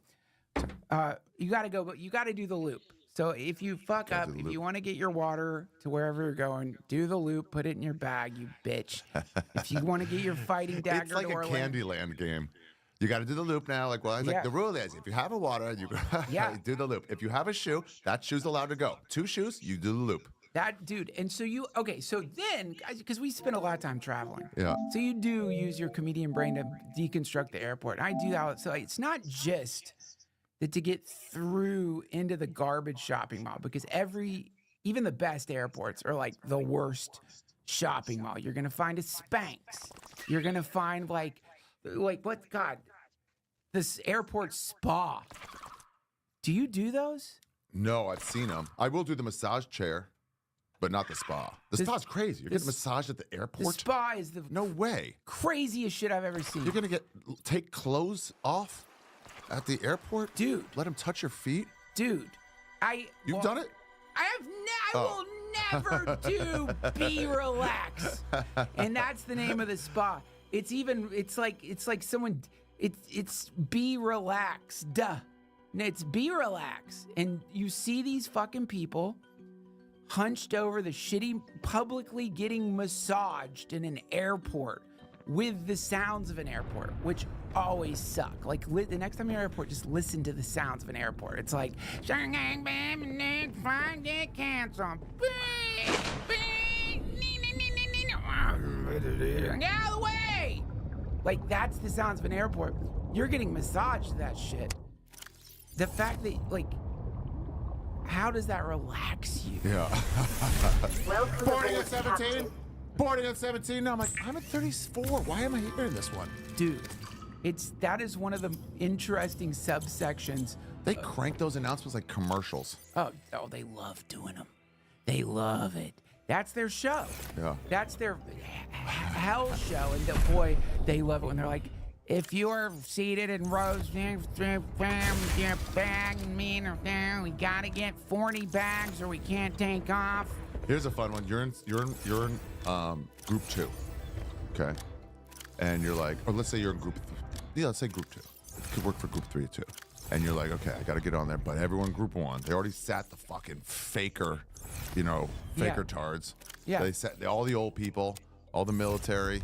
Yeah. And now you're like, we're running out of top space for sure. And you know they're going to be like, we're going to check this. You're going to have to wait in line. I know you got to go straight to your show. You're not going to be able to do that if you don't get it up there. So you're like, all right, I'm waiting. Group 1, you wait, and group 1 goes first class, then group 1. Wait. And it was like, you don't want to bunch the line. And they go, okay, now boarding group 2, now group 3. Group 2, group 3, group 4. And you're like, no, don't do it, wait! You didn't get in there fast enough. Yeah. They didn't leave the space for the medallion. Group 2 is medallions. That's something you revealed about yourself. You're a medallion member. No, that's group 1. What? On Delta. And you want to be able to, what are you?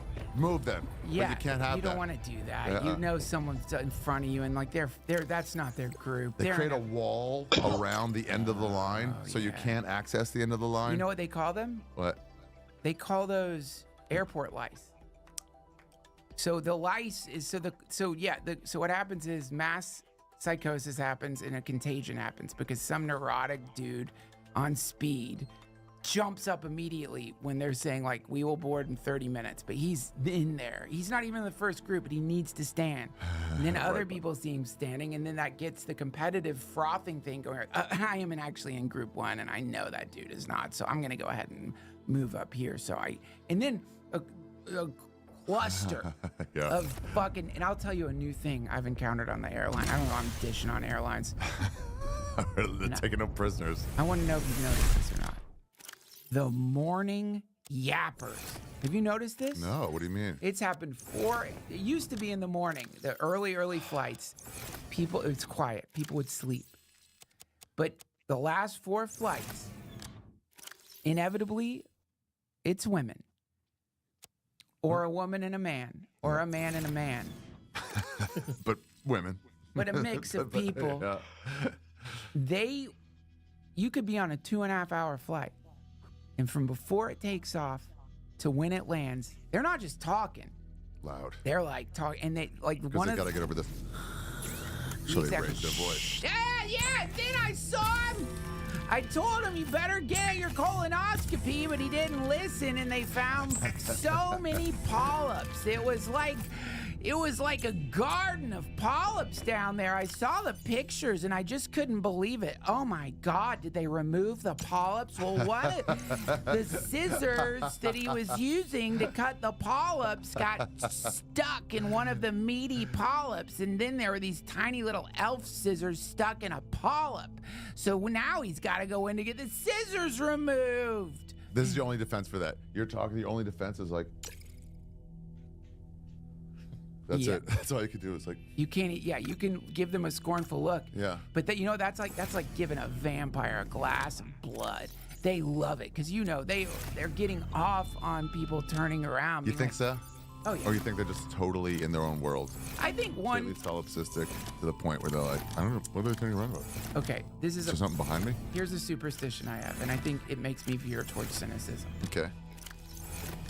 I always think if someone is doing something like that, or just in a cafe, watching a movie with no headphones, I feel like at some level they are acutely aware that what they're doing sucks, and they persist in doing it as an embarrassing flailing against their powerlessness and inevitable demise. It's sort of it's like they're doing it on purpose or just innately? They're doing it on purpose because it's like it's some kind of stupid, dumb war they're waging against their species, and it's a kind of like asymmetrical warfare, which is like, I'm just gonna fucking listen. I'm gonna watch The View. I'm gonna watch The View in Starbucks on my iPad, loud as it can fucking go. It's a pretty good social experiment. It's like antisocial, but not so aggressively that no one can say anything, just to walk the line. Yeah. It's pretty fun. Actually makes you actually want to do that more now. Dude, well, you see, in between your great-grandmother's...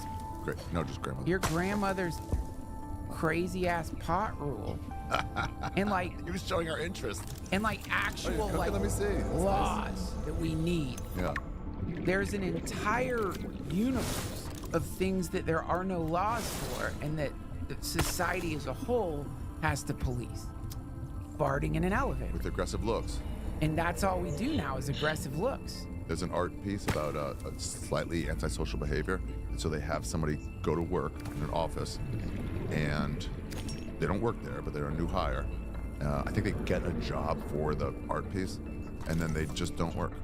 Or they have it in with the boss, and they just sit at their desk and just kind of stare. That's cool. They just stare out the window, and then people are like, hey, do you need help with that? And they're like, no, just get my thoughts good.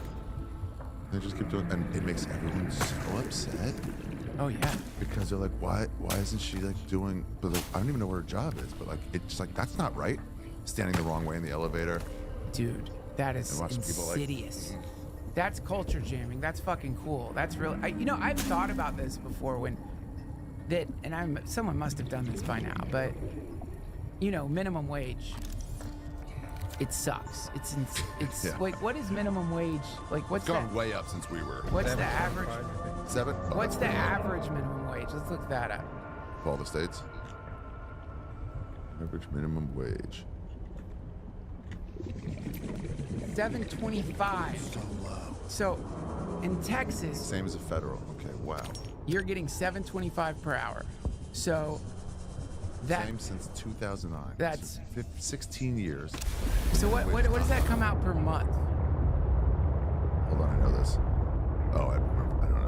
It's like $7,000 a year. $1,218 a month, and then what's that after taxes and all that? Anyway, the point is, 18. So it's $8,000 a year you'll make after taxes.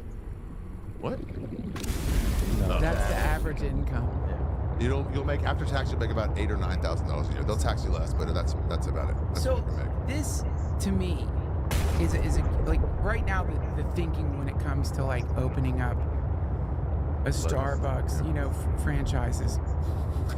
The thinking is, well, you know, I'm going to open up. I have the money to invest in McDonald's. I don't know how it works when you get a franchise, but this is one of the reasons why like huge swaths of our country have just turned into some kind of like horror show of just, you know, weird franchises everywhere. Sprawl is what they call it. It's just, you know, little fishing boats on the waters of capitalism. You throw your fucking franchise out. It's a fucking donut shop. It's guaranteed to make X amount of money, minimum wages this month. That's how you invest.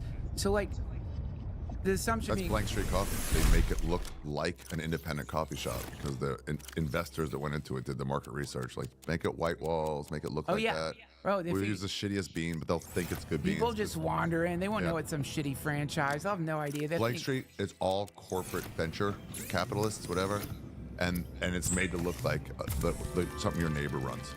Bingo. Yeah. That's so brilliant. That's so fucking brilliant. And someone could compete with them by making theirs seem even more authentic. You know, and that's gonna be probably a new thing. It's like increasingly authentic coffee shops until... Yeah, how's the coffee? It is the worst in America. Horrible. Yeah, the lowest level. Horrible. Never go to a Blank Street. Tell everybody. Okay. Public service announcement. Next time you see a Blank Street, loot it. I'm going. Oh. Sounds perfect. I don't care. I'll take the placebo effect. Yeah. Remember in LA? Yeah. That pretentious ass coffee shop opens up. Intelligentsia. Oh yeah. Do you remember that What a good shit? name. Nick Yusuf was all over it. Oh yeah. Yeah. Oh, you go to Intelligentsia, work on your screenplay, and the baristas there, they dressed like they should be like pirates or something. You know what I mean? They were such deep hipsters or blacksmiths, pirate blacksmiths, and like, and you remember that? Fucking like crazy leather aprons and handlebar mustaches, and dude, they could look at a man. And then they compliment and be like, "Nice pull, thanks." They wouldn't just say, like, good coffee. The pull. Ooh. I remember hearing someone say, nice pull. Dude. That's all they're saying is, I know the code words. Exactly. Because if you didn't know that shit, they would recognize you as a fucking, just an apostate. Like, well, go to Starbucks. What are you doing here? Go to fucking Dunkin' Donuts, bitch. Why are you pretending you have the taste buds that could even experience? Give them the lingo, asshole. Oh. And you'd get the coffee and like feel completely insecure. But when you consider like how easy it would be to build a coffee shop and just make people for minimum wage dress like blacksmiths, and rename the coffee like stupid fucking names, it's just Folgers. Yeah. You can fool everybody. No one would know. No one would know. People would be like, "Oh my God, this place is incredible. Thank God." When Also, who would tell? Like, if you've been there more than once, you know the cat burglar forced sex thing? No. So, cat burglar, you know what that is? Yeah, of course. If they break in and they're caught, they don't want violence. They don't want, like, whatever. They'll get told on. They're caught, right? You're hoping just to get in and out. If you wake up, like, what are you doing here? My only defense at this point is to have sex with your bud against your will. And if I can do that, you're not going to the cops. You should never become a cat burglar. Yeah. Like, that is... You won't go to the cops. You'll be too embarrassed. That's my I only will way. go to the cops, friend. Oh, really? Yeah, go ahead. Fuck my ass. What are you going to tell them? You love it? By the way, make my day. Sure, I do love it. I love it when I get fucked. That's the problem. Now, as homosexuality becomes so increasingly, like, accepted, that tactic might not work That's for how cat you burglars. defeat I the realize cat- now that's a 25-year-old reference I'm giving you. Yeah. That's from my, like, phone days at the Comedy Stores when I heard that. So it might not apply anymore. Easily defeated. Yeah. Easily. Lead Well, with the butt. go ahead. Do you care if I suck your dick first? Put down the TV and come get blown. It's literally, it's for sure a genre of Yeah. porn. I've seen that porn, where it's like someone happens to like rob the house of these two like just fucking hot, horny women who are like, you want to rob our house and you're going to suck our feet and suck our pussies. Oh, no. And he's like, no, please. Call the cops, suck that feet. Yeah. Anyway, dude, so you have people, one of those type of, I know good coffee. Turns out, you've been drinking Folgers for the last 3 months. 3 times a week. Yeah. You were saying to all your friends it was good. Good. You said good pull. You said good pull. You said good pull to somebody who just got fired from stocking shelves at Target. And we were like, I don't care. Do you know how to make Folgers? Just fucking make Folgers. Who are you going to report? You're that guy. Who won? Nobody. You're going to keep it quiet. You're just going to bitch about it. Maybe you'll leave a like salty Reddit comment. You can't let it get out. If you get it out, you're exposed. That fool. You actually have to murder anyone who might expose it. That you are exposed forever. You will never be. You will walk into an actual intelligentsia and people will laugh. Yeah, you can't let it out. So that realm, the place where you can't really do laws for so many things. It is the assignment of the individual to not allow people to do these things. And you know what I mean? Because the more you have to let tell somebody. No. You have to. Well, this break is social code. Make a connection. So this is where you run into. Yeah. This is where a fork appears in the road. So now on one side of the fork are seekers of vengeance. Now these are the people who, when cut off in traffic, feel like it's their job to get revenge. Tailgate the dude, cut them off, hurt them, even it out. So that's one branch. And these people, it's like, what do they call it? Quixotic. It's pushing the ball. It's like a maybe noble pursuit, because in their minds they're like, if I do this, perhaps the person will stop the behavior. They won't. They'll just extend it right now. It's shoveling shit against the tide. Yeah. That's even if you shush them at the movies. Like, hoping if I get shushed, I'm embarrassed. But a part of me is like, don't shush me. And so you're hoping they don't go, shut the fuck up, old man. Yeah. And you're like, damn it. Now I got to sit here uncomfortable for the rest of this movie because they're right behind me. Yeah. They might start throwing peanuts at me. Probably. And I can't do shit. Helpless. Yeah. I had to go full fight at a theater. At a theater? Yeah. Ugh, how embarrassing. In front of this kid I just abducted and I'm trying to entertain him for once. Dude, and like you get his respect. Yeah. And how are you gonna get his respect if you get knocked out by some high school kid? Hey, that's a good idea. Side note? What is Side note? Yeah. Sidebar? Sidebar. So I know you got kids, right? Yeah, I do. You like to impress them. You want their respect. Yeah. Set it up, bro. Oh, the classic? You shut me up in a movie theater. I was like, what are you gonna do about it? And I'll let you slap me in the face. Or if you want to go nonviolence, you can use one of your Buddhist mind tricks. You know? I like that. Yeah. And then get me to be like, I'm really sorry. And I'm really sorry to you, son. I would rather do this. Yeah. We don't, because now you're talking budget. I can cry. We gotta buy movie tickets. Yeah. I gotta get the kids into a fucking movie. There's not a lot of great kids. Here's what we do. Yeah. You go to a cafe. Okay. Starbucks. Folgers Cafe. One near our house. Okay. I will bring the kids in. We will act like we don't know each other. They don't know you yet. Okay. I will point to you. You can be writing or whatever. And I'll say, guys, you know, this is something I can do. And it's not great, but you should know what powers your father has. And then I snap and you go down. Yeah. So they think I can and then we could have someone else run up who's our friend and be like, I'm a doctor. Oh my God, he's dead. He's dead. And then I can go, no, he's not, doctor. And you're back to life. And then I'll be like, kids, we gotta go. You gotta tell this to them either while you're driving, not when you walk in, when you're driving, and then you just know I'm gonna be there. Yeah, no, it's kind of like. Oh, that'd be nice, bro. If their behavior is. That'd be nice. Oh, then, right. Don't make me do this a little to you. bit. Just be like, guys, I would obviously never do this. You're my children, but this isn't the only thing I can do, but I'm gonna just show you something I can do. And yeah, let's just go to this cafe. It only works on Jews.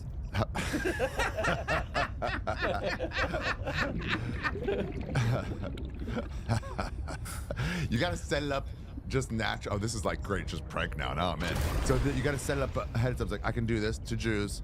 Yeah, it's a thing I can do. I'm not whatever. gonna bring that up with my kid. Weeks before, whatever. And then you see, a day or two before, then the next day I'm at that Starbucks, and it's like, oh, I wish that guy would not be in that chair. Yeah. So we could all sit down, look at a table, you know. And they're like, oh, it's okay, papa. Well, I'm sure your kids are Austrian. It's okay, papa. We'll go to another one. Yeah. And you go, no, I wanted that one. You're like, no, it's okay, papa. They'll kind of have forgotten about the. And you're like, I'm gonna do the thing. And they go, what? Are you down? Like, papa, no. Yeah. Papa, I love it. Doctor comes in, rushed.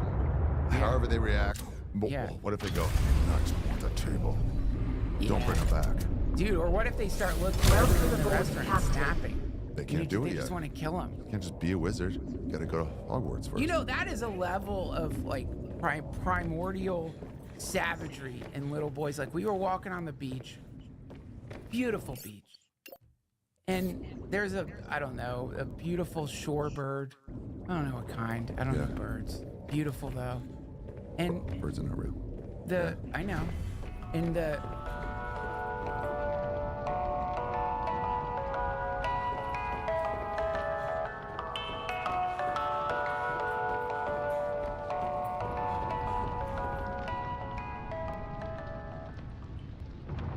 this episode of the DTFH has been supported by my longest running supporters. My God, I love you, Squarespace. Thank you for putting applesauce in my baby's mouth and also for creating an incredible tool that I use to this day. It's amazing. Go check out DuncanTrussell.com. I shouldn't have to say anything else. You will see a beautiful website. It's got my stand-up dates. It's got my podcast. It's got my shop. And it was all created using Squarespace's powerful suite of high-tech, pre-singularity tools. It's got an AI now. It's crazy, the world that we're entering into. My God, it's great. You know, Sports, it's in the game. when I think back to like the days where I thought, I guess I have to learn HTML to build a website. And you just realize like that's never going to happen. I can't do that. This is a nightmare. And then you're like, I want to find a web designer. Oh, Jesus Christ. Jesus Christ. Wake up screaming, covered in sweat, pure sweat, stinking from the dreams I still have of working with web designers back in the late 90s. My God. A lot of them, they couldn't even walk. They just slithered around. They didn't have legs. They were half serpent, half men, long beards full of lice. They ate raw onions. That's it. They would just inject amphetamines into their neck right in front of you and then wouldn't listen when you told them what you wanted to build for a website. And then they would show you what they built, and it would be horrible. And then they would ask for more money than you can imagine. A gold mine. Some people would have to pay them in gold mines, and they'd slither off in the mine and live in the gold.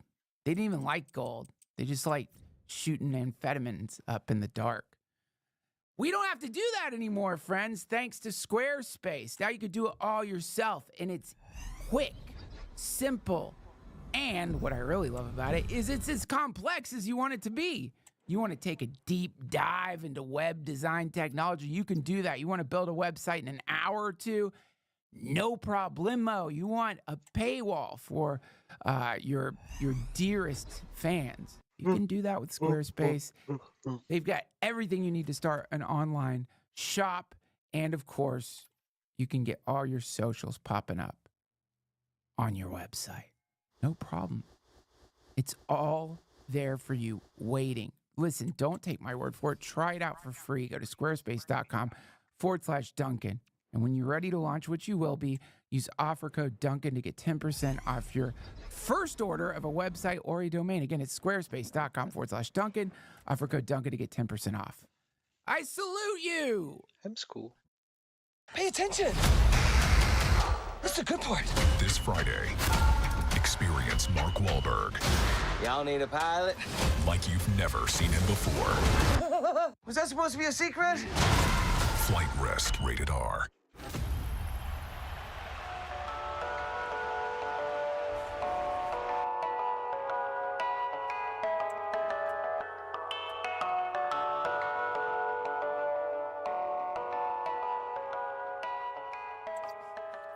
my kid, he looks at the bird, and I'm thinking he's about to say, God, you know, the beauty of nature. And he's like, majestically. he goes, if I hit it with a rock, can we eat it?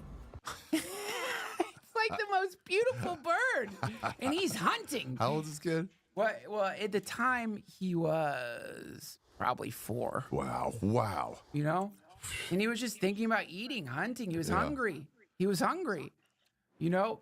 But to get back to the earlier unsidebar, so when you realize that the world that we're living in, if you're one of those people who's decided to be and I'm really interested in your thoughts on revenge, but it seems to me if you're a person who is trying to take minor vengeances on people breaking social norms or norms that you think they understand, I feel like your life is hell. Hellish, yeah. It's got to be a hell life. You're a hangman. You're yes. That you don't just walk away clean from that. No, and I'm talking about this because the new Count of Monte Cristo.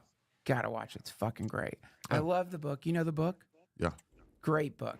Revenge tale. It's the best revenge tale ever. You ever see The Heiress? No. Sidebar. It's a good one. Black and white. Watch it with your chick. I'll check it out. Good old movie. It's like an hour and 10. It's my wife. Yeah. I don't call her that. I call her that. Hey, Duncan, thanks for bringing your chick. And she's like, can you please? I've known you for like a decade now. And I'm like, the chick's talking. Listen, man. I go, hi, chick. Okay, sidebar. Sidebar. I want to invite you to my toxic masculinity seminar. Ooh. I've been doing these in Costa Rica. Okay. Romania's a better spot for it. Romania, they've outlawed them. Yeah. Oh, okay. They recognized what a threat they work too well. They are to the patriarchy. Okay. And when I went to one of these, and I had no idea how much I was just filled with toxic masculinity from top to bottom. Oh, it doesn't. I thought it was a seminar to get you toxically masculine. You're saying it's to teach you about it. Man, I know you're a comedian. I respect the craft and art of stand-up comedy, and I know that every single thing you want to turn into funny. Okay. But the truth of the matter is, like, if you had just been bitten by a rattlesnake, I don't think you'd be laughing.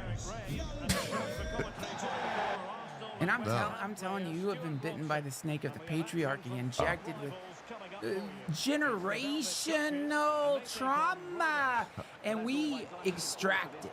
We pull it out, and I have seen this happen so many fucking times, and I always cry.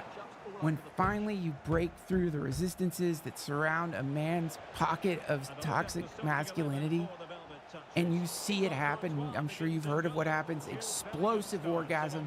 I have seen jizz rip through a man's underwear, and the jizz is always black or green or purple or some combination of these colors. It has giant sperm in it. It's like not microscopic. You can see them like when you look at a cocoon pulsating in the mucousy brine, and then they fucking scatter, dude. That's in you right now. Does that seem funny, Ari? Is that something to laugh about? You have a pulsating pustule filled with toxic sperm that are exponentially larger than your regular sperm. Interesting. Yeah. Why would you laugh? That's a deeper question. I was thinking about what did you call it? Intergenerational trauma? Yes. I asked my dad about that. He said he doesn't believe in it because there's no proof of it anyway, because it goes all proof of that would have been lost during the Holocaust, so he doesn't believe in it. There is proof of it. Epigenetics used to be considered junk science. I'll send you an article. You can fucking one-up your dad. You know what you should do the next time he's cooking? Yeah. Go lift up the pot, put it down, and then show him this fucking article. Main bar. Yeah, so the sidebar. Okay, unfucking sidebar. What are your thoughts on vengeance? Okay, listen, you want to take it. It's not going to do your tactics. I was here in Austin hanging out, and one of my friends from Los Angeles was around, and they're politically, I'm a step back and watch everybody kind of guy. I don't fully care, you know. he's from Los Angeles, so he's a little more left. He's a little more bubbly than some. He's just not used to this. Is also a bubble here, you know. Right. So he's seeing it all. And he's like, oh, this and this. And I'm like, first of all, I just know, I get it from your side. I can see what both of you are saying about each other. Yes. You're talking about your fringes, not your main. Right. You know? And he goes, I just think people should leave trans people alone and live their lives. I'm like, 90% of the right agrees with you. They all say that too. Yeah. But he goes, they're all rednecks and idiots and, you know, like dumb racists. And I'm like, they're not. I know them. Some of them professors. That's just not true. And he goes, but they're this and this. I'm like, do you think your tactics are working? Nah. Do you think you're angry? And he was like, oh, no, for sure not. Doesn't work. And I'm like, so what are you doing? So one time I was at Carney's. I just got my first cell phone. It was a brick. And I was talking, I didn't know the right levels. Yeah. It's like you're here. So I was talking too loud. Yeah. And this lady, I was upsetting her meal. I just didn't know. My friend's like, and then we'll later. I just didn't know how much you had to like. Sure. She's like, thanks for ruining my meal. She waited till way afterwards. Vengeance. And she didn't once go, hey, would you mind keeping it down? To which I would have. I know myself going, oh my God, I'm so sorry. Sure, of course. But she chose violence, verbal violence. Yeah. And that her tactics didn't work. She goes, thanks for ruining my meal. I go, shut up, cunt. Like, it brought it right out of me. I didn't even think about it. What did she do? Oh, and walked away. But it's like, your tactics were not working. It didn't work. It just made me fight. Well, it's a little bit like... she wanted to be right, and she didn't want to correct the behavior. You gotta, you know, when you have kids, we got dogs. They're little dogs, but like you have to teach the kid. The kid doesn't know. Poke the dog in the Don't mouth. shove your face in the dog's face, or don't like reach into the dog bowl while they're eating. They're sweet dogs, but if you do that, you're just gonna. It's like I try to explain it to them. It's like a trap. You press the trigger on the trap springs, and in the inside animals, there's that trap. It'll spring. It's not that they hate you. It's just that they have tiny brains, and this is what keeps them alive. So yeah, you know, people like your friend, they have some kind of like, I would call it a utopian vision of the world. They have an idea of how humanity could be. This is an American tradition. So many various utopias have been attempted here, and most of them fail. But the utopian visions of the past, they usually they're a little more like logical, rational. Get a farm, you know what I mean? You need some enforcement, though.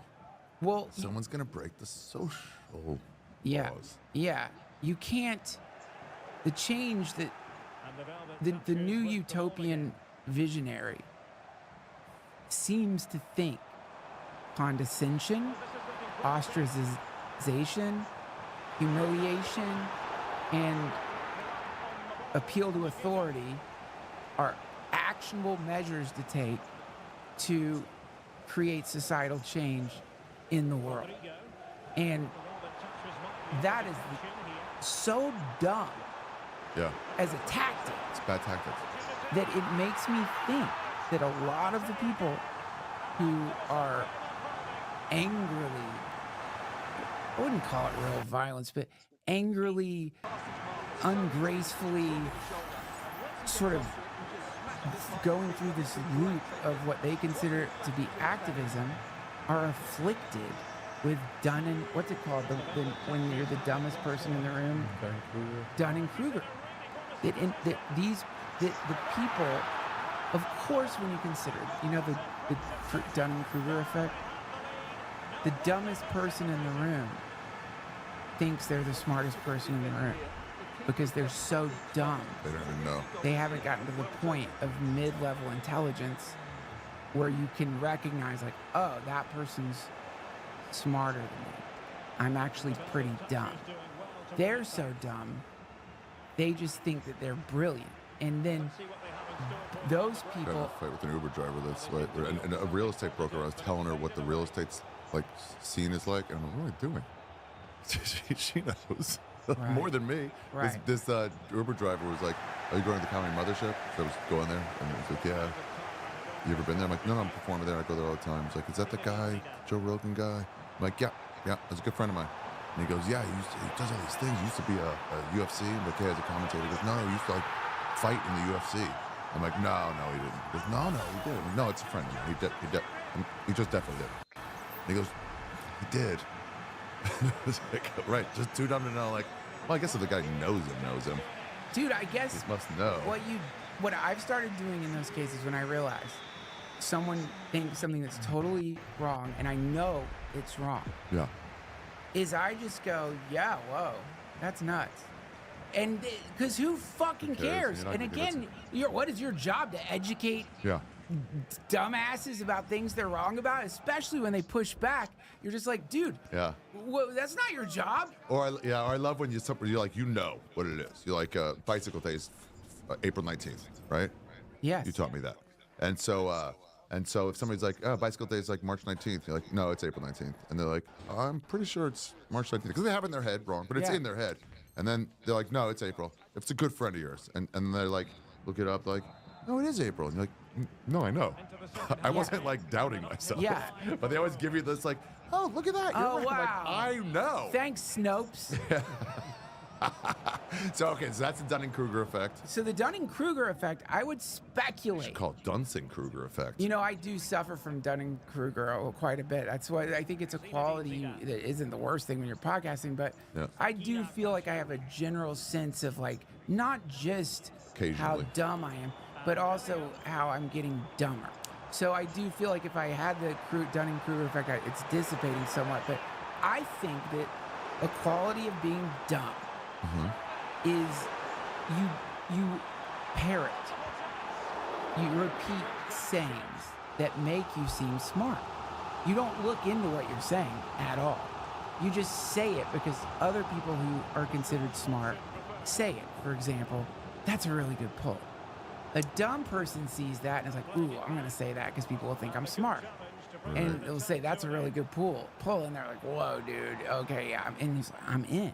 So the contagion if whenever you see huge swaths of people regurgitating exact sentences that align them with what is considered to be the advanced, sophisticated way of being in the world, it could be that a massive percentage of those people is suffering from Dunning-Kruger.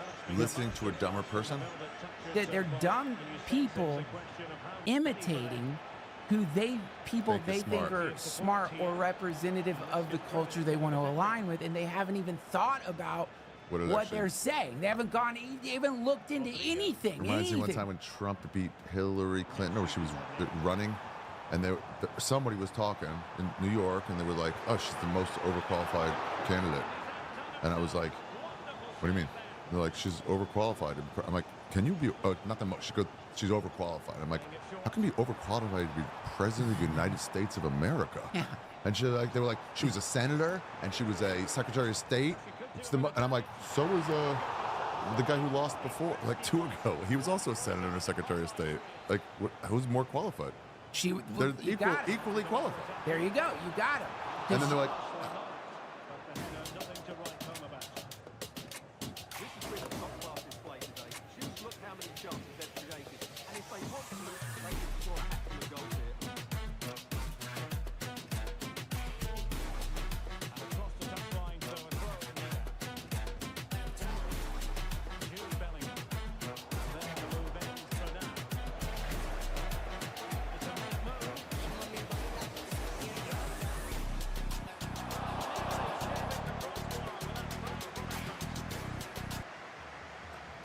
you see them see it for the first time. The disconnect between what they think is smart from listening to a smart person versus like, oh yeah, it doesn't make any sense. And that's the other problem is it's like, so if we're going to look at Dunning-Kruger effect, there's going to be a spectrum of Dunning-Kruger. So on one side of Dunning-Kruger, you're going to have people who are so dumb, they think they're smart, but they're not even good at imitating the high-level Dunning-Kruger people. So that's the low end. Those are the people just on the fringe of being dumb again. But then as it goes up, that's where you get into like maximum Dunning-Kruger. These are people who are so good at regurgitating data and behaviors and like feigning confidence that they get elected. Oh. You know what I mean? Because if you look at a standard politician, all they're doing is regurgitating the same weird phrase exactly at the same time over and over again. They just say the same shit over and over. They don't read the bills. They get a breakdown. It's like, or else, what do I say? I'll say that.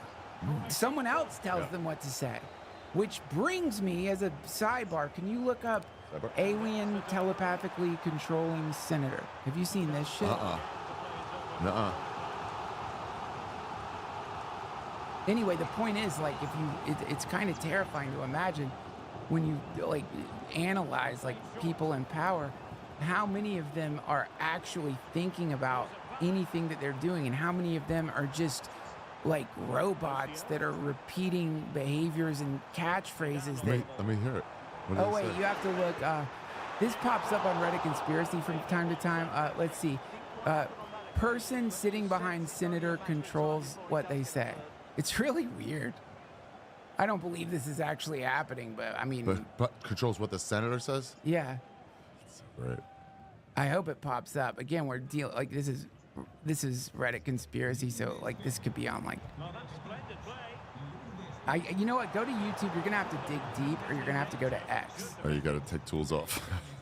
Go bad for your brain searches. Yeah, you got to, like...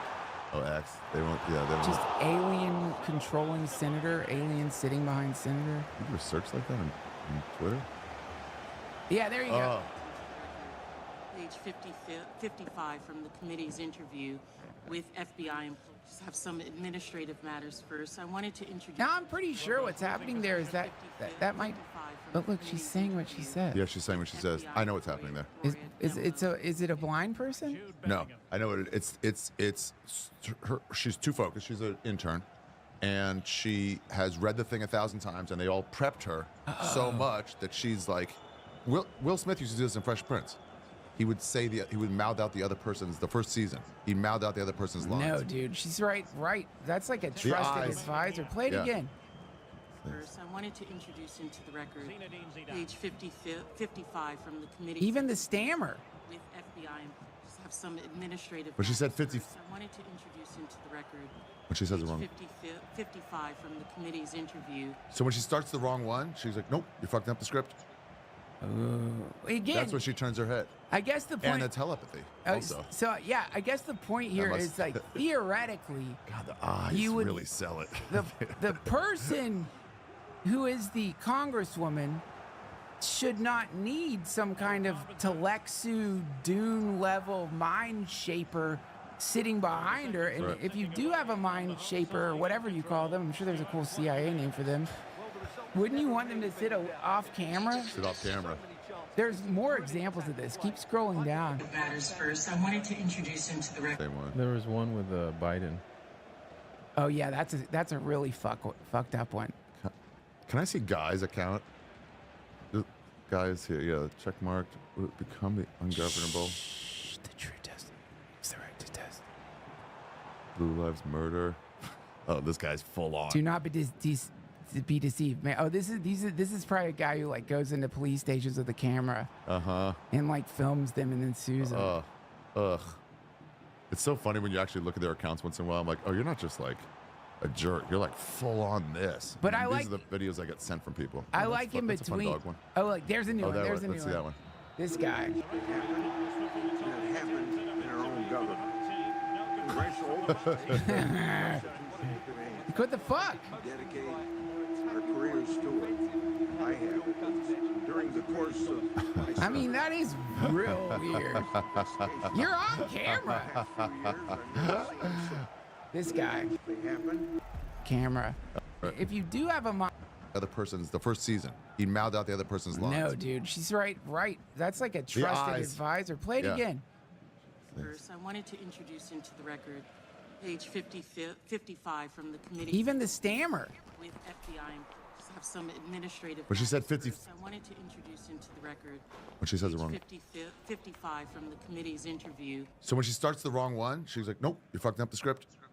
Again... That's when she turns her head. I guess the point... And the telepathy. The first season. Page 55 from the committee's interview with FBI employees. Have some administrative matters first. I wanted to introduce... Now, I'm pretty sure what's happening there is that might... But look, she's saying what she said. Yeah, she's saying what she says. I know what's happening there. Is it a blind person? No, I know it. It's her. She's too focused. She's an intern, and she has read the thing 1,000 times, and they all prepped her so much that she's like, Will Smith used to do this in Fresh Prince. He would say he would mouth out the first season. He'd mouth out the other person's lines. No, dude, she's right. That's like a trusted advisor. Play it again. First, I wanted to introduce into the record page 55 from the committee. Even the stammer. With FBI employees have some administrative. But she said 50. First, I wanted to introduce into the record. When she says it wrong. 55 from the committee's interview. So when she starts the wrong one, she's like, nope, you're fucking up the script. Again, that's when she turns her head. I guess the point. And the telepathy also. So yeah, I guess the point here is like theoretically. God, the eyes really sell it. The person who is the congresswoman should not need some kind of Telexu Dune level mind shaper sitting behind her. And if you do have a mind shaper or whatever you call them, I'm sure there's a cool CIA name for them. Wouldn't you want them to sit off camera? Sit off camera. There's more examples of this. Keep scrolling down. Matters first. I wanted to introduce into the record. Same one. There was one with Biden. Oh yeah, that's a really fucked up one. Can I see Guy's account? The guys here, yeah, check marked. Become the ungovernable. The true test of liberty is the right to test it. Blue Lives Murder. Oh, this guy's full on. Do not be deceived, man. Oh, this is probably a guy who like goes into police stations with a camera, and like films them and then sues them. It's so funny when you actually look at their accounts once in a while. I'm like, oh, you're not just like a jerk. You're like full on this. But these are the videos I get sent from people. I like in that's between. A fun dog one. Oh, like there's a new one. There's a new Let's one. see that one. This guy. It happened, and it happened in our own government. Congressional oversight, constitutional demand. What the fuck? We dedicate our careers to it. I have, at least. And during the course of my I mean, that is real weird. You're on camera. Oh my God. Dude, look, it's one eye blinks. And Senator Johnson's ongoing as our wow. Yeah. That it's either he's an alien or he's in the K-hole. He just did. Okay. This whole video is in someone's K-hole. This whole dimension could be. Let's go back one and see it. How are we doing on time, Josh? 56 minutes. Okay, cool. We'll wrap it up in a second. I know you got to catch a flight. I realized I didn't text O'Neill to bring joints to Salt Lake. Oh, shoot. So that's why I didn't do it. I was like, fuck, we're on the way to the airport right now. Let's make the state to get it. Shoot. Wait, we never got back to Unbar. Rebar. Go. So the anger of enforcing laws with Dunning-Kruger effect. Dunning-Kruger effect is a kind of a sidebar. So basically the idea is Atera is the IT painkiller. Remote monitoring and management, remote access, help desk and ticketing, smarter.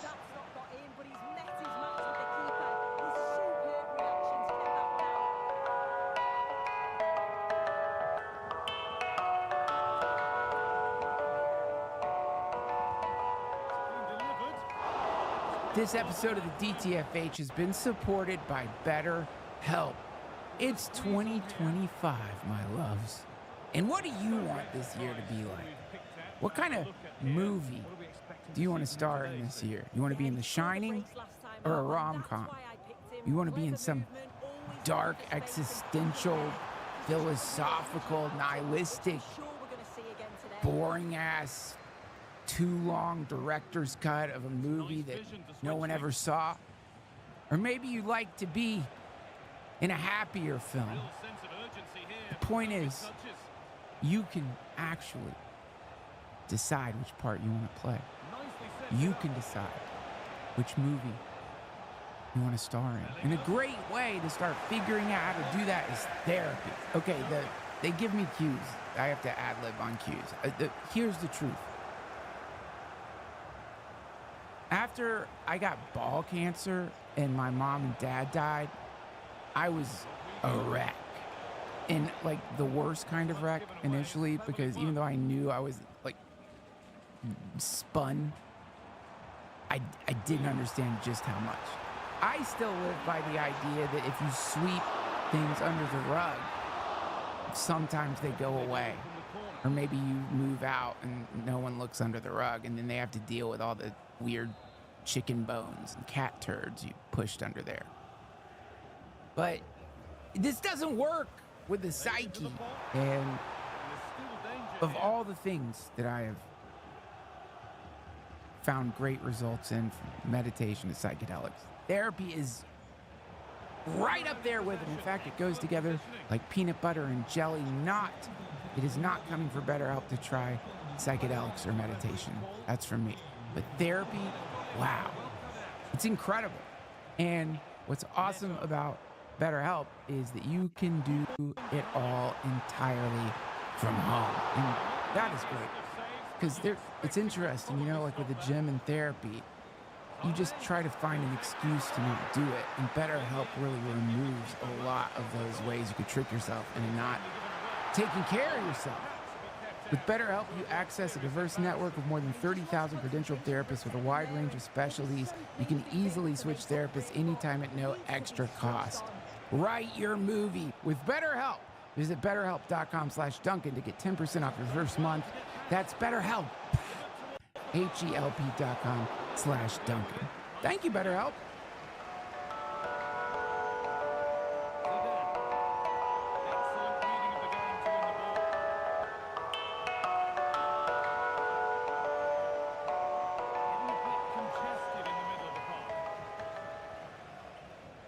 People like your friend. Okay. Who's my friend? The butthurt friend who like came to Texas and thought it'd be LA and then like got his butt hurt. They're operating under this idea, which I think you could argue is noble. Mm-hmm. I think a certain way. They want the world to be better. But they haven't questioned whether or not their conceptualization of better is actually better. And so, which is still, you know, even if you're confused, at least you're trying to do some benevolent thing, I guess. Like at some level, there's still in it the basic humanist impulse to help.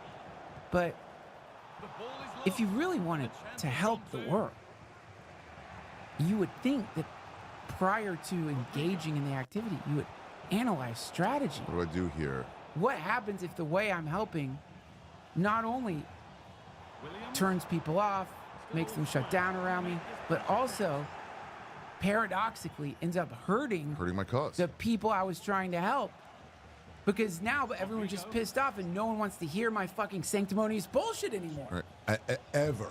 So then it's like, now even when I have one or someone has one, they're less likely to hear that person. Right. Who's doing it nicely. Like, you're on that side with that lunatic. And you're like, I guess I am on the side of the lunatic, but I don't have the same tactics as them. You're going to lump me in? That's it. And I'll tell you, man, this is like, this is where it's, I remember on the left, God help you if you issued an apology. Because they would fucking fall on you. That was it, dude. That was like putting your fucking walking stick right in the hornet's nest. God help you if you apologize. They'd be like, they would just devour your ass, right? God help you if you had some view that they looked at as fascist, right-wing, Nazi, and actually analyzed it and said, you know what? I don't know if that was 100% right. Oh, you dumb fuck. Of course you didn't know it's fucking right because your brain is made of fucking mashed potatoes, you dumb shit. You ever read? Now, on the right, they're doing the exact same thing. You've got people who are snapping out of whatever the fucking thing, the hypnosis, the years of fucking state-run propaganda, who are like, or feel comfortable. They go, the left just made promises and never did anything. And I'm like, how's that swamp? Still not drained? Right. What are you talking about? They're all doing it. Dude. They're all garbage, and you're acting like one side is not a liar. You have to start looking at your own too. Or just when are these comics who all went conservative gonna now go because they're challenging power? Because like let's attack the left because that's the powerful one. So now the right's in power. How long? Let them take their victory lap for a couple months. Yeah. How long till they go? Let's attack the guy in charge. The guy who's making the laws, the right. If the right's in charge now, they're the powerful ones. Now let's shift and fuck with them. It's a real mess you get into in that situation. I'd like to see it. I'd like to see what happens. It's a bit of a mess. But also I think like the good news about being a fool is it's like, I'm dumb. I was wrong. What do you know? I've fallen for this exact same trick. How long have I been alive? How many presidential elections have there been? Again. Every time I fucking fall for it. And I never it's never occurred to me yet that focusing my entire brain on the state is the thing that keeps it going. I don't mean it in some manifestation way. I mean, literally, the whole goddamn system depends on the majority of people paying any attention to it. When I don't vote, first was apathy. And then it was math. Wait, what? I have 12 emails, 30 messages, and a proposal due by 10. How am I already underwater? I'm in the same boat. I'm in an actual boat. I thought Grammarly just fixed grammar. They make boats now? It's more of a metaphorical boat. Because I've been using Grammarly's AI for years to keep me high and dry. Try it. Grammarly can look through your writing to make it easier to understand. See? Shorter. Whoa. Clearer. Cool. And better. Now people will get what you're trying to say, and you won't be flooded with confused emails. Can you do mine? No problem. Your writing's good, but your word choices could be better. Wow. Now your writing is as confident as you are. If that's even possible. New email. Oh, well, what about our proposal? Let me take a look. Woof. You'll be in deep water if you show this to the CEO. Grammarly can point out what's missing. Right there. The CEO will want to see a deadline. And here you should connect the projections back to company strategy. Yeah, how could I do that? Mia, can you do a deep dive? On it. 10% higher revenue by next year. I'm sending it in.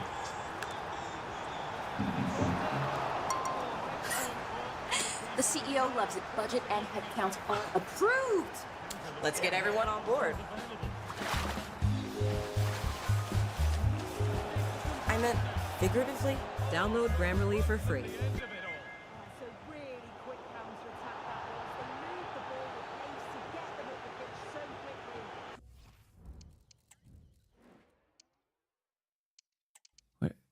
Can you play? What? I don't Let's play vote. that I back. don't vote. And people go, well, then what are you doing? You're not going to help it. I'm like, you're not also helping it. You're voting in a state that's already decided. Even if it's a swing state, one vote mathematically ain't going to change anything. And that one state, even if your vote came down to change Pennsylvania, wouldn't have changed anything from the last election. All right. Well, so you do. And people are like, then how is not voting helping? you It's know like, Hitler 'cause you lost by one vote. Oh, really? He lost. He won by one vote. I mean, won by one Yeah. vote. I stayed home that day. Shut the fucking. And even if you don't, so when you don't vote because you're like, these guys are all trash. Then you eventually get disillusioned with all of it, and you form a new system. If you don't like the Oscars or Oscars so white or whatever, we'll just get a fucking new award show. They don't run it. They only run it because you want them to run it. Yeah, man. I mean, I think there's Also, my whole special job right now is to ignore all that stuff. Say that again? My whole special is all about that. Ignore all that. Focus on positivity. Ignore all that. All this negative stuff you're focusing on, you're not going to help it. Now you're just just swamped in this negative shit that doesn't help. You're just feeling bad. Okay, but it's watching car wreck videos all day. Dude, Ari, it gets even more intense than that. It gets even more intense than that. I'm taking the next level, all right? Ari, you're on the trail. You're getting there. You've been red-pilled. I see that. You're waking up. You're part of the Great Awakening, but you have to understand, we have begun to understand that it's microtubules within the neurons of the human brain, a quantum vacuum that collapses from a superposition into whatever you happen to be focusing on, meaning that groups of people when focused on the exact same phenomena crystallize and concretize that. Schrodinger's cat! Is it dead? Is it alive? It depends on what the news says. If the news says the cat's alive, the cat's alive. If the news says the cat's dead, it's dead. Don't you understand? All of mainstream legacy media has divided the human attention span, which is the outflow source of the creative mind of God, and directs it into catastrophe and horror so that they can feed on our loose energy. Can I tell you my new character? Yeah. You know who Russell Simmons is? Yeah. Okay. It's Trussell Simmons. Yo, man. It's pretty racist, but yo, man, infinity is really in our minds. Well, he sounds, Trussell Simmons sounds like a wonderful person, and I would like to have him on my podcast. Try like Trussell Simmons. He's great. I love that character. Okay. just thought of it yesterday. Someone saying Russell Simmons. Well, it's great. That's all it took. I can like build on it for a while. I'm honored. You can take it too. You can do your Russell Simmons thing. No, Yeah, I don't need to I've got a fan base to lose. Dude,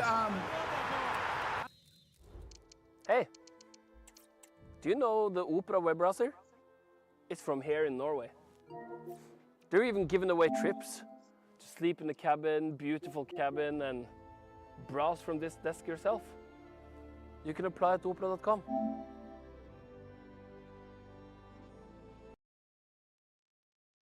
Wait, so go ahead. So, all I'm saying is the problem is that we're getting funneled into certain reality tunnels by a priest class that wears suits and talks in a hypnotic, repetitive way that keeps. And we all mimic them. And we and because like And they tell us to fight, and we fight. Yeah, that's it. Way to handle it. Stop them. What did they say? Resist them at all turns. Fight them at everything they do. Who said that? I think like Alexandra Cortez-Cortazio. Did she really say that? Yeah, right? Yeah, something like that. Something along those lines. And it's like, okay, but what if they're trying to like repave the streets in your neighborhood? Yeah. If they're doing some stuff that they do, that you have to have some stuff they're doing that you like, right? Like they are still funneling money to schools. And I think the first step is you just have to find a way to pull the demiurge's cock out of your mouth. Stop like filleting the zeitgeist, which isn't even real anymore. I mean, that's the whole fucking feeling of nausea in the culture right now is because of all these alternative forms of media. The spell is being broken or at least diffused. So now there's all these other reality tunnels springing up that people are getting channeled into, and it just dilutes all of them, and it forces you to recognize that reality as we understand it is a lie told to us by the Anunnaki. yeah, but they really believe that. It's like the ones who bomb an abortion clinic because they're like, that's a human life. You're killing a baby. And it's like, oh yeah, you should bomb it. Or the guy who went in Pizzagate with a gun. It's like, you have hostage children. That's it. If what's in his head is true, he's doing the right thing. Right. And if they think the current president or the about to be president is literally Hitler, then yeah, you can't perform jokes at his rally. Right. But he's like, well, no, is it misunderstood jokes? Like, you're trying to get Hitler back in office. So then it's like, oh, right. If you really think they're all literal, what you think is fascists instead of like figurative, and then they caught up to what that is. So sad. Yeah, you upped it to fascism, and then you're like, well, I know what fascism. It's like, you are Hitler. You are a Nazi. I'm a Nazi 20 times over. And so then it's like, oh, well then, yeah, I guess you have to like, yeah, punch me.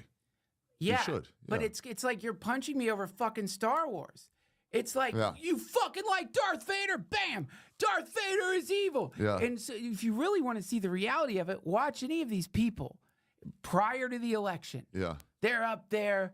This person is the devil incarnate. I saw his hands. They've got pentagrams on it. And then, as soon as the election's over, look at like They're all Obama talking. and Trump laughing it up because that's who they really are. And they really They're only found out a pals. few social issues, but they both want the same thing: for the United States of America to have dominance and to have plenty for their people. That's what they really want, both of them. So they're like, how do we get that? I'm pulling out of that cord. What are Access you to doing? adrenochrome. Yeah, that's the social stuff. I think it should be mandatory. I think we should steal it. No, we got to take it. We got to make them agree to it. Well, we can genetically engineer it. We can synthesize it. We don't need to extract it like that anymore. Oh, listen to you. Oh, really? You want synthetic fucking adrenochrome? That shit gives me gas. Ari, thanks for coming on the show, man. Yeah, buddy. What show are you doing next? I'm leaving. I'm going to meet O'Neill for skiing. Nice. My new special's out, America's Sweetheart. Hell yeah, you are that. I think you're in the credits. Yay. It Why? was just focusing on positivity. Thank you. Have these shirts available? But Oh, to help those pay are for it. cool. But it's just all about that. And so the credits, I just like listed a bunch of things that I should focus on that make me happy. Some Nice. different musicians, and I'm like, here's some comedians that are funny that you should know Thank you, Ari. about. Well, you are America's sweetheart. But now if I'm like, oh wait, was that the first draft? I hope I didn't take you out of that, because the first one was like 600 long, and I'm like, they'll just. It's a way to shorten it. God, I hope you're in there now. Well, that's a good way to get your friend to watch your fucking special. All the way to the end. All right, man. Thanks. Yeah, dude. I'm You're on the best. road now too. Farewell to Wait, where are you going? Wait. All over the place. Atlanta, all over the place. Wherever you are. REShafir.com, Atlanta, Nashville, Portland, San Jose, San Antonio, Calgary, Edmonton, Vancouver, Seattle, Portland, Atlanta, Denver, Tampa, Brea, and so forth. Tell me about your your podcast. What's the name of it? You Be Trippin'. Okay, guys, You Be Start with Trippin'. Duncan's episode. Yeah, watch that one. And if you want to do something hilarious that Ari thinks is funny, any sponsor that pops up on his show, use offer code Duncan 99% of the time. It'll work for me. That is true. It's an overlap. That's a good sabotage. You just sieve it like the fucking LA River. Sorry, Colorado. I shouldn't have been so thirsty. Thanks, Ari. You're the best. Everybody, I love you. Love you. Mayday, mayday. We've been compromised. Pay attention. It's the good part. I'm gonna enjoy this. Flight Risk, rated R, in theaters Friday. Logra rizos definidos que duran todo el día. Nuevo Curl Enhancing Gel, Mirta de Perales, formulado con shea butter y aceite de coco. Hey there, gang. Do you want to come to an Are You Garbage live show and ask your question? Sure you do. Good news for you. Back on the Block tour tickets are on sale. We're talking about a nice stand-up comedy show. Plus, we play AYG with the crowd. So grab the squad and come out and see Kippy and I. The big man ain't lying. In March, we're starting back up on the road. We're going to Pontiac, Michigan, Indianapolis, Indiana, Milwaukee, Wisconsin, Madison, Wisconsin, Minneapolis, Minnesota, Pittsburgh, Pennsylvania, Cleveland, Ohio, and Atlantic City. All tickets available at RUGarbage.com. We'll see you there. See you there. Welcome to another exciting edition of Are You Garbage? The show where you find out if your favorite comedians are classy individuals or absolute trash. Now, here are your hosts, Kevin Ryan and H. Foley. Hey, everybody out there, and welcome back to everybody's favorite podcast. This is Are You Garbage? Oh, yeah. It's that little show we sit down with your favorite comedians, and we find out they're good to be classy, or if they're just a big old piece of trash. Trash. I'm your host, H. Foley, coming at you on a beautiful day. We're out back here at Tootie's in the new edition. She's down in the basement, stuck in the dryer. Okay. So get why the getting's good, boys. That's from our good friend Goose over there on the Patreon. Mike House is coming at you from right next to me. He is the CEO of Are You Garbage? He is an international businessman and my best pal in the whole wide world, and I love him. Give it up for KJ. Kevin James Ryan, everybody. Hey, what up, gang? Thanks for tuning in. As always, please make sure you rate, review, subscribe on iTunes. Full video available on YouTube. And now full video value available on Spotify over there. The kids got in over there on Spotify. Still waiting on the check, by the way. Just in time. Catching the wave, baby. Full video available on Spotify. Then obviously the greatest website of all time. I got to tell nobody in this room, www.patreon.com/areyougarbage. You go over there and get all that bonus content, gang. Yes, sir, you do. Thank you so much, Kippy. And, gang, we couldn't be more excited to have our incredibly, and I mean incredibly, special guest back with us again today. He is one of the funniest, one of the hardest-working men in show business. He's got a movie, Let's Start a Cult, out. One of the stars of Tires over there on Netflix. You can hear him every week in his amazing podcast, Stavi's World. And he's about to kick off the Dreamboat Tour February 21st, Sacramento, California. That's right, at the brother. Hard Rock Live. Give it up for the Greek god of Baltimore, Stavros. That's right. Just of Baltimore. Very narrow jurisdiction. It's a niche. I was banished from Mount Olympus. They're like, we don't want you in Greece. Here's a small, struggling mid-Atlantic city. Take your lightning bolt That's and your beat it. domain. Made a move on Aphrodite. Pissed a couple of people off. Buddy, how you feeling? Good, man. Thanks for having me, boys. Thank you. Last minute, we were just texting yesterday after we pulled up. Couple of girls chatting back and forth. That's awesome. Yeah, Just got a little date going. It was great. I love it. I want to promote the tour, the Dreamboat Tour. I'm hitting the road. I pretty much took all of last year off. And so yeah, I was like, let's hop in the fucking, let's get in the basement, baby. Get the boys back together. Let's get the boys back together. Let's see what. Let's talk recipes. yeah. What chain restaurants can we discuss for an hour? French onion soup pasta. Have you seen it? Have you heard about it? Because it looks pretty goddamn good. Like we were going to tackle the big topics. I wanted to get back with the brain trust and really talk about topics. We got to figure out this southern border thing. Oh, yeah. Speaking of which, let's talk burritos. Yeah, exactly. You got the bus for the tour. I'm going bus. That's fucking awesome. I'm excited for that. Yeah, it is basically, like you guys were saying, it's like summer camp. It's a very expensive summer camp. Oh, yeah. I mean, it's sad what culture has deteriorated to, where guys like you and me can afford tour buses, but we'll take it. You know what I mean? Like that's for Journey and Metallica. It really is pathetic. You know, that it's like, like even the theaters. I feel like, why am I here? This should be like like they have opera in the same places. And then we're up there talking about mashed potatoes or something. It was just a David Mamet play here last week. So 100%. So. But I'm gonna keep until society catches up with the mistakes they've made. Until we've reckoned with how bankrupt we are culturally, I'm gonna take full advantage of it. And this is a running theme, obviously, in terms of the subtext of your podcast and my life is like struggling with being fat as shit. I think. And I don't think you've seen the show, Stopper. Are you sure you're talking about this show? I respect this because you guys take I'm all food, and you guys have the whole trash. You know what I mean? We've hit other aspects of life, other environmental, but it all comes down to poor health. You know of course, what I mean? Like, it all feeds into each other. Whatever, being not getting enough fresh air. Did you say lead paint? Yeah, lead paint, asbestos. That kind. You guys are trying to find all the biomarkers of poor health. Sure. Whereas I'm just at food.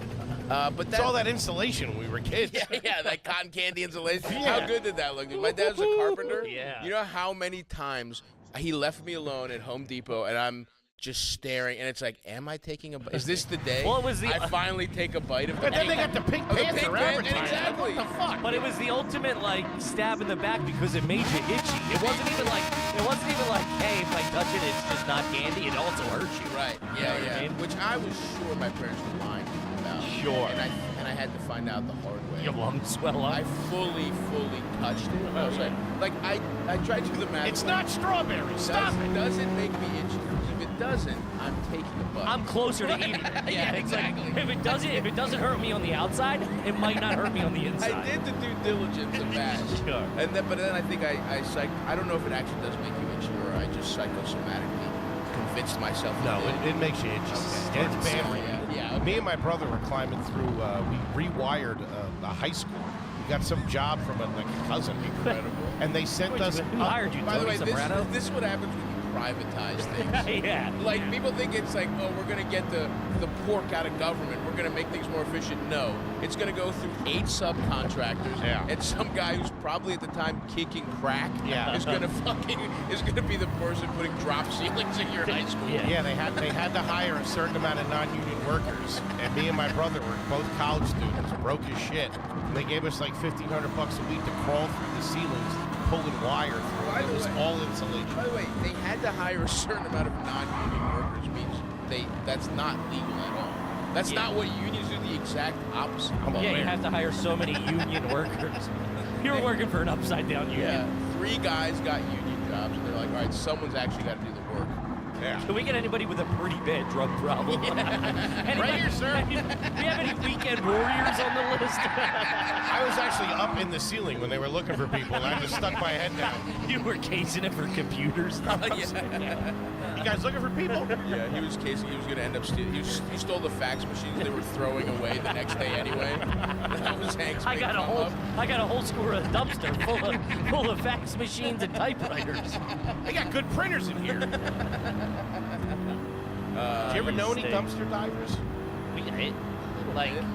Like food-wise? Yeah. I knew a couple in Baltimore. I knew a couple I did know a couple. Oh, what a real cool crew, huh? Yeah. Well, they were not my crew, but there was definitely like more associates. There was like kids that like I went to public school in Baltimore, but you had to like test into. There was literally the way Baltimore did it's kind of fucked up. There's 3 good schools in the entire system, and they make you test into them. One's a Red time Lobster. you're like 10 years old. Yeah, one's in the back of a TGI Fridays. So I went to one, and it was I went to a good school in Baltimore. But what happened is, rich kids that got expelled from all the private schools would end up at my school. Right. Because their parents would pull strings. They get them into the nice public school. Exactly.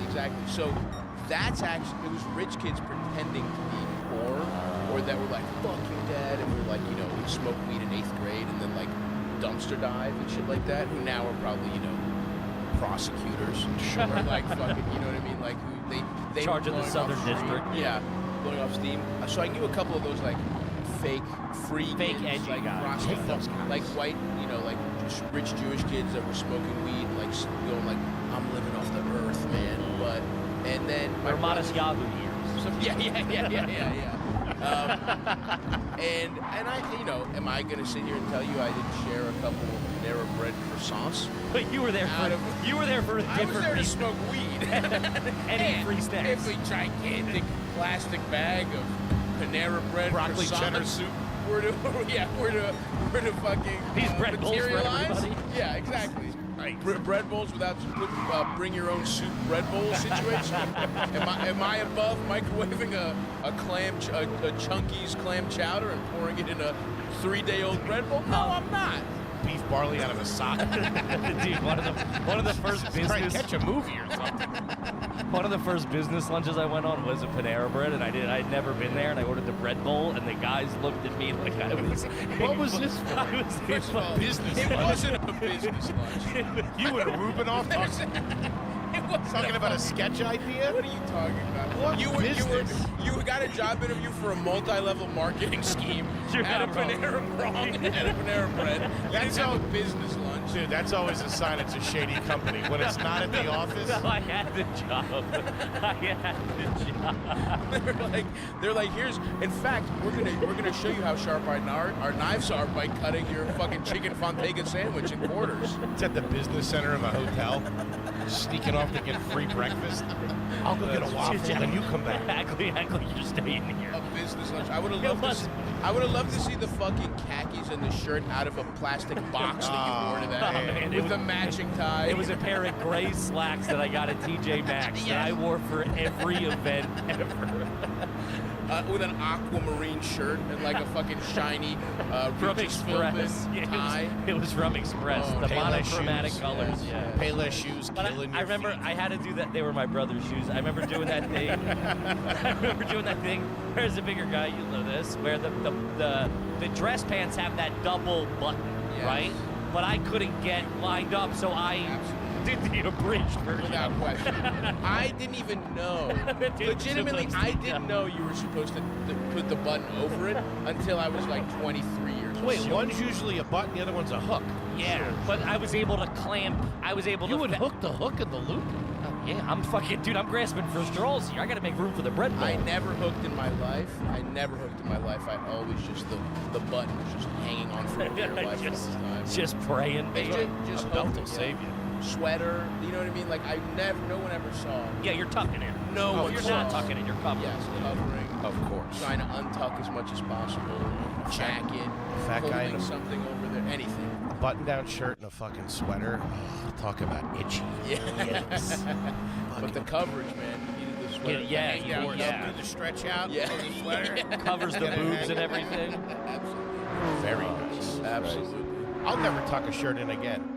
I'm No, aware of that. I'll never wear a tie. I'm like, there's 3 more times in my life I'm probably ever going to wear a tie. Right. One's in a casket. Well, yeah. I'm still going sweater. Oh yeah, I want tracksuit. I want to be buried in a tracksuit. I want to in a kiss coffin. I always love when you see like, why don't more people have a fun funeral? Like, Sure. That kid who fucking who's like holding a fucking Xbox controller. Yeah, it's great. They do that down was in fucking Mexico awesome. and shit. I thought that was cool. My favorite. Did you ever see when those guys took their dead friend into the nightclub and propped them up? a true weekend at Bernie's. Yeah, they were dude. like, maybe this will bring it back. They're like, hopefully the music, hopefully the island rhythms will bring it back, just like they did Bernie from Weekend. He's just in the corner like this. He did. He had like bottles and sunglasses, and they were all posing with him. And they told the club that it was just like a memorial service. They didn't expect him to be there. Like they just thought it was like in honor of him. Oh wow! And dude, they posted up. They were all taking. It was great. I mean, that's great. Now we are venturing into public health problems. Of right course. there. No, yeah, of course. You got a dead body. Yeah, you're mummying people and bringing them into a nightclub. It's one thing at their funeral, but at a fucking, oh yeah, we're gonna take my dead son to Dave and Buster's. It was just fucking. They gotta play basketball and stuff. The other one too is they'll put somebody in a coffin and they'll bring him out to a soccer field and they'll kick the soccer ball off the casket. Love that. Then they all jump. I One love final that. goal. One last goal. Yeah. That's right. He wasn't that good. What are we doing? Yeah. Okay, here we go. Love that. All right, but we got some goddamn Patreon, some garbage questions to get into from the Patreon. As you guys know, when you join the Patreon, we'll answer your garbage questions on the air. This one is a home run because I felt this my whole life and I've never been able to verbalize it. Okay, wow. This is from Bree Nutter Butter and Jelly. Is it garbage to be in a 20-year beef with actor Seth Green because he dissed E in the show Entourage? I hated fucking Seth Green ever since that happened, and I don't know why. It bothered me on a cellular level. Say hi to Sloan for me. Yeah, fuck that guy, dude. Fuck that guy. His crew in that show was so fucking weak. Yeah. They were fucking dorks. I don't know if it's garbage or if you're just really fucking stupid and don't understand. They kind of go hand in hand. narrative. You know what I mean? Don't understand. No, but he played himself. That's what bothered Okay, me. but so does Larry David on Curb Your Enthusiasm. Yeah, but he's That's the good guy. Yeah. He played himself. You're not able to differentiate when someone played mockumentary. It's too much for you. 100%. Were you an Entourage guy? See, that's also part of it. I was an Entourage guy later in life, so it didn't get me when I was young. To me, I would see. I bought into it like I bought into the Blair Witch. I was like, Right. this is real. 100% document. Yeah. You're still waiting for Aquaman to come out. You're still waiting. Where's Medellin? Yeah. I am Queens Boulevard. Yeah, you're waiting for Queens Boulevard. They should have made some of those movies. Seriously. You're telling me Head On wasn't a great crime thriller? Give me a fucking break. Come on, man. I want to see him and Scorsese, whatever they do. Oh yeah, that's right. What did they end up? They were doing something. I think I don't know if it ever happened. It was just he thought he was down and out. He was moving back to Queens, and then he gets the call at fucking Drama's bar. That what was the again? movie, This again. Gatsby You guys or are something? you guys are confusing fictional TV show for reality. You're like, what was the thing he was gonna do with Scorsese that fell apart? He was never. They couldn't get the funding. He's not a real guy.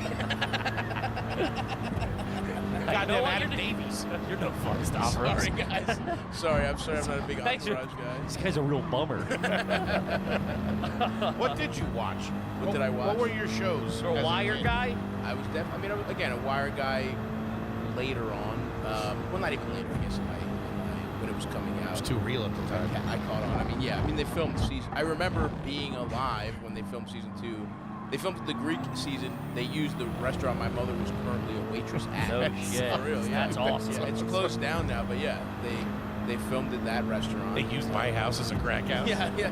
I mean, the east side where it's like all the fucking white drug dealers truly was like right around my neighborhood. That's funny. And like on that side of town. You know, I was we didn't get cable until pretty late in the game, so I was just like, I was making do with reruns, Seinfeld kid. You're whatever, younger too. How old are you? Simpsons, huge. I'm 35. You're 35 and didn't have cable when you were young? No, I mean, I was... Is that immigrant shit? Yeah, we were fucking poor. And also my dad didn't give a fuck about... Yeah. When we got cable as soon as he could get satellite TV and could watch Greek shit. And so then we had like a couple channels. Damn, like, you did satellite TV? Direct TV or just like an off-brand satellite? Dish Network family. Dish Network family. That remote looked like something that the It was Russians huge. made in the 60s. Your neighbors must have thought you guys were spies. Oh no, Dish Network swept Greektown. Are you kidding me? It was like one after once you saw It's a one good dish deal. go up, it fucking every fucking ceiling or one account for the whole neighborhood. Yeah, I wish. They definitely. Yeah, you couldn't steal Dish Network like you could cable. That was your first move. Was Dish Network? First cable, and I think we got it when I was like, maybe it was like middle school at some point. Okay. But I just watched. I was just like the classic. You get home, whatever's on in that syndicated 3, 6, and 10. You had 6 stations. Exactly. See, that's how we grew up. But the younger guys, I figured you guys all had cable early. I mean, I was poor is the difference. You Yeah. know, like being fucking, being poor makes it feel like I was Gen X in certain ways. Like I'm not an internet. I didn't have the internet until fucking. We had dial-up when I was again in middle school. Tried jerking off to that. It was tough. I tried. We had to do it. I printed pictures and jacked off to them. We go to freeones.com. Yeah. I spent a lot of time trying to find naked WWE ladies. Woo, shout out to Sable. Yeah, Sable. A lot of stuff going on. There was a couple fakes that I still think of. I don't jack off them, but I think of them fondly. There you go. You know, they're sort of maybe I'll incorporate them in the appetizer part of jerking off. Sure. When you're just kind of thinking Foreplay? about stuff. We would have footsie to, under the table at dinner. What we would do is we'd go to free ones. You'd find a lady or multiple people or ladies you liked, and you'd save. No, you wouldn't save. I think you would save the picture, then or copy it and paste it in a Word document, and then you could put like 4 or 5. You could make them work on one page and then just print that. A lot of ink. Still the same amount of ink though. I know, It's but not, the paper's not the problem. No, it was the ink. Yeah, it was the ink. It didn't have color. It's black and white. Yeah. Okay, let's talk about Bombas. Bombas. Here's the bad news, gang. It's freezing cold outside. The good news is you can chill inside of your Bombas. Rub your tootsies together. We're talking about socks. We're talking about slippers. We're talking about underwear all winter long, baby. The secret in their fabrics. We're talking about the good stuff like merino wool. You like merino wool? That ain't just everyday wool. That's merino wool. That's the good stuff. Do yourself a favor. Get over to Bombas and get yourself straightened out. Yes, Bombas also knows little things really do make a big difference, so they've removed all the itchy tags, fits all the annoying toe seams on the socks, and perfected the fit of everything for you. No more socks that slip down, turn around, or underwear that rides up on you. I'll pay extra for that. Speaking my language.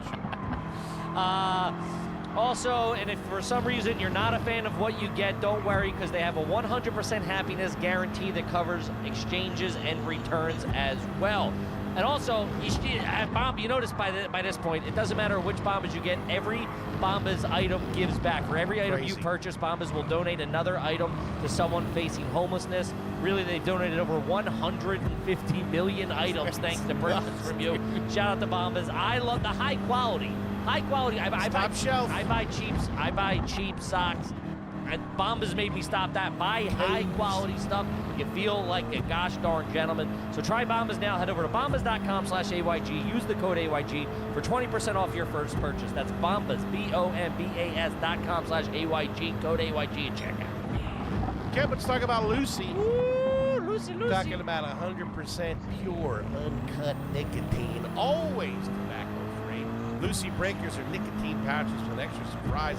Each pouch holds a capsule that can be broken to release a little extra flavor. And here's the important part, a little hydration. How you doing? Make you feel good. Yeah, you can set yourself up with a subscription and have Lucy delivered straight to your door.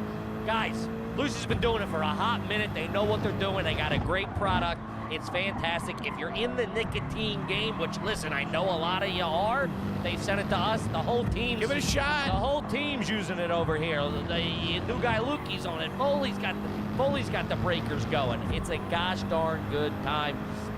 So let's level up your nicotine routine with Lucy. Go to lucy.co/garbage. Use the promo code garbage to get 20% off your first order. That ain't nothing to shake a stick at. Lucy has a 30-day refund policy if you change your mind. Listen, that's a good company. They trust the product, as should you. Again, that's lucy.co. Use the code garbage. You get 20% off. And here comes the fine print, gang. Lucy products are only for adults of legal age, and every order is age verified, by the way. Warning, this product contains nicotine. Nicotine is an addictive chemical. Yeah, dude, and then there was a weird period where we had dial-up so late that like Kazaa and all that other shit was already around, like downloading MP3s and videos was already happening, but because it was dial-up, to download a video, I would literally just put it on all night. Yeah, go to bed. We just wouldn't have a telephone.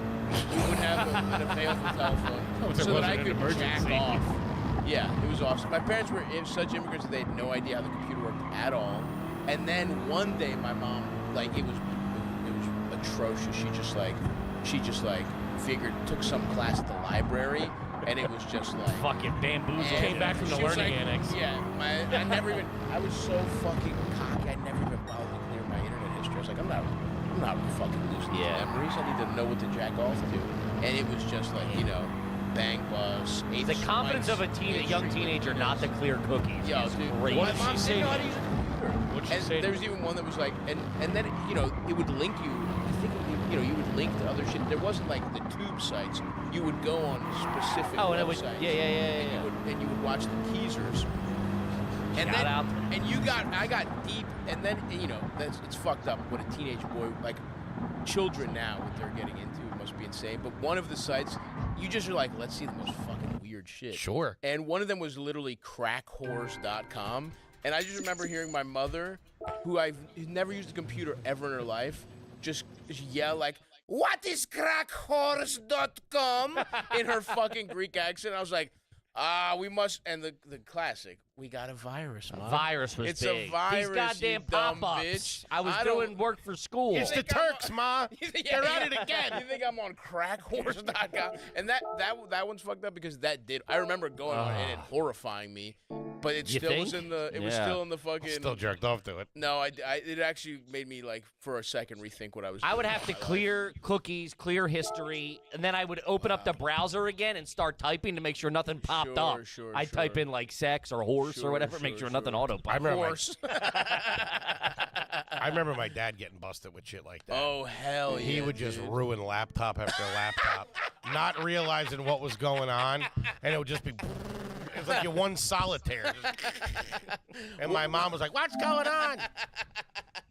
Fucking brutal, man. Oh man, Goddamn. that is good stuff. Back to the TV though. So Back to the TV.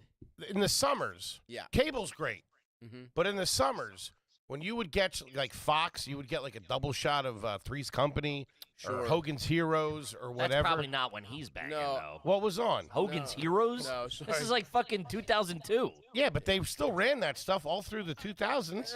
I What don't- were you watching? a very- What was your double shot? They would play 2 episodes back to back. It in the would be summer. like, sorry to age you, but it would just be like fucking, you know, Seinfeld, Frasier, something like I was that, a yeah. big Frasier guy. King of Queens, King of shit like Queens. that. I was big- Everybody loves Raymond. I was big Hogan's Heroes. Hogan's Heroes is insane, dude. that's fucking nuts. Green Gables, Green Acres, Green whatever. the fuck. Gables. Coral Sorry. Gables? Yeah, yeah.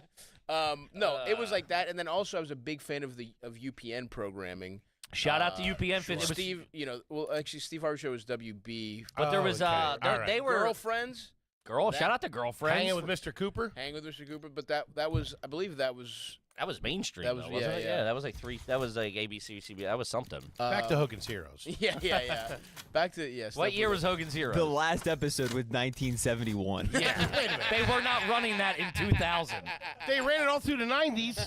Not all through the 90s. Yes, they did. Till 99. See when it was syndicated. It's still on now on Meet TV. Yeah, that's not fucking UPN 57. Yeah. 54, 45, 24. UPN was 24 for us. You're crazy to think Yeah. ABC was playing Hogan's Heroes. In Hey, the you guys summer. don't like Charlie Chaplin? I don't know what to tell you. It started in 1965. Destroy the enemy. It's a good show. I will give. It was over 15 years before I was born. What about What's Happening? They're all in the family. That's the same thing. See, occasionally you would catch one of those on like a weird. But it wasn't like flowing like crazy. But I will say Foley is right in that channels would like kind of like use that as old shit as Yeah, filler. sure. But it wasn't like They weren't playing it every day in the summer. no, it was. Oh, I'm sorry, it's Frasier. not crackhorse.com. Yeah. You heathens. You're right. I was watching quality programming. Promo code garbage. For honest American. Yeah, I was a big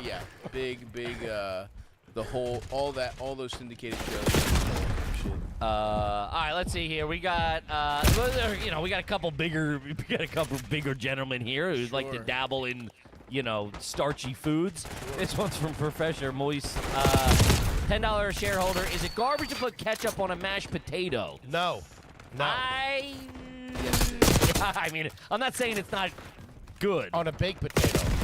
Definitely not. What? I saw my uncle. You're do saying this it's one not time. garbage? It's not garbage to put it on a baked potato. I agree with that.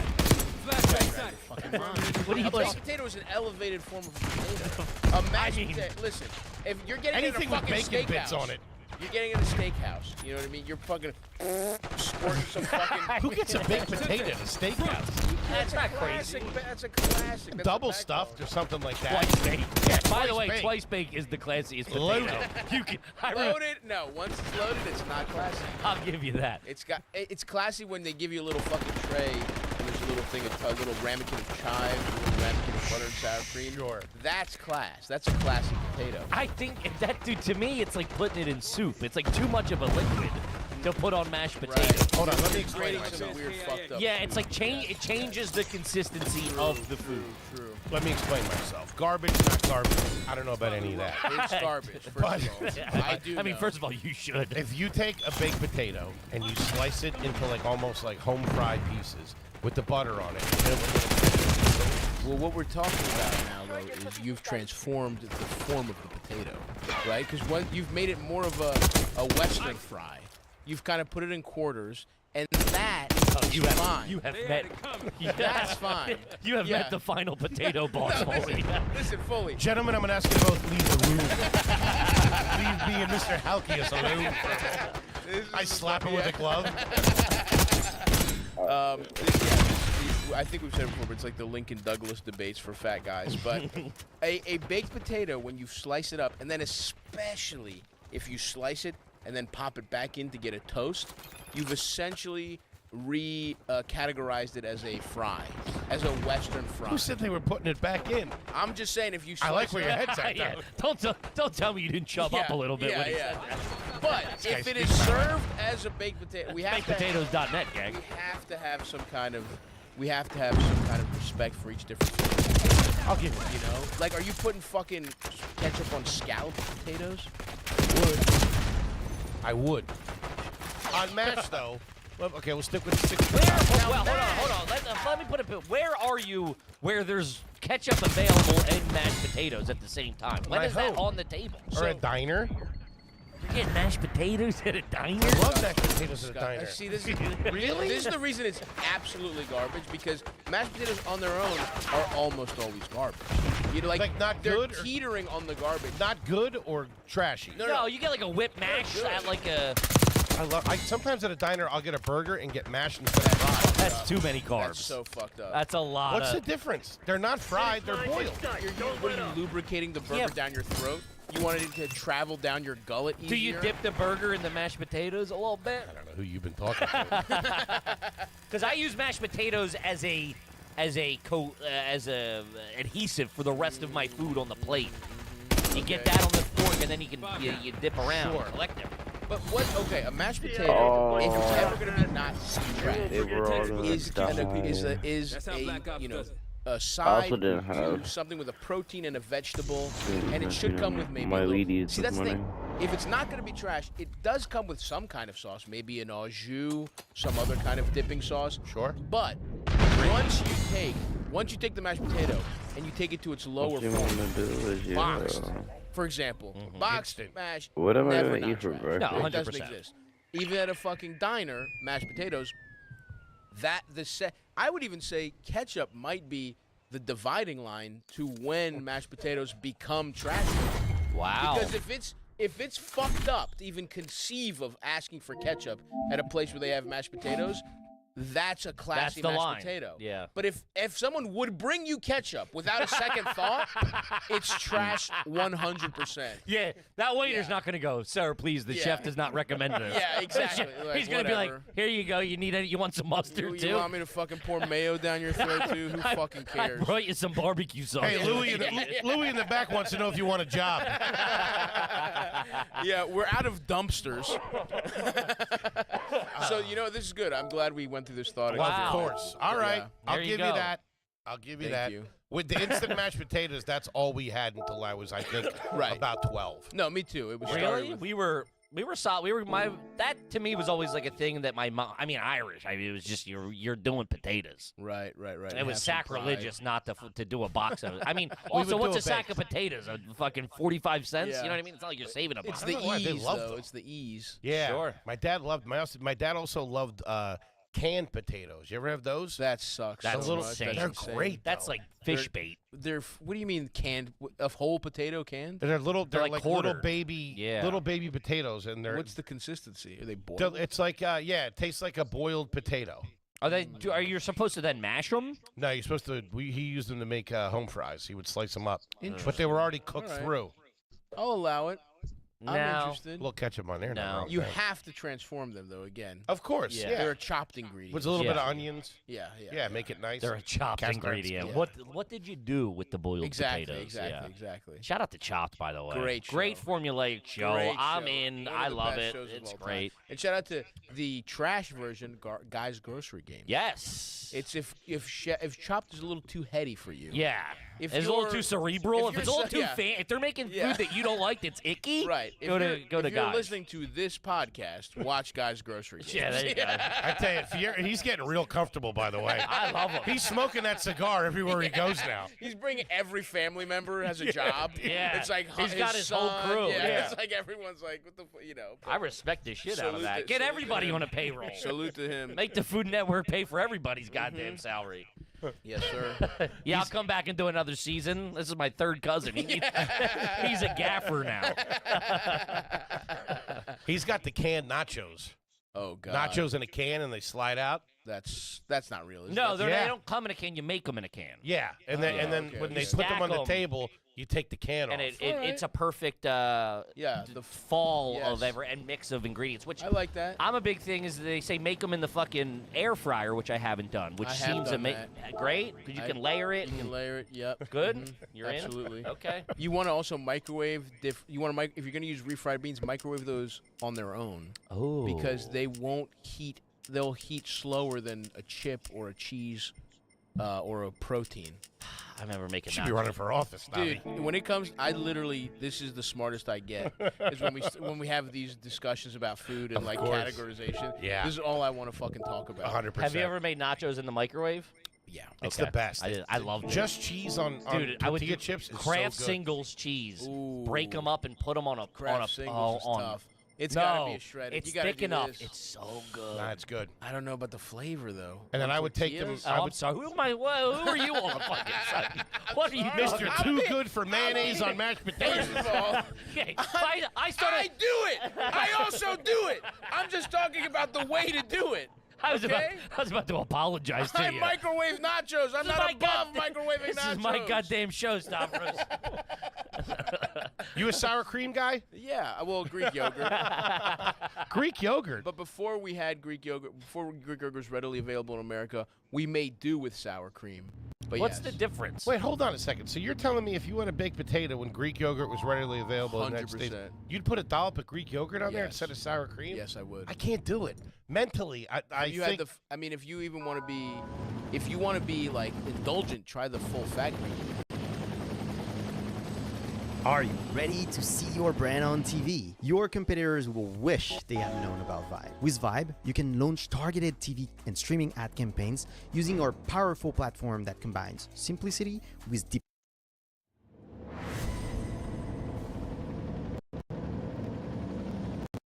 Full fat Greek yogurt, it's better than sour cream. And then if you want to be, you can actually have a sort of healthy meal with zero fat Greek yogurt, and it tastes pretty much like sour cream. See, my brain with yogurt goes sweet. I'd be putting granola on there. No, it's very possible. I'm using Dannon strawberry. Strawberry and banana. You got a yogurt. Yeah, that's like again a child's way of thinking. It's just like, well, yogurt's sweet. Well, I didn't know they were. I didn't know they were interchangeable. Then we were at your wedding, and I ordered like breakfast bowl or whatever it was, and I asked for extra sour cream, and she's like, "Sir, there is no sour cream in there." And I was like, "I had it yesterday, lady. There's fucking sour cream in it." I was like, "The white stuff." She's like, "That's Greek yogurt." Oh, and your chili Keelings? Yeah. How I about said, this? all right, well, hit me with a double dose of the yogi. Well, let's tell you that Greek food, tzatziki, our white sauce. What the fuck do you think that is? I don't know. Greek I don't yogurt. think. Greek yogurt, boys. I'm in. There we go. Yeah. Open your horizons. Vernon cake lovers, they're fucking tzatziki so good. It's pretty good. They shred the cucumber. You gotta shred the cucumber.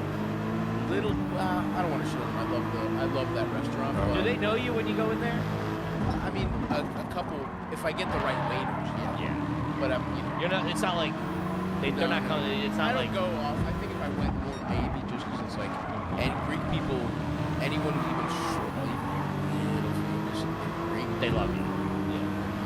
They got a couple of hitters out there, dude. You never heard of, like Greek singers, like the old guys. Yeah. I They love look like that. Frank Vincent. It's fucking awesome. Yeah, they're I'll, like 25 years old. I'll go to Bodega in Astoria and see a poster for a guy that was like selling out arenas in Athens 10 years ago. Yeah. And he's playing like, still kind of big shows. Doing like QED.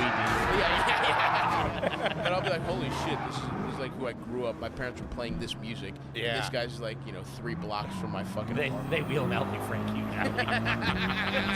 Shout out to Frankie Valley. We're still taking the checks. My God, he's not putting ketchup on mashed potatoes.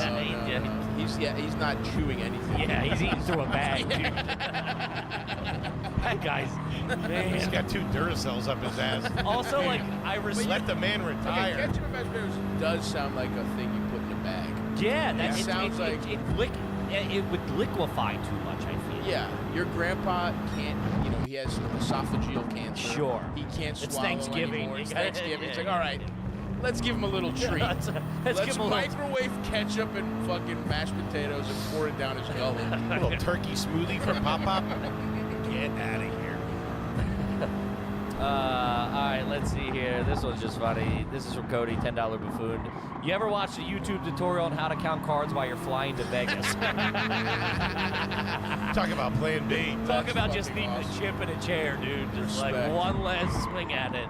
I love that shit. I have done there's apps that tell you like how you should play blackjack.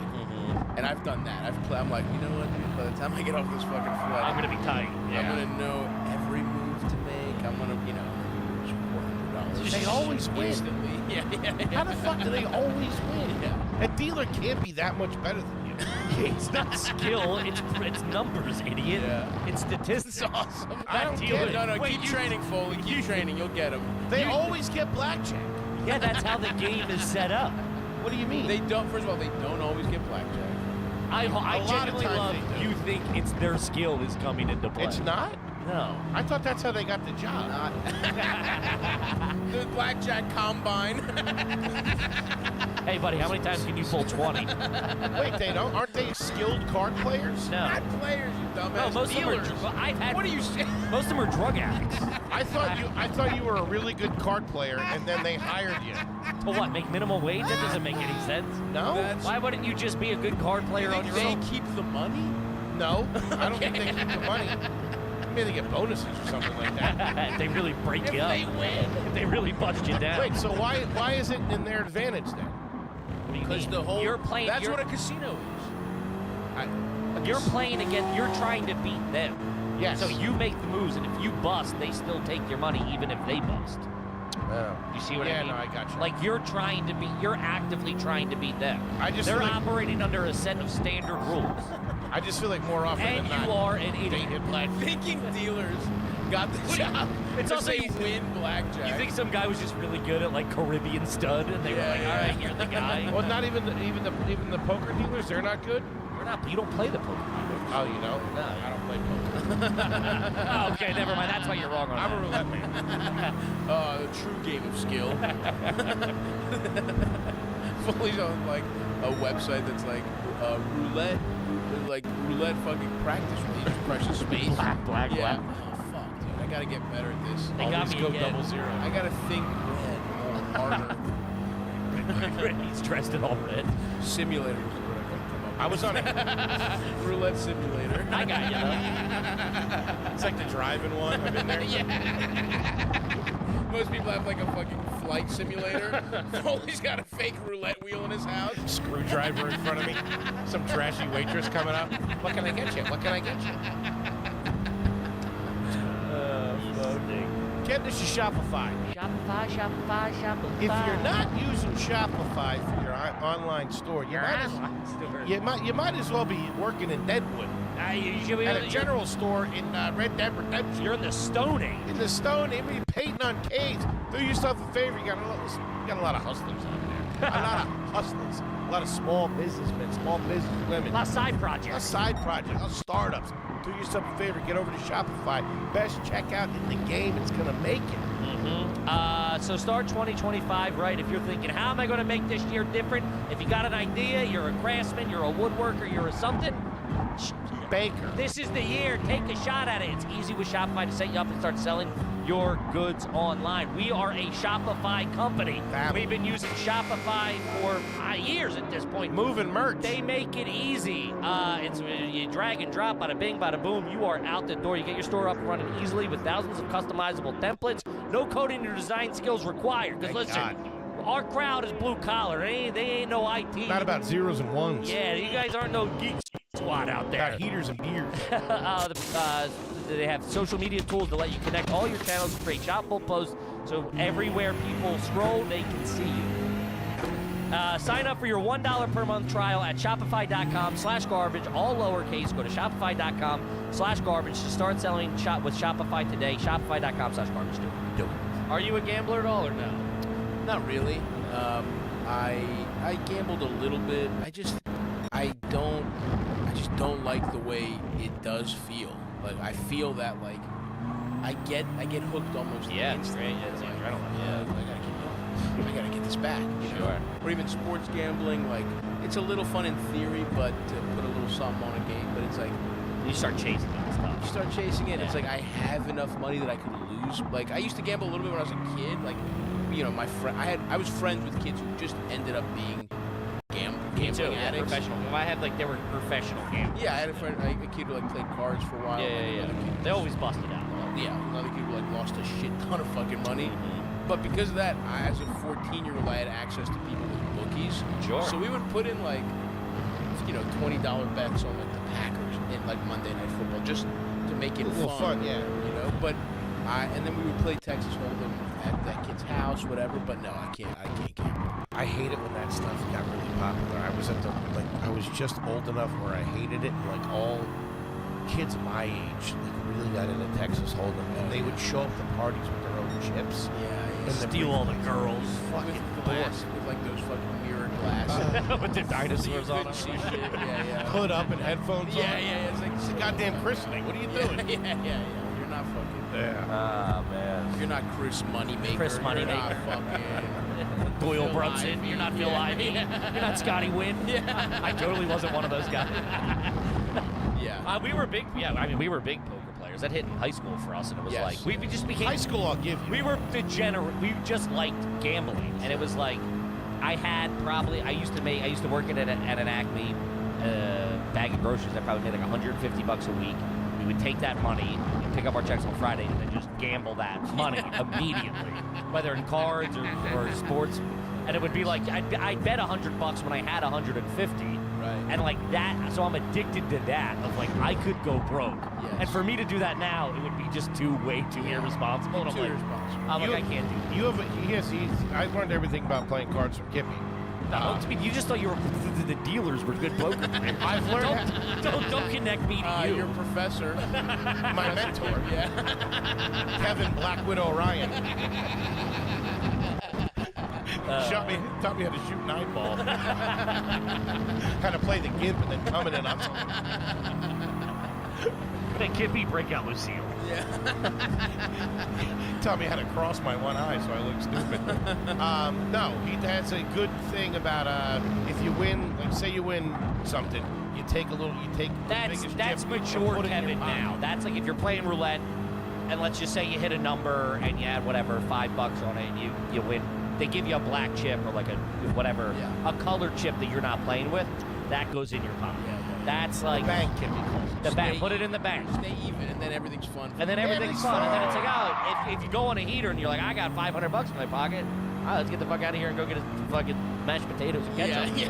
Yeah, absolutely. Go get a baseball steak. I mean, the way they also have slot machines now, it really is it's designed to trick you into just being oh, it's 100%. I don't understand what the fuck is going on. I have no idea what's going on, but it feels like a video game, and that's the thing that it got me like an old guy. Yeah. Where I was in Vegas. I hadn't been to Vegas, until I was like, I mean, pretty recently, like when I toured there maybe 5 years ago, and I went and it just totally slot machines got me like an old guy. And it's kind of fun. You're just like mindless. Someone brings you drinks. You're like a gerbil licking like the Well, they suck you in, and everything's corrupted. Wheel of Fortune is corrupted at the fucking casinos. Well, where does the line stop? What are you talking about? They have Wheel of Fortune games. So why is that corrupted? Because that's a wholesome family show. Right. They're taking your mortgage payment. I will say, gambling. Talk about that. We're walking around in all kind of fucking scantily clad outfits. That was my first boner as a kid. Come on, Vanna White, just because she showed a little cleavage, show a little fuck. Show a little respect, will you? Saudi Arabia, she's got to cover up. Oh, I'm sorry, for you. crackhorse.com. All of a sudden, you're on your high horse. And you know what? I would love to see those women rehabilitated and flipping fucking flipping letters at a local. Because that's how Vanna White got her job, right? She was the best at flipping letters. There was local regional games of fucking. She won sectionals. I think, by the way, so what's his face retired? Say Jack. Why the fuck is Vanna White hosting? I don't know. I thought the same crazy. thing. She's been in the #2 chair the whole time. I don't let her get be it. the host. Who's doing it now? Seacrest, I think. Get the fuck Seacrest. That guy's got another fucking job. Seacrest. Vanna White should have that, and there should be a fucking nice piece of ass flipping guy. A guy. Show the little Maybe cock topless. balls. I like that. I don't get it either. Fucked up. What happened to progress in this country? You know what I mean? I read Sajak wants to come back. That's what I heard. Did you read that page 6? Yeah, this is the news Foley keeps up with. I don't like that Ken Jennings either. I heard you right now. I heard they're doing Alex Trebek. They're doing a Hogan's Heroes reboot. It's in the works. I'd be all over that. What do I think? All right, let's see here. This one's from Aiden. Are you garbage if you combine cold brew and Dr. Pepper? I saw someone do this at a Panera Bread one time, added a little creamer, and wowee. If you think about it, it probably makes sense. It adds a little carbonation. It's sweet. It's got a little bit of a bite to it. I'm right there on it. I don't mind. I can see it. I don't mind the cream. Okay, Dr. Pepper and cream might be all right. Okay, that's you're crazy. so wrong. That is so easily the trashiest part. Putting cream in soda is unequivocally the most fucked up part. They used to do it on Laverne and Shirley all the time. Okay. I mean, Jesus Christ with these references, Foley, for Christ's sake. It's like it's a big Laverne, and he wasn't kidding. That's the best part. She did, milk and Pepsi. Oh, I'm sorry, you don't like Penny Marshall? I'm an asshole? You like Penny Marshall? I like Penny Marshall. Why? They did it on Hamlet all the time. Yeah. They used to feed Mr. Ed Coke and cream. That's how they got the fucking horse to talk. They'd rub his fucking gums with milk and fucking Dr. Pepper. That's what we do to Foley. This is all dumb. I just put peanut butter in his mouth. Mr. Ed was too racy for me. Oh, horse talking? Okay. I'm not an idiot. I'm more of a Mork and Mindy guy. I don't think this is real. Watching Mr. Ed. Still holding grudges. What does the world come to? Big trend now, though, is putting pickle juice and pickles in Dr. Pepper and soda and stuff like that. I'm against that also. That's TikTok shit. But no? So, Dua Lipa does it. Right? She's the only person I know. Hot broad. Yeah, she is very hot. Talented. Very talented. Some bangers. I'll throw with Dua Lipa on and do some lat pull downs in the gym. You know what I'm saying? Sure. It's upbeat. I also think I'm impressing a hot woman. It's, you know what I mean? You're like, oh, look, I'm an ally. High I like your music. BPM. You know, I'm like, maybe maybe a sexy girl that kind of looks like Dua Lipa. Might see my fucking chrome. Maybe she sucks me off. Just whatever it takes to get through that set. But let's get back to the matter at hand. More Green Acres talk. I'd love to adjudicate whether this is trash or not. And the milk is really the tough part for me because here's what's So you're okay with the combo? Well, here's what I'm saying. What's classy is you see this a lot at fancy coffee shops. Okay. Is a espresso in like a fucking ice cream seltzer. No, that's that's also, but that's you're onto something there. Avocado. Yeah, they do that. Avocado get my dicks. That was the tracksuit talking. Yeah. It's like a symbiote. Yeah, I can't help it. But So that's, affogato, classy. Very. Seltzer with an espresso. Classy. I've tried it, not my cup of tea. Are they doing that? Yeah, they're doing that. Okay. Definitely. The soda, why it's a little fucked up is how sweet the soda is. Sure. You know what I mean? Like, I'm not opposed to, because a soda is merely seltzer with some sugar, but it's so much sugar. And the flavor is it's Dr. Pepper, which is trash coated.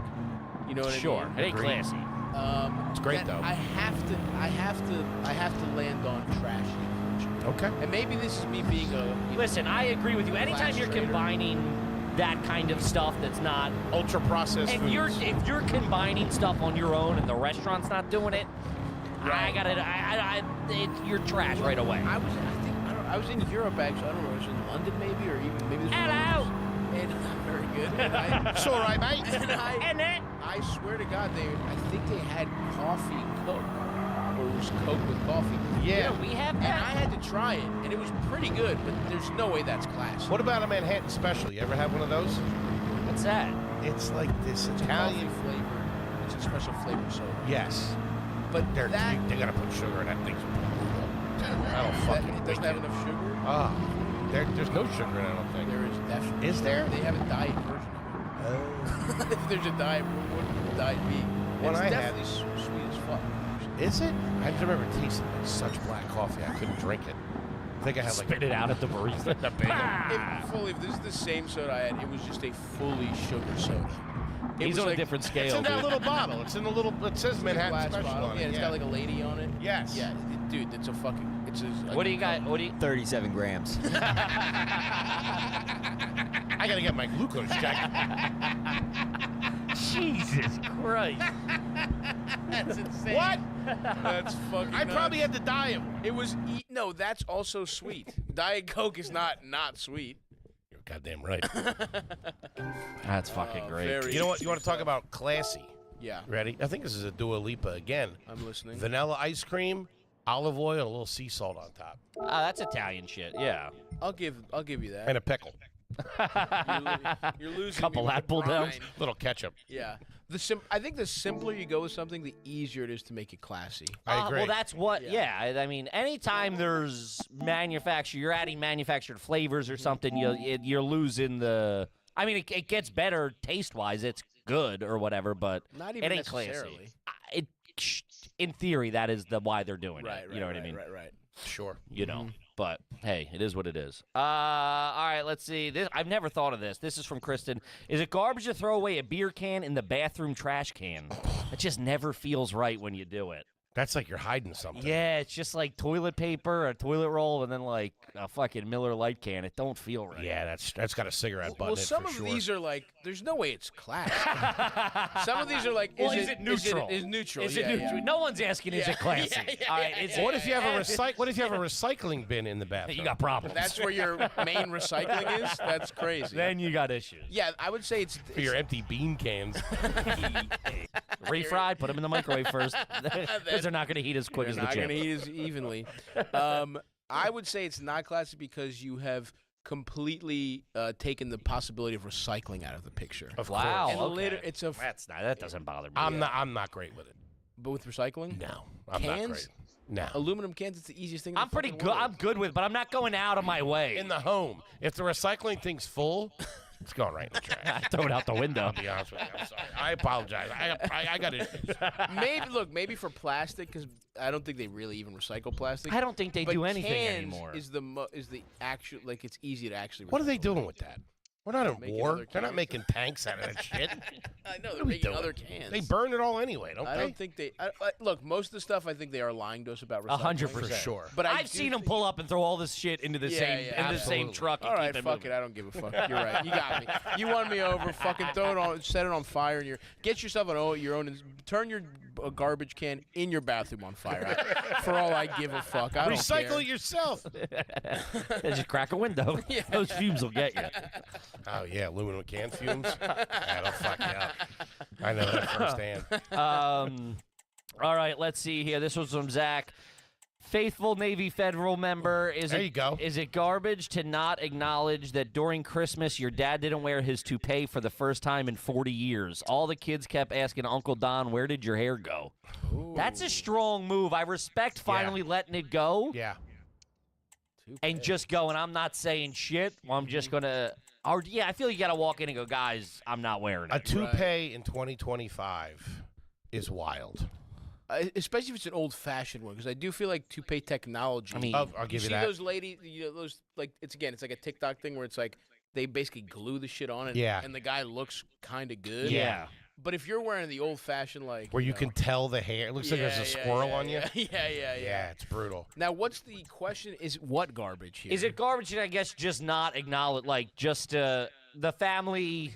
It's more family dynamics behavior. If you're all sitting at Christmas dinner, some guy who's been wearing a wig for 40 years isn't wearing it. See, to me, this do you feels have like, the? I think it's a brave move on his part. Of course, and I respect him for doing it. But I think it's a dysfunctional family for him to just fucking look down at your plate and go, "Hey, what's new, Uncle right. Steve?" This isn't really a garbage thing. This is like a does your family communicate thing. This isn't really about your. I mean, we can probably say this. Welcome back to Are You Repressed? Is garbage. Yeah.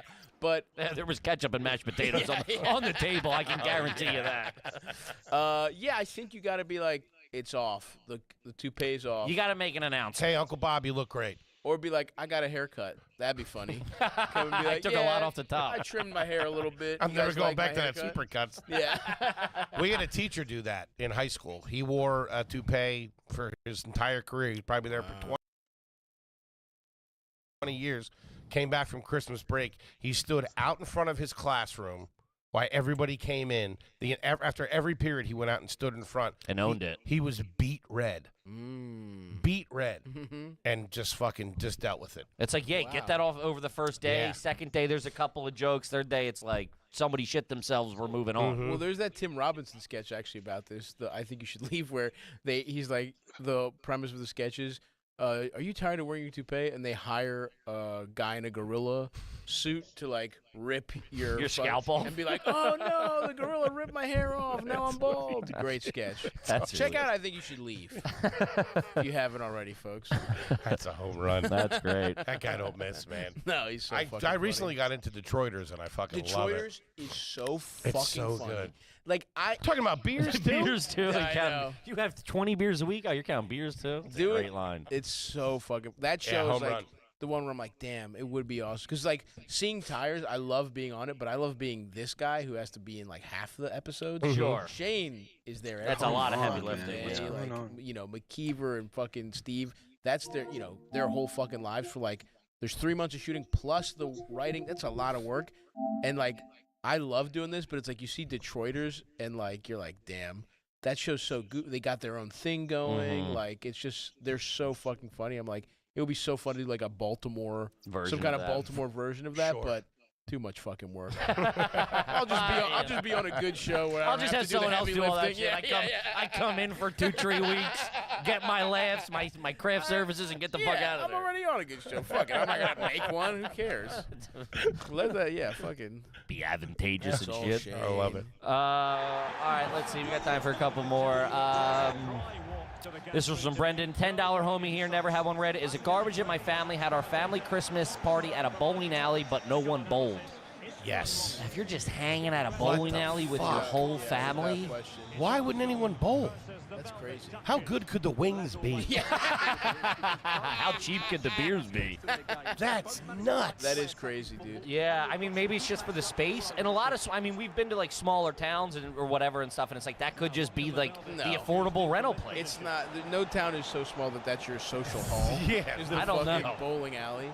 There's a wedding going on Look, next year. if you like bowling, I was getting ready to jump in and be like, you know what? What are we fucking, judging these like blue collar? Oh, you want to bowl, yeah. But it's like I love it's hanging out fun. at It's. bowling alley. I was about to be like, it's fun. Your family loves bowling. Have your fucking party. Yeah, but of they course. didn't bowl. It's crazy. It's nuts. You went there for the ambiance? You went to a bowling alley for the fucking chicken tenders and the fucking shitty popcorn? That sucks. I like the Family shoe smell. trash. Yeah, the shoes. Yeah, we put the shoes on though. That's even weirder. They all got the shoes on, sliding around. That's nuts. Although I do know there's a bowling alley in our hometown that has a lot of space like that. Yeah, and I'm a bar telling you. attached to it. I've done comedy clubs where, like, in Liberty Laughs, upstate Pennsylvania, where it's like it's in the strip mall. It's like that's the bar too, where like people hang out. Again, that's all true, but it is garbage. It is garbage. 100%. 100%. I'm all about it. I do a lot of times in college. We would go there because it was like dollar beers or something like that, and it was that's Plus what the chicks. plus the toothless broads. I show up with a bag. There's no ball in it. I've never met anybody. Bag full of mashed potatoes. Bring your own mashed potatoes. Eating, just spooning it out loose from the bag. I've never met anybody that worked in a bowling alley that was on the up and up. I think that was in a good mood. Yeah, true. Put it that way. Yeah. That ain't bad though. That's a tough one. I'm sure you find another hall next year or something. Or bowl. Yeah, that's the easier. Throw some balls. What are you doing? That's crazy. Discover another a nice, affordable alternative, or discover a love of bowling. Those are your options. I wouldn't be able to go to a bowling alley and not throw a couple. Of course. Throw a couple. I mean, I get tired of it after like the first round, but I throw a couple. But it's fun. Yeah, that's like actually 7 frames. weirder. Is that no one bowled? Yeah. It's there, but you just didn't do it. It's kind of like they all made a pact. Like when we like get they're there. too fucking good. Yeah. We're not like the other people. We don't bowl. Fuck out of here. All right, let's see here. This one's from KJ Peterman. Is it ever okay to boo at a funeral? ... I was at a funeral and the priest mentioned what soccer team the dead person supported and someone booed. I could see that happening at an Eagle, at like a out of fun. Like, if someone's like, he loves the Dallas Cowboys, someone would be like, go Birds, something. Yeah. Fucking pussy. That's your goddamn grandfather. Whole family full of rats. You can't do that. That's nuts. That's nuts. If you'd get a laugh, I'd go for it. Boo. High risk, high reward, though. Hey, that's if it works, it's not trashy, and if it doesn't, it is trashy. That guy definitely was not wearing a suit at that funeral. He was wearing jeans, maybe some bad khakis. Set of boots on him. Yeah. Set of Timbs. Unlaced red Timbs, which I saw Big J wearing a couple of weeks ago, which is great. Jay's the man for that. Shout out to Jay. For just being like, this is how I dress forever. It's 2003 forever. I think the last time he was here, I asked him, what does it take for you to not wear that? To not wear the Big J outfit. And he punched you. He said a funeral, a wedding. That's about it. Yeah. But even when he dresses up for a funeral, like I've seen pictures There's of him always a little bit of Big J in him. He dresses up like that guy who would be dressing up for a funeral. Yeah. You know what I mean? He's got his look. What are we talking about? What kind of suit? What did he say? Chain Pinstripe. wallet. What? Chain wallet was still rocking. Chain was still. Yeah, you gotta have ID on you. Chain wallet. Sure. Black button down. How you gonna bowl? You don't have ID. Yeah.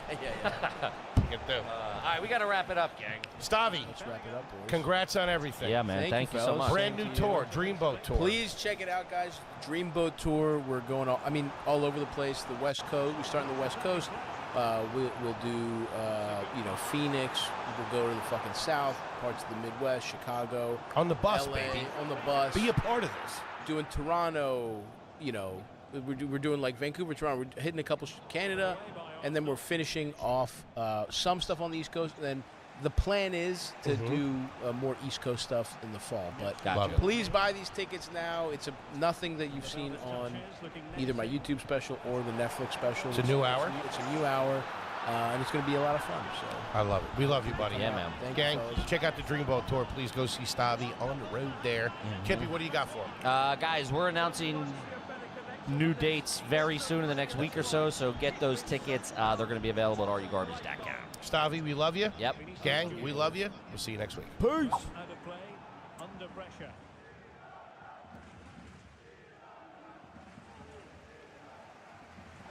Advantage played. The tackle completely mistimed, and you would expect a booking under the circumstances. And a yellow card for that, Stuart. And he's going to have to be careful now. That was a silly challenge. The most affordable 12-month GLP-1 program, with the same active ingredient as Ozempic and Wegovy. For one payment up front, 12 months of weight loss by Hers includes one weekly injection. app content to help you achieve your weight loss goals, and 24/7 messaging with providers through the Hers app. Start your weight loss journey today. Jude Bellingham. Zidane on the ball. And he stopped them in their tracks. Can they do something positive? Meet Panera's new Ciabatta Dippers, a duo built for dipping, here for a limited time. What is consciousness? Subjective experience. Think of it like the inner movie of the mind. It's a movie, but it's got images and sounds like a regular movie, but it's got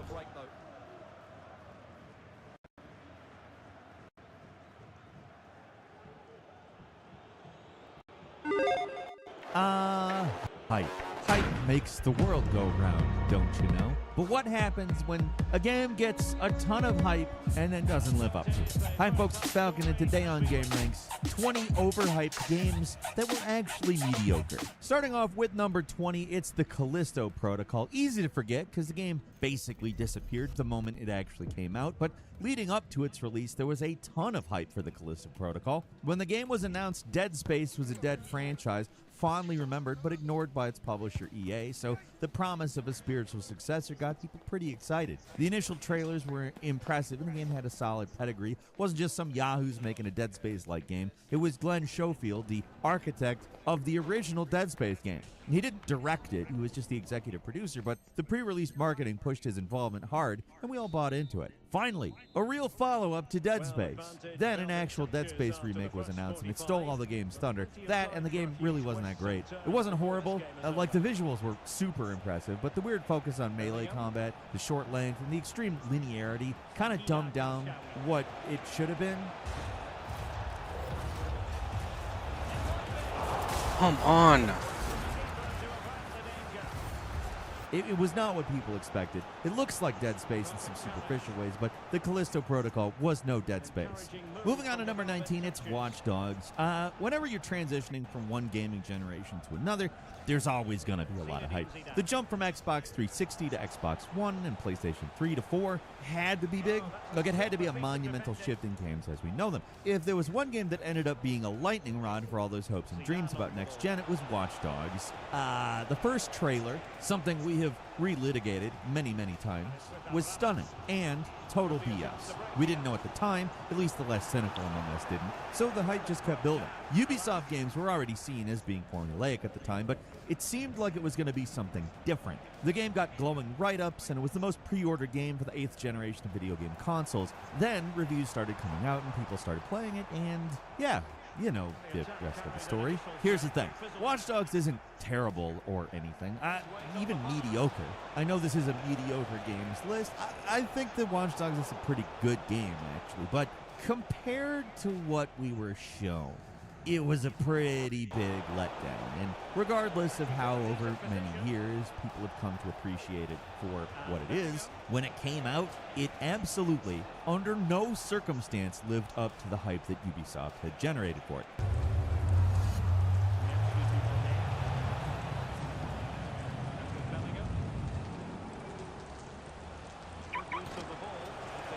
It's a good-looking game, but not the amazing-looking one that the trailers show. The whole hacking gimmick wasn't really that detailed or super interesting. It was kind of surface level. I'm not saying I hate it, but it's mostly just a well-made GTA clone that played pretty well, but wasn't really doing anything special. Compared to what we were promised, it was mediocre. The hype around the game was that it was basically a genre-defining masterpiece, and if it's not that, of course there's going to be some backlash. It dings you. Doesn't matter how good the game is. It dings you.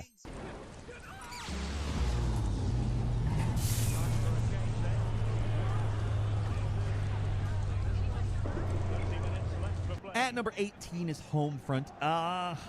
Whenever a company tries to generate a vast transmedia empire out of nowhere, the results tend to crash and burn. It's why they don't do it that often, and when it works, it's kind of amazing. But it doesn't usually work. Homefront, perfect example. It wasn't just going to be the next big Call of Duty killer. It was going to be the next big thing, period. They put out a book before release. They brought in a big Hollywood screenwriter, John Milius, I think is how to say his last name. But they brought him in to bring the story credibility. They launched a massive marketing campaign to get people hyped for this thing. And I don't think I knew anyone who was actually hyped. I remember ads for Homefront popping up everywhere. The game was unavoidable in the weeks leading up to its release, but, well, let's say the idea of some competition for Call of Duty, fine, good. But the premise of this thing was absolutely absurd.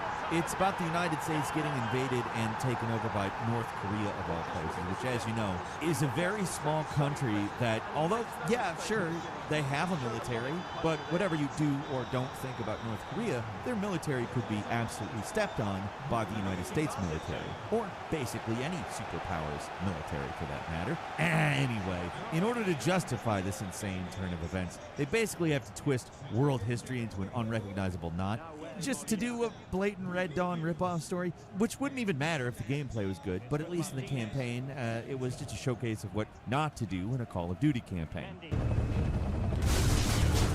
Transport heli! More the fuckers roping in!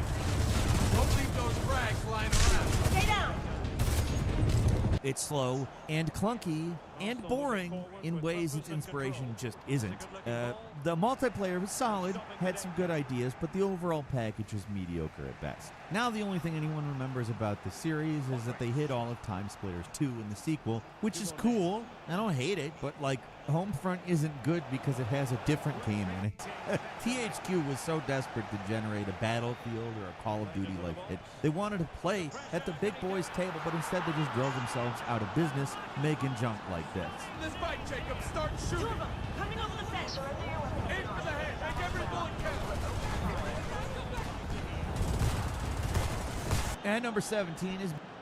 Hi, I'm Gabby, co-founder of Magic Spoon. We grew up loving those sweet, crispy treats, but realized they're packed with sugar and empty carbs. We went on a journey to recreate that same delicious taste of breakfast with actually good ingredients. Taste the magic at magicspoon.com, Amazon, or store near you.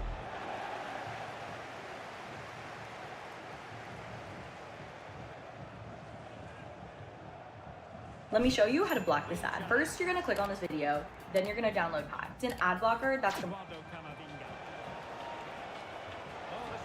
still here? Let me explain. It's a free Chrome extension, and it basically blocks ads for you. And it actually gets cooler because if you do end up seeing ads, Pi legit pays you to see it. I didn't even know these were ads in the first place, but I made money off of them, which is great. It even has a visual mode that lets you watch your ads disappear. It takes like 5 seconds to install, so honestly just give it a try, because who knows, this could be the last ad that you see.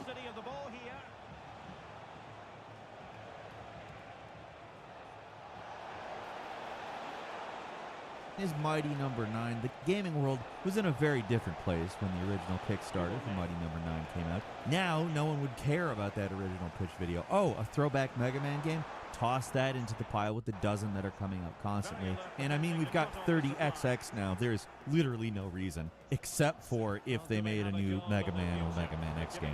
If you want to play a Mega Man style game, particularly Mega Man X, hit up Steam, go straight to 30XX. God, that game is good. But back then, there wasn't a 30XX. I don't even think 20XX was out at that point. But the entire hype around Mighty Number 9 feels really stupid in hindsight. But people were legitimately excited about Mighty Number 9 at first. The Kickstarter, which was major gaming crowdfunding campaigns, ended up raising over $4 million, and it got people talking. At that time, a lot of people were pretty unhappy with how Capcom was handling the Mega Man franchise, and at least during the Kickstarter, it was framed as Hiro Kenji Inafune coming and taking on Goliath, the monster Capcom, who just didn't let the man make the Mega Man game that he always wanted to make.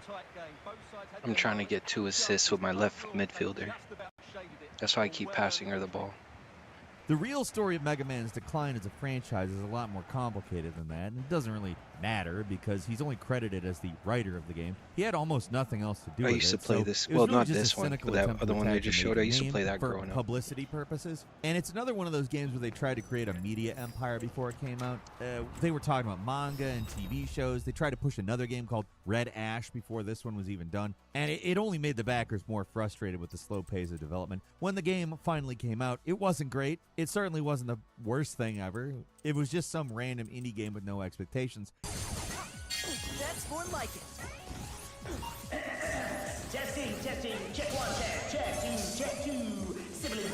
It probably would have had a better reputation, but it's not that. And also, it really isn't a great game. Certainly, it does have its moments. Some of the boss fights are really good, but it's only some of them. Most of them are pretty generic and not really anything to care about. I mean, if you go back to my 7-minute before you buy of the game from back in 2016, I think I said a lot of similar things. I really wanted to like it, but it just wasn't enough. And in that sort of dichotomy, you can see exactly what we're really talking about in this list. The game was hyped for years. It had all these expectations. There was reason to want to like it, but it just didn't live up to any of it.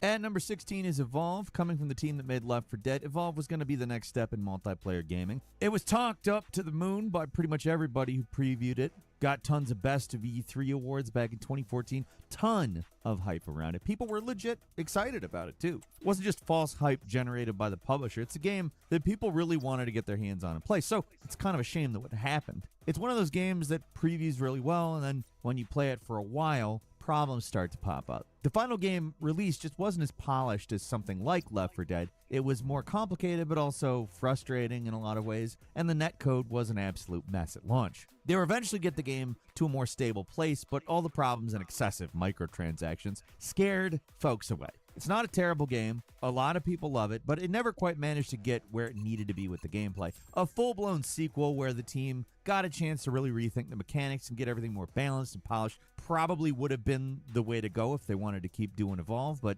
that didn't happen. Hold on, before you pay for yet another app to manage your team, let me introduce you to Connecting, the one platform that replaces all of these. I'm talking about live scheduling, time tracking, and digital forms that help you stay in control.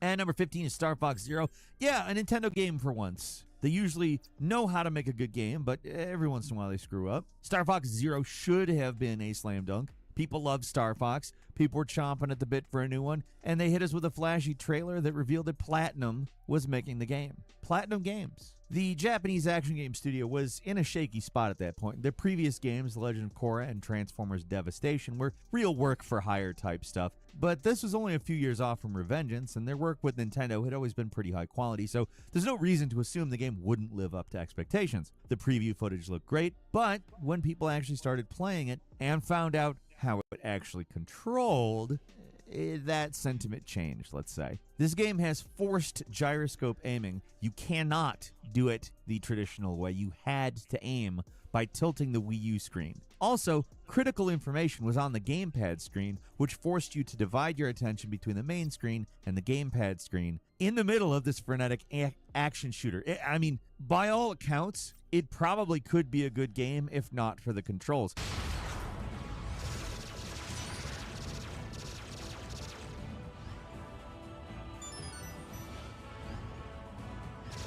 Everything seems to be about right. I mean, if anything, they played it a little bit too safe in terms of the actual content. They just remade Star Fox 64, basically. Instead of doing something new, they basically repeated the winning formula of the old games, which was honestly not enough.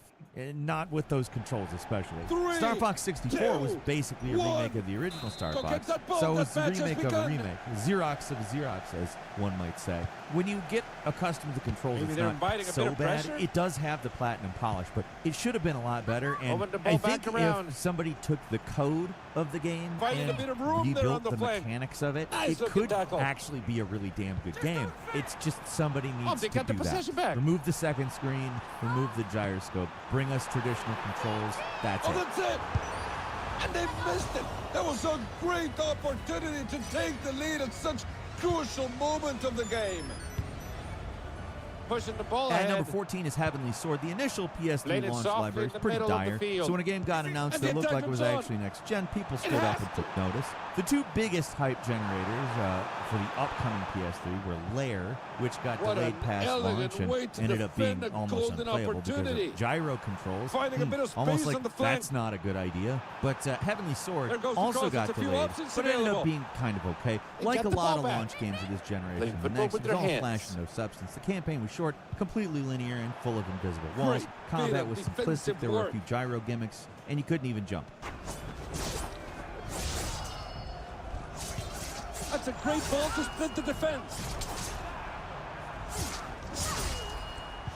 It was no God of War or Devil May Cry, but man, it was a visual spectacle back in the day. That's really all Neither the final side product seems had to going want it for it. bad There was enough, more of a but they tech want it demo again. for the new And we're console going rather the than a other proper way game, quickly could a be walking dangerous. advertisement for the power of the PS3, which it And the didn't build-up even has really begun. get to do entirely because the game got delayed Oh, past and this could be the actual danger. launch of the system. Heavenly Sword is a perfect example of This shallowness could be of it. 8th generation That games. was Too simplistic, outstanding. cutscenes What are a too long, great but it is defense. still kind of fun, and Andy Serkis gives it That's an a great amusingly place to get unhinged possession. performance as the bad Good guy. tackle. It's not all Has to bad. be.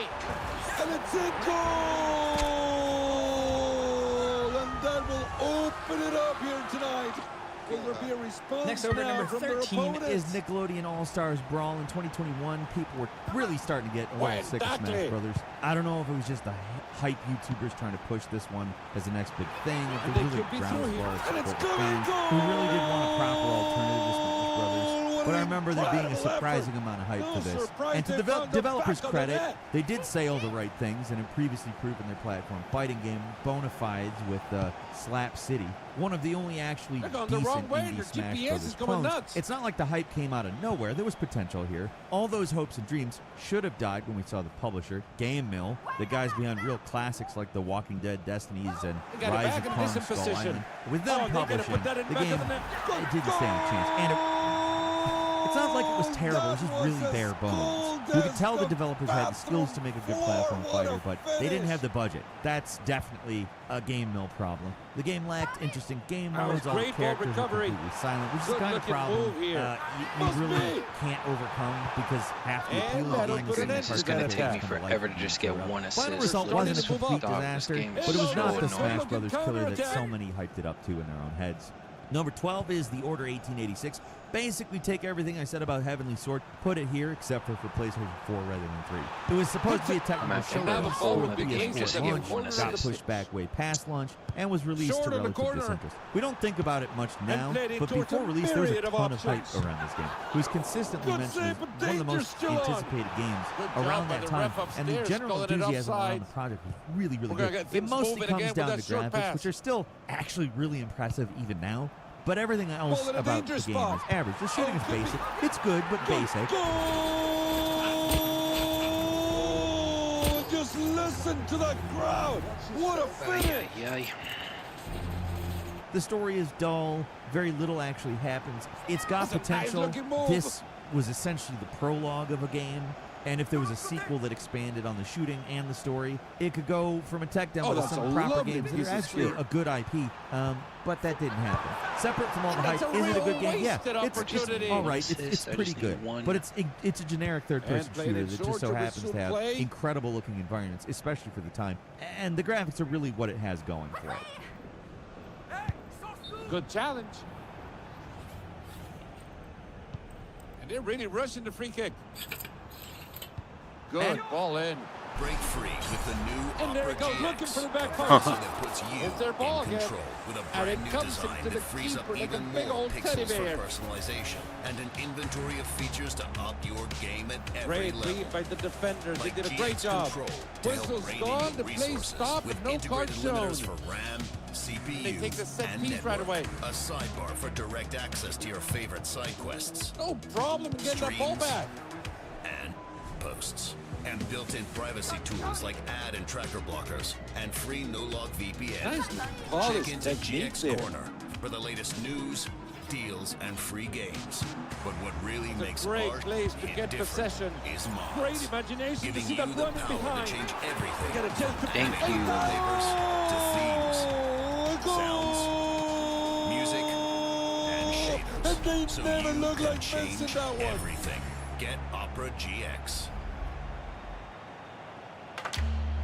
With weight loss by Hims, customers report losing over 11 pounds in just their first month with compounded GLP-1 injections. Through Hims, you can get a personalized weight loss treatment plan 100% online. And they've got the ball back in play. And number 11 is Haze. Easy to look back and laugh at Haze, the PS3's big Halo killer, but you gotta remember that there was some real talent behind this thing. It was made by Free Radical, the guys behind the Time Splitters series. There's good reason to be excited about the game. Magazines hyped it up hard. Everyone's pumped to play it. In the immortal words of Jonathan Davis of Korn, gaming for me is a religion, and Haze is the shit. Really, PlayStation plays this desperate for something that was Halo-shaped, even vaguely at the time, to come to the shiny black brick, and they put their hopes into what was ultimately a false prophet that led people down and was cast out. It's not a terrible game. Free Radical knows what they're doing with an FPS, but it feels like about a generation out of date. Looks and plays like something from the Xbox PS2 era.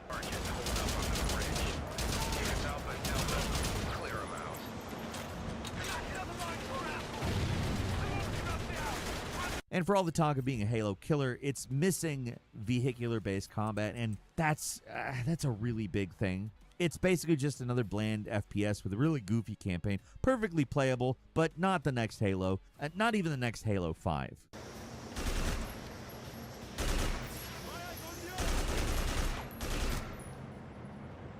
May God be with you. And number 10 is Black and White. Cast your mind back to 2001, to a time when Peter Molyneux's absurd promises, well, a time that we hadn't been through a lot of them already. When he said something, it still held some weight. The man is an expert hype man, especially when the games he made still ended up pretty good, despite how ridiculously overblown his promises were. Originally, I was planning on putting Fable here, bring up some of the classics, like how he said you'd be able to plant a seed and see the tree grow in real time. But for all the false promises he made about Fable, I think the final result is a pretty damn good game, actually. I like the Fable games. But Black and White's legacy is a lot more mixed. It was a really ambitious game with a crazy amount of hype behind it. It was going to revolutionize AI in video games. It was a God game. It didn't have a user interface. It was going to be a whole new kind of game that changed the industry as we knew it. It should come as no surprise that when Black and White did finally come out, it wasn't quite the game Peter and Lion. No. I'm wondering if I wasted 40,000 coins leveling up Karchan.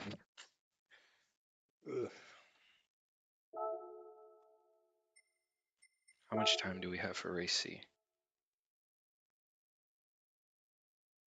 4 minutes? Okay, I can handle that. I could live with that.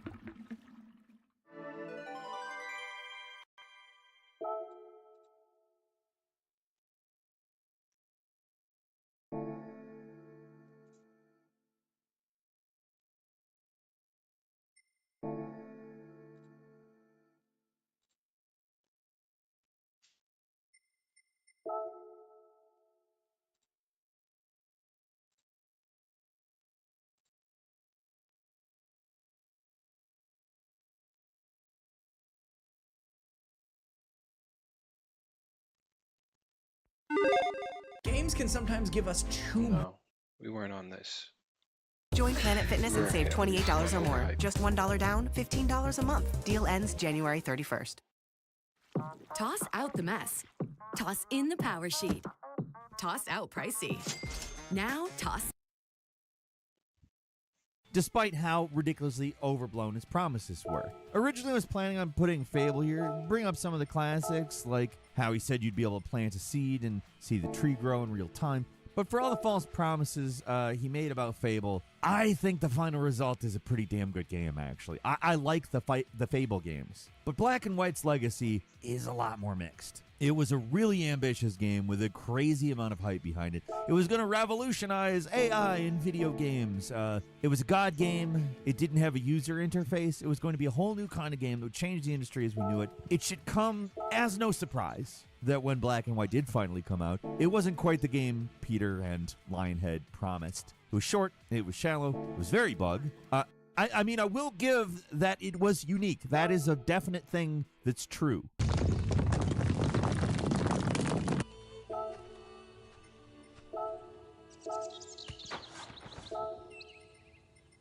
It was a unique game. Ultimately, it's a unique and mediocre game. More of a sandbox than something you can actually play, but it's a hard game to hate despite its many problems. I will say it is unfortunate that that's the kind of game that Peter Molyneux is more associated with now. Something that's got some redeeming stuff to it, or something interesting at its core, and just doesn't deliver. As opposed to really damn good games like Fable, which, yes, he promised a bunch of absurd crap, but I also really don't care that I can't plant a seed and see a tree grow in real time. I don't watch trees grow in real life, and I don't need it in a game, per se, but yeah.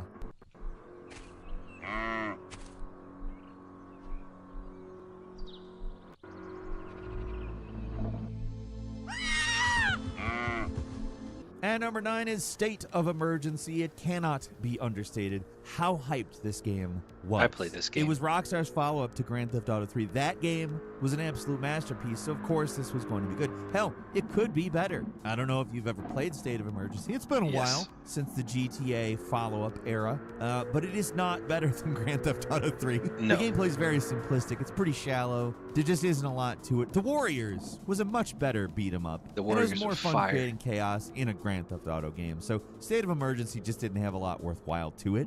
No, it didn't. He's just a maniac.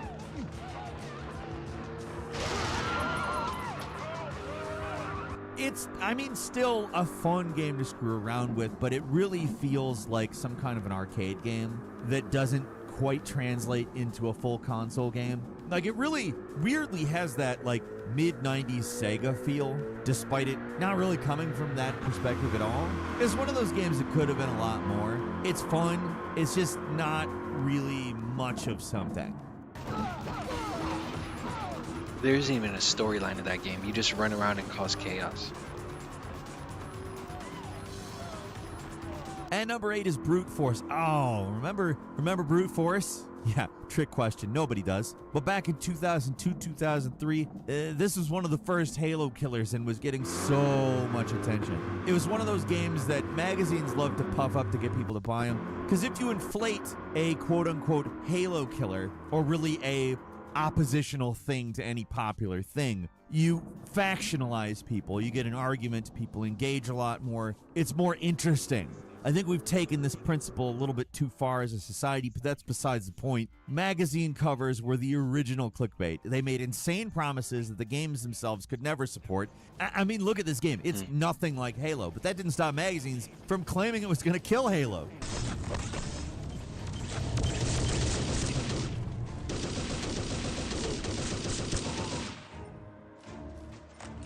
Like, it's not even trying to compete with Halo. That's not its MO. It's actually a little more interesting than just a Halo clone. It's a weird sci-fi tactical shooter where you control a squad of 4 guys who have unique abilities. You can issue commands and control each character at will. It was a cool idea. The problem was the execution. The controls were clunky. The graphics were... I mean, we know what could be done in 2002/2003, and this is not up to par. Commanding your guys, like I said, due to the clunky controls, it was pretty awkward. It gets points for an original idea, and it's good that the game came out because it most likely did inspire good games. Like, innovative ideas in mediocre games often happened in that era, and although nobody really remembers Brute Force, it probably had an impact beyond what anybody really thinks about.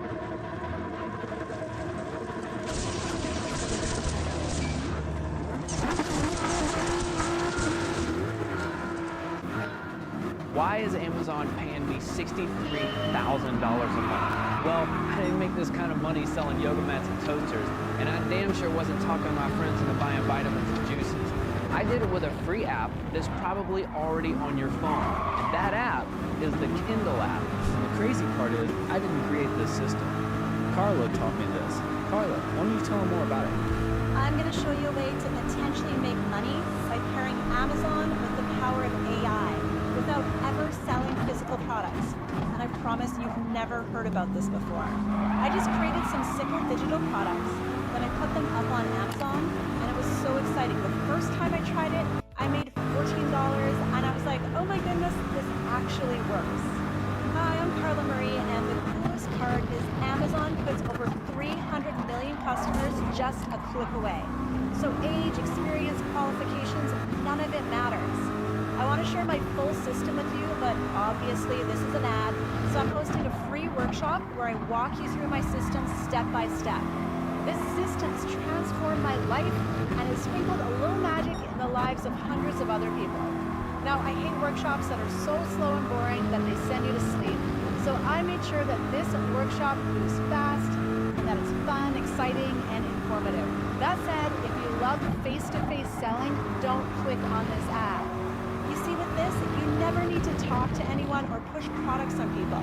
So this definitely isn't a good fit for someone with a salesy personality type. However, if you want to learn a low-key way to potentially make some extra money working from home that can cover some important bills and help you enjoy more fun trips, don't wait. Click anywhere around this video and watch the free workshop now. Discover how we create reliable streams of semi-passive income without complex websites, unneeded stress, or huge startup costs. You'll even get 3 valuable bonuses just for watching. We've designed these bonuses to help you succeed with this as fast as possible. I can't promise this training will be free forever, so watch it now. Could this be the stepping stone you need to start living the kind of life you've only dreamed of? There's only one way to find out. So click now, watch the training, claim your bonuses. You'll be glad you did. I'll see you on the other side.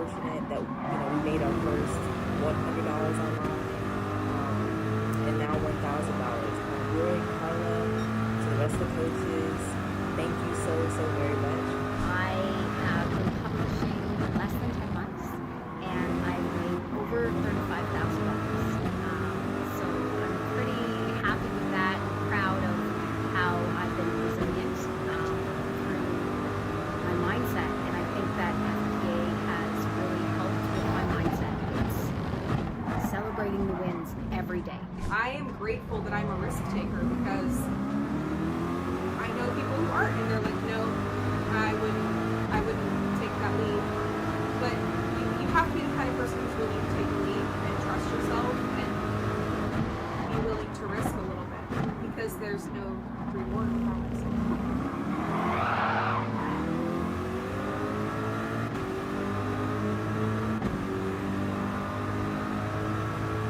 Is an operations manager who still hasn't heard about Connecting, the employee management app. So he's drowning in schedules, keeping track of arrivals, timesheets, forms, and that's before the flood of endless calls and texts even hits. It's no wonder stress is about to take over. Dave, don't get stressed.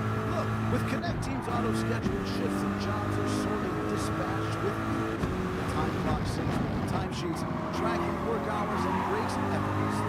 What else do you need to stay on top of your day-to-day?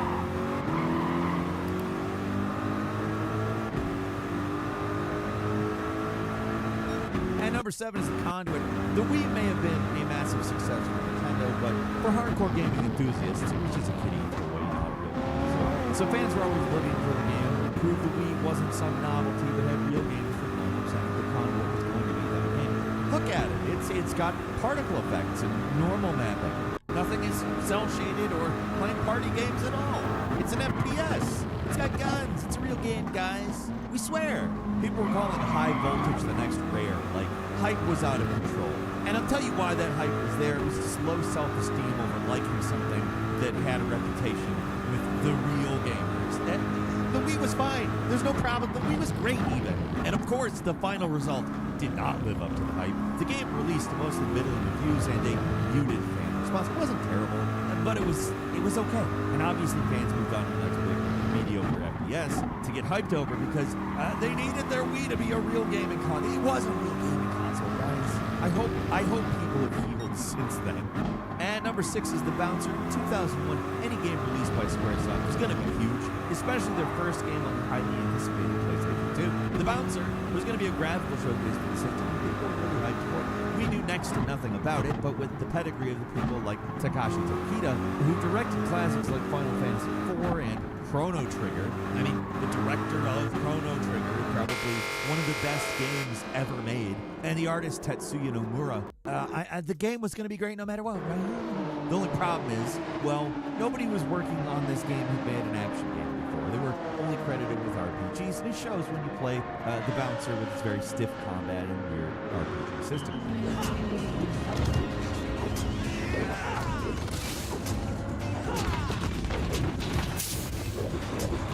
They could have just made a solid beat 'em up, but The Bouncer is a weird narrative game, hybrid with branching story paths. Too much story, combat doesn't feel that good, cameras infuriating. It's a messy game with a lot of problems. It's not terrible. It's got this Squaresoft charm from the late 90s, early 2000s, but it's nowhere even close to the hype that it had. It was a weird experimental game that is entertaining, but it definitely has its problems.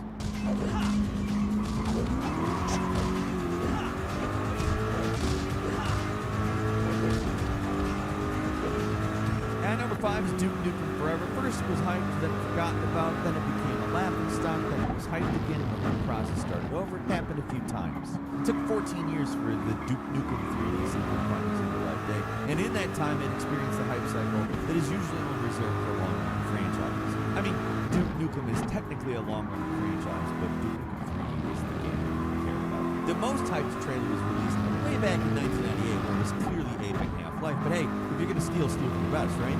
Many other revisions of the game came later due to an increasingly muted response from fans. The game was a running joke for a long time. Everyone assumed that it was just never coming out, and the bombshell dropped. Gearbox acquired the rights, and they were releasing it forever. Some people were stoked. They went absolutely mental. This game, people have been talking about for 14 years, was finally coming out. It didn't matter if it was going to be good or bad. It was finally coming out, and that was reason enough to be bad. A lot of people went into this game with boundless goodwill and still walked away disappointed. It's just not a very good game. It's mechanically rote, unengaging. The humor is, I mean, let's just say the doses that were included in the original game were relatively small, and at the time of Duke Nukem 3D's release were also relatively new. When Duke Nukem Forever came out, the expiration date was long past on that kind of humor. It had been done to death, and nobody was really laughing. Excuse me, Duke Nukem? Yeah, my kid's a real big fan. Mr. Gypsy. Mr. Nukem, will you sign this for me? Sure, kid. Whatever you're finally signing.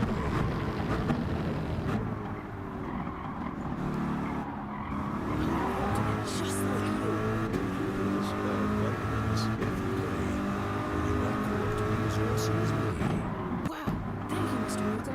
Beyond that, the pacing constantly drags. There's long, boring stretches of nothing. I wouldn't call it unacceptably bad, but pretty damn mediocre.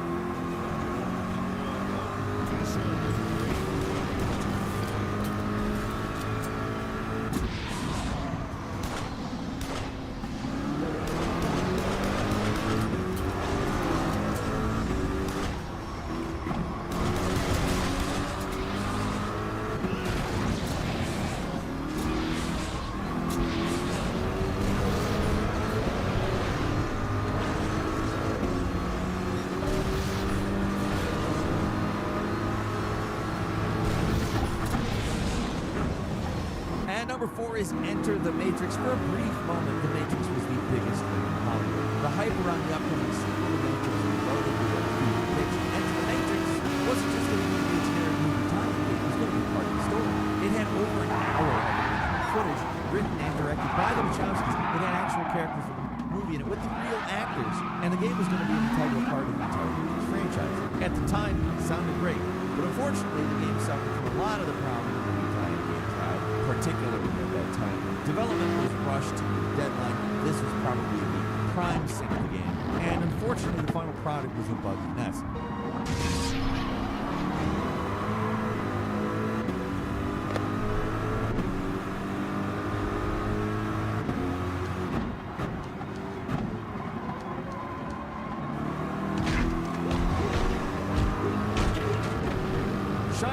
The guys who made the game, mostly known for making weird but memorably changing games like Sacrifice and Messiah, games with personality and polish. That's them at their best, and Enter the Matrix is them at their most time crushed. The game feels like it's held together by hopes and prayers. It feels like it's going to fall apart at any minute, and it often does. It's a disaster of bugs, but that being said, it does definitely still have its charms. Far from being a definitive Matrix game, everything that you need in a Matrix game is there. It's just a miracle that it works at all, and often doesn't.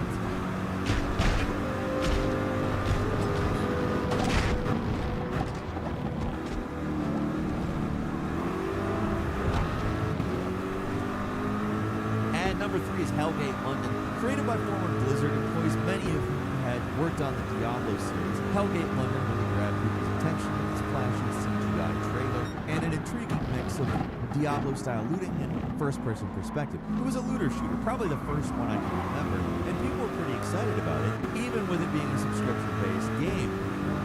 A lot of people even bought the $150 lifetime subscription, which in hindsight, maybe wasn't the best value. The game lasted for less than a year before shutting down, and all those lifetime subscriptions just went up in smoke. By then, mainstream interest in the game was well and truly dead. It really wasn't very good. It's got a fun premise and some cool looking classes, but the game is not good to play. It is easy to fall into trap builds that make progress a slog, and you're barely doing any damage. Enemies slaughter you. The only way to survive is tedious grinding, and the environments are just like boring copy-paste crap. It's really hard to want to keep moving through the game for both aesthetic and mechanical reasons. There's a kernel of a good idea to bury in boring garbage. And number 2 is Spore.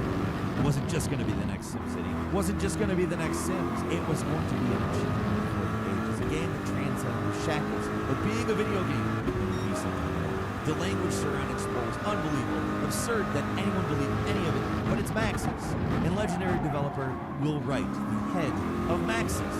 Their previous games have revolutionized the industry. Why not this one? And to be fair, the game was ambitious as hell. You start out as a tiny cellular organism and expand all the way to a galactic empire and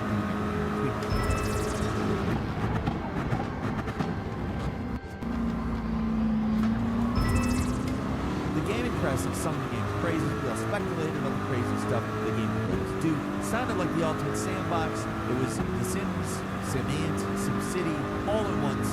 It was going to be amazing. Instead of that, we got a walking phallus simulator. That's the lasting legacy of Spore. People making dick monsters. Now, to be fair, alien monsters was legitimately impressive, but everything else about the game is far too shallow, and making dick monsters isn't really funny. Once you experience one evolutionary stage, you're pretty much done. There's not really anything else to do. The whole gameplay loop is really simplistic, and it just turns out to be fun. So all that's left to do is see what kind of messed up monsters are, right? Making dick monsters is funny, I said, that's true. And then you gotta upload them before EA blocks your account. Spore is like a lot of games on this list where it's got some cool ideas. There's a lot of potential here if they had a chance to expand on the ideas, but they didn't. Spore could have been that era's No Man's Sky if it had gotten a chance, getting constant updates for years. It would have added much greater depth to its various systems, but that didn't happen. And what did was just a big disappointment.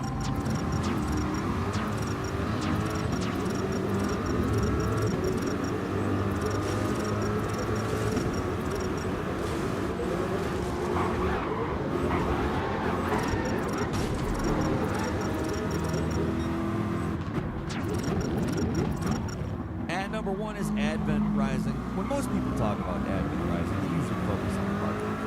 The delusions of grandeur, the game's director, the $1 million sweepstakes, the Orson Scott card involved, all that stuff. They rarely actually talk about the game itself. It's almost an afterthought to all the chaos surrounding it, and for good reason, because in comparison to everything else, the game just isn't all that interesting. The most unlikely of the many Halo killers, heavy scare quotes on Halo, by the way. Advent Rising was dreamed up by a few guys that lived at the studio that made box art and marketing materials for games and nothing else. It was a game literally dreamed up by marketers, and they pushed this thing hard. It was spotlighted in every gaming magazine. It was all over TV. Like, it was everywhere. Most of the hype was manufactured, but there was some legitimate interest around it. The early previews showed at least some potential. The marketing machine behind it was so omnipresent, though, that it was bound to hook at least a few core sacks. You've already heard about this, but every Xbox copy of the game came with a Race for the Truth contest form, where whoever found all of the glyphs in the game first would win $1 million. The only problem here, and something they really should have thought of before doing this contest, is that they had no way of verifying who found the glyphs first. So if you bought this game in hopes of getting $1 million, those hopes are dashed. So I guess you have to actually play it now.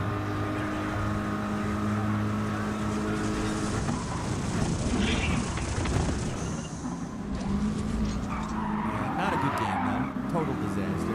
There is some real ambitious improvements to child compromise for whatever the original vision is. The flick aiming system is really bizarre. The constant matrix dodging is all hell, but at least the soundtrack's good. Too good for this game. Honestly, it's so bombastic all the time. It feels like someone put it in as a joke. Never has a game with so much money and hype and it disappeared off the face of the earth like this one.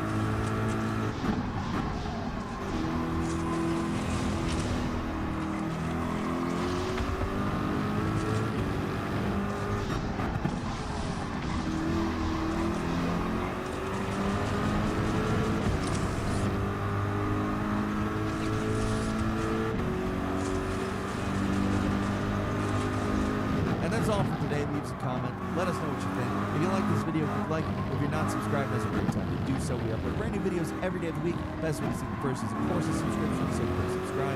Don't forget to enable notifications. And as always, we thank you very much for watching this video. I'm Falcon. You can follow me on Twitter, Falcon Hero. Nice. We'll see you next time right here on Game News.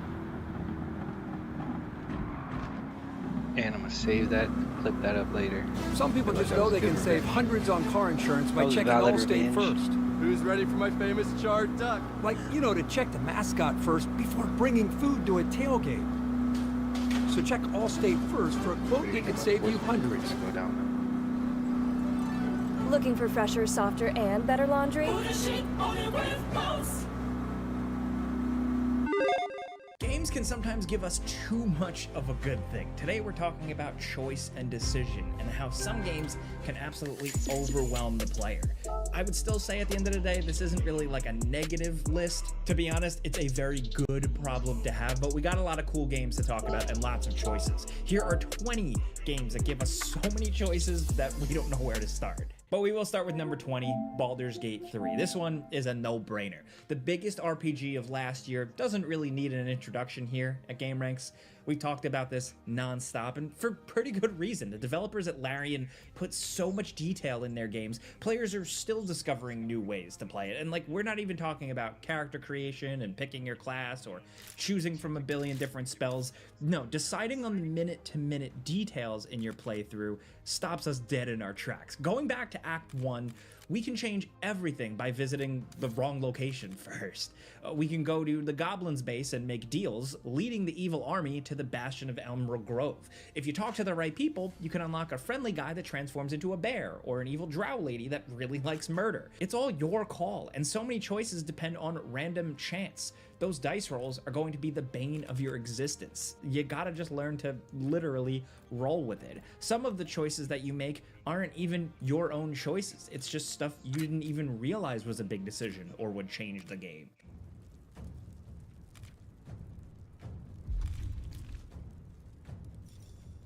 Let's find some prey.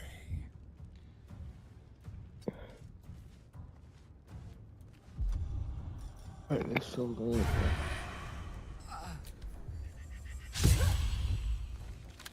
And then there are all the characters we wanted to spend time with. We want to progress Shadowheart's story and Astarion's story, but we don't have room for both of them in the party sometimes. Like, yes, you can swap often, but not every party needs every class. So even the characters are a big choice. And we didn't even get up to The Dark Urge, a totally different playthrough that turns your main character into kind of a bad guy psychopath that just wants to murder everybody. Because the developers at Larian Studios might actually be crazy, there are weird contingencies at every step of the story in case your bloodthirsty maniac here actually killed a plot important NPC. And a lot of us, depending on how many hours you have to play the game, will never end up ever seeing these little hidden cutscenes. It's nuts. Next, over at number 19, The Outer Wilds. Choice isn't always a binary, and the incredible indie space sim Outer Wilds forces us to think in 3D. This is a game that seemingly gives no choices and all the choices in the world.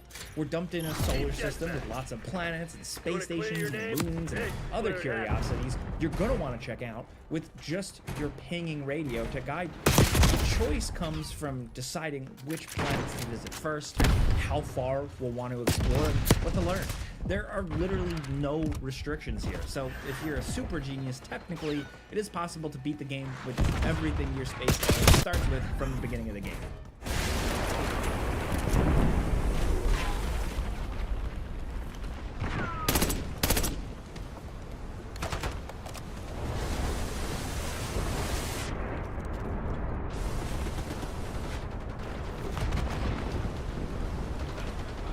No unlockables or upgrades or power-ups required here. The tricky part is learning how this universe works. Oh, and the I buried the lead here, but the solar system explodes in 22 minutes after you wake up next to the campfire. That adds another whole layer of choice. We need to choose a location and choose when to visit those locations. Some planets change dramatically depending on the time. One planet slowly implodes, the surface crumbling away as, time passes on. Another planet drains all of its sand onto another planet. And we're not even talking about the Echoes of the Eye expansion, which adds even more choices to how you explore space. There are so many mysteries, and we want to crack them. There's never enough time, really. Next, over at number 18, we're gonna go weird here. Not every choice needs to be narrative. Some choices are a lot more basic than that. After loading up Tekken Tag Tournament 2, you're treated to a ginormous roster of wacky characters. So where do you even begin? You've definitely had this feeling when you fire up a new fighting game, especially one like this. Do you choose the funky robot guy, the Velociraptor, the bear, the other bear? There are a total of 59 characters when you stack up all the default fighters, console exclusive and DLC release post-launch. Whether you're a fan of Tekken or not, that's a lot of pieces to choose from. Even if some of these characters only kind of exist as a goof, nobody is going to play old guys like Dr. Boskanovich or Sebastian. They kind of only exist for a one-off joke about characters that nobody wants to play, but they're also still fully playable with dozens of moves and combos, and now that we're talking about them, we kind of want to play as them too.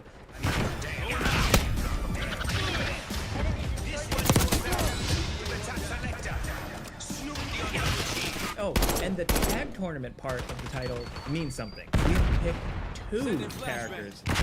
It is such a tough choice in games like this. The random select button exists for people like us. Now at number 17, we're circling back around to more traditional choices in games. One of the poster children for choice overload is Fallout New Vegas, obviously. If any Bethesda-published RPG is going on a list, it has to be the Obsidian-developed New Vegas. Now, while Skyrim is a favorite for a reason, you basically do everything you want as long as a bug doesn't prevent you from finishing a quest. In Skyrim, you can join almost every faction all at the same time and help them all. You really can't do that in Fallout New Vegas. Fighting one faction will make another group hate your guts, and at the start of the game, it seems like an easy choice.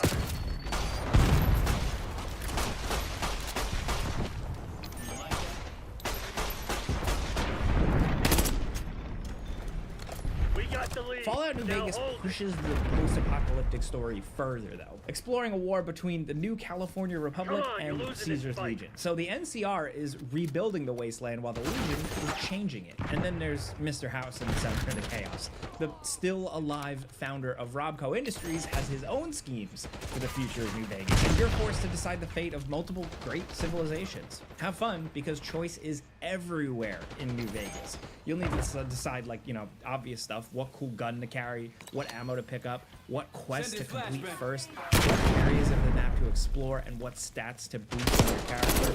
all standard RPG stuff, but so much more is at stake in New Vegas. The writing and world building in this game are top-notch, investing us deeper into the troubles of like the ragtag group of weary survivors here.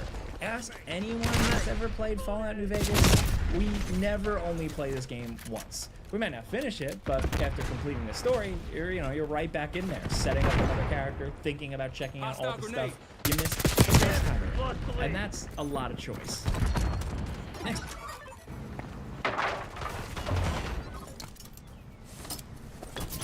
Not how you would have done it.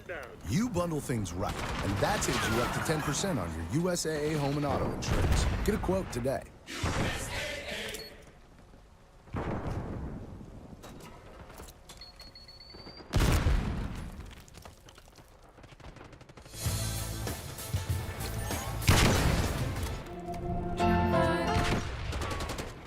Next, over at number 16, choice can be both a good thing and a bad thing. In Binding of Isaac, choice is baffling.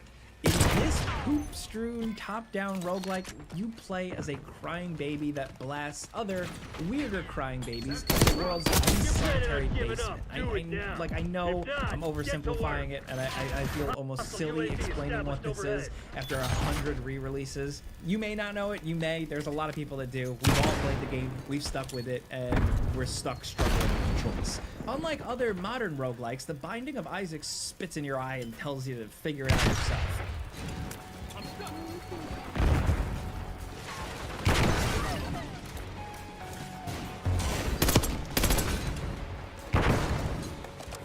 Items don't have descriptions you can read before collecting them, and some items can completely change the rest of your playthrough. Some items are required as like setup for future builds, and others just start as useless things and become better with the right combo. Sometimes you'll find something useful, then find another power-up later that totally invalidates what you had just grabbed.